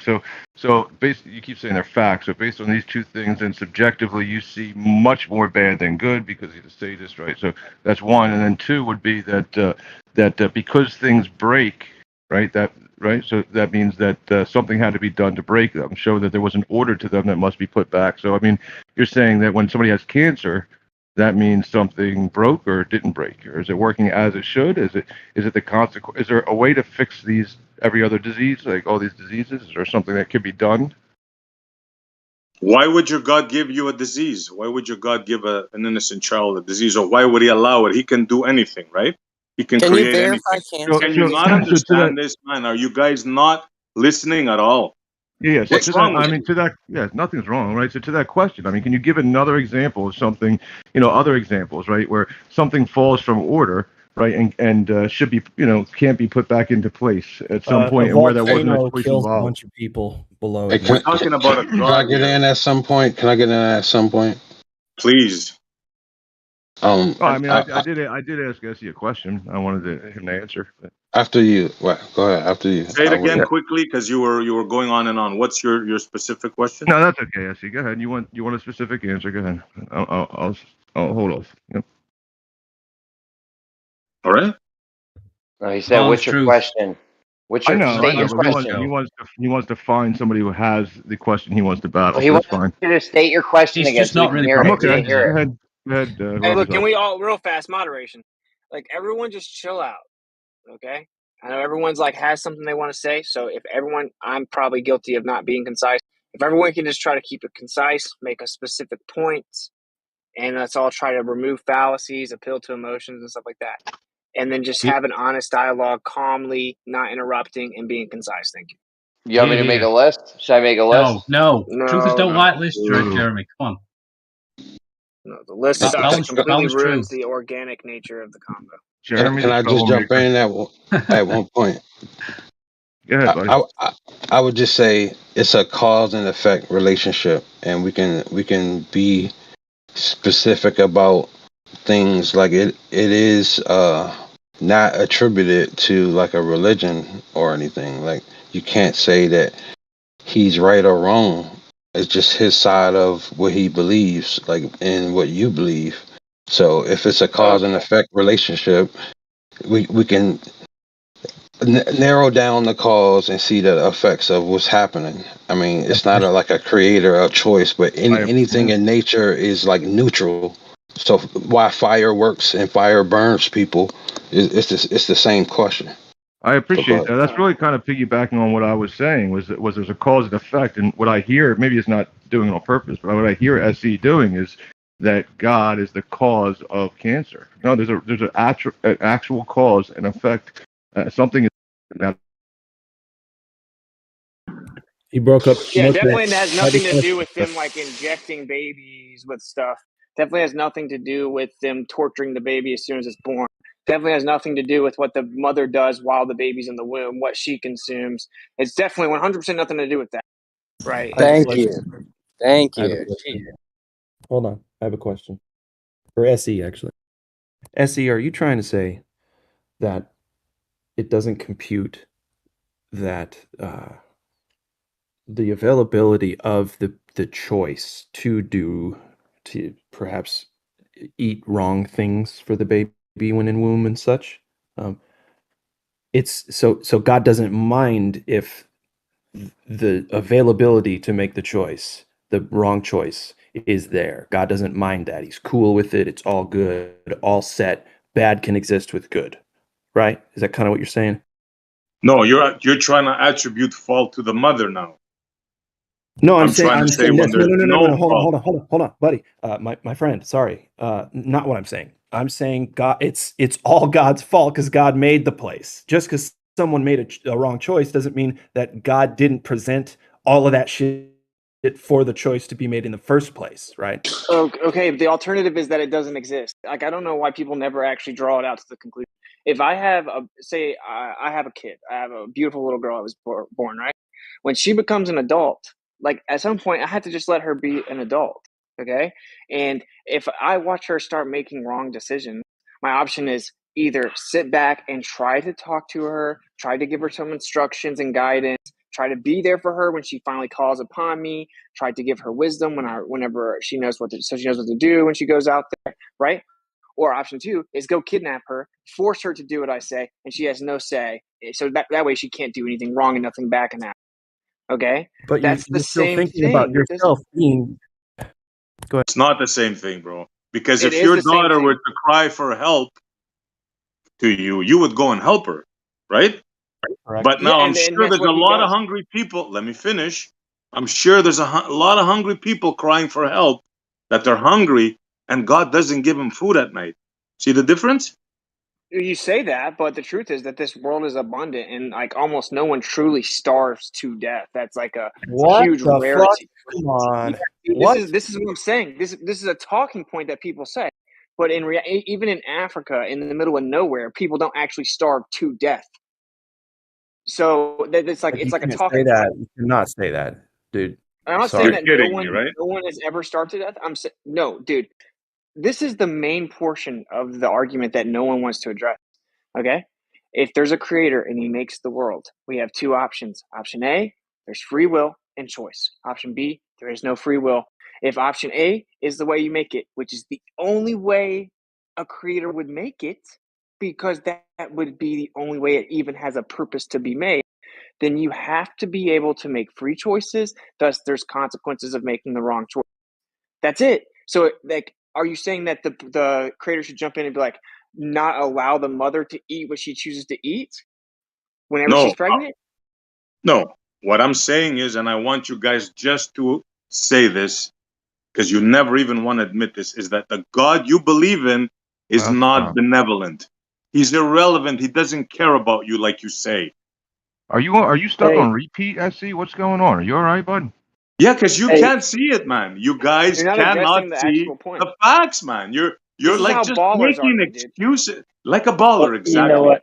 You're It's like okay. a baller when it comes to But this. you are. You're. You keep not addressing my actual specific Hold on. argument. You just keep I repeating have your every conclusion with time. emotion. Hey, Try can me I come again. in after? Can I come in after? Yeah, I was going to say the one thing is, Essie, it's okay, man. If you think God is that way, that's all right. I mean, many people think that way. I love you anyway, even though we have differing opinions on that one point.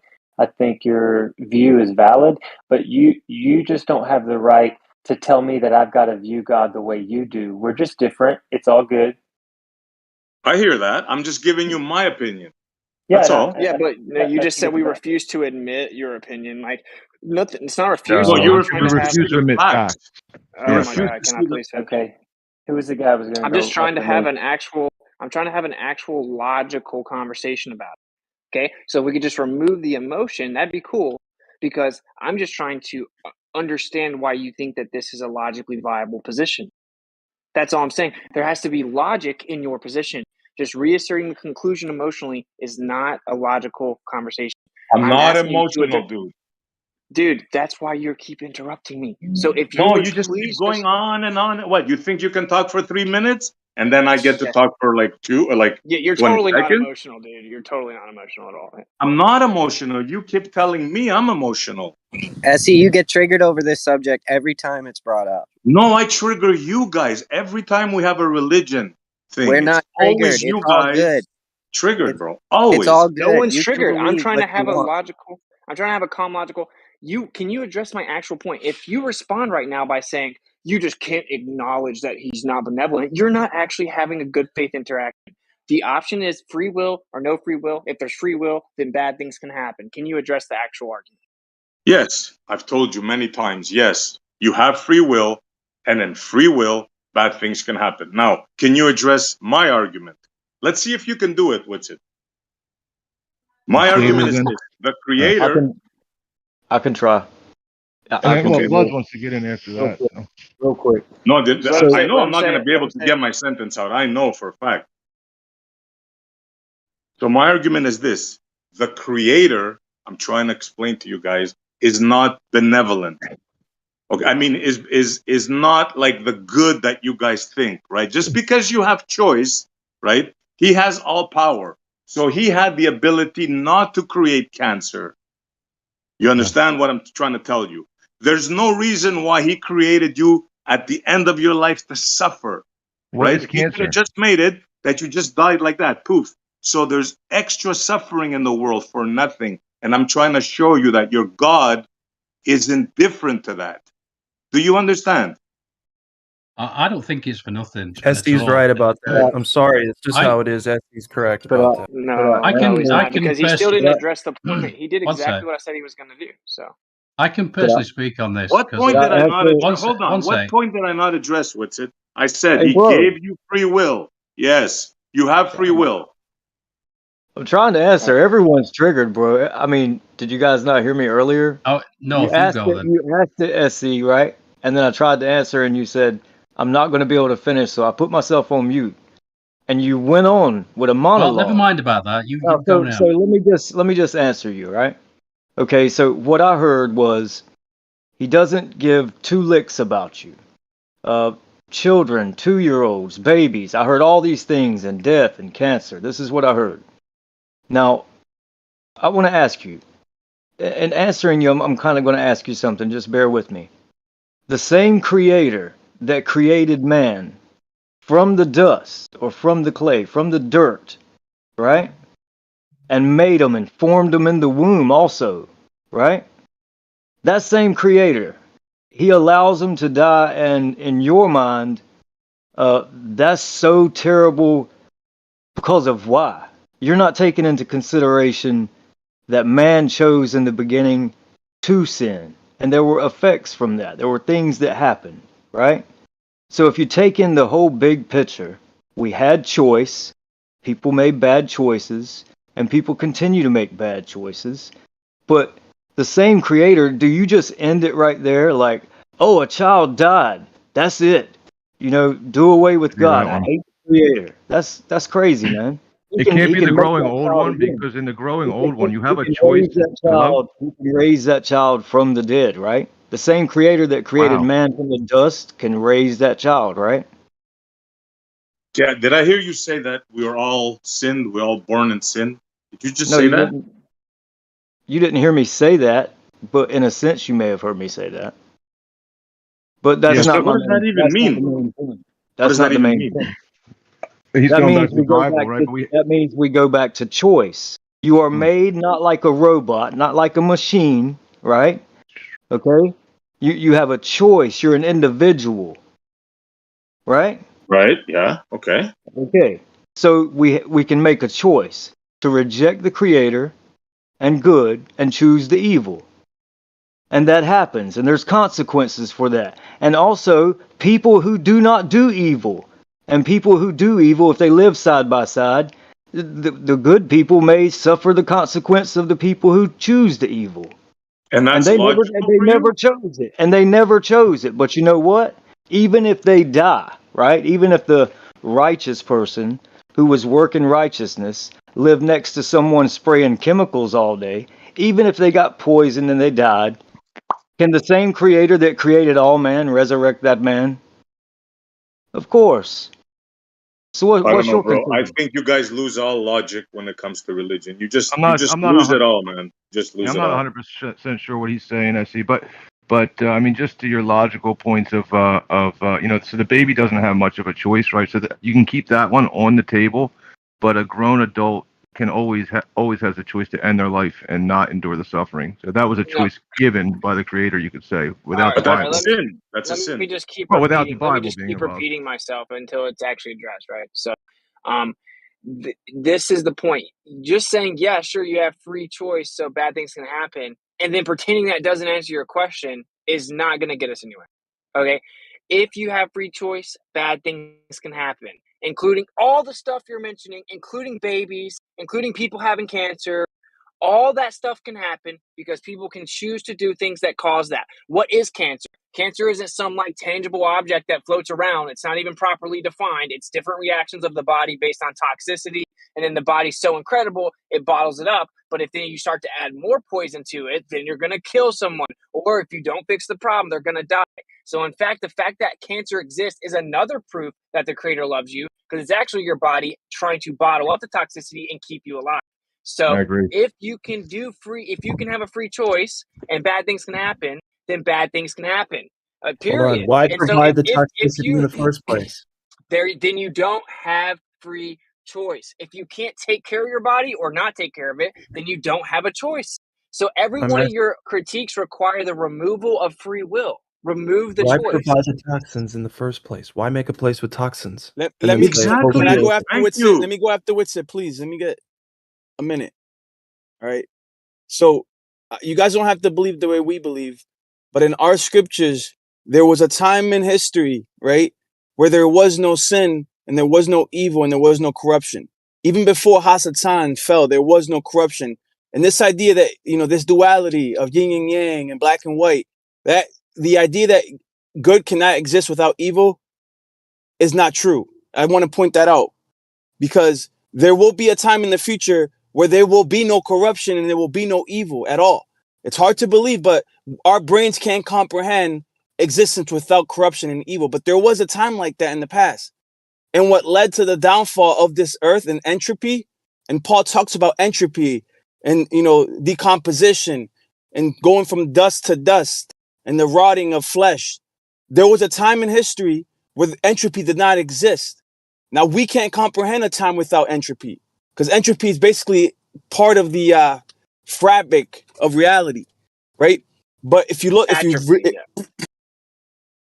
yeah, decomposition, entropy, and the transfer of energy. In that way, in the way that everything it basically grows and dies, right? Yeah. Atrophy is where it'll decay over time. But yeah, go ahead. Atrophy. Oh, all right. So, anyways, in 2nd Ezra chapter 3, verse 21, it speaks about Adam. And it says, "For the first man, Adam, bearing a wicked heart, transgressed and was overcome. And so be all they that are born of him, including babies." Now, the doctrine of original sin is scriptural. It's hard to comprehend. I'm not saying that babies aren't innocent. They are. But inherently, they carry in their DNA, in their flesh, sin. And How do you know that, man? What the fuck? This is philosophical, bro. That's what I'm trying to say. You're trying to understand. You're trying to understand the spiritual, right, and the ethereal with modern measure, like tool. You can't measure this stuff, bro. You can't measure it with modern tools. It's impossible. I'm not saying it's completely impossible, but we're verging into the to the edge of logic. It's hard to. This is where logic kind of falls apart, because we can't comprehend this stuff. But if you read the scriptures, it says, "For the first Adam, bearing a wicked heart, transgressed and was overcome, and so be all they that are born of him. Thus, infirmity was made permanent, and the Torah also in the heart of the people with the malignity of the root." I want to emphasize this verse, malignity of the root. It's referring to the genetics. In our genetics, there is corruption. What is cancer? When you really study cancer, cancer is corrupted DNA. The DNA is being replicated, and it's leading to metastasis, or cells that are uncontrollable, that are rebellious, and just keep replicating uncontrollably. That's due to corrupted DNA. These babies are broken. These babies that are getting cancer, they're broken. They're in a broken state because of sin. Because we live in a fallen world. Sins of the father? Are you kidding? Sins of the father? Listen to Sin- these guys, man. You're sin- worse than ballers, man. Okay, so this is something that. Let me just finish my. Let me get my. Hold on. Please. So there's a whole study of this. It's called epigenetics. It's fairly new, right? But epigenetics is starting to reveal what Jewish mystics have been talking about for thousands of years, where the sins of the father are passed down. This is legit. And if you live if you're doing drugs and you're shooting heroin and you're abusing your body and sin also, and if you live like rebellious, and even this is shown that even your attitude, if you're aggressive, if you're violent, your child, the probability of your child inheriting those traits is actually higher. It's not a guarantee that your child's going to be violent, but if you have a violent nature, there's actually a connection directly to the DNA. Epigenetics is showing us that what they used to say was impossible is now showing that it is possible. That it is possible to be. If you are an alcoholic, right? They're finding that alcoholism can actually be genetically related. It's not just alcoholism; it's violence, it's pedophilia. All these things can actually be linked. There's certain genetic traits that can be turned on and turned off. Isolate that. Well, wait, have you ever looked at epigenetics? Like, he's actually making a very profound point to think about it. So, like, Correlation epigenetics is not causation. Can I get it? Can I get in somewhere? Go ahead, man.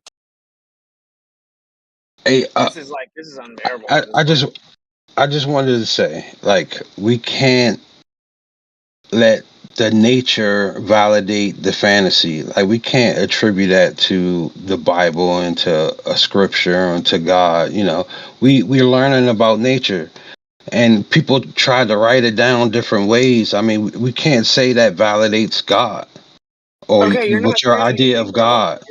You're not saying that, like, okay, Can someone please, everyone, do me a Can favor on I, both let me sides? just finish real If quick. someone makes I just want to a point, finish, and respond to their you got point. it Don't just after preach that. to it. I'm about to. I'm not trying to preach to you. I'm just saying, if you don't, it's not a. If you just keep it as a cause and effect and don't say free will, because the free will is like it's not a consequence. It's nothing free about it. So it's either a cause and effect. It can't be both. That's what I was trying to get to. Go ahead. Free will is technically the primary causal agent because people make decisions in accordance with free will, thus it causes things to happen. But the point he's making is actually very profound. Okay, so if there's epigenetics, which if someone wants to deny it, they can, but they should research it first because for one, it just destroys the fantasy that is evolution, as does everything. But what it has shown is that based on people's actually lived experience, that throughout the course of their life, there will actually be a physical alteration in their body's composition. Okay, like that's insane, and it's been shown in many ways by studying people with the same, like very similar genetic codes, because of course no one has exactly the same. But then you start to look at this. Oh well, this person lives in this climate. This person lives in this climate. This person was a taxi driver. This person was a diver, and they show that based on repetitive actions of these people, that their body actually adapts. So that would obviously spill over into corruption, degeneracy, like immorality, right? And if your body is adapting to the way that you're living, and then you pass this code on, then there's actually like a scientific foundation for the idea that you will literally pass it on to your offspring. Okay, so is anyone respond to the point he's making specifically? I was just going to I say, can't. sorry, dude. I thought you made a really good point with the cancer point. Was I can't remember what you said exactly, but basically an overload of toxins. Yeah, environmental. I agree with that totally. Well, yeah, asking why would toxins exist? It's like, so I agree with Lana and I kind of disagree with. Like, I think that to even make it where there was like no pain and suffering and it was all good, they still had the ability to do bad, and that's what. Well, but I guess technically they actually informed themselves through the fall. But the point is that, like, just think about it from a logical perspective. Remove the Bible, because what happens is everyone has such a bias against the Bible that that's all that they can see and hear when we have this conversation is these people believe in the Bible. Bible, Bible, Bible. Bible sucks. You think the Bible's good. You think the God of the Bible's good. But that's not what we're talking about. We're talking about just basic logic of creation. If you create a place that's inhabited by beings that are sentient, if they have free will, they can make bad decisions. Those bad decisions spill over into their surroundings. If you want to say that, why does God let that happen? Then the only way he would not let that happen is to not let you make free decisions. Okay? That's it. If you don't have if I go cut down a tree and it falls on someone's house and there's someone in it and they get hurt, okay? The alternative is the creator makes it where I can't cut down that tree. That's the point that you guys keep skating past. You keep on compartmentalizing it, just picking bad things and then saying, why would God let that happen? But that has been answered. Free will answered that question. Well, I would try to say that I will live in proof. I'm living proof of this. And it's so funny because, I often say I've lived in hell for 10 years because I drank every hour God sent and I wanted to kill myself. That in a really insane way, I thought I could party my way out of this place. It ain't no party, I'll tell you that. It was terrible, terrible suffering. And when I came out the other end of Think it, about this. when I came out the other end of it, Austin, I realized intrinsically that there was a purpose to suffering. It was like a fucking lightning bolt. It just hit me. I was like, oh my God, there's actually a purpose to even suffering. And I couldn't. Entertainment value then? No, I it's not can't. that. It's so bizarre, but it was that. It was like that's why I wrote on this profile. I know it's a bit cliche, but I think Ruby said, "What hurts you blesses you. Darkness is your candle." I just love that. I thought it was great. And I think that man has to like step back and think about this some, right? Like if we make a house, if we build a tree house, right, we mess up. We can't even build tree houses, dude. You think that we can sit here in some high ground and judge the decision and process of creating all of existence? Yes. Well, if you're going to even have the conversation about it, you have to be able to acknowledge some of the basic logical parameters. And the first one is, why even make it? If there's going to be people that live in there, why make it? Well, it's so that they can have a purpose and that they can actually experience via sentience. That means it requires choice. Hey, Yeah, Like, it's that's the first decision. I got a question logically. So, everything is created from a woman, and was the Bible and the religion created to cover up the important role of the female and the uterus and all that? You see, like, this is back to the Bible. And like, first of all, no, the woman carries the seed. So if I throw seeds on the ground is the woman. That's the dirt. It receives the seed and then it can grow. But only one seed can grow in that one place, and it requires the seed to grow. I can put my seed in my wife and then she has a baby. I could go put my seed in 100 other women. They can all have babies. She can only have one baby at a time, unless she has twins, obviously still from the same seed, right? So actually the creative force in all of nature is the male, the masculine, the seed, and then the feminine actually receives the seed and then it grows. So the woman does not make anything. The women do not make anything. So I'm not even sure what you mean by that. Yeah, and the pagan ritual was to worship the bull, which looked like the uterus or whatever. So that's where Hey, that came. I want to give an observation and a tag on to his experiential like life deal. So we have somebody in here that is adamantly against God, because if God would allow a child to die or cancer, then he wants nothing to do with that God. And I understand that. That's totally okay. Then we have a cause and effect guy, and he just sees everything as cause and effect. I'm kind of on that experiential deal where I tried to be my own God, and I was driving myself towards darkness, or darkness was just coming in ever increasing amounts. It was bad, real bad. And I got freed from that, and I'm going in the direction of light, and it does line up with the God of the Bible. And the fruits in my life, I can't explain it. Like, I was in hell too for 20 years. I was in emotional hell, and now I'm not. And I'm here just to love people and try to guide people to the truth that I'm carrying that's set me free in ways. But yeah, everybody's allowed to have their own opinion about God. It's not threatening to me. I just will pray for you. I'll lift you up. I call you a brother, and you're not done yet. Like, this thought you have may change over time. Well, I think people need to just go outside more, maybe. Like, I'd I'm like not to say saying no I one does. agree. I'm just saying, like, Not dude, agree. I just totally understand Essie's point. Why you okay. might be worried that God has allowed all of this shit that's happening. We caused it to What's the ourselves. alternative? Wait, what's Yeah, the that's an alternative? argument that I What's the agree alternative? with a bit. What's the alternative? Non-existence.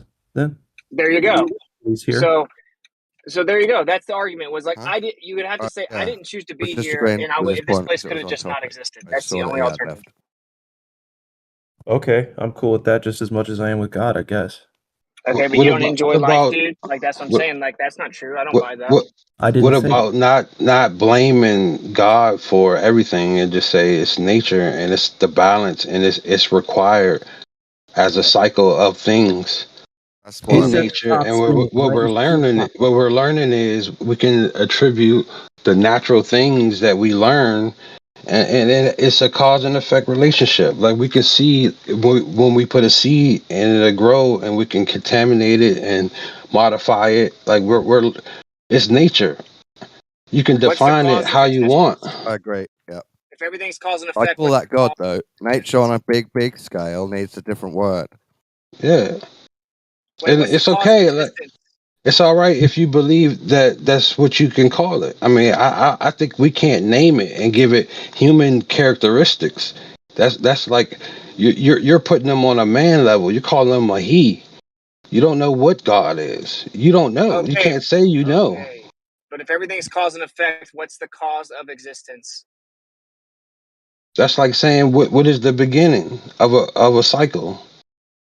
You just said everything is cause and effect, and and it's only nature, but that's We illogical can because we what can. caused That's not nature? illogical. We can see nature cycle. What's the cause of nature? The cycle, the movement, the cause of you can't get to the beginning. Oh, you believe it was always here then, I guess. Okay. Just it was always here. So then you refuted your own position, and then not all effects do require a cause, even though you just said that was your whole argument.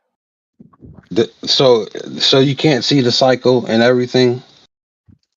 Yeah, of You're course. But I'm saying I know that it required a cause. I know that something had to create this It place. it requires a beginning to see the cycle. No, what created the cycle, dude? What caused the cycle? How did it get there? You can't get to the beginning of a cycle. You can only observe it like everybody else. We can only observe it. We can't know you can't say you know the beginning and you have without a doubt you know. But you're saying that you know it's just nature, though. Bro, have you ever heard of New Year's Day? That's not what Blood's is saying. Blood's is saying because that he lives in the now like everybody else, and he sees nature as it presents itself, having a cause and effect relationship. Then that Does anybody means know that what? there's a cause to nature then. So, like, I don't understand. If there's a cycle that keeps repeating, just like Crypto just jumped in. Have you ever heard of New Year's Day? Of course, like you have a beginning to this cycle. But it doesn't even matter. If there's a cycle, that's order. A cycle is order, right? So if there's order, how do you have order without intention? And the cycle, the way he's describing it, implies an infinite regress problem. I was just going to say that, Paul. Yeah, but the order to it. dynamic is important. It's important because there can't be order if someone didn't intend for it to be ordered. Surely, that's logical. Correct. Yeah, exactly. Like it requires determination and intention. So, like, if the cycle is what you're invoking, that's an order. So, what intention caused the order? I think as well that there's an interesting like social element to these kinds of discussions because someone brought up the idea of a child with cancer, and obviously humans would agree that a defenseless child having cancer would be bad. But if you don't have that human socialization and that like, let's just say, value judgment based on your own culture, then it's just a random event that happened. So it's like we're then taking our own social values and using them to judge a creative being. That just seems wildly inappropriate. Exactly. That's what I was trying to say. Inappropriate. Much more elegant, which is like, right? What? We can't even make a treehouse. These people can't even make a treehouse, but they can like critique the causal agent of all existence. Like, dude, we get sad and mad and lose our temper and get frustrated. How could we ever be in some type of a state of mind in which we can adequately address and critique the requirements of creation? It's the same thing reverse. Your would be inability impossible. to believe it. Hold on. It's the same thing in reverse. Your inability to believe it doesn't mean it can't happen. Hey, I got a question for this guy. So let me ask him a question. Does a wristwatch that have hands on it, does that work in a cycle?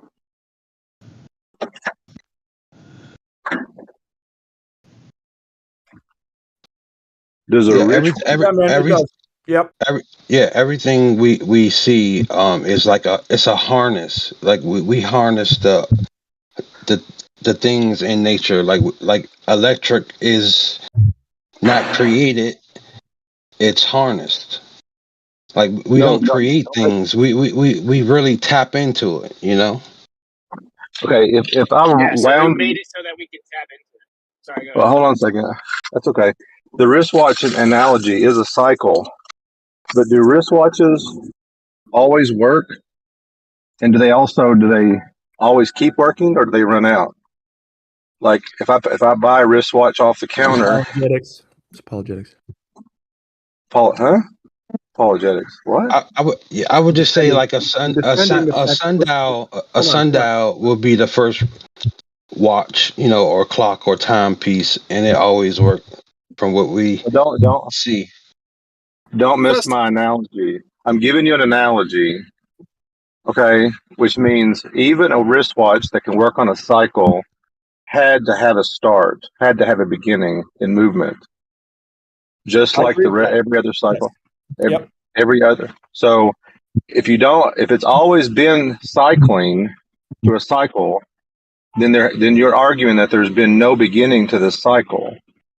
And back to what Austin is driving at, something had to intentionally begin the cycle. Just like someone had to wind the watch for it to start working, or put the battery in it for it to start working.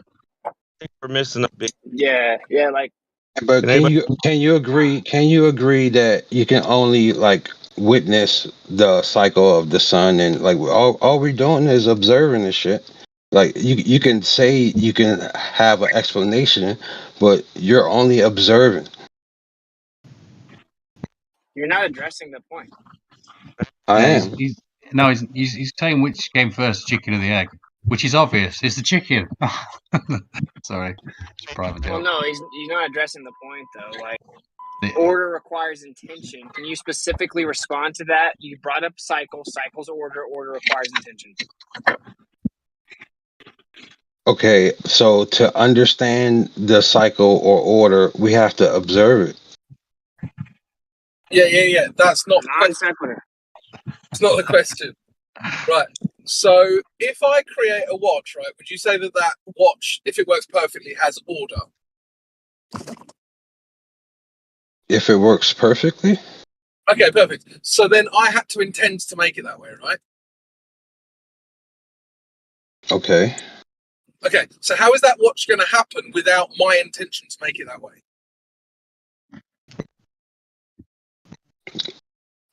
So are you saying because a man made something, it I don't get it. As soon as you start your sentence with, are you saying that? I already know it's going to be a straw man. I can already say no. No, I'm not painting a straw man. I'm trying to get your logic of what you're attributing to. You're making a watch, and that somehow validates what. By the way, friend, the above your head is the greatest clock ever made. Okay. Yeah. So are you saying, Crypto, are you saying that everything has intention behind it? That's No, I'm just clarifying Witzit's argument for this Okay. guy who didn't understand. Okay. Can I add to the intent, please? So, if once you realize that there is a creator, that this place was created, there's order, there's intent, okay? Then there's rules that must be followed. If you want to try to have a relationship, I do. Whoever created me, I want to have a relationship with them. And I want to figure out what their rules are. The only thing I can look for is history and the words that are written down. And I believe words are very powerful. Extremely powerful. Way more powerful than any gun, rocket, nuclear bomb you can build. Words. And when I read those words and I can trust those words and I find a fellow man that can do the same thing and not worry about absolute nonsense, just look at the words, read them, understand them, and you'll know your creator. That's all I do. Now, you guys can do all the things you want, but the words have meanings. There is intent. There is an order to this place.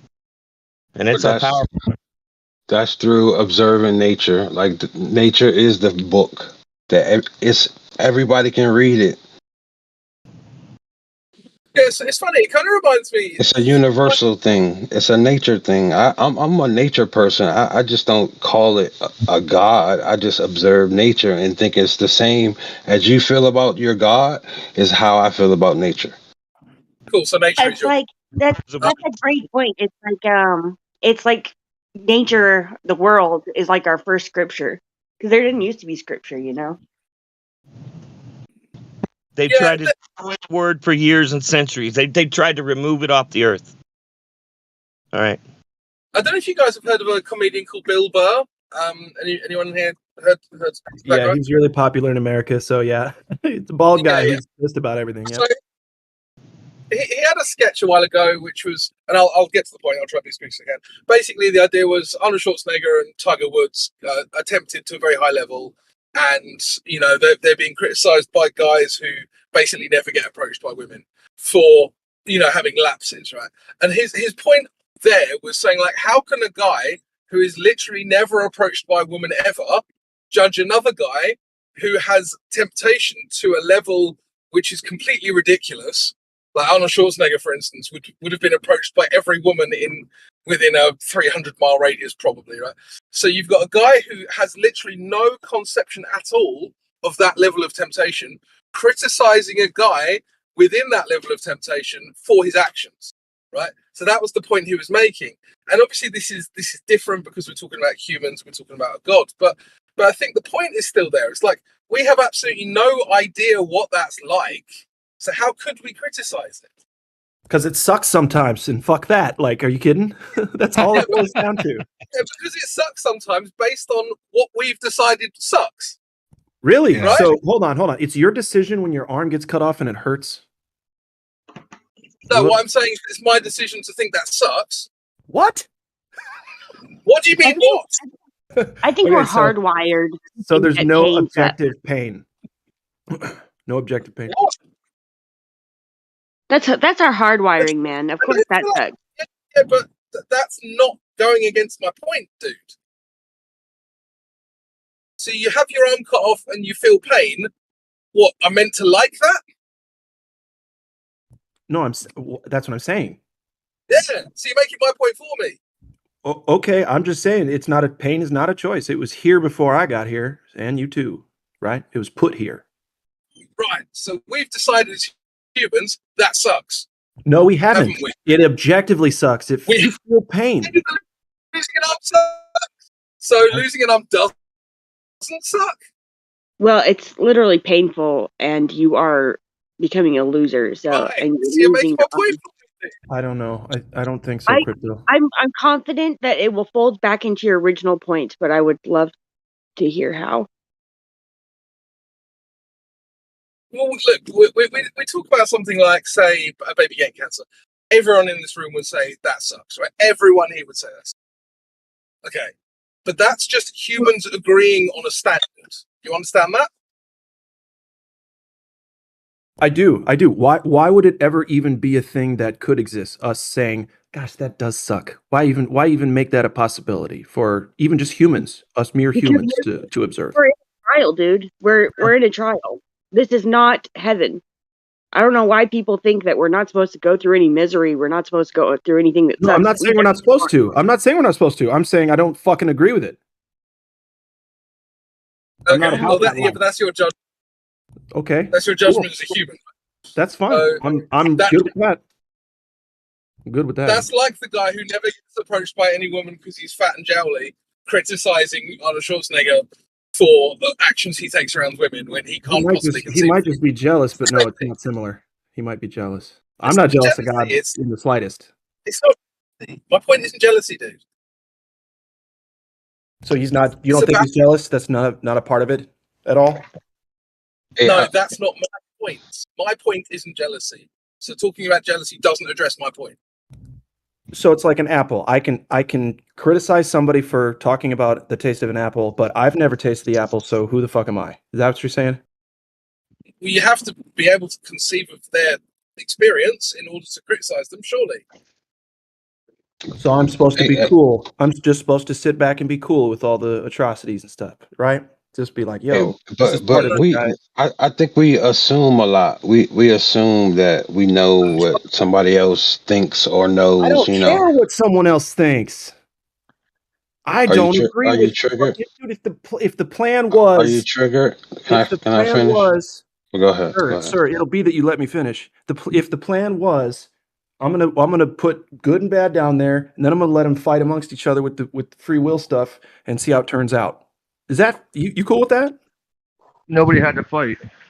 That's not what you did. The fighting is in, dude. If it's made available to fight or not to fight, so someone put that there for you to decide between.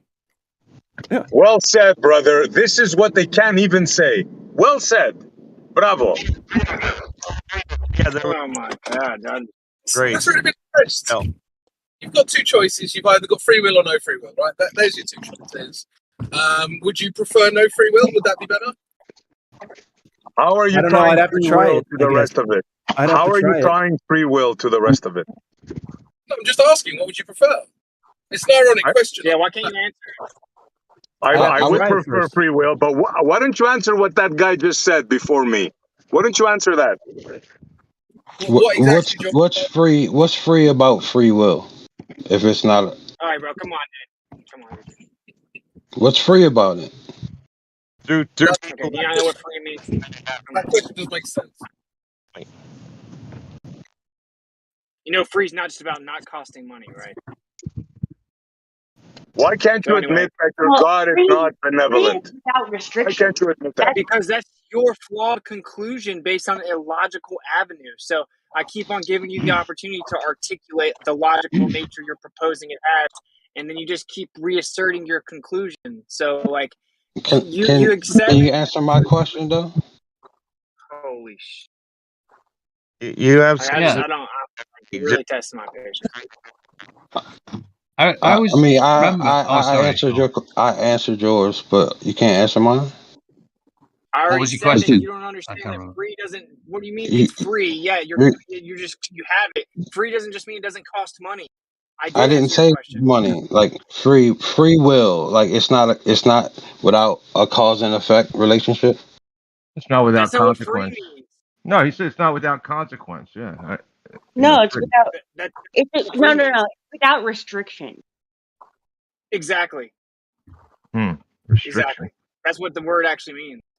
So, but can we get back to the heart of this whole issue here? Because Crypto asked you, So what's without restriction? All right, dude, you suck, dude. You I'm walk gonna right mute through up. I don't even. Sorry. Hey, let's You're good, interrupt but this. just time it, dude. Like, come on. Let's interrupt this message for just a few words, if you won't mind me reading them. There is a path before each person that seems right, but in the end, it ends in death. Laughter can conceal a heavy heart, but when the laughter ends, the grief remains. Backsliders get what they deserve. Good people receive their reward. Only simpletons believe everything we're told. The prudent carefully consider their steps. The wise are cautious and avoid danger. Fools plunge ahead with reckless confidence. Short-tempered people do foolish things, and schemers are hated. Simpletons are clothed with foolishness, but the prudent are crowned with knowledge. Evil people will bow before good people. The wicked will bow at the gates of the godly. The poor are despised even by their neighbors, while the rich have many friends. I'm almost done. 2 more lines. It is a sin to belittle one's neighbor. Blessed are those who help the poor. If you plan to do evil, you will be lost. If you plan to do good, you will receive unfailing love and faithfulness. Now, regardless of if you believe in that or not, that's pretty awesome. I mean, pretty strong words. And I think as long as we can remain calm and share ideas, and, you know, I say it every single day, like, what you guys are saying is valuable.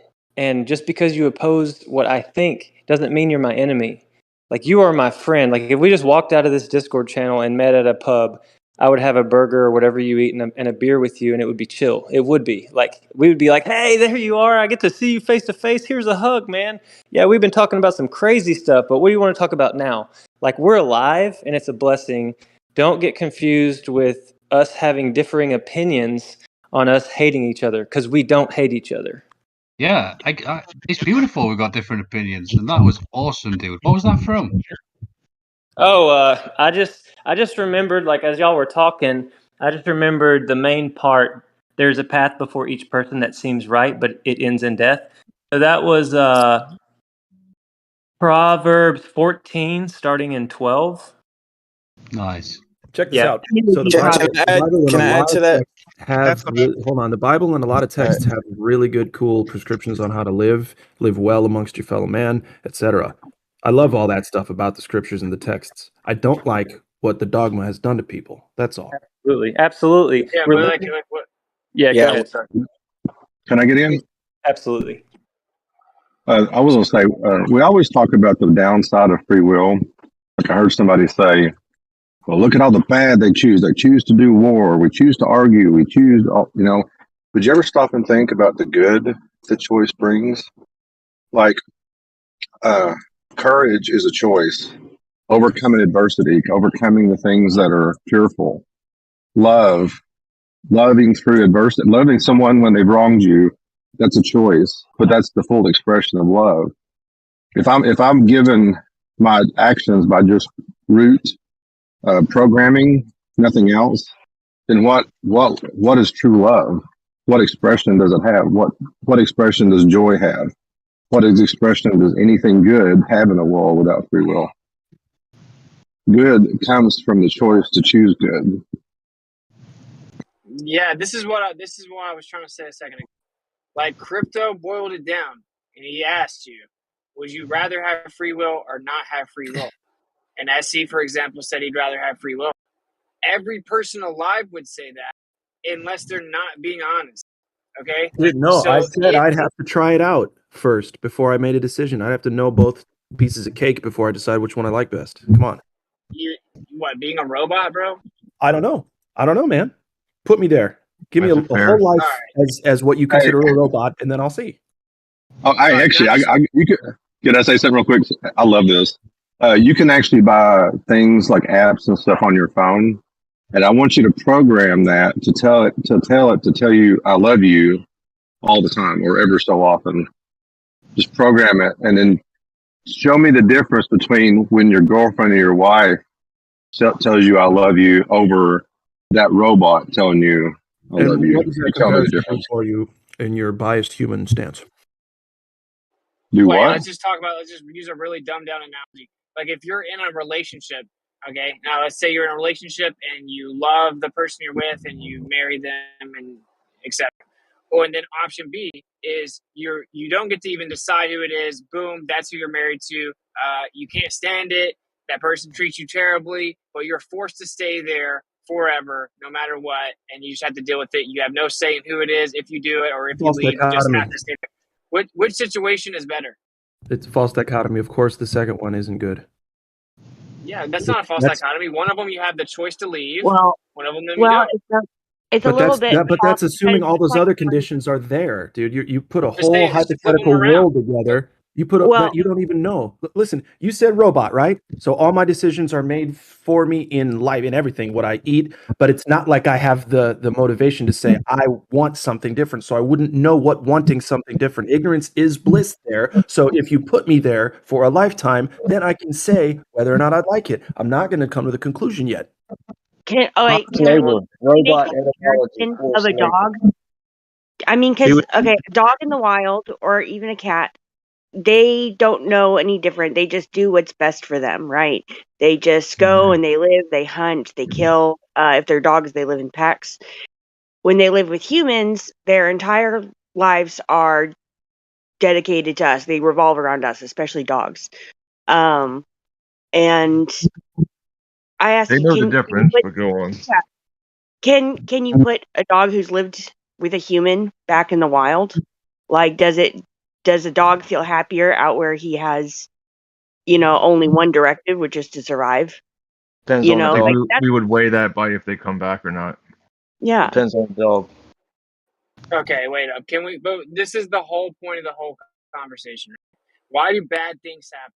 It's the easiest, frankly, laziest way out when it comes to the conversation about a creator. It's to say, oh, well, I don't have to keep pursuing this truth or finding what it is or humbling myself because I can say, whatever the creator is, he sucks, he's bad, I don't have to acknowledge him because bad things happen. It's not like a new thing. This is like an age-old thing, right? It's such a tactic, and this is me being blunt here, right? In my opinion, it's kind of a tactic. It's a way to express frustration with things that have happened in your life or, say, in my life where bad things have happened. And it's kind of the easier way out to just blame God for it. But the alternative, if you actually step out meta, remove all emotions, remove personal bias, personal experience, and just look at it from outside using logic. If you're going to create existence, you either have beings that are sentient, that are free, or you have beings that are not. Okay? Well, then you get into, if they're not, then what's the purpose of making it? Well, slave labor? Why would a creative force need slave labor? Like, the only way that life has any purpose is that the people there get to experience the purpose within it, that they get to make decisions, they get to grow, they get to learn, they get to pursue truth. There's actually something to be attained throughout the process of life, meaning gaining knowledge, gaining wisdom, learning things, learning new things, discovering things. That's the only way that there could be any purpose. So it's easy to say, why does God let bad things happen? But it's much more difficult to address what the alternative is and then justify the alternative. Because you can't justify the alternative because it has no purpose. So therefore, to make a world where people live and are free, there's no way to do that fairly without avoiding bad things happening. So then if you respond to, I'd want to be free will, I want to have free will, I want to be free. Yes, people are free. People can make their own decisions. But why does God let disease happen and cancer happen and people get stuff stolen from them? It's like the how would you prevent that? You said, why would he let it happen? Meaning he intervenes and forbids it from happening. Meaning he has to remove aspects of free will so that it doesn't happen. Therefore, we've gone back to the first step. Is it free will or is it not free will? That's why it's not a cop-out answer. It's the actual answer. Yeah, but Yeah. what we don't get is that if that were true, then why did Ben? Hold on. Oh, go ahead. Oh, my bad. I didn't know you were screaming. Hold on. Go ahead. My bad. No, because balanced truth. I want to ask balanced truth something there regarding this, because I don't think he believes that free will even exists.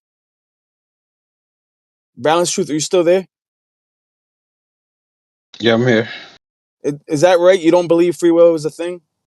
Yeah, I think it's like a misworded. I think it's attributed to a religious belief. So I mean, I'm just taking out bias because I'm not a religious person. I don't disagree. I think it's a divine, intelligent creator like you guys do, but I just don't think I can name them. You know what I'm saying? That's fine. I just want, because what Witsit just outlined, that doesn't vibe with you at all. It doesn't resonate at all. That like we have a choice in things. Yes, that choice is not just an illusion. That we actually have free will. That we have a choice to make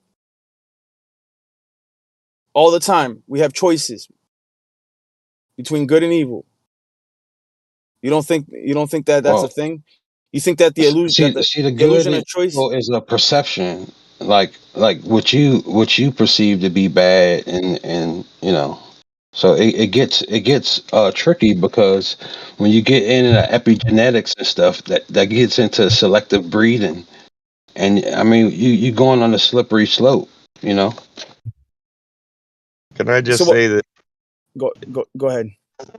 If you understand the words that are written in the book, you're probably going to have a pretty good life if you try to live your life by those standards. But those who choose to ignore it, they're making a choice. They have free will to do that.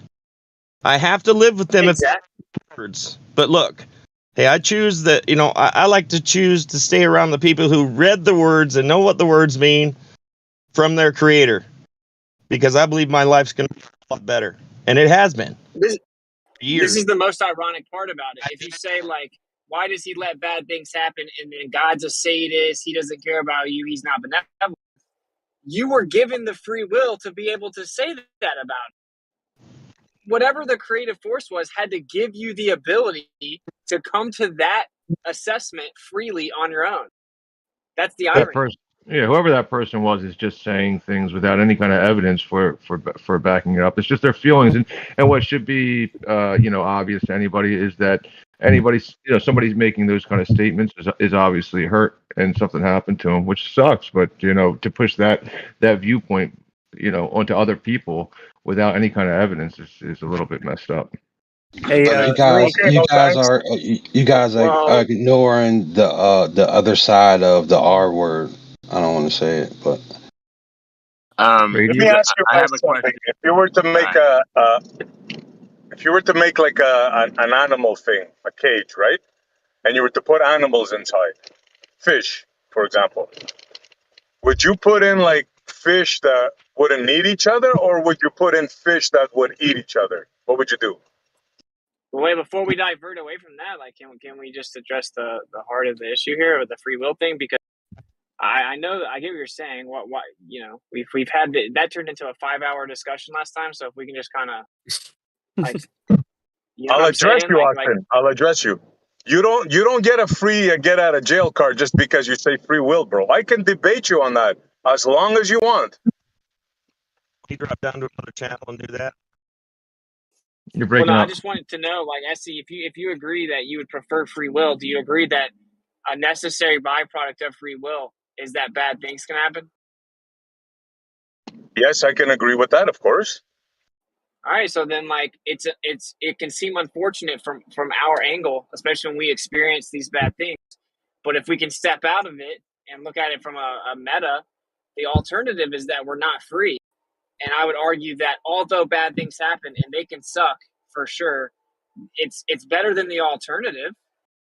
I agree, bro, but you're trying to tie that into benevolence, right? And that's Well, my beef. You okay, can't make that tie up logically.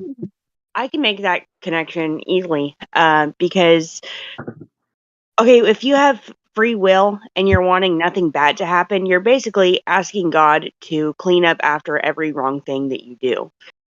Without God cleaning up after us, way more terrible things would happen to us. And it's very easy to see just how many bad things that we do that don't fall back on us. I mean, really, it's miraculous how much God looks after us. Do you notice how much we drive despite it being absolutely ridiculously dangerous?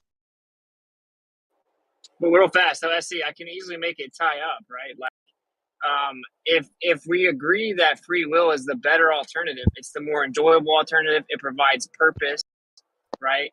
Then, for the creator to make the decision that you get to have that side of the coin, shows benevolence. It shows good intention. Why, if it wasn't benevolent, why would he ever care if you have the more enjoyable experience? He wouldn't. He would do the opposite. He'd be like, no, I don't want them to enjoy anything. They suck, right? So that is that what shows benevolence is the fact that you get to make the choice. Yeah, but you see, you still haven't made the tie up, bro, between a choice and benevolence, right? Like, I'll agree with you 90%, but once you reach that plateau, I mean, we gotta step away. We gotta step away from that. Like, we can't agree on that, bro, because I still can't see how you tie benevolence in with free choice. I think I can help if you'll Well, no, allow I it. can say in theory. I can do it. In theory, the creator could give you free choice without being benevolent, right? That's for sure. But the argument was the creator can't be benevolent because bad things happen, and that argument's been refuted by free will. So if you now want to get into like how do you know he's benevolent or malevolent, then you would just cover all the positive experiences that you're allowed to have, right? The fact that I have like this beautiful 4-month-old baby that's just like incredibly beautiful and like makes me want to cry when I look at her and like completely fulfilled the purpose in my life, right? Like the fact that that's built into this place intrinsically in its design, the fact that I can make that beautiful little girl and then she can make me grandbaby, right? Like the climax of the enjoyable positive experiences in this place shows that whatever built this place built it in such a way that it can be incredibly enjoyable and beautiful. Just go look at nature. That's what I'm saying. Like, to me, that shows the benevolence. It's just the fact that if there was no benevolence, why would there be so much effort put into making this place have such enjoyable experiences? Yeah, see, But hold on. What about the like the racism and the other like the things that you have no choice about?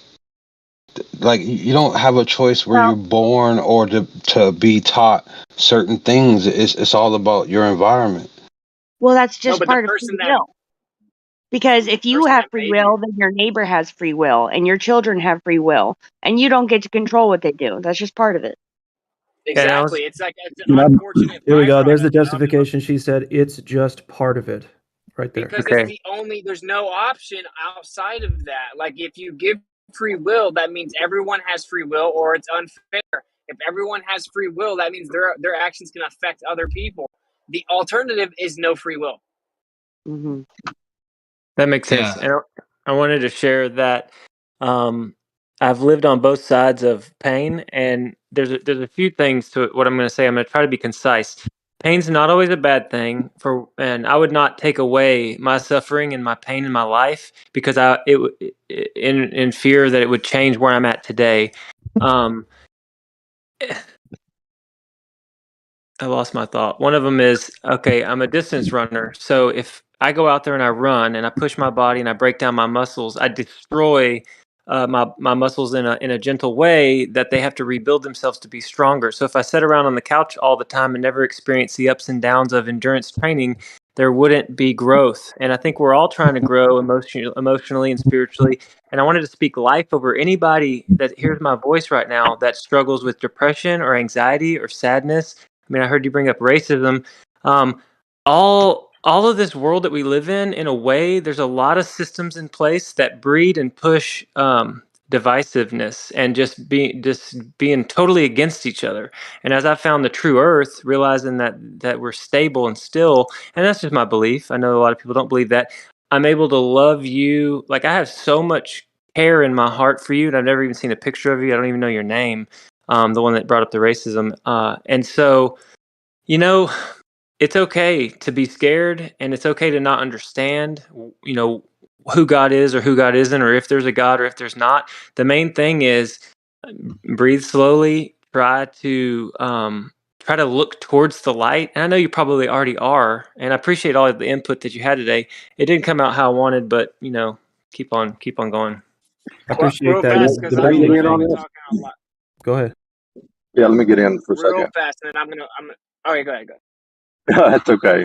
I'm gonna speak to what I'm trying to talk to, but through analogy. I like using analogy because it sometimes conveys it better.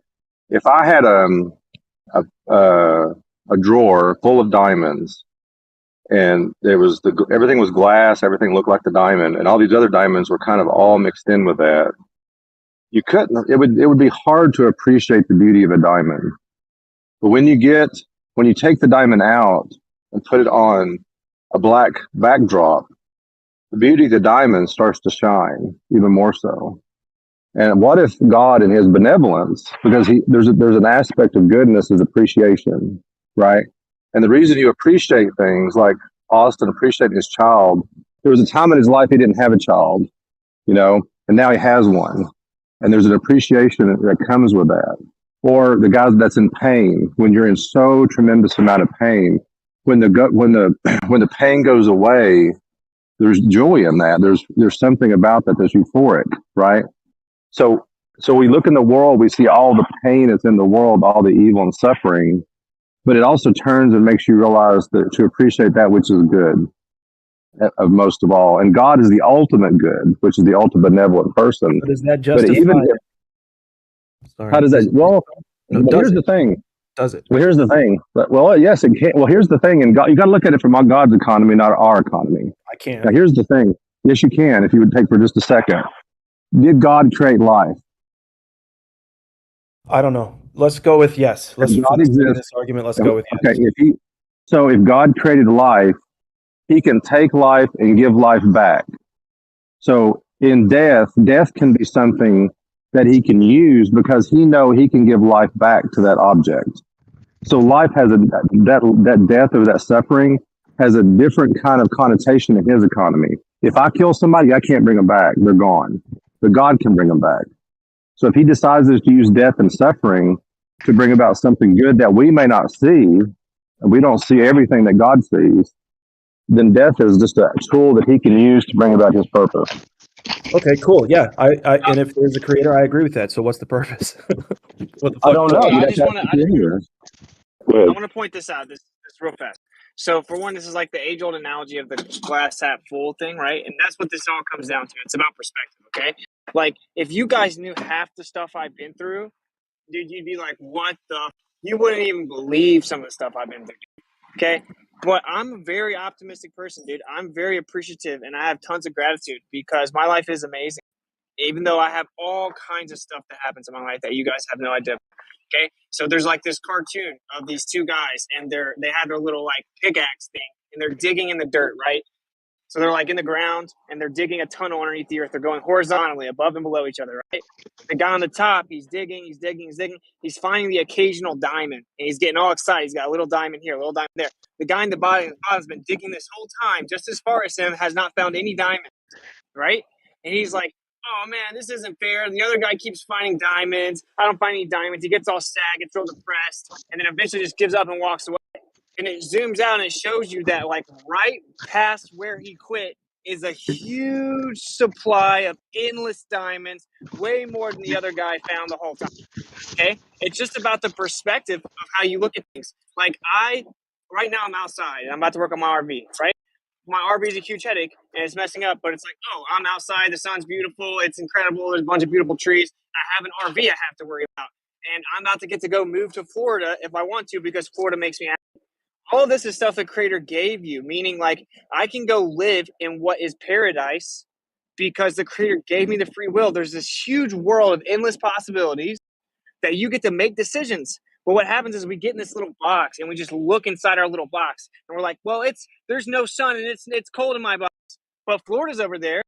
So my point is that like you have endless amounts of free will and possibilities, and the creator can't make you understand that. He can't make you appreciate that. You have to do that yourself. And when you start to look at it like that, you're like, bro, this place is so incredible. The amount of stuff that we have, the amount of fruits that we have, like this place is something to be thankful for, right? So that's my little sentence. Yeah, that's good. I was going to say something along the same lines, which was, I know it doesn't seem perfect, but I assure you it is. It just doesn't seem perfect from your limited perspective. That's all.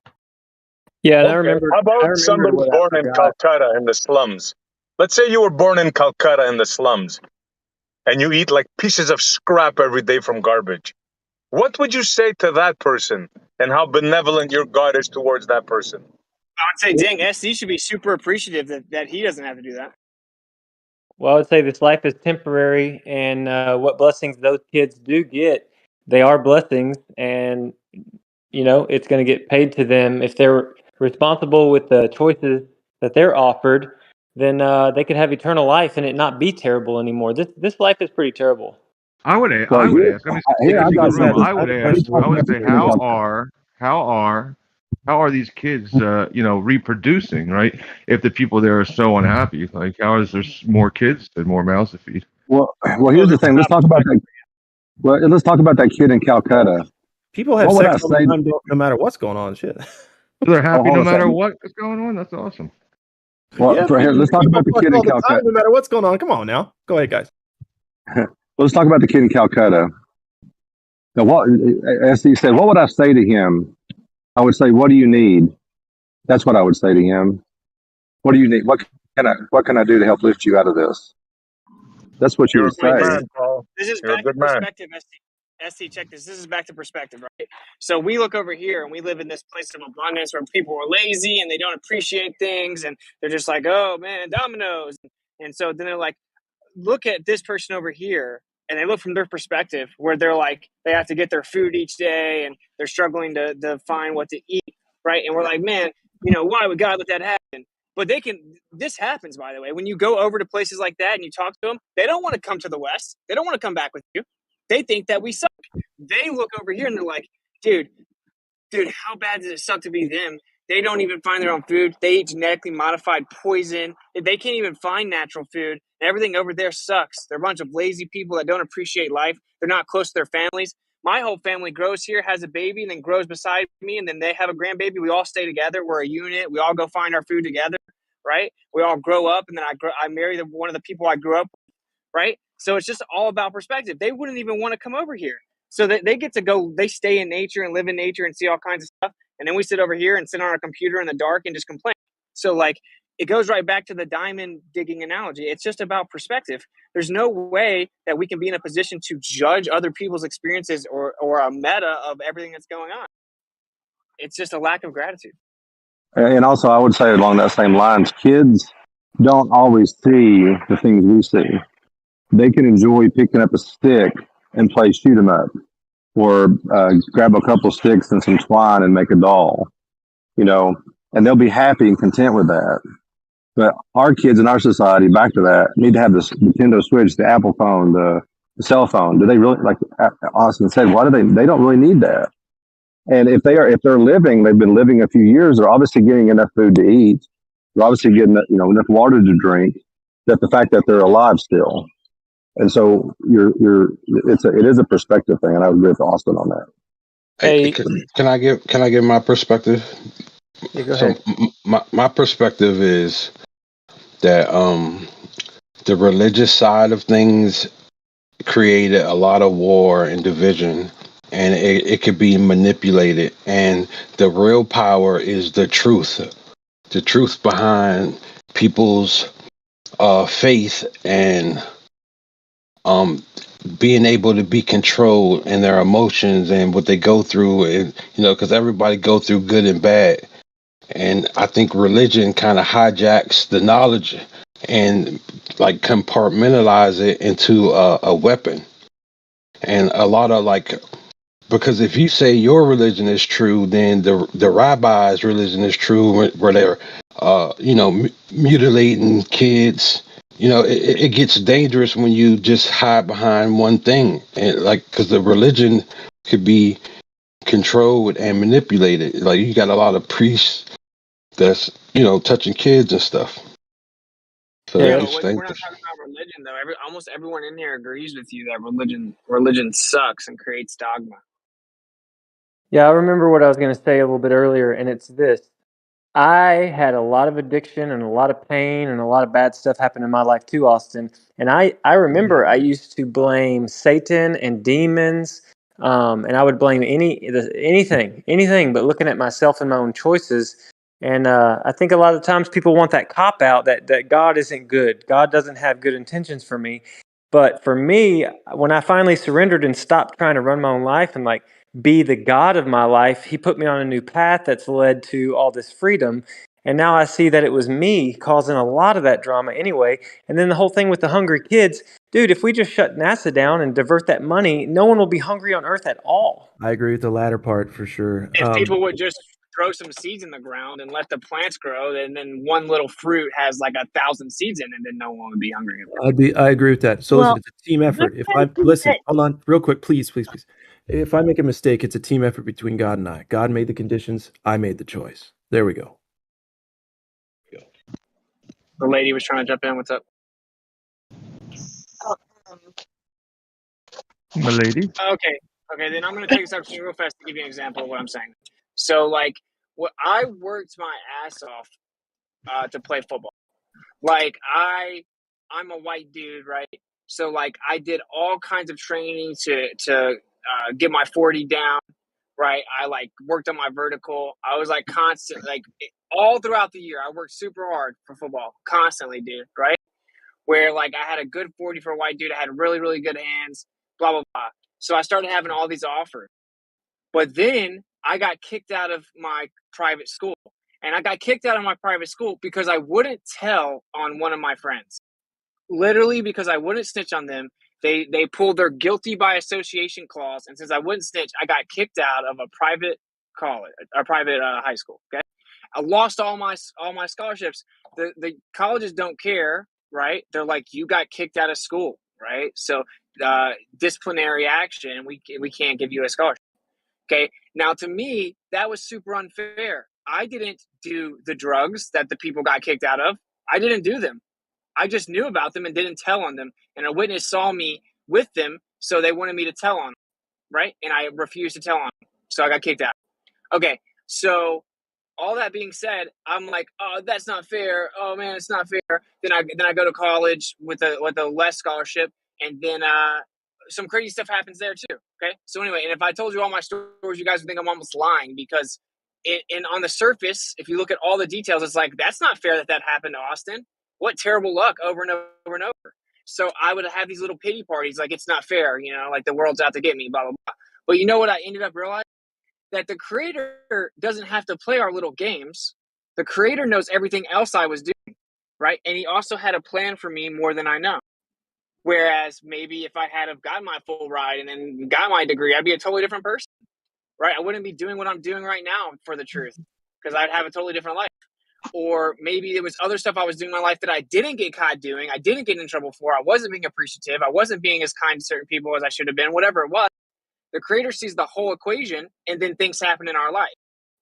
Okay. And so it took me years to realize, like, no, it's not just, oh, poor little Austin. It's like there's an equation way bigger than me, and we can never fully understand it. The creator knows way more than we do. The creator knows way more than we could ever know and fully understand. When we turn our perspective around and appreciate it, now I'm like, wow, thank Yah, I didn't get indoctrinated at one of these D1 schools with a full ride, where now I'm going around thinking I'm some super smart physicist and I'm brainwashed and I'm propagating lies. Thank Yah for me having to struggle and work my own business that detailed cars for years and have no degree, because now look where I'm at, where I'm free, I'm happy, I have a beautiful family, I can live where I want to. So there's a long way of saying, like, perspective is very important, dude. And if you prioritize gratitude, things start to look a lot different. Amen, Yeah, bro. I don't agree. you think that? I was going to say, don't you think that God, uses NASA and all them as trials for people? Like, all this is purposeful. You're right. Things just happen in our lives according to what is supposed to be happening into our lives, and the things in the world are tools that God uses to get the results He needs from this test. Yeah, like I would that's say, what's that's the discipline line. We have free will, but then he's still in control of certain consequences. How about the fact, guys, that your God started you off with temptation? How do you square that one? I don't morally judge the creator when I know that I'm incredibly fallible as a man. You keep going back to the. Yeah, but he to- started you off to fail, bro. You keep going Your back to a creator book, started you off to Essie. fail. Essie, God nobody's created talking about a book, and you us. keep going back to the books. No, I'm just putting facts in front of you, man. You guys don't like it. Maybe I should stop talking then. How about that? How is that a It's up to fact, you. Essie? You yourself say the Bible isn't true. So how is saying God set up and put a temptation in front of you, which we get directly from the Bible, which you don't take as factual? How is that a fact now? So I should not talk. So I should not talk about the creator. That's not what I said at all, Essie. Come on, man. Don't be like that.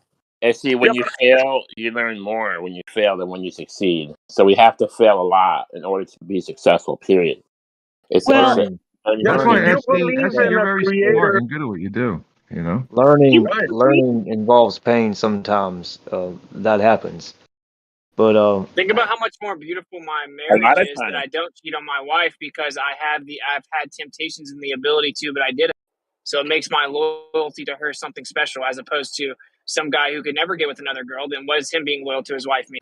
Like, I don't understand. I don't get the lack of connection there. Like, you have to have the ability to mess up to appreciate not messing up. Were you finished, North? I was just going to say, I was just going to say, learning to fall, even in some form of martial arts, learning how to fall. That's one of the first things you should know how to do, how to protect yourself. These things. It's just, I could say so many things, but go ahead, man. I know so many people want to speak. Sorry for cutting you off, bro. I just want to say that, God made us weak, and in a way, you're right. God did set us up to fail, but God also gave us Himself, and so He also set us up to succeed. I can Okay, accept Essie, that. what do you think about the logic I just broke down? You About can have no success unless it's established by failure after failure. Otherwise, success is worthless. Yep. Look, I understand what you guys are saying, but somehow I think you guys don't understand what I'm trying to tell you. I'm not trying to tell you that you guys are wrong. I'm just trying to tell you that this God that you believe in is not benevolent. That's all I'm How do trying you to know tell that? you. Why so? Is it possible that he is? Is it possible that he is? No, Let's not in my view. No. let's be simple and just short. Why so? Why? Why? Yeah, just be real short. So I'll we'll tell both. you one reason that anybody could see, right? He created one animal to eat another animal alive.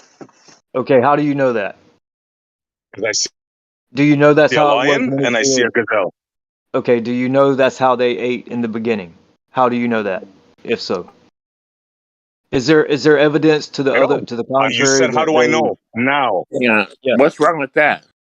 Well, Essie, let me ask you one thing. If you're designing a video game, do you have a preference for the either the hero or the protagonist, like the evil, or are you just creating them both in the game? That's my whole point, G. Yeah, so it's creating all of it. Exactly. Yeah, Okay, it's everything. So it's creating all of it, including the dark, suffering, and the negative. Well, You can't have good without there evil. was a yeah. Go ahead. So You can't have I good was without just evil. trying to have a real short dialogue, and I wanted to be real short with SE, the answering the questions. So, is there evidence to the contrary that these animals didn't always eat each other? Is there any evidence of that? Well, I think the divine rebels. No. I think No, there isn't. Well, that's, I mean, the creator, the divine would be creating that for its own experience. And there is something interesting about that, you know, the nature. That's why everybody loves watching nature movies and looking at nature, because it's a marvel. Is there any evidence that some things that you think are only predators and that's only their diet, have they been domesticated and fed things that are not things they don't hunt and actually kill? Does that happen? Sure. Sometimes, Okay. like with a wild dog. Okay. So if that be the case, then if it can happen, is it possible it was that way in the beginning and it's already encoded into them and someone introduced this thing we're talking about, choice, right? We're talking about choosing the wrong versus the right.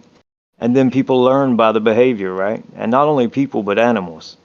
So what I'm saying is possible. It's possible that these animals were not always hunting each other and killing each other. That came about later, right? That's my thought. Well, I think God also hates to waste, and God also kills whom He wills whenever He wants. You're saying, oh, this is something that not disbelievers are constantly guilty of. They think that death is the most absolute obvious sign that God is evil. Oh, well, if He's good, why'd He kill all those people? Like as if God was an object. I'm as if death was an object to God whatsoever. As if death is something that He doesn't know how to bring people back from, that He has no plans of bringing people back from. It's just ludicrous. Death is not evidence that God is evil. Well, that's a whole question in and of itself. That's a whole question. Does death even exist ultimately? Yeah, there is no death. Yeah, exactly. God, the creator of all, is incapable of being evil. He offers eternal life. All you have to do is follow some pretty simple rules, actually.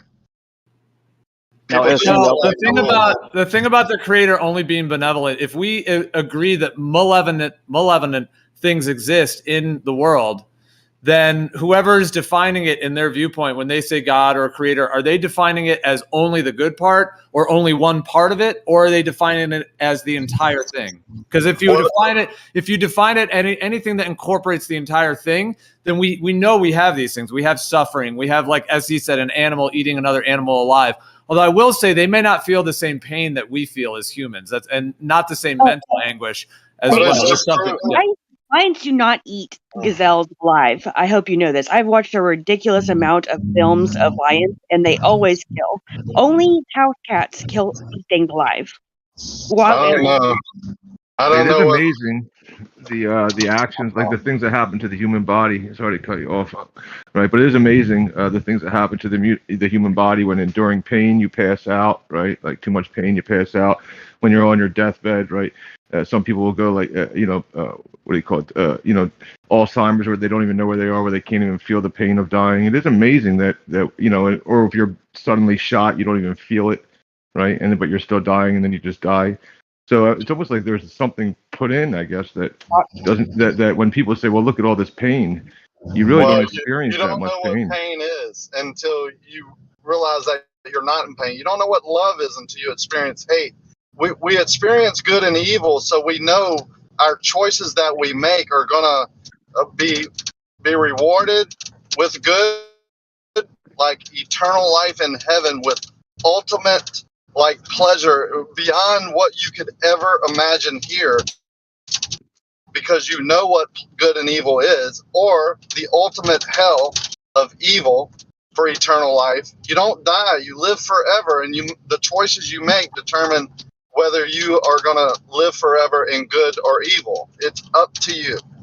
It's not up to me for you. It's up to you. SE, I just wanted to be clear that, several times we talk about, oh, no one has the answer, but we've answered these questions. We've talked about free will. We've talked about all these things. And now you're asking the question about the animals. Why would the creator, right, make an animal to eat another animal? And I think I've given proper evidence to support the fact that, or to support the thought that the animals were not always, they did not always have that behavior that you see today. And it's possible even today to change that behavior. Is that true? Well, if you're talking about, are you talking about like a Garden of Evil type, Garden of Eden type thing? Because I almost said Garden of Evil. No, I know I did say that by mistake. Garden of Eden. But well, because the thing about those animals, North, I mean, they have, like, if you're talking about a lion, I mean, the fangs, they're carnivores. They are obligate carnivores. I mean, they absolutely, their whole design is to consume meat. And the fresher and the more raw the meat is, the better. So that is how they're designed. I got an answer for that. So there are very, very extremely tough grains, right? That those teeth are perfect for. And there are animals today who have fangs that do not eat other animals, and they eat those things. So I'm just saying, SE, if you're out there, bro, I was just trying to have a short conversation with you and give you some evidence. Even today, we have animals that we can change this behavior.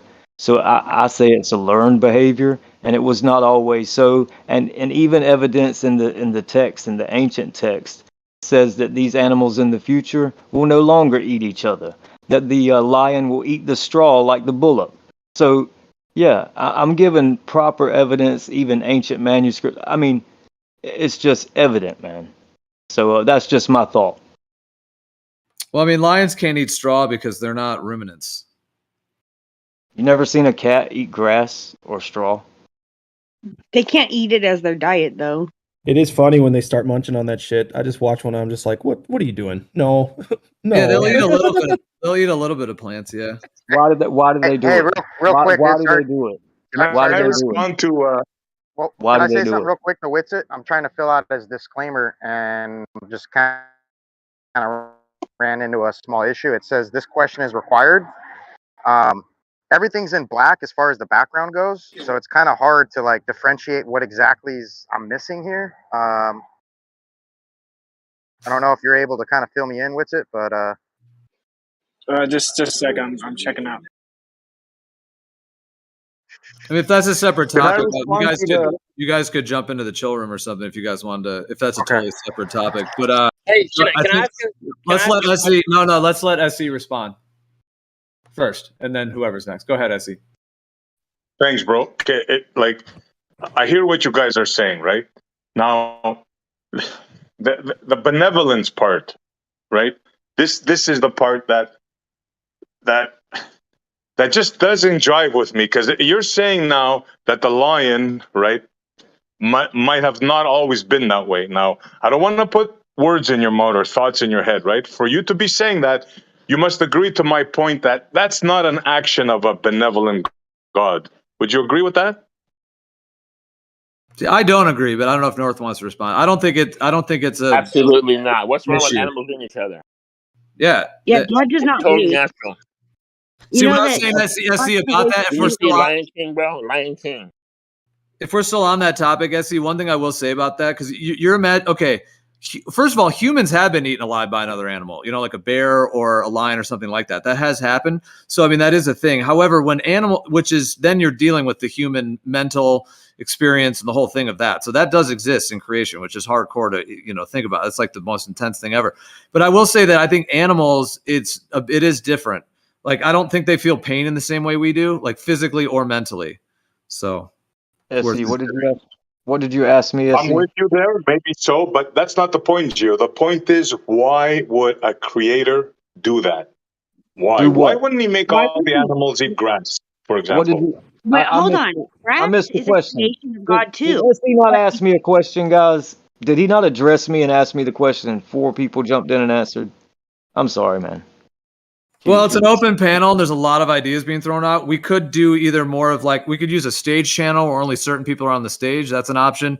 And then also you could do like a one-on-one type thing, North. So if you wanted to say, hey, let me go back one-on-one with SE for a minute, then everyone else has to yield to that. So you'd have to request that. Otherwise, other people are going to want to jump in.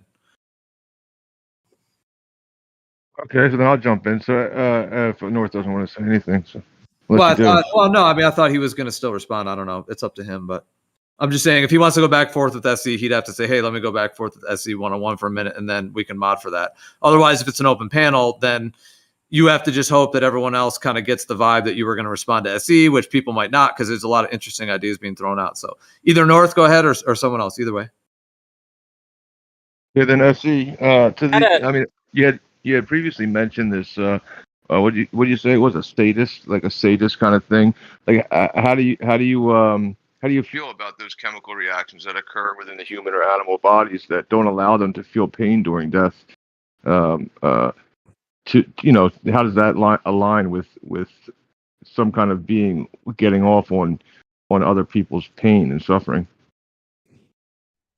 Well, that might be so. That might be so that during the time of shock, that an animal releases endorphins that doesn't feel pain. But that doesn't take away the sadistic fact that somebody created an animal to eat another animal. And yes, other animals do eat them alive. Have a look at bisons and have a look where they start eating them. I don't want to get gruesome, but it is what it is. I'm sorry, man. That is where we live. Now, you can fight it and you can make excuses about it, but, Well, that's what I mentioned Didn't earlier. he just kind of rebut your whole point, though, by pointing out that if the creator's a sadist, then the last thing he would design is some type of mechanism that would make something dying not feel the pain? I think he accepted You it. assume this. How do you know it doesn't feel pain? How do you know this? I hear them screaming. How do you know that the bison screaming doesn't feel pain? I mean, seriously? That's called a straw man fallacy. So I guess I'll just repeat it, I guess. So there are situations where people go through an experience as they're dying where they no longer feel pain. I never said that the bison anything. I never said every single time. My point is that mechanism is built into design. So why would a creator that's a sadist, which means they find enjoyment when people are in pain, right, are suffering, why would that ever be built into the design at all? Well, it seems to be. It does seem to be in it, though. Right? There was no death in the beginning, I thought. Man's sin, man's fall brought death into what he created. The first death was a murder. Well, no, I'm saying death itself was brought in by man's fall. Am I wrong? I don't necessarily believe that, but maybe others do. I don't know. Well, Yeah, you can look at that. Hey, You can look at that in another way, because can I ask you a quick question? It's all. It's all built into the system, Rocky, is how I see it. Like, I don't think it started with anything in that way. I think, like, the creator wants to experience death because it can never die. So it wants to experience what it would be like to experience death. But like Whitsett said, yeah, I think the pain always transitions to bliss after you die as well. So it's always headed towards bliss. If you believe in the Bible or what the Bible teaches, there's plenty of scripture to talk about why someone shouldn't fear death or why you shouldn't grieve for someone who dies, particularly if they lived according to Torah or the instructions and faith. And the other thing that I'm in and out of this conversation because I'm working and having to do various things, but for the people in this chat who I've heard in other chats who I know are, I'm just going to use terms that most people understand. So that are faith-based, the one thing I haven't heard brought up at all is at a certain point, believing in God and believing in the Bible and what it says requires faith. And you have to step out of logic at a certain point. It seems logical if you have that faith, and you might have had things in your life that were evidence to you that there is this creator, and that in believing in the way that you're taught in the Bible, you're on the correct path. But to someone who hasn't had that experience, what you're saying or what you're doing is illogical, and that's where faith comes in. And that maybe you guys have discussed that before. I just haven't heard that. So people who don't believe it based on there being death in the world or pain in the world, to me, at a certain point, you just have to say, hey, man, I have faith that this is the way it is, and I respect the fact that you don't, and I'm not going to change your mind. We're more than happy to keep talking about it, but clearly all the answers I've given are the 30 people in this chat that believe this. The answers they've given aren't good enough. And the one thing that we all have in common is that we believe if we live by these standards, that there was a Messiah and he died for us and he's going to resurrect us and we're going to live forever. And then there will be peace and no death and no pain. I don't agree with that. We're kind of transitioning. We're not talking about the Bible. We're not talking about the Bible. Can I jump in after you? Stick to the creator and we'll agree. Real fast, please. Like, I'm just trying to make a point here. Like, we're trying to avoid them pigeonholing the logical conversation to the Bible, because the argument was brought up not about the Bible, but about the benevolence or lack thereof of a creator himself or itself, right? And really, it's expressed frustration of the Bible underneath all of it. So that's why the logic does uphold. You don't need faith. You just need logic to understand that if you make a creation and there's free will, then bad things have to happen. If you prevent bad things from happening, you prevent free will. Like, that's the point. And that's just real fast where it gets lost. I just want SC to acknowledge that one point I was trying to make to him, reiterating the other guys. If the creator is a sadist, thus finds enjoyment out of pain and suffering, why would he ever build into the design something that would cause the person or being dying to not feel pain? Why would that ever be built in any situation at all if he was a sadist? Amen. And wait, what's the Right, I'll answer mechanism that that. it doesn't feel pain? What's the mechanism it doesn't feel pain again? Well, there are different things that happen. So, like, people just classify it as like a state of shock, but your body, like your brain's receptors, stop actually interpreting pain at a certain point. So there's like probably 20 different variances of this when people are dying, depending on how they're dying, right? But like, you can just go into a state of shock itself. Like, if the creator just loves to see people in pain and suffering, then why would he ever create a situation where when they're dying they don't have pain or suffering, right? I mean, why would that even be built into? He's not a sadist. Okay, let me answer. I'm saying he's just not all there. He's not a sadist. He's not all there, this creator. We might have to do a little bit of a voice cue thing. Let's do SE, and then who else was trying to get in? Was that Balanced, or there was someone else as well? But go ahead, SE. Yeah, I'm not saying that he's a sadist all the time, man. He's always bad and he's only this and he's only that. What's it? Just because there is a mechanism which you think that was created by the creator so there could be no suffering, that doesn't change the fact that the creator made one animal eat another animal. Regardless of if you think that, and don't say there's a straw man because you just say that, you can't prove that every instance an animal does not feel pain. So I don't see where you made an argument there. What's it? I never said every instance. That is a straw man. You specifically said the creator's not benevolent and that he's a sadist. You're now walking it back to saying he's not always a sadist and he's not always bad. So whatever, it's all good. I guess the answer is there is that. I think everyone knows it doesn't logically jive. So.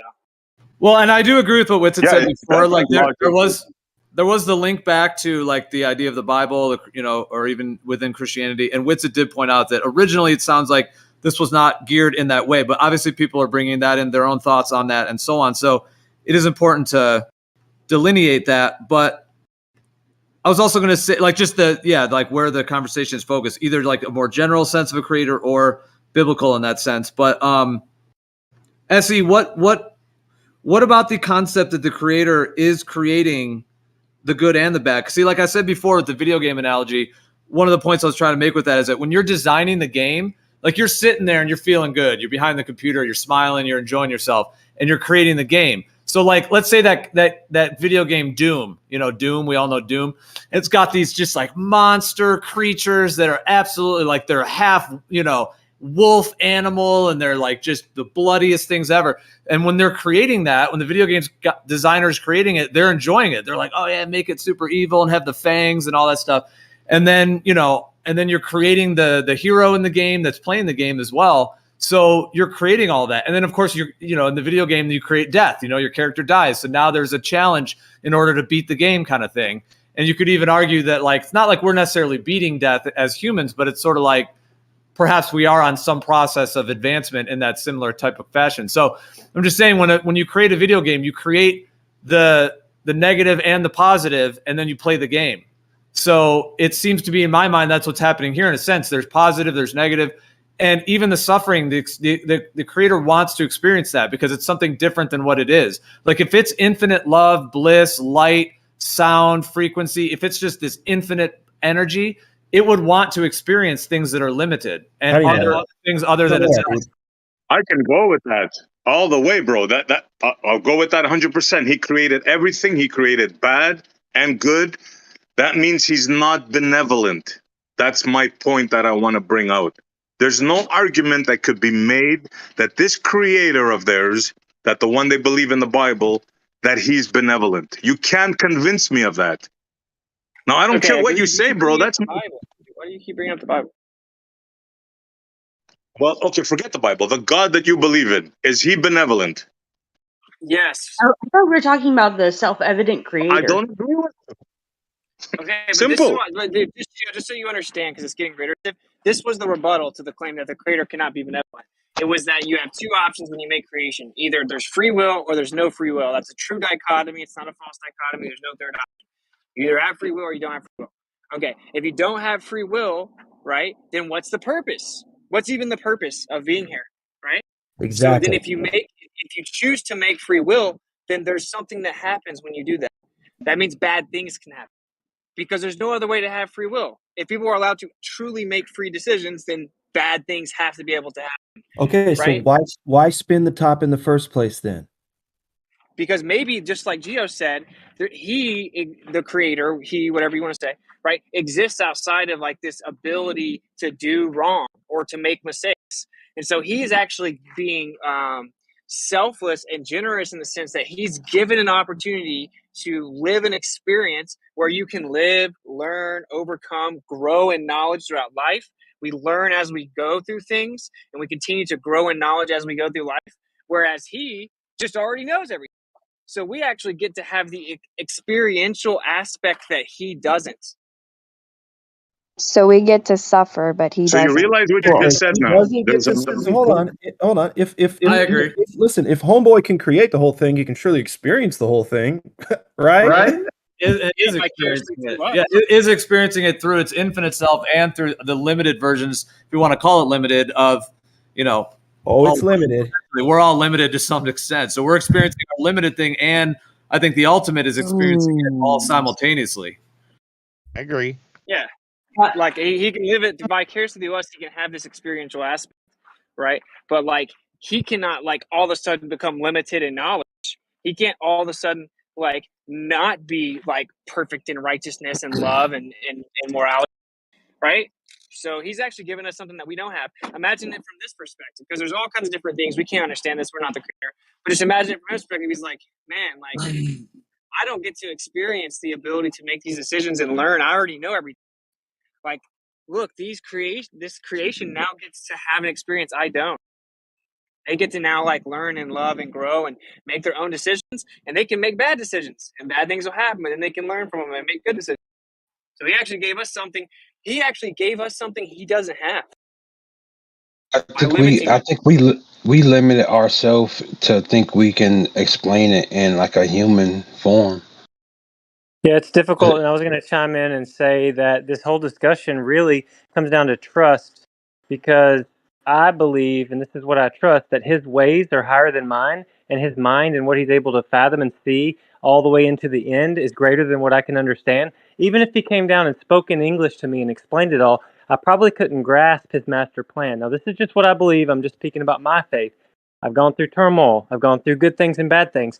I'm to a point now that I'd like to say I might be enlightened, because my hand is wide open, and in my hand are my 3 children and my wife, and even my life, my finances, my joy. Now, I'm not perfect. I get anxious, I get mad, and all that stuff. I'm no perfect human. But if I lose a kid, or if I lose my wife, or if I lose my life, all that I leave over into the hands of the Creator. I trust Him so much now that if that happens, I know He'll be with me through that pain of loss.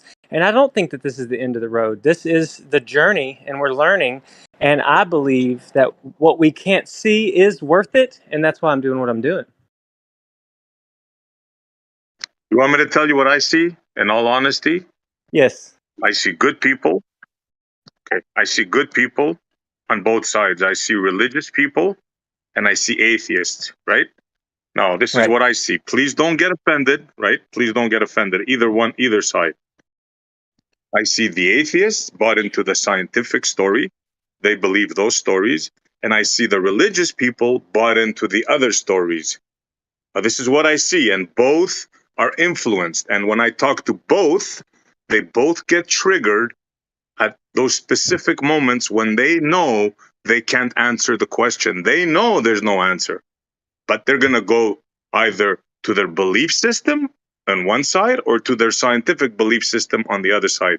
That's what I see. In all honesty, I have no bad feelings towards anybody, but that's what I see. And I tell you, that's okay. I don't get triggered. I don't get triggered at all.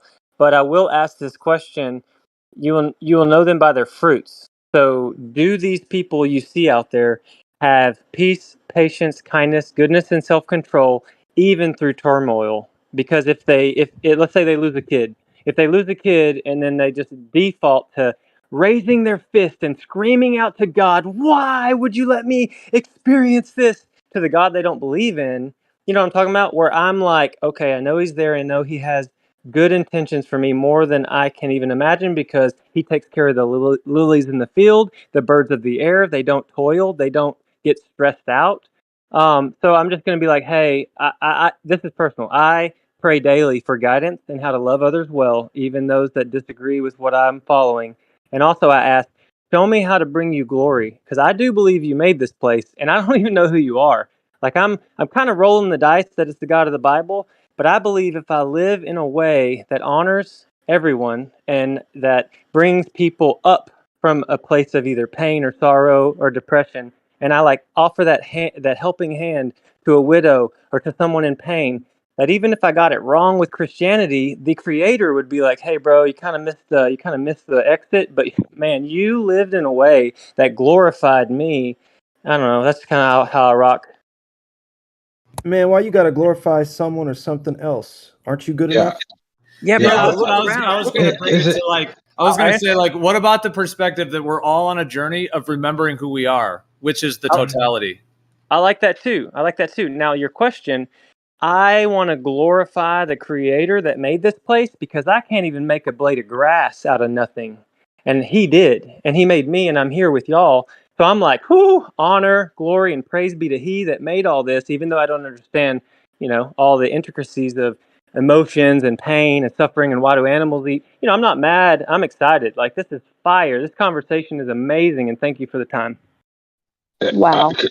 Can I say, would it be hard to be unbiased and that be more like the creator and not be trapped on one side? Well, that's what I'm saying. That this journey of finding flat Earth has helped me to unshackle myself from Christianity. Like, I don't even want to tell somebody I'm a Christian. I want to say I am now following the Creator. And so used to, I'm almost done. Used to, I came from a Christian viewpoint, and if you were Muslim or Hindu or atheist or whatever, instantly my knee-jerk reaction was to judge you and be mad at you and hate you. Now that I'm free to, like, I'm really a free thinker for real. I think I have it right, but I'm not sure. I don't know what's going to happen after I die. Almost done. I don't know really I don't know anything about anything other than gratitude, peace, relationship, love, light, and the fruits of the Spirit I mentioned are worth pursuing. And I may have it wrong, but I feel a lot more love now, right where I'm at, than I've ever felt in my life. So why would I change anything?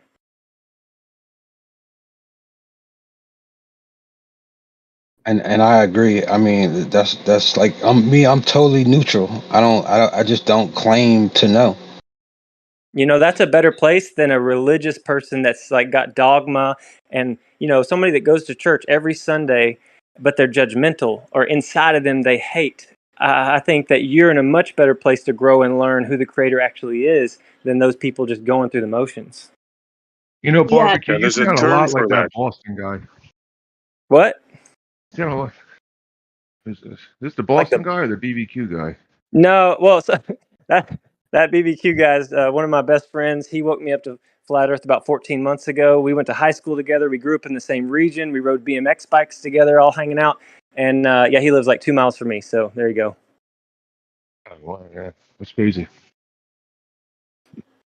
Well, thank There's you. a I got to get term back for to that reserving judgment. It's called Yeah. epohe. Oh, Yeah. It's a good place to be. Yeah. yeah, it's awesome, dude, to not judge. Like, I'm very rarely triggered unless you are bringing harm to my physical body or my family. That's the only way that I'm going to hurt somebody, is if I'm protecting my rights as a human. And so your thoughts about who God is, That doesn't hurt me, man. If you cuss Well, let God me out, go ahead. Somebody say something. Oh, I thought there was a little pause there. I thought maybe you were done. Oh, But no. Sorry. I was just going to say, SE could cuss out the God that I form in my head. And I'm like, hey, man, that's between you and the God in my head. It's not between me. You're not going to hurt me. So, yeah, my affection and care for you as a human being has fluctuated none. And that's what's really freeing about this whole journey. well, I was going to ask just to anyone who wants to respond to it. Do you guys feel like in your entire experience as a human, if you feel like there's the soul as a human, even beyond this realm or within this realm, however you want to define it, who do you, like, just kind of anyone who wants to respond to this, do you think that eventually you will go back to the state of remembering all of it and knowing all the answers and why everything is and all of it? Or do you think you'll always be separate from whatever concept you have of a God or a creator? Well, I'd like to say, Gio, that I think you might have had two Freudian slips already. You just said you would ask God this question, and then earlier you called it the Garden of Evil. I don't know what's going on. I don't know what to make of it. So, nice. So do you have an actual response to what I said? That seems not relevant. No, it's not that relevant. But I did say Garden of Evil, which is funny. That Garden of Evil is I don't know if I've ever heard those put together. That did slip out. But what are you saying? The other thing I said? No, I asked God. No, I didn't say anything about asking God. What I said is, do you think that in your journey currently as a human, as a soul, however you view yourself, do you think eventually you will go back to the creator, to the center, remember everything, know all the totality, have remembrance of who you are, where you came from, what it's all about, how you created these realms, the whole thing, and be back in that state? Or do you think you'll always be separate from that? That was the question. Oh, man, I got you. So I like to meditate on this. Before I was born from my mother's womb, I was in the mind of God. I, JT, East Texas boy, was always known by the Creator, even though I didn't exist yet. So I pop into the world. I'm a blank slate. I've got a lot to learn. I've got a lot to go through.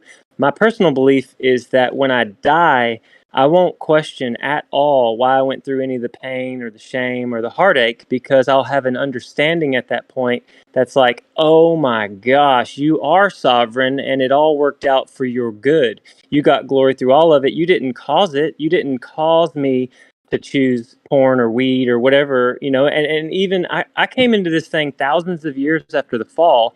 So I just came into a system that had the ability to cause a lot of pain, last little bit. I think anything you've ever wondered about, you'll just know. So that's mine.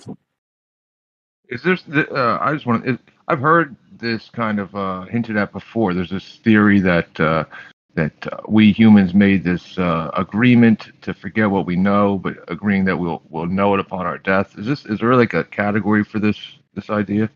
Well, there's that. Okay, there's that concept that when you die, you'll have all memories of all your past lives, of your entire life. You can access all of it, and there's a lot of different conceptions around that. But I'm also referring to the concept that, like, ultimately, like, there's a concept of this as well, like that there's like a human spirit world, and then those souls incarnate here into humans, as humans, and that would be, and so on. However, those souls can go to another spirit realm, as it were, and then incarnate in other worlds and have completely other experiences.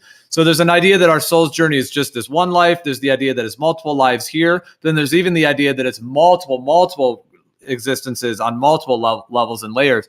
And then there's the concept of, are you ultimately coming back to the center through all of the journeys and remembering who you are, what you are, how you created it, what the totality is. Like, it's like the creator separating itself and then coming back to itself through all of these experiences.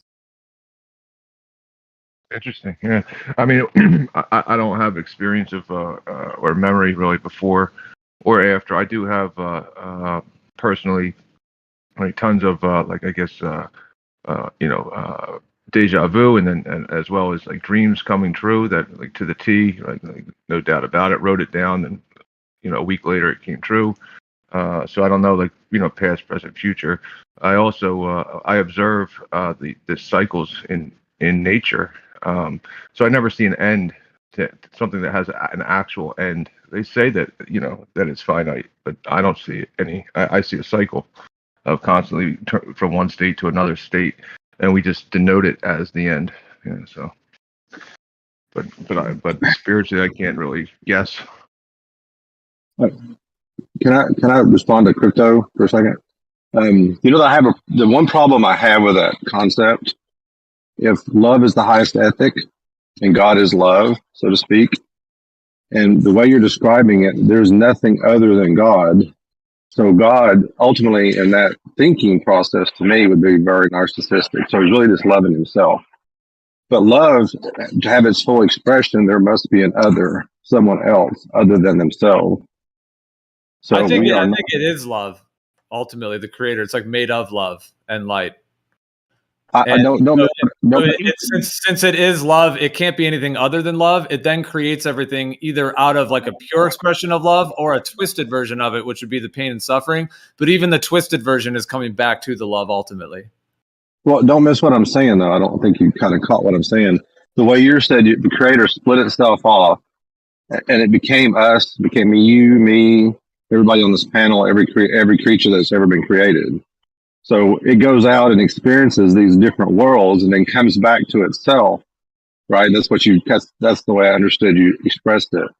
Yeah. But that's ultimately problematic, though, because if God is love, then really he's just loving himself. That's very narcissistic. That's narcissistic. Yeah. Well, there's only one God, so it has to love itself. Yeah, but it creates all these different units to experience love in different forms as well, though. In like different. It's a big old masturbation. Come on, let's admit it now. Well, wait a minute though. You remember what I said? Love is an other, someone else, other than themselves. So then it's not another. It's himself. It's narcissistic. There's no true expression of love in that to me. Well, then we'd have to dissect what you mean by love has to do with expressing to another, because I don't necessarily see it that way. I think love can be expressed with another, but I think it also is in totality, because like the idea that there's one creator, and if it is love or expresses love, then it already is its nature, and there's only one. And then creating the other could be ways to then express that love or exchange it between, but I don't see those as separate. Are you saying that love is only the one where it's expressed with others, or are you saying it also can be singular and self-oriented, as it were? Although if it's self-oriented, then it's narcissistic. It's about him, And is that true? I mean, usually love has an expression of sacrifice of someone else other than themselves. That's usually where expression of love comes into play. Well, how are you defining narcissistic? Because I mean, narcissism is like a human emotional condition and so on, like a personality thing. It's a whole thing that has a lot of other things.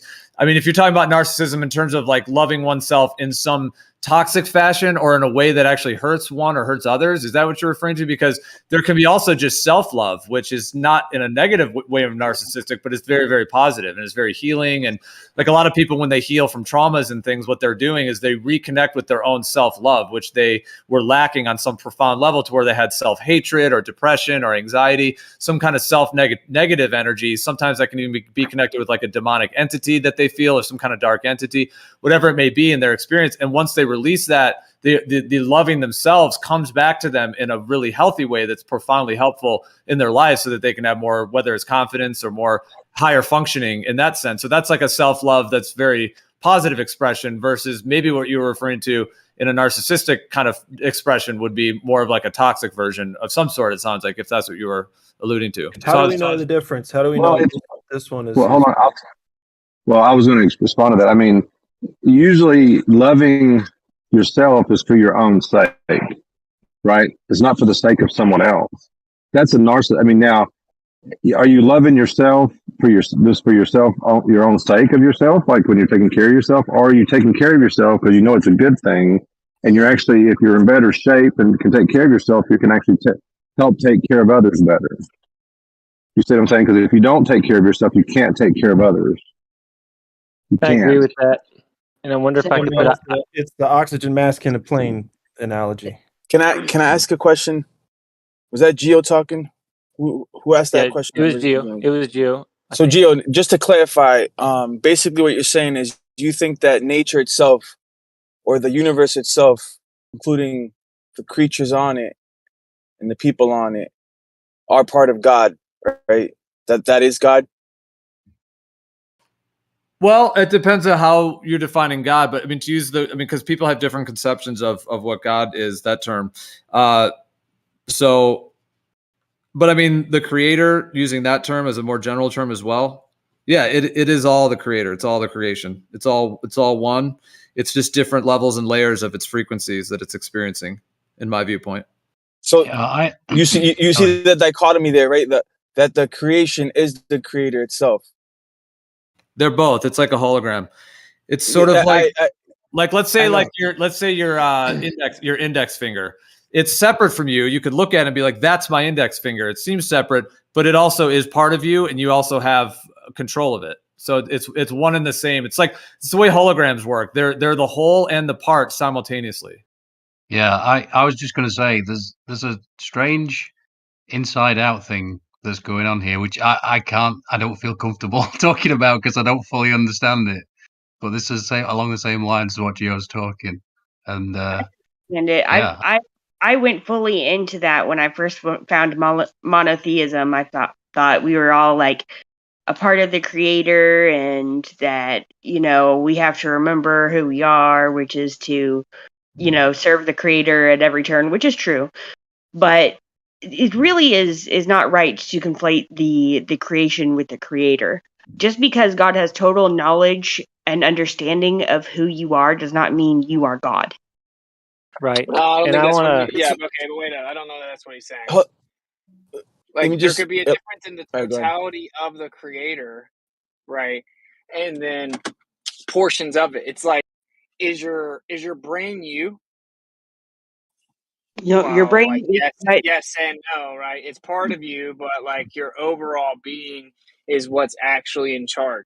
So, because like from my understanding, energy cannot be created or destroyed, which means it can only be transferred. If it only be transferred, then where's it coming from and where's it going to? Seemingly, we exist outside of our body, which can be proven with near-death experiences, which means that what we actually live, how we experience life, is not limited to our body, meaning that when we die, where does that energy transfer to? Seemingly, it would have to go back to source. Therefore, the actual spark or source of us being alive itself goes back to its originating source, which would be the creator. So in that sense, we do all have a piece of the creator inside of us. Now, as to whether or not if that's the totality of the creator, I would disagree with that. But I don't think that our brains are us at all. I think our brains are like an antenna. It like receives our signal from the ether and translates it, and translates in specifics our thoughts. It's not us at all. No, the analogy is just that it's a part of you. Like if you took your brain out, would you still be you? I would still be me, but I would not still be fully in this body. Okay, it was just an analogy that like for the we're talking about a body. So like the brain is part of the body. And if you take it out, then it's not still the body, but the brain is not the body. But like the bigger point I'm making is that we have something beyond our material body that makes us us, right? And this is actually like can even be empirically shown through near-death experience, which means where does that energy come from and where does it go to after you die? It has to go back to the source, which means that we do, in that sense, have a piece of the creator in all of us. That makes sense to me, Austin. And I wanted to put icing on the cake, and that this whole topic kind of is coming around to what is our understanding of love? What is love? Can you quantify it? How much do you love your mom, or did you love your mom or your sister? Like, how do you measure that? And then when you go up into the heavens and think about a creator, this is my belief, and this is why I lay down my life and trust the creator, because I believe if I make it to heaven and I get there, I can spend eternity in the presence of God and not understand or fully grasp his concepts. So how much he loves, or how much love is in him, or how much grace he has, or how much patience he has, I can be there for 100,000 years and not say, oh yeah, God, I got how much he loves. I got it now. It's no big deal. I will forever be in awe of how much, basically infinite love. And that's hard to conceptualize, and that's tricky, but that's why I humble myself. I think the mistake people make is to basically put ourselves anywhere close to the same level as the creator. Like just because we have a spirit, a source of life that comes from the ultimate source, thus like we have some of the creator in us. It certainly doesn't in any way draw to equivalence. It can't even, logically speaking, that doesn't even make sense. If there's actually 7 billion people on the earth, it doesn't matter if there's like 10, right? Then we can't be equivalent to the creator if it's compartmentalized into all these people. And then you get into like, even the earth shows signs of being sentient, but just all the life on the earth, all the animals, all this different stuff, right? If that all comes from the source, then like one of us, like the little me, little you, is nowhere even in the ballpark of being equivalent to the creator. We just have a piece of it in us. I think it's actually an interesting idea to float by you guys. I think this is actually in Second Esdras, but I might be misremembering the book, so don't take that seriously at all. In one of the texts that seemingly was removed, it seems to say that we chose to come here, and when we did that, basically the creator warned us against it, and because it comes with risk, and it's like, if you have the option, do you want to go down and experience this huge spectrum of emotions? You have joy, you have fear, you have anxiety, you have happiness, you have love, you have fulfillment, you have loss.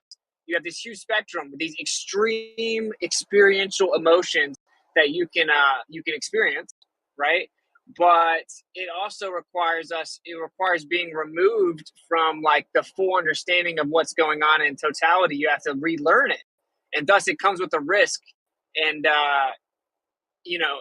then you're warned against it, but you choose to come here anyway, knowing the risk. So you're kind of like Men in Black done white, and then you come here. And that's pretty interesting idea, because it seems to have even been in the original compilation of scriptures.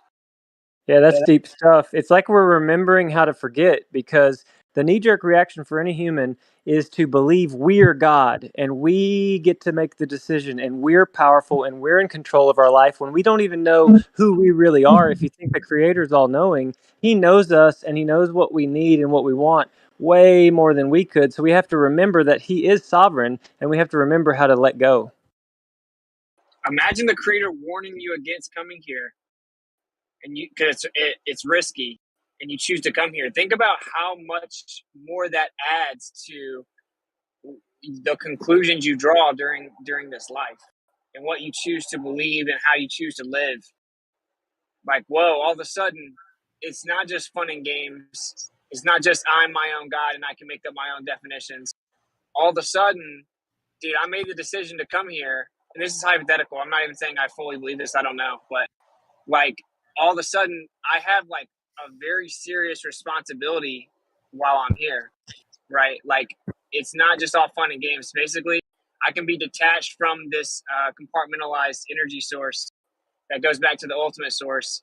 I can be detached from it, where in seemingly my experiential avenue ceases to exist. So either I go back to eternal existence or I cease to exist, and I can't complain at all. I can't complain at all if I end up ceasing to exist, because I chose to take the risk. All of a sudden, personal responsibility shoots through the roof. Can I? Yeah, I was gonna. That was a good, interesting points to keep on our minds. And I was going to respond to, I just wanted to say it was a little bit back on what you were saying, but I wanted to respond. Like the idea that like, are we God or are we separate from God? Or I agree with you. Like what you like, just to use the term, the ultimate, like that ultimate state. Yeah. Like obviously we are not in that. I mean, because if we were, we would be, wow, it'd be a totally different thing than we're experiencing. We're obviously humans. We're having a human experience. And then this also gets into when people have experiences, though, when they're in a human body, or even when they have out-of-body experiences. There's all those questions too. But yeah, I mean, I do think that in a sense it's separate, and it is something that like I could just say for myself, I'm definitely not in that totality state. However, I don't feel like it's necessarily separate from me. Ultimately, I feel like it's there. I'm just not on that frequency. It's sort of like a TV station. You can turn different channels. There's something going on channel 25, but you're on channel 20.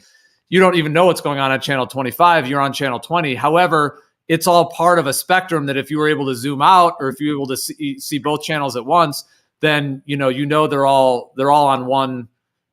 They're all in one structure ultimately, but there is like a liminal separation right now. There's like an experiential separation, and so like the idea that we are God, like doesn't necessarily mean that we just are in that state right now, that ultimate state, but we are all, in my viewpoint, part and parcel to it, because if there is one, as it were, then we are all it ultimately on that deep level. We're just experiencing an isolated, separate form of it in which we don't feel like we are. But that goes down to like, what is our ultimate identity at the end of the day? Like, is there even really anything outside of us, or are we all the creation within ourselves? Well, think about this though. Like, wouldn't that just make us a drop in the ocean? I have a spirit, you have a spirit. Like, would you say that they're synonymous? Because seemingly, what we call personality is like this individual experience of our being. Meaning, like, your spirit is yours, my spirit is mine. There seems to be what we call a personality attached to it, and we're just a drop in the ocean, right? Like, now, if there's some recombination that happens, who knows? Or maybe we recombine and then we're divvied back out. Maybe we're divvied back out with our personalized experience in a different form, a metaphysical form, which is actually what I think. I think we go back to source. There's a singular resurrection and judgment. We go back to source, and then it's basically divvied back out for those who chose to eternally exist.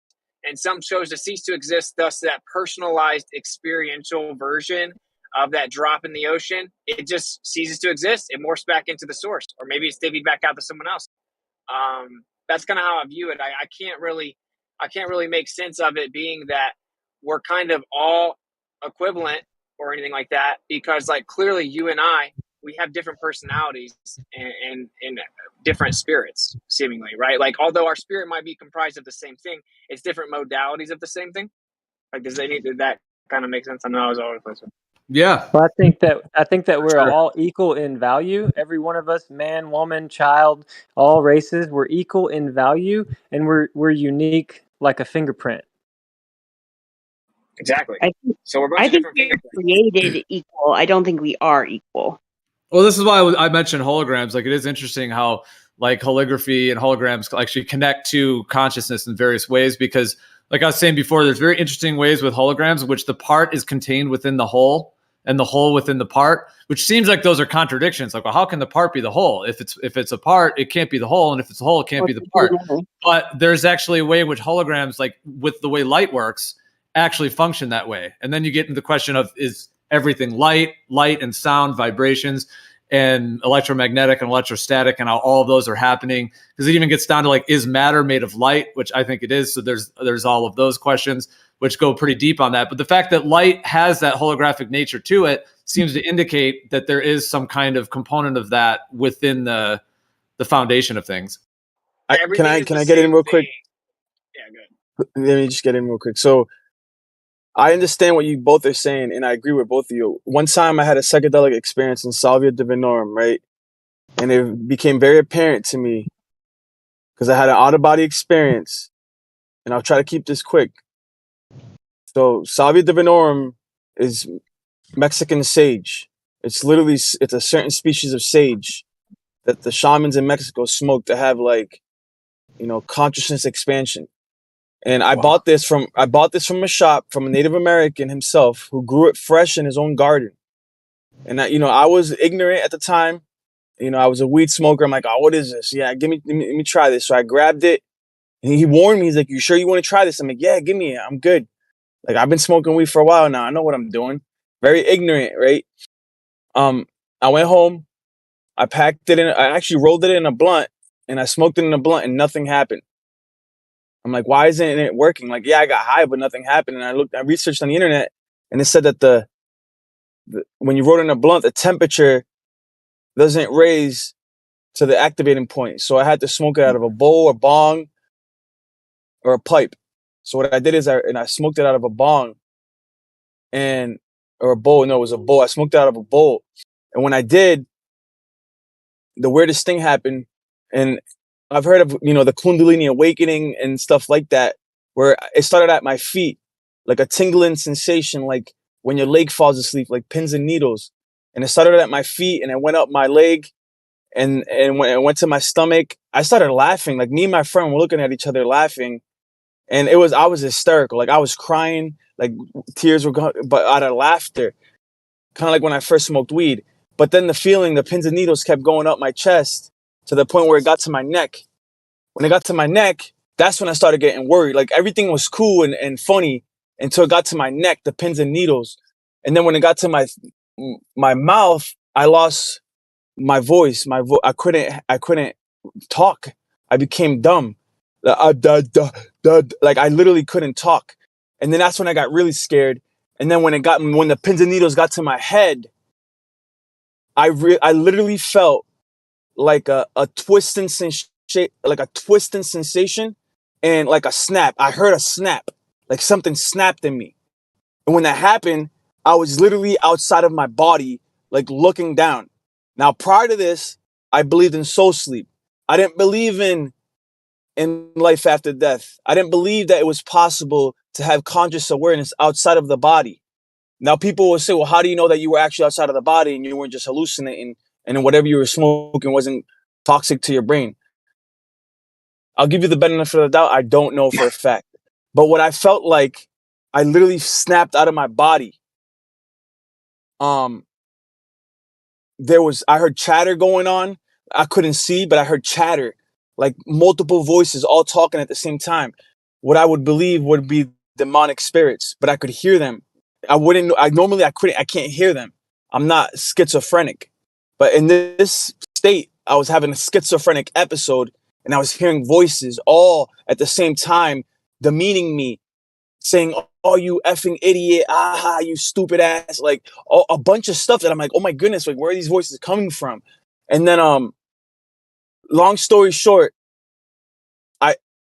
I did the stuff again, right? But that trip was very quick. It only lasted like a couple minutes.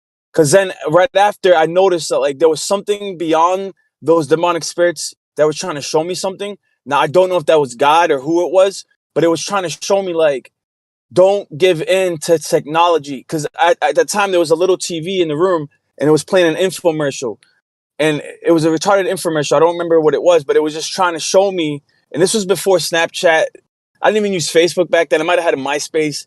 But regardless, it was trying to tell me, like, don't give in to technology. Don't be self-absorbed into technology. And then look at what the world is now today, like with AI and everything. This was before AI. And then, it took me a month to gain the courage, right, to try Salvia again.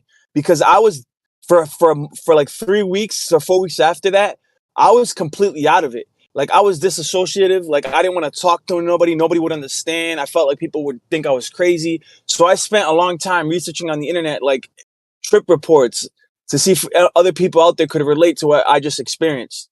And I finally got the courage to try it again. And I smoked it again. And this time, what I experienced is what the Native Americans talk about all the time and how they talk about that we're all one, right? Like, and what I seen, I was shot into like the edge of space, the edge of existence itself. And I don't even believe in space, but wherever I was literally, I was looking back at existence itself and I could see all of existence. Now, if it was like this blob, it was like literally it was so apparent that we're all this one organism and that we all have our own identities and we all have our own separate perspectives of reality, but we're literally all this giant organism that is life.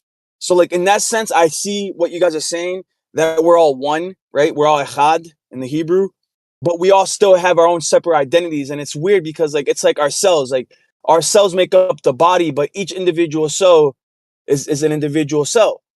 And that's how it is. That's how reality is. We're all individuals. And when we hurt nature, when we hurt each other, we're actually hurting the greater organism that is existence itself. But with that being said, Yah is still external to that. He has to be, because it would then, if he wasn't external to space and time and existence itself, he wouldn't be Yah, because he's the creator of all things.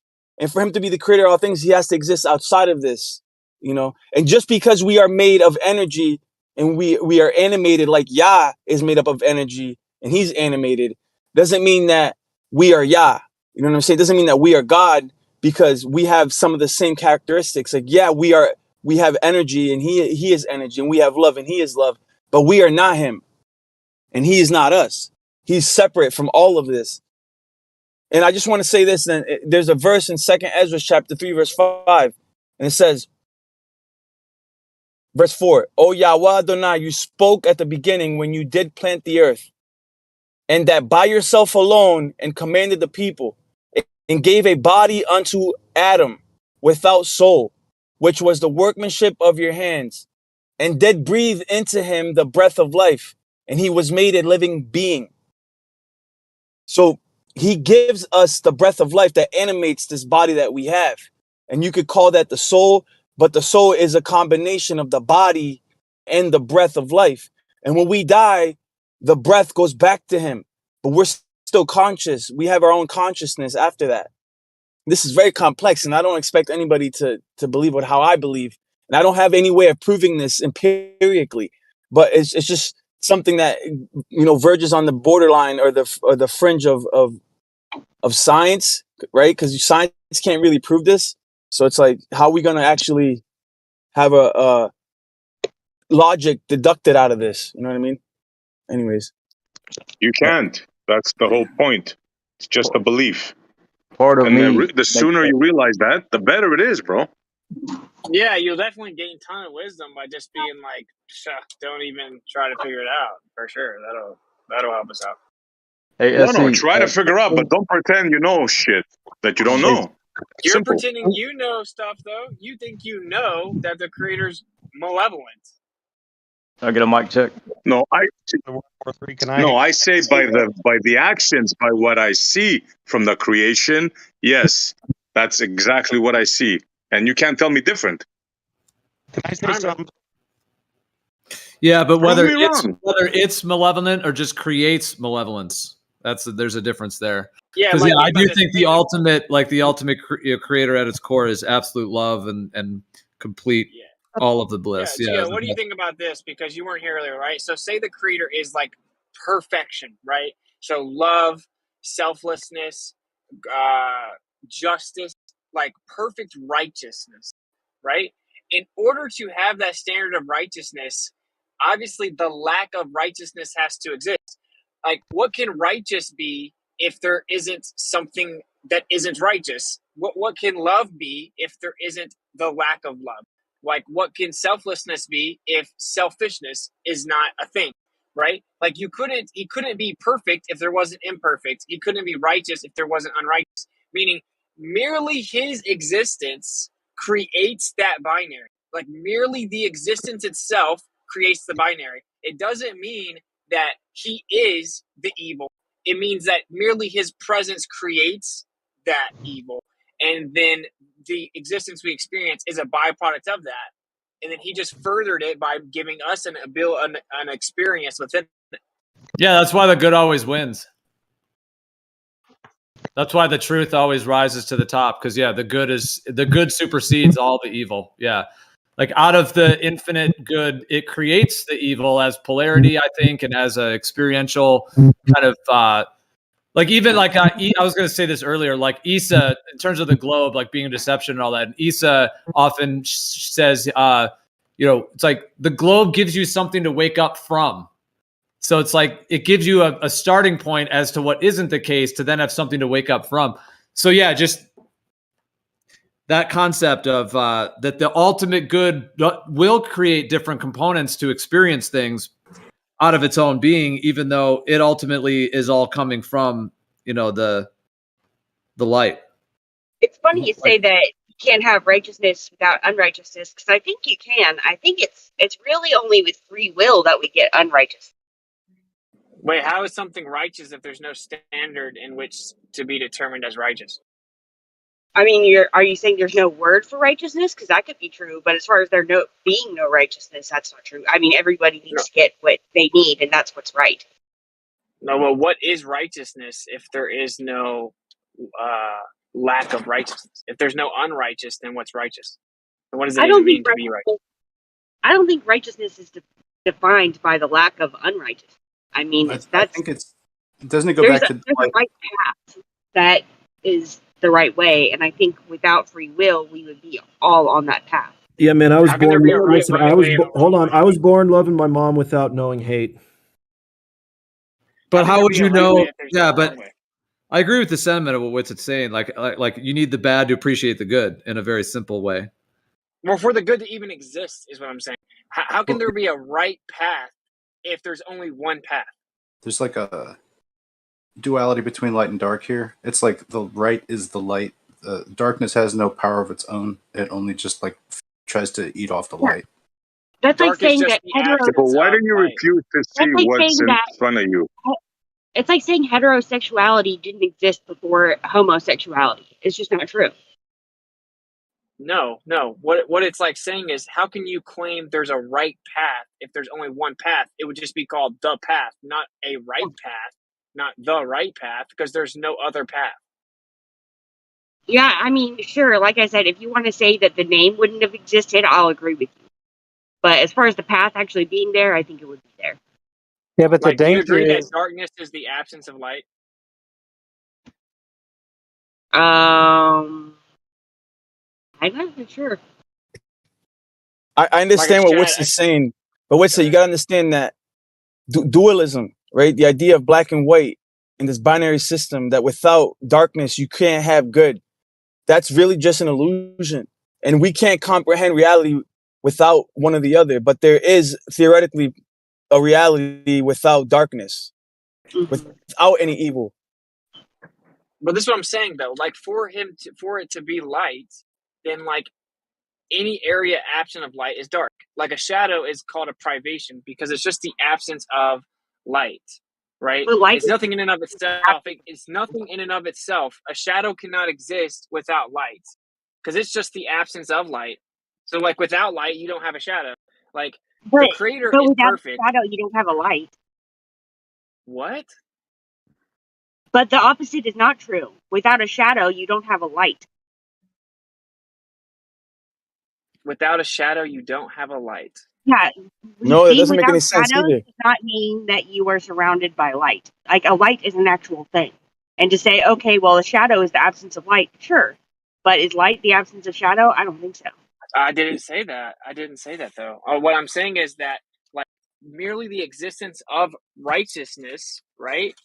It's going to mean that there's a standard by which righteousness is determined. Like, that's why whenever it goes to the next step of making us, right? Then you can choose evil. Like, the first thing made was Yeshua, and then the angels. The angels could choose to do wrong. But why, though? I thought there was no such thing as wrong. Because it was a theoretical. It was at the time. There was no such thing as evil before Hasatan fell. Right? There was no such thing as evil. It was a theoretical possibility. Wait, how so? But though, it wasn't. bro? But he came and deceived. So that means he chose to do so. no, yeah, it was a possibility. But prior to that, it had never existed, and Yah always existed. Yeah, you don't need evil for Yah to exist. No, Follow I me? agree. Yeah, absolutely. Like the creator's existence is not dependent upon anything. He just exists, right? Exactly. But I'm saying, but that action has an effect, right? It's like if I throw the rock in the pebble, it has an effect. There's no way I can make the rock not make. I mean, if I throw the pebble in the pond, like there's no way I can make it not have an effect. Like merely the existence of light and righteousness, just the fact that it exists itself, has a byproduct. Right? And then when you extend that in, now, of course, if it's just the creator, there's just righteousness. The creator is never going to be anything but righteousness, anything perfect. So until intention chooses to go away from righteousness, in theory, you could say it doesn't exist. But in technicality, it does exist because the creator could do wrong. The creator isn't limited to not being able to do wrong. He's just perfect. He never does wrong. But there is nothing that lacks, that limits the ability of the creator. It's just that he doesn't do wrong, right? Like he doesn't do wrong because he's perfect, but he still could do wrong. And that's what I'm saying. It's just like, it's a philosophical point that merely the existence of righteousness and light then creates the opposite, meaning that in theory is a possibility. It's a choice. And the same thing with the angels. Even the angels who lived in the presence of Yah saw all the beautiful nature of Yah, the righteousness, the magnitude, the light, right? Even they had the ability to turn from it. That makes sense, bro. And this whole thing comes back to what is right and wrong. And we live in a world today that says, well, every person gets to pick, right? You get to define for yourself what is right and wrong. And then that breaks down pretty quickly when you see pedophilia. And it's like, well, okay, so where do we get the rules, the right living, the righteousness? Where do we get our standard from? and that's when people point to the different religions. But my faith is that wherever you might be today, if you just stay calm and don't freak out about what's going on out in the world and trust that there is a loving creator, then you'll be guided towards the light and the way. That's what I think. Well, I see things also through a lens of karma, like that concept. Now, I'm not really talking about like necessarily Hinduism or any of those uses of that term. I'm just talking about, in a very generalized sense, the concept of karma being essentially like the idea that there's a law of karma, meaning on that perspective, like if you steal from someone, then you will be stolen from until you learn the lesson of why it's wrong to steal, because we all know how it's terrible to be stolen from. Like you have something, all of a sudden someone takes it, you're like, oh, it's just the worst feeling. It's just like empty. You feel like the person totally wronged you. There's that whole concept of being stolen from. And then there's the other part of it of stealing, someone feels like they're going to steal something, they do it, and then they just get this thing for free. They're like, oh, I just got this thing or whatever. And then there's all like the emotions involved with that. So there's like the two sides of it. And so if there's like is essentially like a law of karma in a sense, or some kind of orchestrating, organizing structure that is delineating that it is wrong to steal, then that means that whenever on either side of that, either being stolen from or stealing, there's going to be that negative part of it. And then there's also going to be that potential like lesson that can be learned, which is essentially don't steal from others. And once you stop stealing from others, you will never be stolen from again. So there's like an actual intelligence behind it in that sense of the kind of karmic repercussions for it and that whole process involved in it. Now, being the creator, to think about, well, why would I create something that I'm going to do something wrong? The creator's creating a thing where it's stealing.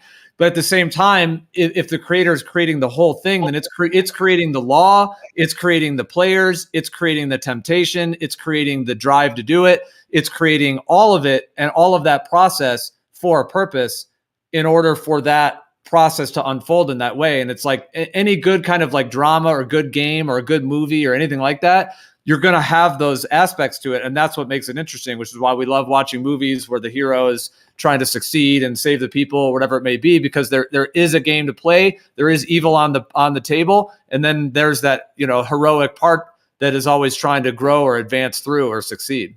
Whether or not it's justified, what goes around comes around. So I'm of the. Hey, can I give like my perspective of real quick?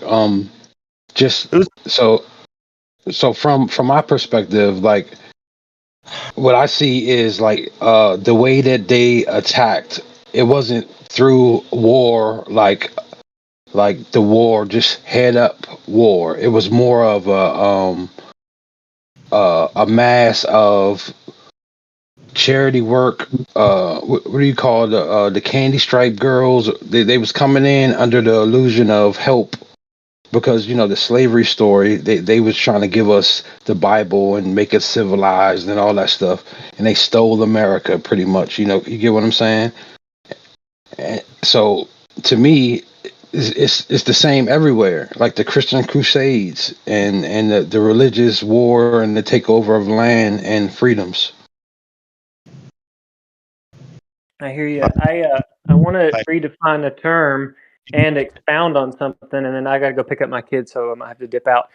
And I'm not trying to. This is not a jab at you, Gio, at all. It's just kind of like my own rewording. So a lot of people will say karma exists, and I'm like, well, I don't think karma exists, because if you look out into the world, good things happen to evil people all the time, and real bad things happen to good people. I believe in the concept of you reap what you sow, and where this part gets tricky is it may not be in this life that you sow what you reap. So I live by you reap what you sow. I put into the world the positive energy, the positive vibe. I don't want to steal from nobody. I hope nobody steals from me and this and that.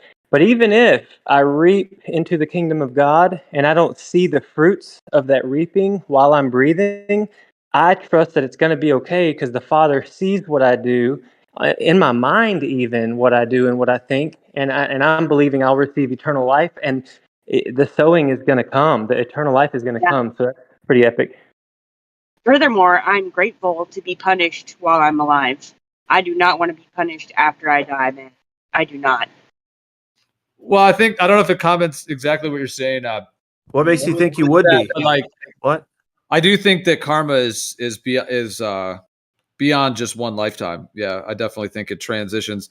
I even think karma can be interdimensional. So like if you go to a whole nother realm and experience lives there can be karma that you did. Like let's say you stole from someone here in that other dimension. If there's a similar karmic law there in a sense, or if there's a similar structure, because it's all overlapping, it can actually be there. Could like reaping what you sow goes, in my viewpoint, to the multiple. In my experience, I can just say for myself, in my memories and experiences of other lifetimes on Earth and other existences and other realms as well. It's like it's like the soul itself has its own entire like journey and lineage with karma that is like on all levels.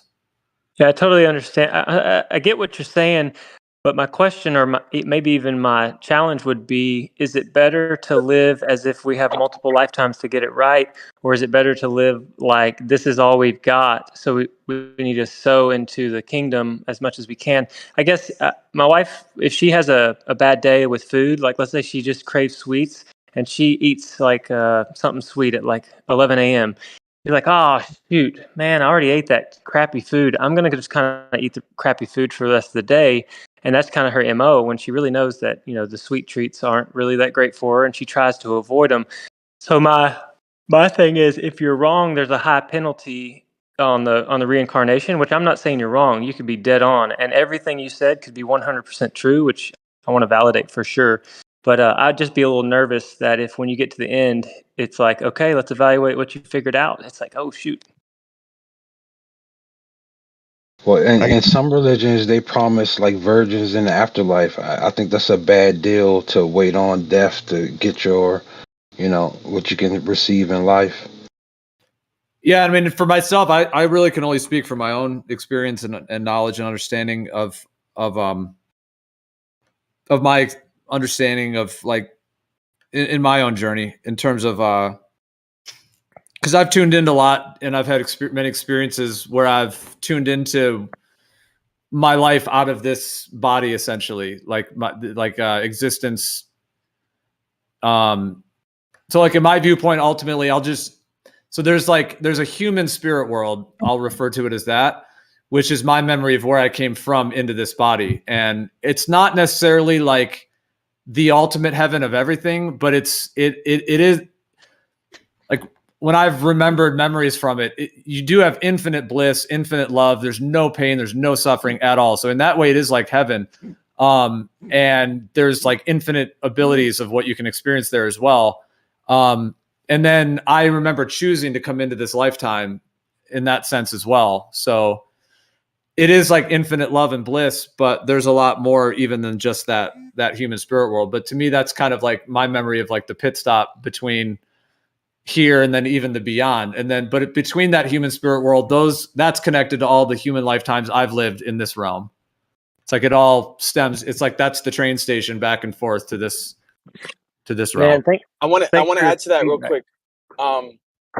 So when I had my trip, right, when I was floating out of my body, that whole time it was all reminiscent. It was nostalgic, but I couldn't remember from where. Like it was all like I've been here before. Like it felt like home, like a home base. It's not that it felt like home. I couldn't remember where I was remembering this experience from because like I've never been here, but yet it was all reminiscent and nostalgic. And like, why do I remember? Like, why do I remember this? Because it was just like the only way I could rationalize it is that maybe, just maybe, like when my mother was pregnant and I was just like a spirit and I didn't have a body yet. And I was like not in my body yet, but like floating. Like that's the only way I can describe it. But I'm not 100% sure if that's why. But like, honestly, bro, like I kind of relate to what you're saying. That like there's this place where we've all been there even before we came here. And there's scriptures that kind of lead to that. Like in Jeremiah, it talks about Yah knew us before we were formed in the womb. Before we were formed in the womb, he knew us and we knew him. Well, what I think is the cycles can be validated by deja vu. The deja vu is the point in the future that is kind of already played out, and you remember it like it's like it already happened, or you. When I was outside of my body and floating above me, above myself in my bed, I remember one distinctive thing that just blew my mind, which was the sun. Okay, the outside sun, the normal casual sun, was shining through firm walls. It was shining through the wall as if we were always being, light. As if the sun is always shining on us, even if we're in a room and there's a wall. And the interesting thing is, I wanted to prove myself because I just thought maybe I was hallucinating, dreaming, or whatever. I wanted to know, okay, if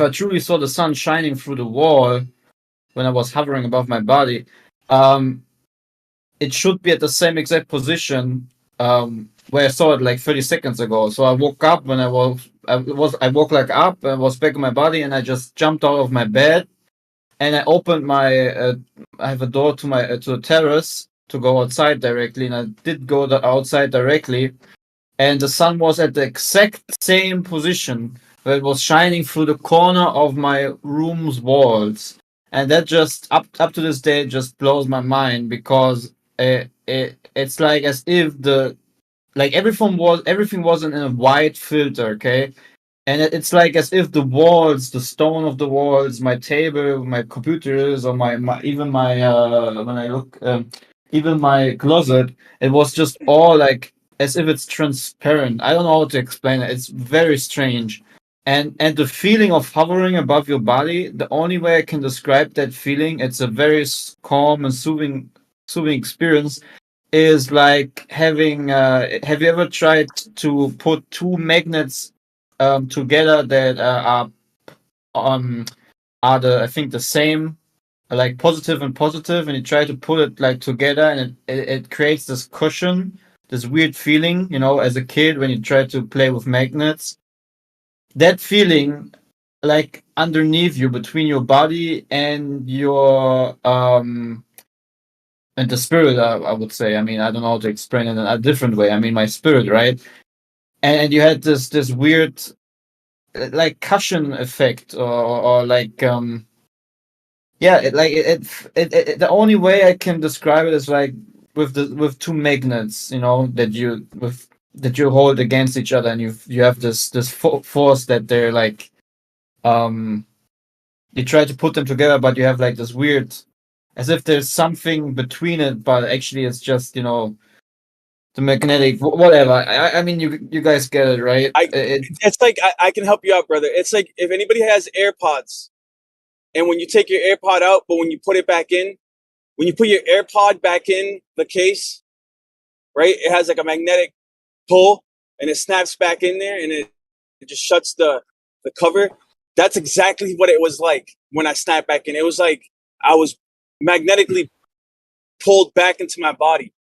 Well, I'm trying to talk about the moment I was hovering above my body. That was like as if you would have positive and positive with two magnets, and you try to put them together, and you have this. I mean, you guys know what I'm talking about, right? As kids, you played with Magnetic magnets, resistance. right? Yeah, this magnetic resistance, and it's like literally like a pillow between you and your body, and it's a feeling that is instantly addictive. Like I would be a liar if I won't tell you that I was like I want to experience that again. To be Oh, honest. well, I'll tell you, Clay, that happened to me once, and it wasn't calming and soothing. It was fucking terrifying. And that moment when I realized, I looked down, I just snapped straight back into my body, and it was just terrifying. It wasn't calming at all. you know what the weird thing is? It was only also calm and soothing for me to the point where I realized that, like, literally, my first thought was when I realized that I was looking at my one half, like I was sleeping sideways, and I looked at one half of my face from above, and I realized I'm out of my body.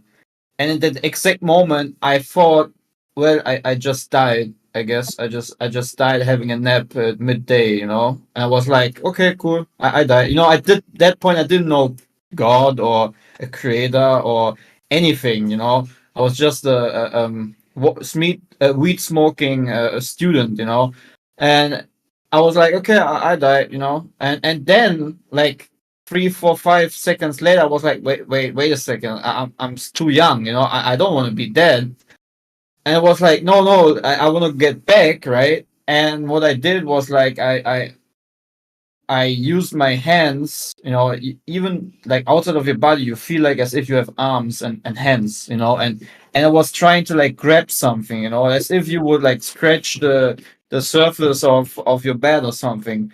And I panicked also, you know. So I'm just saying the first few seconds was pure peace, to be honest. It was a lovely feeling. But then realizing that I actually wanted to go on with life, you know, I didn't want to die at that age. I wanted to go back, and yeah, so I went back, I guess, and that's all that I can talk about it.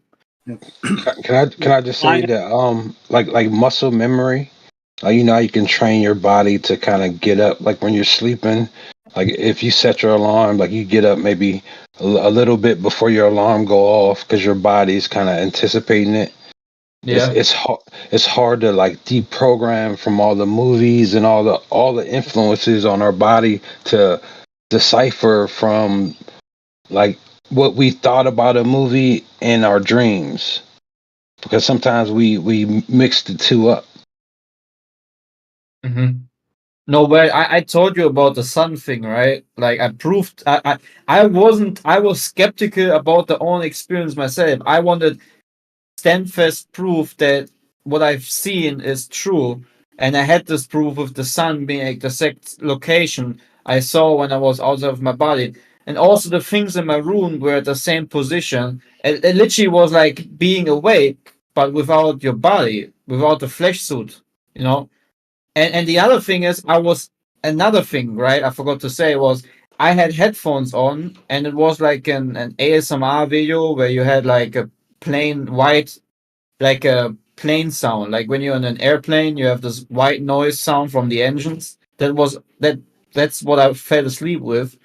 And I hear the headphones, the sound of it, further away, as if someone else, a second person, would stand next to you, listening to a white sound or to music. Right? You have this perception of him next to you having the headphones on.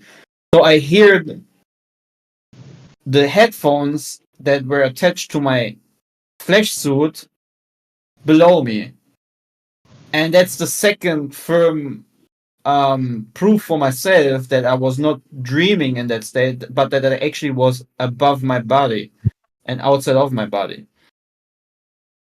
And it's freaky. How many Lion, flat earthers to find out the true measure and dimension of the Earth? Somebody call me out. What's up? I said, how many flat earthers does it take to find the true measure and dimensions of where they live? Right. Why do you suggest they do that? I just asked a question. How many flat earthers? I thought you were telling Joe. I wanted to. Joe. Sorry, Lion. What I was going to say, just real quick, sorry, guys.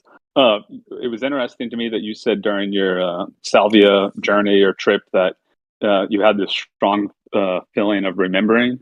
And I worked at a ayahuasca retreat center. I don't know if you know what it is. You probably are, but it's like orally digestible DMT plant medicine. Where you'll have yeah. So, I witnessed and assisted hundreds of people, probably upwards to 1,000 people, in taking this visionary plant. And the most common thing that everyone would say, or that most people would say, is first that it was realer than reality, and second that thank you for helping me remember. So that's something common in these visionary states where you feel like you are coming into a remembrance. And I just thought that was interesting. Man, Gio, that just proves. I'm sorry, Lion. Mine's a short line, then you take it. That just proves to me, even with your own experience leading the retreats, that the spiritual world is more real than what we see and do. You know, that's awesome. Well, yeah, I no don't want doubt. to give I don't want to give my credit to the drug, right, to the plant or plant medicines, but I want to say that my faith today, where I'm at today regarding, keeping the Torah, right, and following Yah, a lot of it is based off of my previous experiences using psychedelics. But I don't want to give psychedelics, the credit for me being where I'm at today. I want to give that to the Holy Spirit, because through psychedelic research and psychedelic use, Yah turned a bad thing into a good thing. He's the master of turning negative outcomes into positive outcomes. Amen. Yeah. Well, I was gonna say, wait a minute. Wait a minute. That say, thing is nature, though, dude. You are nature, and so is that thing. Do you see that? I was going to respond to what Osco said. Yeah, like the concept of it being more like the spirit world being more real than reality here. I was just going to say real quick that it's because in my viewpoint, this whole physical realm is actually a subset of the spirit realm. Like the spirit realm is actually transcendent and superseded to this entire realm. So whatever is happening here is happening because of that realm, because of that actual spirit space. And so that's why when rejoicing back with it and reconnecting with it, it's actually, so many people refer to it as like a remembering or even coming home or something that's just like eternally familiar. Yeah, I completely agree. And that's why these experiences are so profound is, it's showing us, it is giving us a glimpse into, beyond the veil, for lack of a better word or term, and showing us a deeper reality. I do believe that, although I do think there's dangers, but I definitely think that's true. That's why I'd love to talk to you, Gio, sometime about ayahuasca. I know you've got experiences there, and I'd love to go into that. Maybe not today, but I always think of that Dave, that South African guy. He's got a channel called the Trinities, and this guy's total normie up to age like 48. They were taking piss out of him on Gem's server. Yeah, you're talking about you're talking about Andrea and Dave. They rocked. Yeah, dude's a legend. I love him. But anyway, I've been listening to him now. I've been doing counseling with Andrea because Dave offered, hey, okay, baby, I'll get it for you. Sorry, I picked up my kids. He just randomly said, like, if anybody wants counseling to remove stored pain in your body, because like if you've gone through pain sometimes or emotional pain, sometimes you store it deep in your body. And I've talked to them for like 5 hours just about, they're Dave's epic awesome. people. Yeah. But he was a total normie. He was an atheist or whatever. I don't atheist is a bit silly, but whatever, agnostic. And he let's not go down that road. But he sort of he had this ayahuasca experience, and that's it. That's what the result is now. He's talking about all the things that we're talking about right now, and it's like it just blows my mind. I love it. I love listening to it. But when people say to him about God or Bible or whatever, he'll say, "You're Jesus. You are Jesus." And I realize that's probably a bit triggering to some people, but yeah, it's like we're all representatives of God right here. What do you guys think about God of the Gaps? Yo, Oscar, I was really interested in what you were saying. Do you have any interesting experiences? Only if anyone else wants to hear it too, just because that's pretty unique. I don't know. I kind of wanted to share like a salvia story real quick, but also I'm interested in hearing anybody else's. Well, I'd be curious as well to hear Oscar's experience, because I mean, if you were working with people that were working with the plant medicine, I would think you would have worked with the plant medicine as well, or. Yeah, like one of the most interesting things. Well, I find trip reports to be kind of boring sometimes, so I won't bore you guys with those. But I mean, it definitely was. I mean, I drank ayahuasca probably like 50 times or so over the course of a couple of years, and assisted in probably I assisted in probably like 50 to 100 ceremonies, like sober.